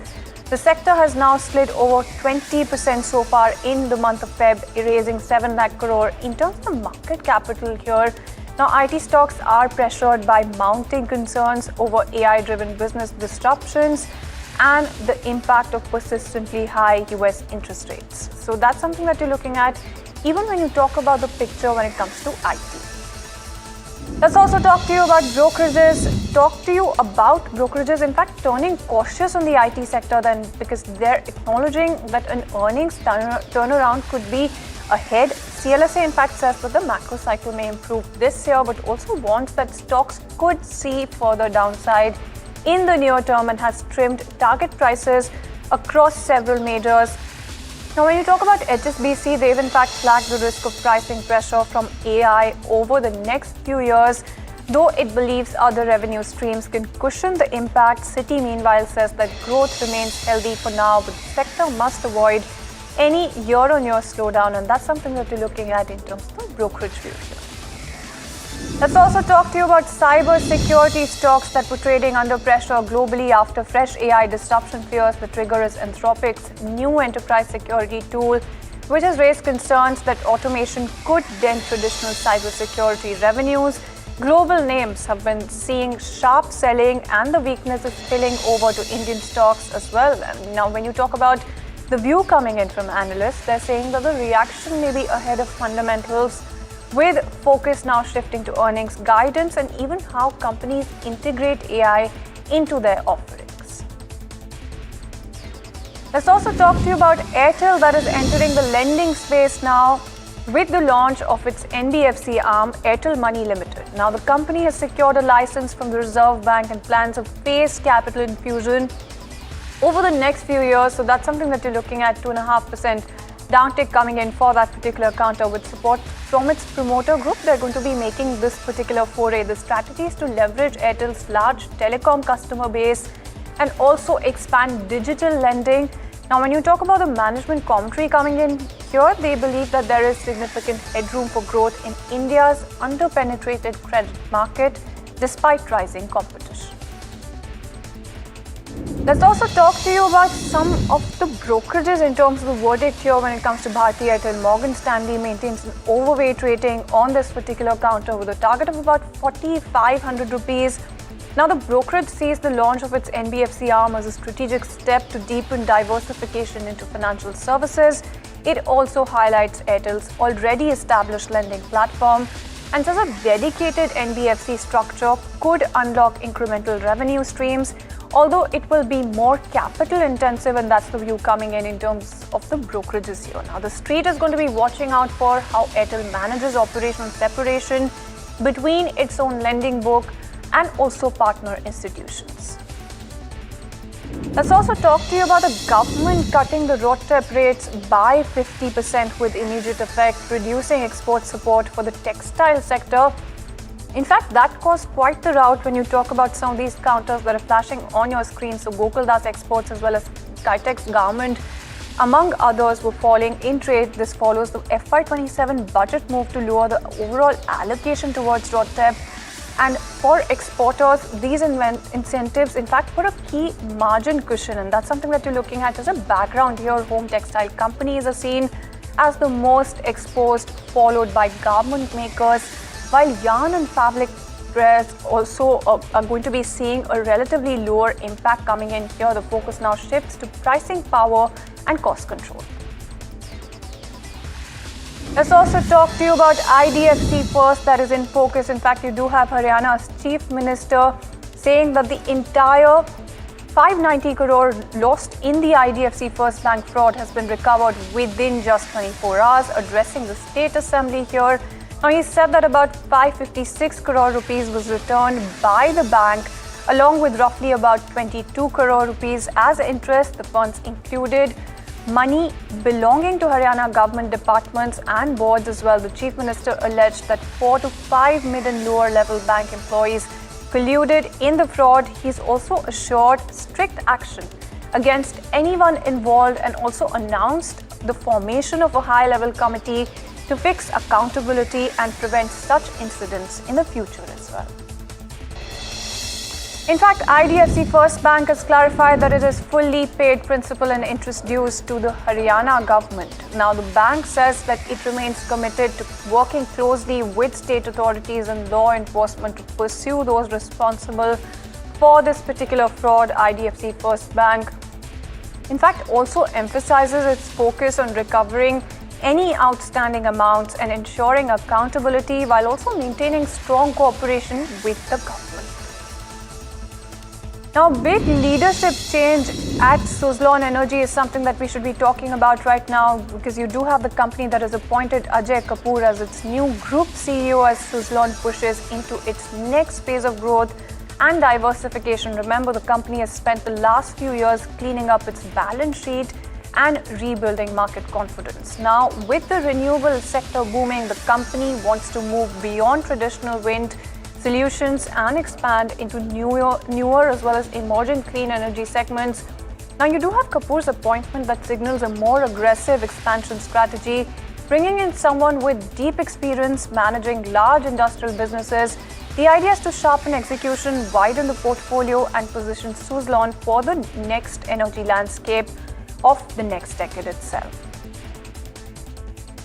Let's also keep it going and get back to the word coming in from brokerages, because MOSL has initiated coverage when it comes to Northern Arc. That was one counter that was buzzing away in trade, as you can see on your screens as well. There's a buy rating that they have and a target of about 360 rupees, signaling an upside of about 46% versus the current market price.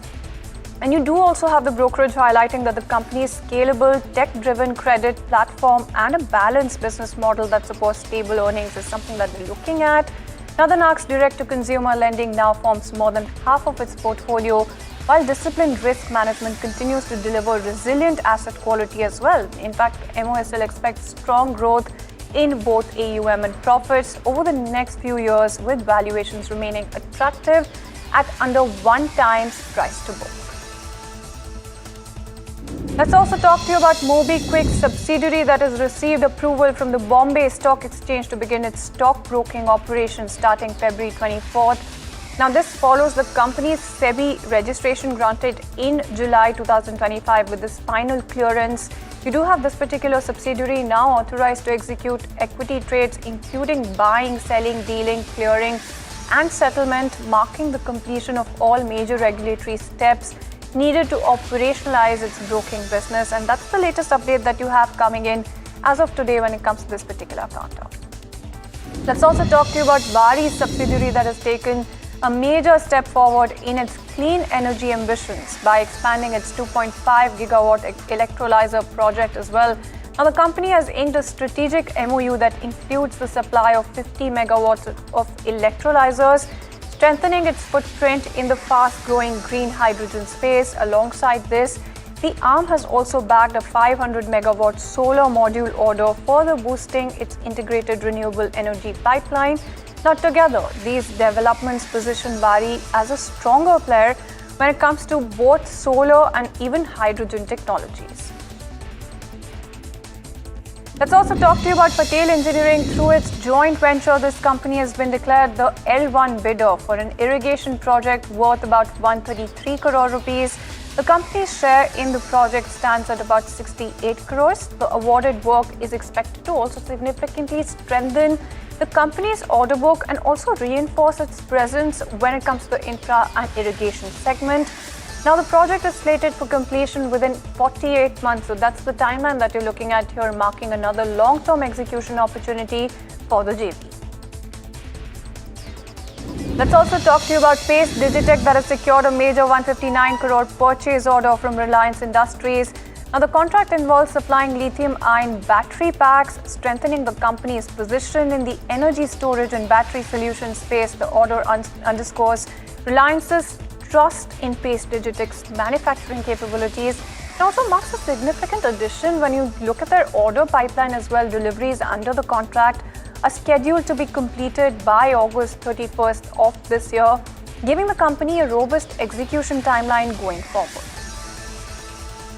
Let's also talk to you about some word coming in from the brokerages. Morgan Stanley has reiterated its overweight rating on Indian Oil Corporation with a target price of 219 rupees per share, expecting the stock to rise meaningfully in absolute terms. The brokerage notes that IOCL has returned to growth in both fuel market share and also capital allocation efficiency.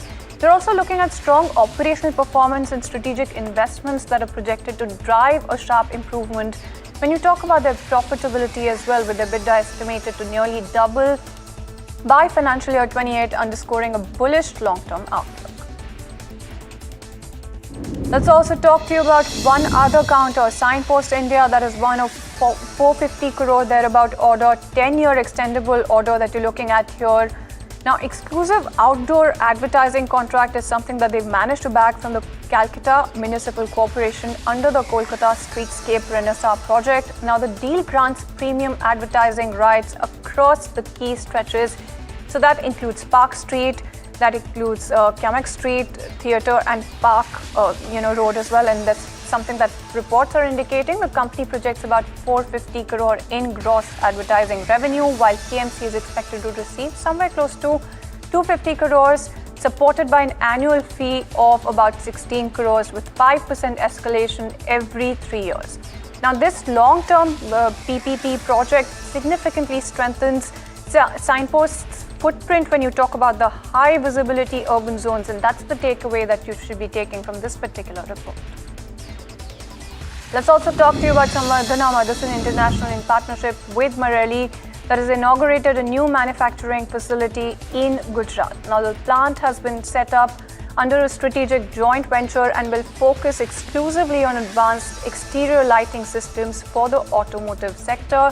Now, this is a move that you're talking about that strengthens the company's presence when you talk about the high-value automotive components and also expanding its manufacturing footprint in the country. That's also something that you should be looking at. The facility is expected to cater to both domestic and global automobile makers.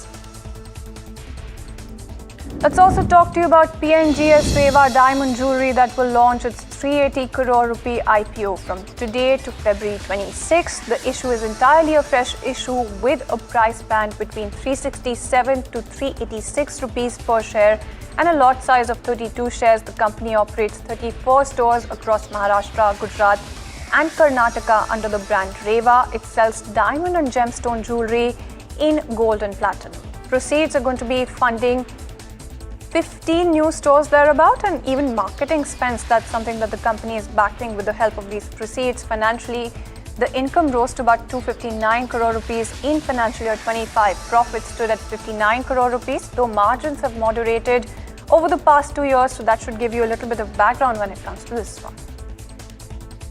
Let's also talk to you about Centum Electronics that has secured a large order from Hindustan Aeronautics for its radar systems. Now, the contract worth about 668 crore rupees will be executed in 2 phases. The company is expected to deliver the systems over the coming months, further boosting its order book and even their revenue visibility. Let's also shift focus onto some business news. Then the Union Cabinet has approved a series of key infrastructure and policy decisions amounting to over 12,200 crore thereabout. The measures include major railway expansions, a new integrated terminal when you talk about the Srinagar airport, and even an extension of the Ahmedabad Metro Phase 2B. The government has also approved reforms in the power sector. The cabinet has also, in fact, approved enhanced delegation when you talk about the power grid to increase the equity investment to about 7,500 crore rupees per subsidiary.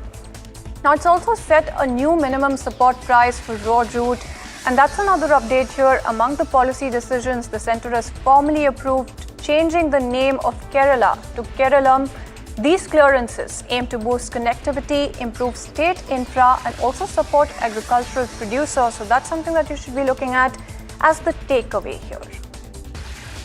Now, let's also talk about a futuristic breakthrough from India's aviation tech space. Chennai-based the Eplan, that's a company that you're talking about that is teaming up with NVIDIA to develop what could become the country's first electric air taxi. The goal is simple but ambitious: short hop aerial mobility inside cities. Think airport transfers, medical transport, or even quick intercity hops. That's something that you're looking at. So India's getting its first air taxi without the noise, pollution, or cost of helicopters.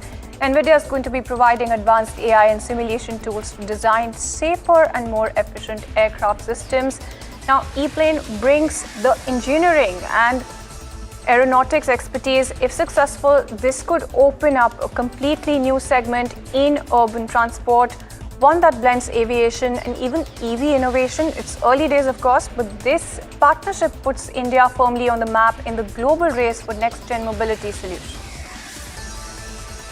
Let's also talk to you about a major legal escalation in the US logistics space. FedEx has filed a lawsuit against the administration of US President Donald Trump, seeking refunds for tariffs it says were improperly withheld.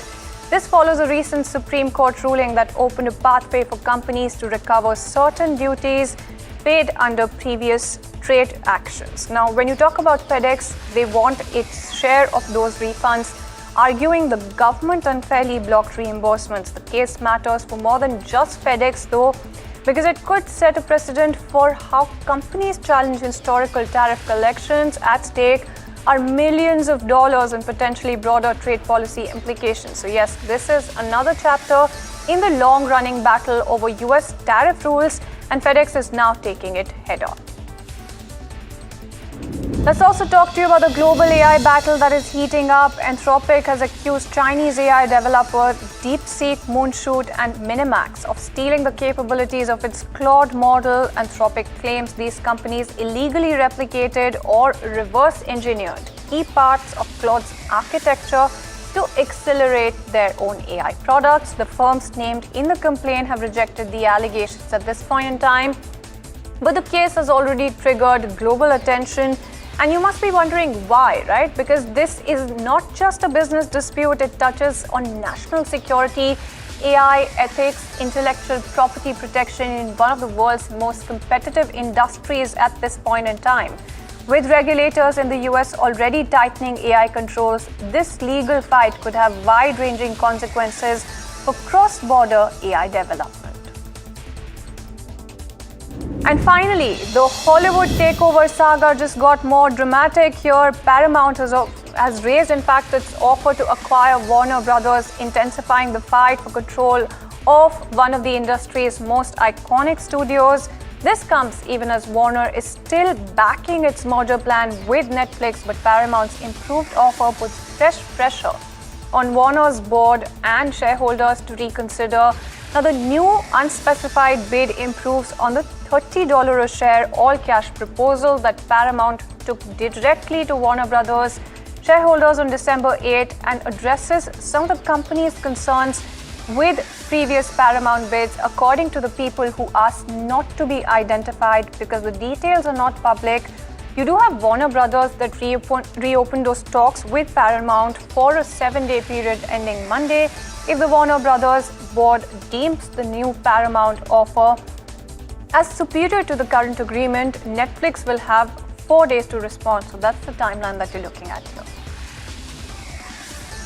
On to national news, then India is gearing up to launch its long-anticipated nationwide HPV vaccination program aimed at preventing cervical cancer among adolescent girls. Health Ministry officials have indicated that the vaccine's rollout is expected within the next few months.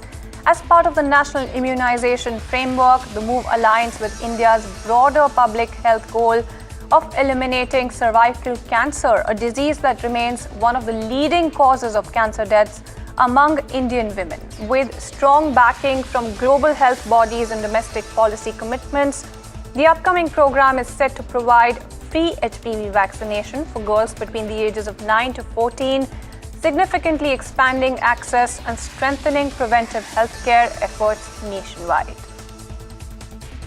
Let's also move on and talk to you about some more news and updates. New details have emerged about the tragic air ambulance crash in the state of Jharkhand. According to reports, the aircraft crashed within 23 minutes after taking off from Ranchi after losing contact with air traffic control. Moments before impact, the pilot reportedly requested a route deviation, suggesting deteriorating weather or technical difficulty before the aircraft went off radar. Now, the air ambulance was transporting a patient and medical team when it crashed in a forested area. Search and rescue teams located the wreckage soon after, and further investigation is underway to establish the exact cause. Officials say that they're examining communication logs, weather conditions, and technical records of this particular aircraft. Families of the victims have been briefed, and a full DGCA probe is in motion right now. Now, the newly launched Namo Bharat rapid train on the Delhi-Meerut corridor recorded over 1 lakh passengers on its first full day of commercial operations. This marks the highest ever ridership on this particular route. Now, the NCRTC has said this comes a day after Prime Minister Modi inaugurated the complete 82-kilometer corridor along with the new Meerut Metro Link, making the entire stretch fully operational. Now, the Namo Bharat RRTS, designed for speeds up to 180 kmph, is expected to significantly cut travel time between Delhi, Ghaziabad, Modinagar, and even Meerut. Let's also move on and get you some other news and updates. Supreme Court has issued notice to the center as well as the Uttar Pradesh government on a PIL seeking effective implementation of the 2024 EV charging infra guidelines. The petition says several states are not enforcing the guidelines uniformly, creating difficulties for residents in housing societies to install EV charging units. The plea seeks directions to enable group housing societies and RWAs to provide safe charging infra and allow residents to install private chargers at their own cost. Now, it also calls for strict compliance with fire and electrical safety standards, and the court, in fact, has sought responses from the governments as well. Now, US President Donald Trump's new global tariffs have come into effect at 10% lower than the 15% rate he had indicated previously. The temporarily imposed duty was imposed under Section 122 of the 1974 Trade Act, allowing tariffs for up to 150 days without congressional approval. The move follows a Supreme Court ruling that blocked several of his earlier sweeping tariffs under emergency powers. The White House has not issued any directive to raise the rate. Analysts, in fact, warn the shifting policy could raise trade tensions, with countries including the UK, EU, and India reviewing their responses.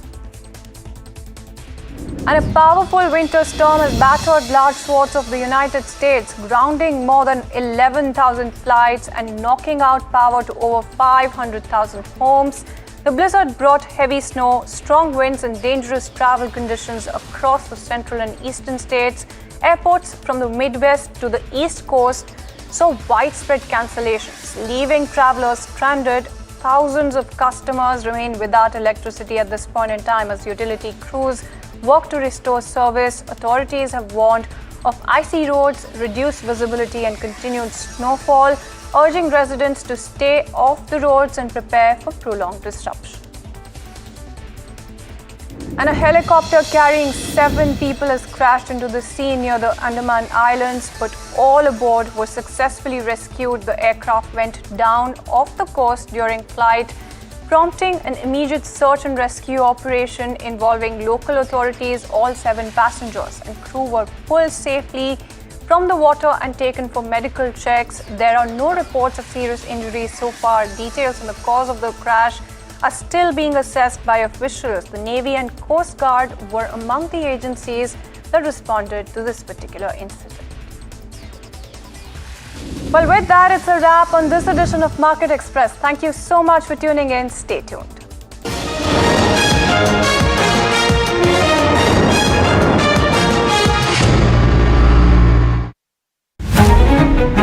New year, new power panel, India market open, now in its boldest lineup. This is where the trends get tested and stocks get conviction. I'll recommend a buy call on a stock only when I'm fully convinced on the stock. With a table-thumping buy. And when the street wants the levels, he brings the chart. Charts speak the truth, and I deliver the levels with no frills. Parag Thakkar and Kush Bohra are now part of the morning crew with Tamanna, Neeraj and Alex. Same show, sharper voices. Every morning on India Market Open, your favorite market show just got better. On NDTV Profit, for your profit.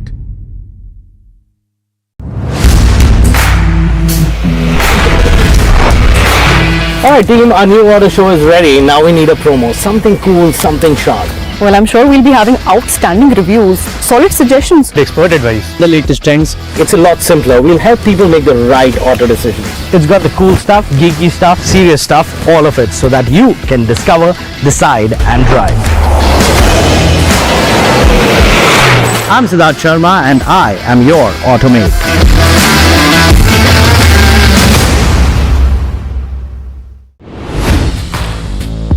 Hi, I'm Tamanna Inamdar. Watch me on NDTV Profit, where I break down the day's biggest business stories. What happened, why it matters, and what it means for your money. Hi, I'm Neeraj Shah. Watch me on NDTV Profit for the most incisive market intelligence and meaningful corporate conversations. And I'm Alex Matthew. Markets, mutual funds, insurance, personal. Market ends in the red with benchmarks falling over 1% lower. Nifty closes below 25,500 mark while Sensex loses over 1,100 points. Broader markets reflect the fall in the benchmark. Anthropic fear hits Indian cybersecurity stocks. Names such as Quick Heal, TAC Infosec and TechD Cybersecurity lose between 5 to 20% after Anthropic's new enterprise security tool triggered AI-driven disruption fears. FPI ownership in NSE-listed companies fall to 16.7% in December, lowest since 2010, but the ownership value rose to $18.9 billion in December, despite the shrinking share. Cabinet approves power sector reforms, gives a nod for an enhanced delegation to Power Grid to hike the equity investment of 7,500 crore rupees per subsidiary, also changes Kerala's name to Keralam. IDFC First Bank clarifies that it has paid out 100% principal and interest to Haryana government. Clarification comes the same day as Haryana Chief Minister Nayab Singh Saini claims that entire amount lost has been recovered. Trump's temporary 15% tariffs take effect from today. These replace the tariffs struck down by the US Supreme Court. Experts question the legality of these tariffs under Section 122 of the Trade Act of 1974. Prime Minister Modi will embark on a two-day state visit to Israel from tomorrow. He will hold wide-ranging talks with Israeli PM Benjamin Netanyahu and attend a series of programs scheduled later.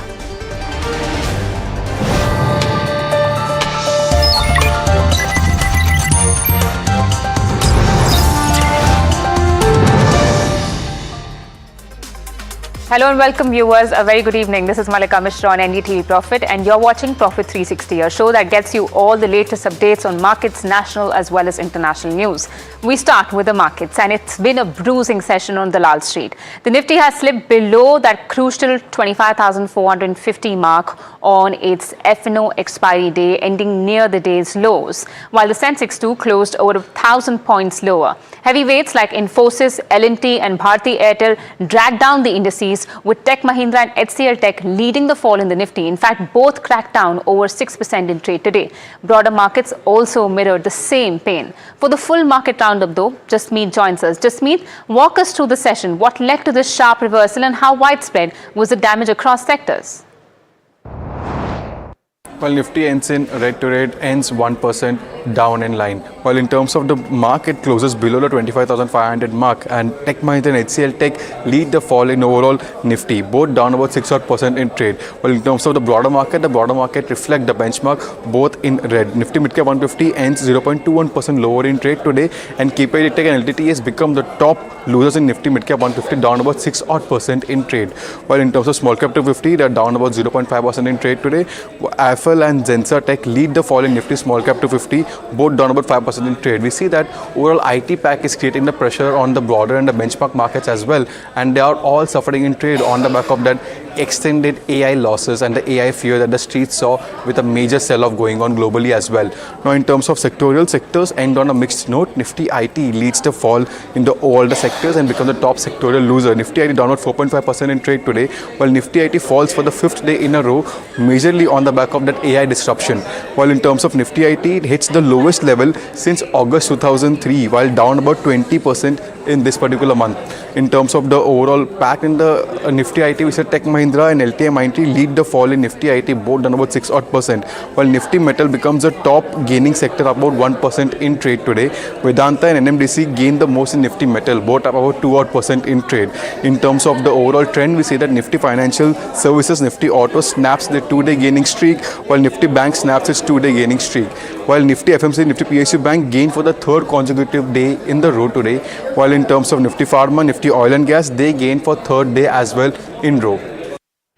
Right, thanks so much for that market roundup. Viewers, as thunderstorms hover over the Nifty IT index, many would wonder whether you should enter or not.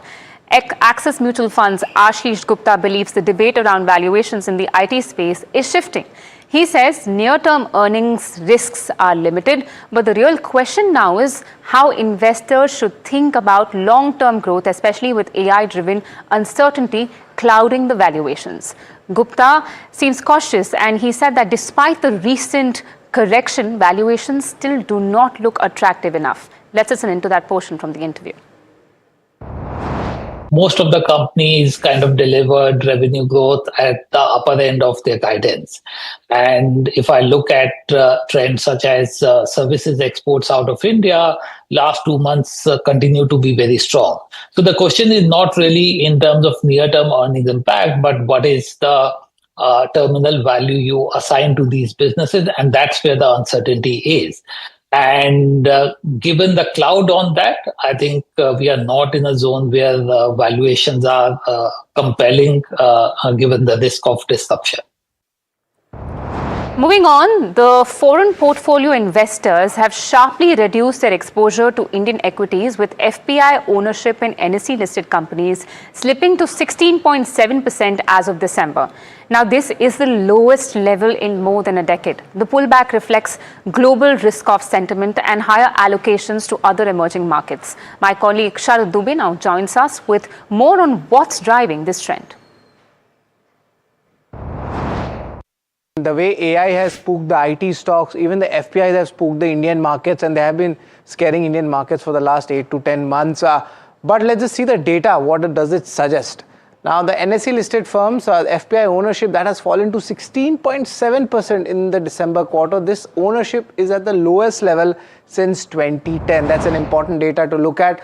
Other important thing I saw in my analysis of this report is that the ownership value, however, has risen by almost $18.9 billion in 2025, despite the shrinking share. That means, of course, the markets have also gone up. That's why we are seeing a higher market cap coming in. The important portion of this report is that this has reflected a continuous reduction in the foreign participation, and that is where the retail or the domestic investors, that's where they come in. Also, let's look at the Nifty 50 index, how things have moved around. FPI share in the Nifty 50 index has slipped by 25 basis points to 23.8%, and remember, that's a 13-year low. The share in the Nifty 500, however, is still stable. That means the FIs are not actually giving a big sell-off in the small cap and the mid cap space. That'll be a very interesting trend to track.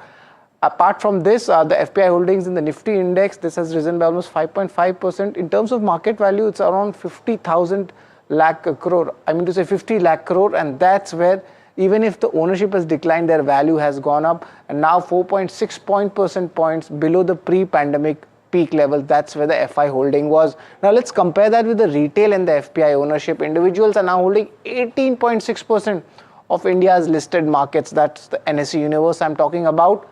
And the retail ownership is higher versus FPIs for the 5th straight quarter. That is where the bullishness keeps coming in. Also, what does this indicate the sector-wise? We spoke about financials remaining the top sector. Communication services, that's where the allocation is rising. That's one part of it, which is not technically IT, but cautious view is still coming on the consumption and the commodity space. During this, of course, this FPI report I checked. And viewers, and while investors reassess equity markets, this particular sector is especially feeling the heat. Cybersecurity stocks are under pressure globally. Cybersecurity stocks are sliding worldwide after fresh AI-driven disruption fears triggered by Anthropic's new enterprise security tool. The belief is that automation could squeeze traditional security revenues, keeping investor sentiment cautious. My colleague Jasmeet joins us back again with what's spooking the markets in this space. Every day we have new or the other AI news flowing in and targeting different sectors. We have wealth management last week, and this week we have the cyber security. While the cloud companies, what AI is seeing is that the overall disruption being faced in the overall cybersecurity space. While what we see is the overall cybersecurity global tech firms see a downtake on the back of this new cloud AI tool. While this AI tool can simplify the overall cybersecurity, and it can impact directly the traditional services firms that are giving the cybersecurity at large. While we also saw the global tech firms where we saw mass sell-off in those on Sunday, Monday, as well as today in trade. What we have seen that major names like CrowdStrike and Palo Alto Network slide in the trend. If you look at the overall global ETF, which handled the global security companies, even that saw a slight decline in the overall performance and which hit the low of November 2023. If you look at the Indian firms, so Indian firms that provide cybersecurity also slide in trade today. We saw Quick Heal down about 5%. The Tech D is down about 13% of similar thing. And we also have many small cap names which have been suffered on the back of the similar AI disruption news in terms of cybersecurity. Thanks so much for that, Jasmeet, once again. And even as AI reshapes market expectations, it's also reshaping the workforce, and one industry veteran has a firm message about what needs to happen next. So at a time when AI is transforming workforces across global tech firms, Vian AI Systems founder Vishal Sikka tells NDTV Profit that the world needs to react swiftly to rapid job transitions, and the answer lies in learning AI, not fearing it. He says these transitions are faster but not unfamiliar. Let's listen in to his comments. The transition from one category of jobs to another category of jobs happens all the time. One thing declines, the other thing rises. And we, by and large, manage to make that transition quite successfully, partly because we have a bunch of time to do that, to retrain people, to reorganize the workforces, to reorganize the business models and all that. I think the change here is that this is all happening much faster, which means that we need to be much more agile and bold about embracing this. I used to talk about this, 10 years ago, 11 years ago. If you read my shareholder letters and my speeches from that time, they were all about it. And it is here now. And it is happening at a breakneck speed, because these big model companies have money to make. They are in pretty deep holes with large amounts of funding raised. So they are not taking any prisoners. So the long answer, that's a long way to answer your question, which is that, yes, we have faced transitions like this before. Yes, it is happening much faster than before. So the windows are smaller. That means we need to act faster. We need to be bolder. But it can be done because we know that new categories of applications are in front of us, which can deliver tremendous value. So how fast can we abandon the parts of the business that are sinking, and how fast can we jump our workforce onto the new things that are growing is going to define the winners versus the losers. Okay, so we need to adapt AI as fast as possible, and the answer lies in that strategy. But switching tracks to corporate stories, and on top of our list is Voltas. Mukundan Menon, their managing director, spoke exclusively to us on incorporating artificial intelligence in ACs. Menon explained that artificial intelligence enables a device to pivot from being just reactive to predictive, in his words. He also spoke to us on demand trends, raw material prices, capex plans, and growth strategy. Take a look at a brief portion from that conversation that took place at the launch of their 2026 summer collection. This changes it pivots the entire air conditioner category. The device pivots from being a very reactive device to becoming a predictive and adaptive device. So it automatically senses your usage pattern, your preferences in terms of temperatures, air quantity, and so on and so forth, and it adjusts the air conditioners after a 7-day learning curve. Compared to 2024, where we had seen a tremendous growth, the 25 was a degrowth of around 20 to 25% for the industry as a whole. On that low base of 25, the industry is poised to grow by roughly 20 to 25% this summer. The predictions is that it is going to be a normal, or if at all, a little better than normal summer from a heat perspective. Yeah. Viewers, shares of one MobiKwik rallied over 9% in trade today and ended in the positive territory as well. The upward momentum was observed on the heels of the company's foray into stockbroking operations. However, when we spoke to Upasana Taku, who is chairperson, co-founder, CFO and executive director of MobiKwik in this regard, she clarified that the broking stack will take time to come to life. Listen in to know more.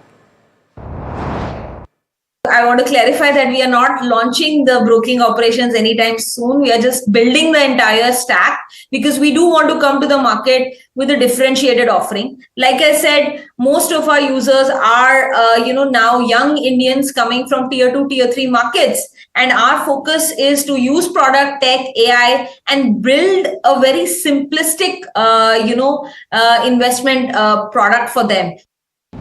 Let's quickly look at an IPO. Gaudium IVF's IPO has been oversubscribed more than 7 times on the last day of its issue. Non-institutional investors led the IPO with 13.95 times subscription, followed by retail investors who subscribed over 7 times.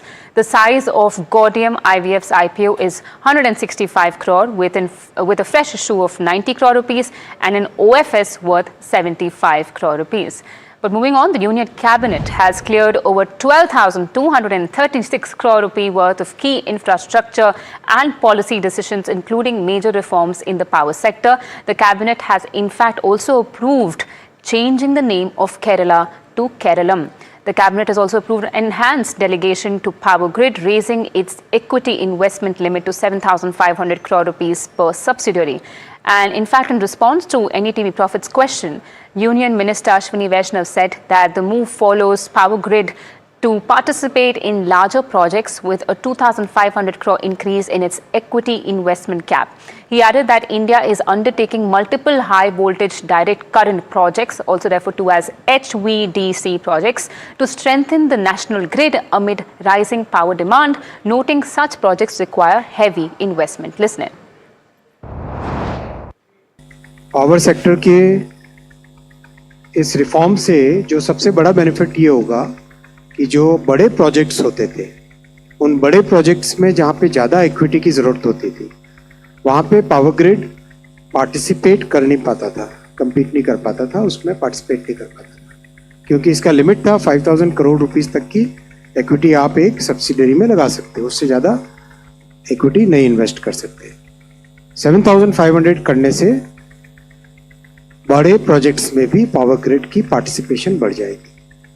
और अभी बहुत सारे HVDC high voltage direct current के projects बनाए जा रहे हैं, जो हमारी ग्रिड को आने वाले समय के हिसाब से बहुत एक रोबस्ट ग्रिड बनाने का काम है। उन सब प्रोजेक्ट्स में कैपिटल बहुत लगता है, इक्विटी भी प्रोपोर्शनेटली ज़्यादा लगती है, तो उन सब में पार्टिसिपेट कर पाएंगे। And there's an interesting update on the IDFC First Bank fraud case. After especially it rocked the nation, IDFC First Bank has issued a statement claiming that it has paid out 100% principal and interest to Haryana government. The bank has ensured commitment to pursue action against the perpetrators of the fraud. Earlier, in this context, Haryana CM Nayab Singh Saini said in the assembly that the entire amount lost in the fraud, including the funds of some Haryana government departments and boards and corporations, have been deposited back into their accounts within just 24 hours. And this is inclusive of interests also. Listen in to the Chief Minister giving his clarification in the House. कल का जो प्रकरण में शामिल हमारे कुछ हरियाणा सरकार के विभागों का पैसा था और बोर्ड कारपोरेशनों सहित संपूर्ण राशि मात्र 24 घंटे के अंदर हमारी सारी राशि वो वापस हमारे खातों में जमा हो गई है, जो वो राशि गई है।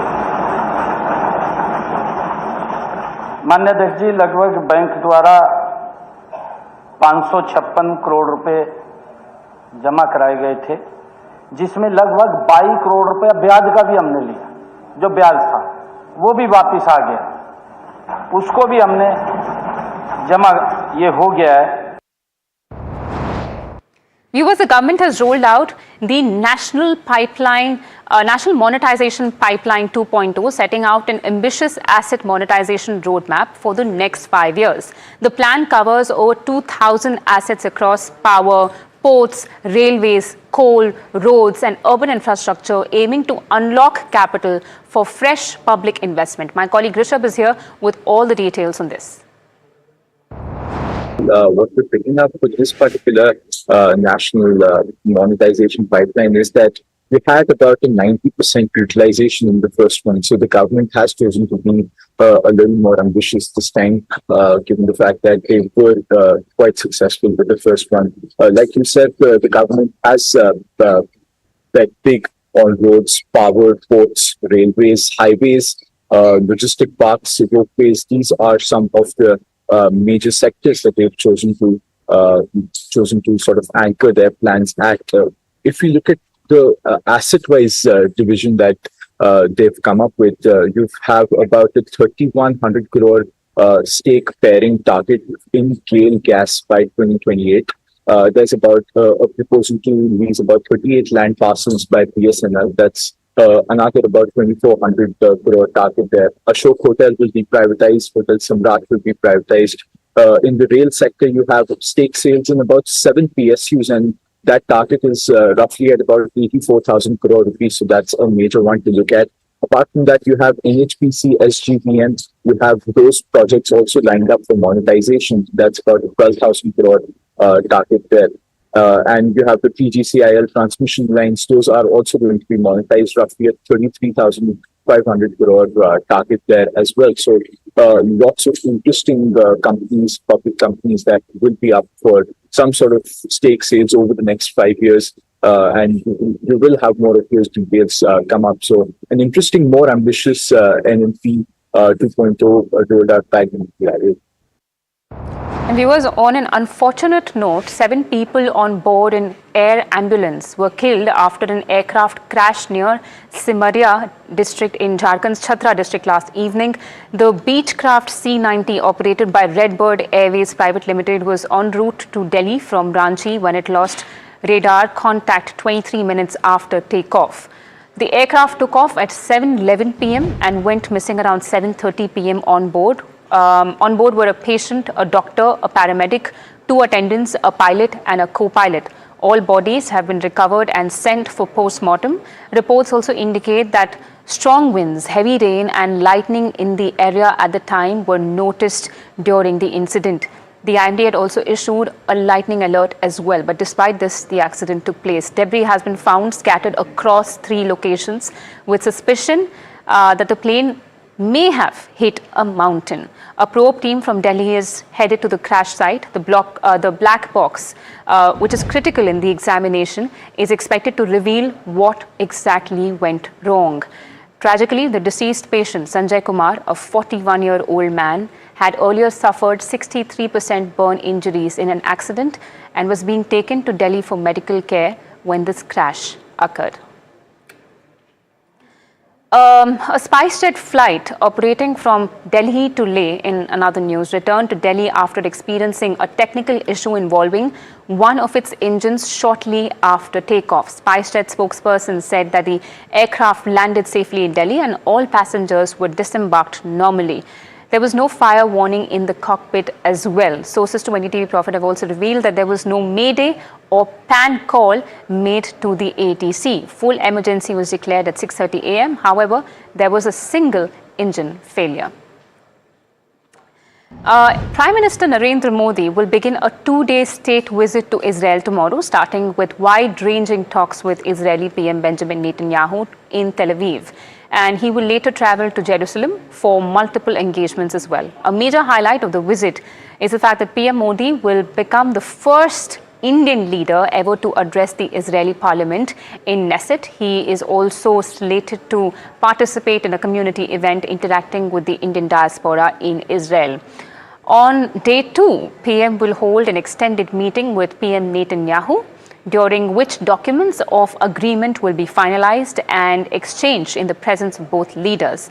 Ahead of the visit, Netanyahu posted on social media that the bond between Israel and India is a powerful alliance between 2 global leaders and building an axis of nations committed to stability and progress. This signals the strategic depth of the partnership and the significance Israel attaches to PM Modi's arrival in the country. In another news, the Karnataka High Court has granted interim protection to actor Ranveer Singh in the Kantara case. The High Court has directed authorities to not take any coercive action against him for now. However, the court has made it clear that he must fully cooperate with the ongoing investigation. The matter will next be heard on the 2nd of March, when the court will review the status of the probe and decide on further directions. Legal teams on both sides have been asked to submit additional documents ahead of the next hearing. For now, this order gives the actor temporary relief, but the investigation continues. But viewers, that's all the time we had on this edition of Profit 360. Stay tuned to stay ahead of all the news and updates. This is Malika Mishra. Have a good evening.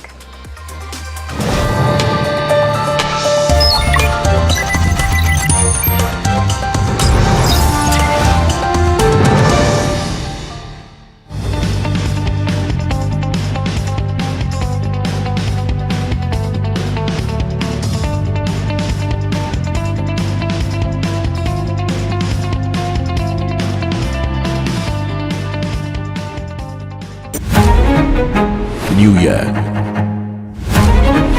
new power panel, India market open, now in its boldest lineup.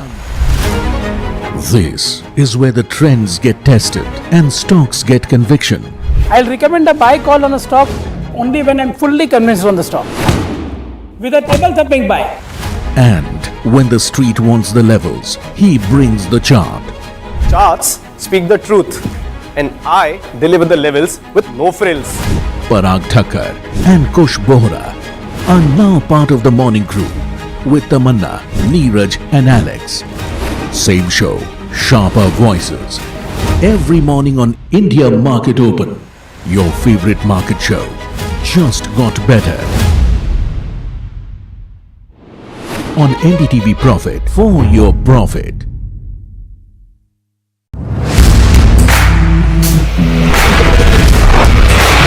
Alright team, our new order show is ready. Now we need a promo. Something cool, something sharp. Well, I'm sure we'll be having outstanding reviews, solid suggestions, Expert advice. The latest trends. It's a lot simpler. We'll help people make the right auto decisions. It's got the cool stuff, geeky stuff, serious stuff, all of it, so that you can discover, decide and drive. I'm Siddharth Sharma and I am your Automate.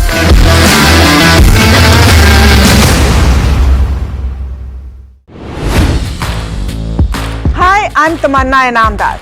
Watch me on NDTV Profit, where I break down the day's biggest business stories. What happened, why it matters, and what it means for your money.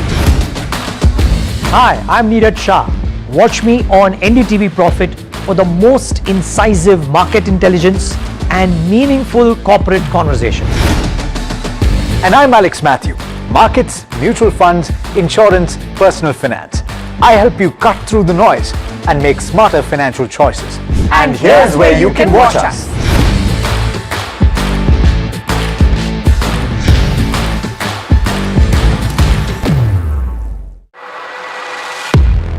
He has been tracking markets for over a decade, spots the trends before they hit the screen.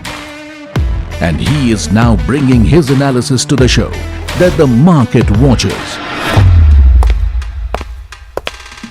Watch Sharad Dubey on Know Your Company, a show that puts the most traded stocks under the scanner. We dissect the company so that you, the investor, don't have to get the management to answer questions relevant to you.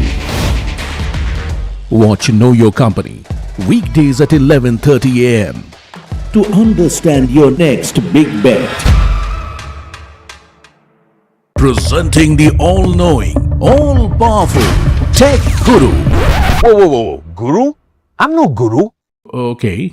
I'm just a guy who loves his tech.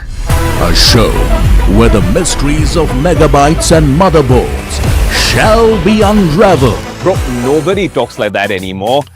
This is all about connected ecosystems, EVs and AI that you can use in your daily life. That's what we do on Tech 360. Real talk, real reviews, tech that you can actually use. Tech has changed. So should your tech show.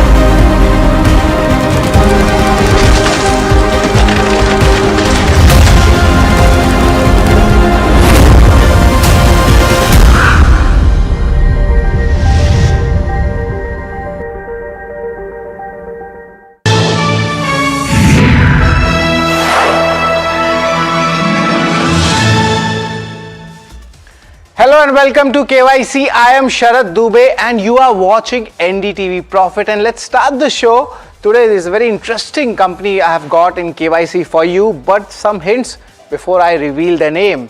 It's a kitchen solutions provider, sinks, faucets and a lot of surface area products are there. The second hint I would like to give you, and it's a very big hint, it's backed by Sunil Singhania's entity Abacus. Also Ashish Kacholia is also backing this entity. So there are some large investors already backing the stock.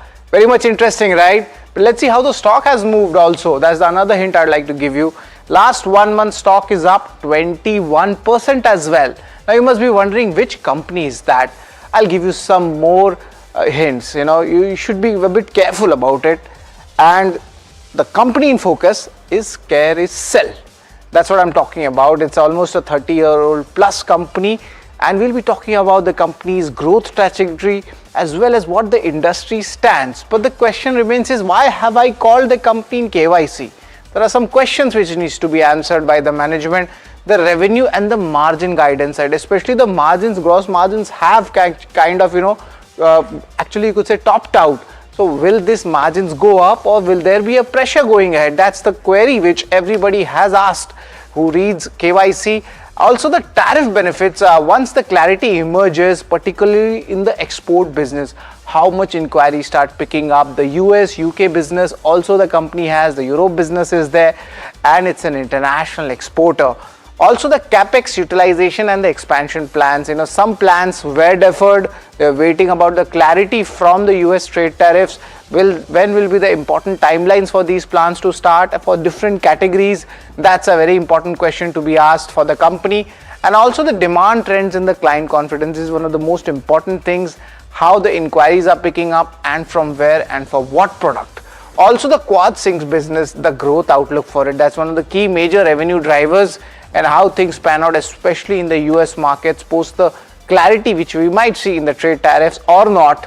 That is where it's a cliffhanger for a lot of export plays and the new product pipeline, so that they de-risk their portfolio, and some new surface area segment, that's what they call, on the kitchen ecosystem. That's what the company is focusing on. On the show will be Anand Sharma. He's the CFO, and we'll ask Anand all these questions about the company. But speaking of about the company, let's give you more details about it. And largely I have given you some hints, but these hints is not enough for a show in KYC. We need to explain it to you. The first one is the kitchen solutions provider. Sinks, faucets and other products are also there. I'll give you the detailed analysis of it. Remember, this is Asia's largest and world's 4th largest quartz sink manufacturer. A unique product, and the way the premiumization plays out, and they are having a good market share in that. Also, it's the only manufacturer in Asia with the German technology, and the way the supply chain is moving, company stands to benefit a lot. 6 state-of-the-art manufacturing plants, 4 is in India and 2 are in overseas. That's an interesting take, and its presence is across 60 plus countries worldwide. Another important trivia I would like to give you about this company, they are having 4,500 dealers across India. India business is also a decent contribution coming in terms of revenue. I'll give you all those details as well. It's a diverse customized portfolio of 500 SKUs. These are the number of units, different product categories which the company deals with. Key shareholders, look at that. Sunil Singhania, promoted Abacus, has 5.34% stake in the company. This is coming in the December quarter. Ashish Kacholia has around 3.5% stake. So that you can see, markets are large legends. They are almost having 10% stake in the company. That means there must be something here.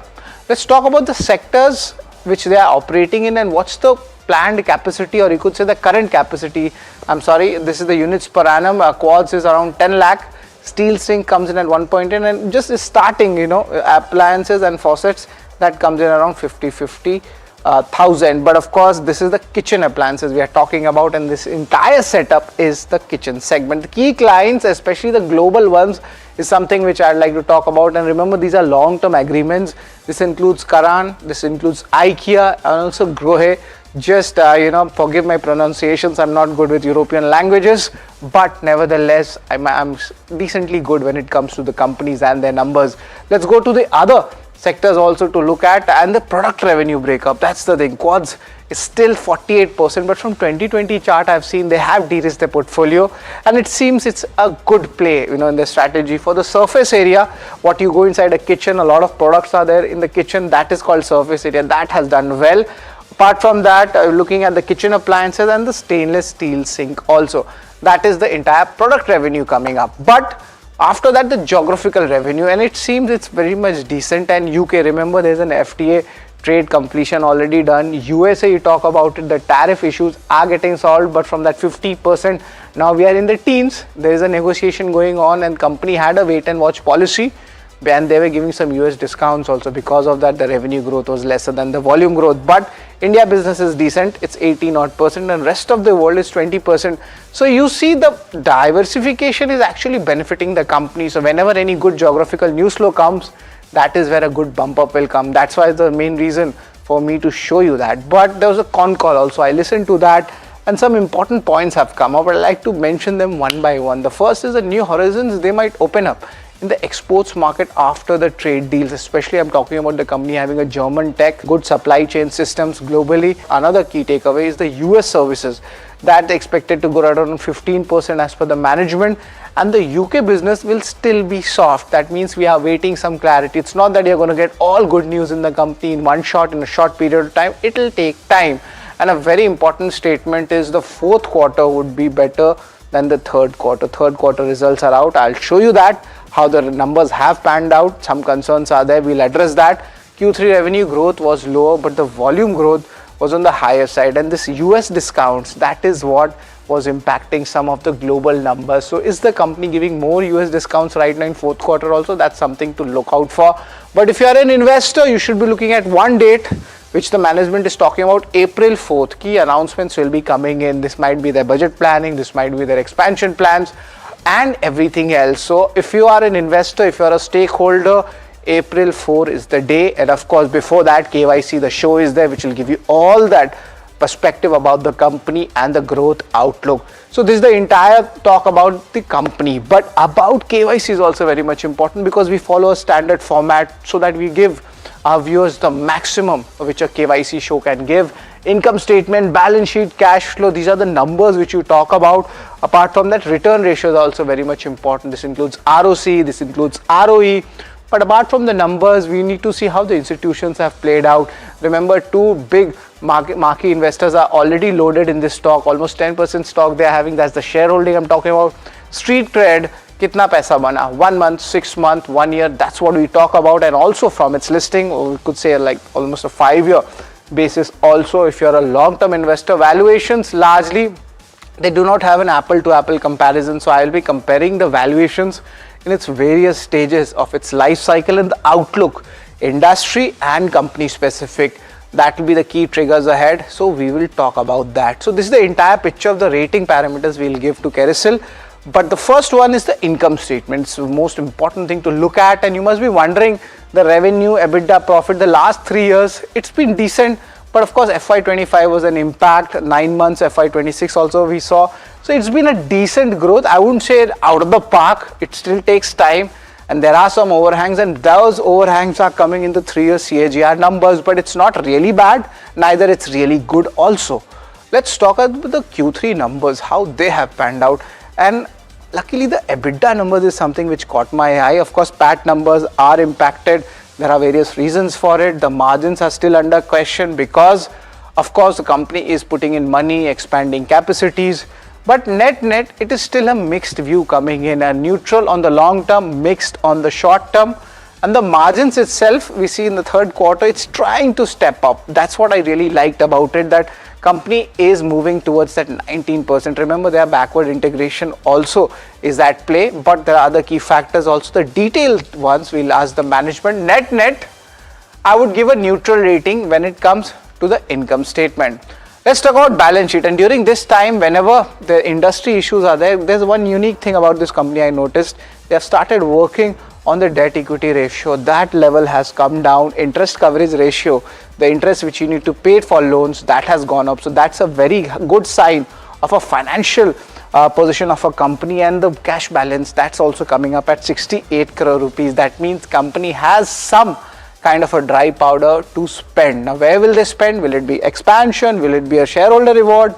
Or maybe another acquisition, because they already do UK and US. In the history, I've seen 5 to 6 major acquisitions. So company is at a sweet spot with the money. And because of that, a good balance sheet management, I'll give this a strong thumbs up when it comes to the balance sheet. But apart from numbers, another third important number is the cash flow. That cash flow is very much important irrespective of the business cycle.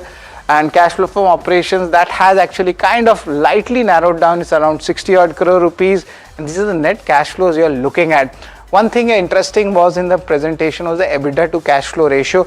That itself has gone down. It's at, I could say, a multi-year high, but that was for FY25. So this side it was benign, but their presentation in the third quarter was very decent. But adding both of them and giving a balanced approach, I'm still not convinced.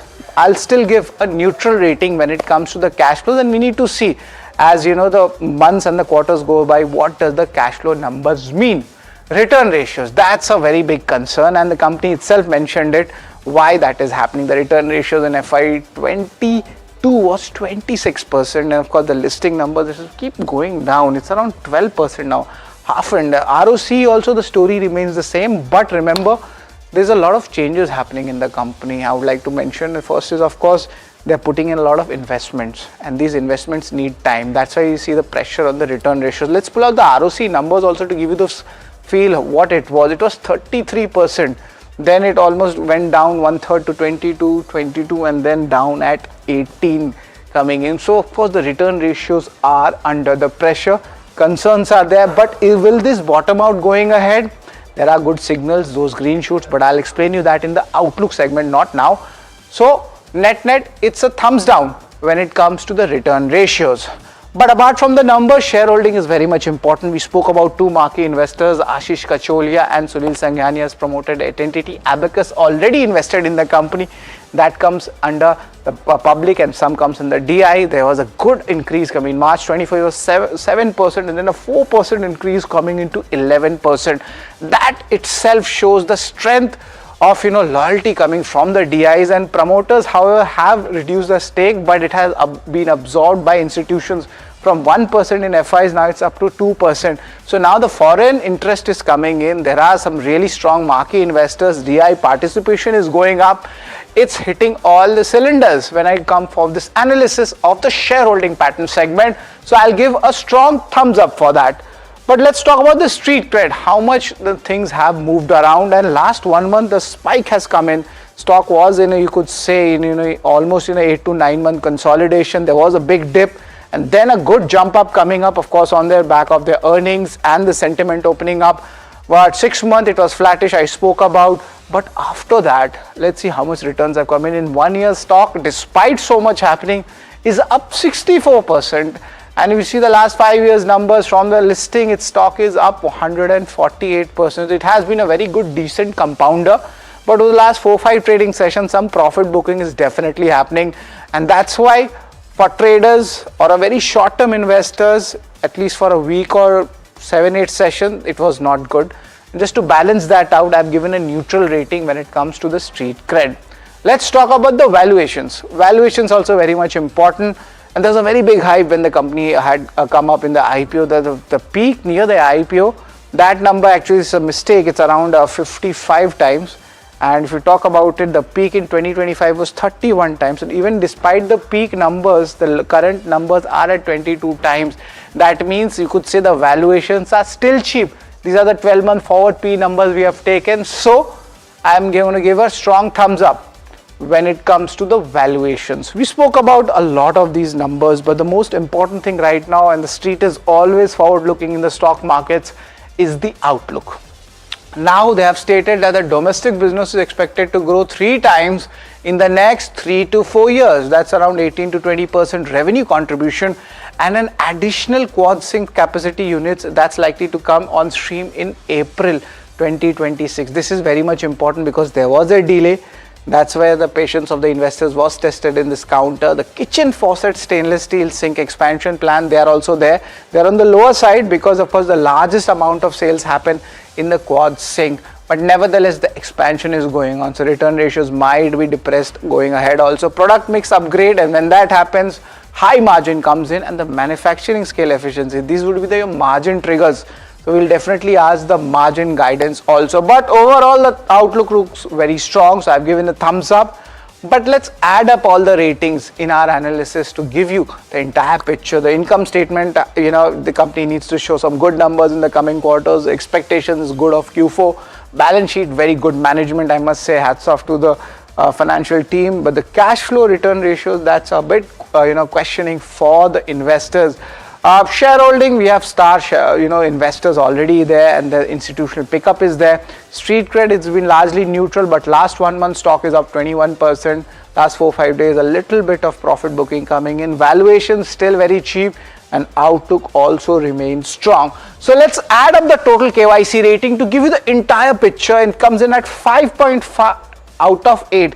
This is largely above average in our analysis in our KYC rating show. But to give us more clarity for Carousel, we are joined in by Anand Sharma. He is the CFO at Carousel Group. Good afternoon, Anand. It's always a pleasure to talk with you. Anand, talking about, first of all, the US trade deal. You had been giving US discounts, but now it seems a lot of clarity is coming, especially for your business. Already UK trade deal has been done.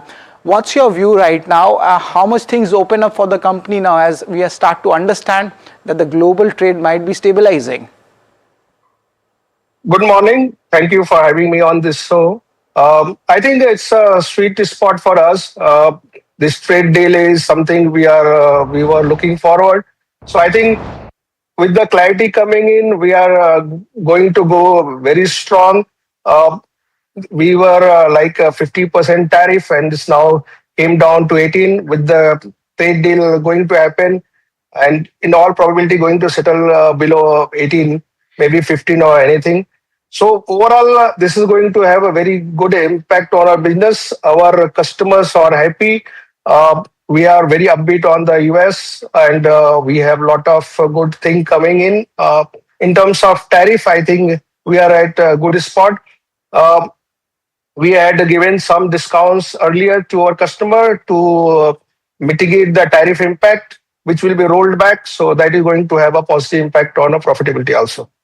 All right, but let's go deeper into the number. And I must say, the way you have managed the balance sheet in these, I couldn't say trying times, but definitely last 12 to 18 months, that has been done really well, I must say. But Anandji, the question is, the cash balance is definitely a little bit on the higher side right now, and D ratio also is on the lower side. Are we looking to deploy this cash in your expansions, or are you looking at acquisitions? Because I remember in your older business playbook, you had a lot of acquisitions coming in the US, UK, and you must have delayed those, seeing the uncertainty in the tariffs. Your views on that? Yeah, so I think the cash balance, what do you see, and related return ratio, the major is because we had QIP. So with the QIP, now the expansion plan is going on. So that fund is in the process of deployment. Once this fund get deployed, we'll get the return, and this ratio also get improved. So I think it's a matter of time. We already have our capex going on. Once this fund of QIP, which we have raised, fully deployed, we start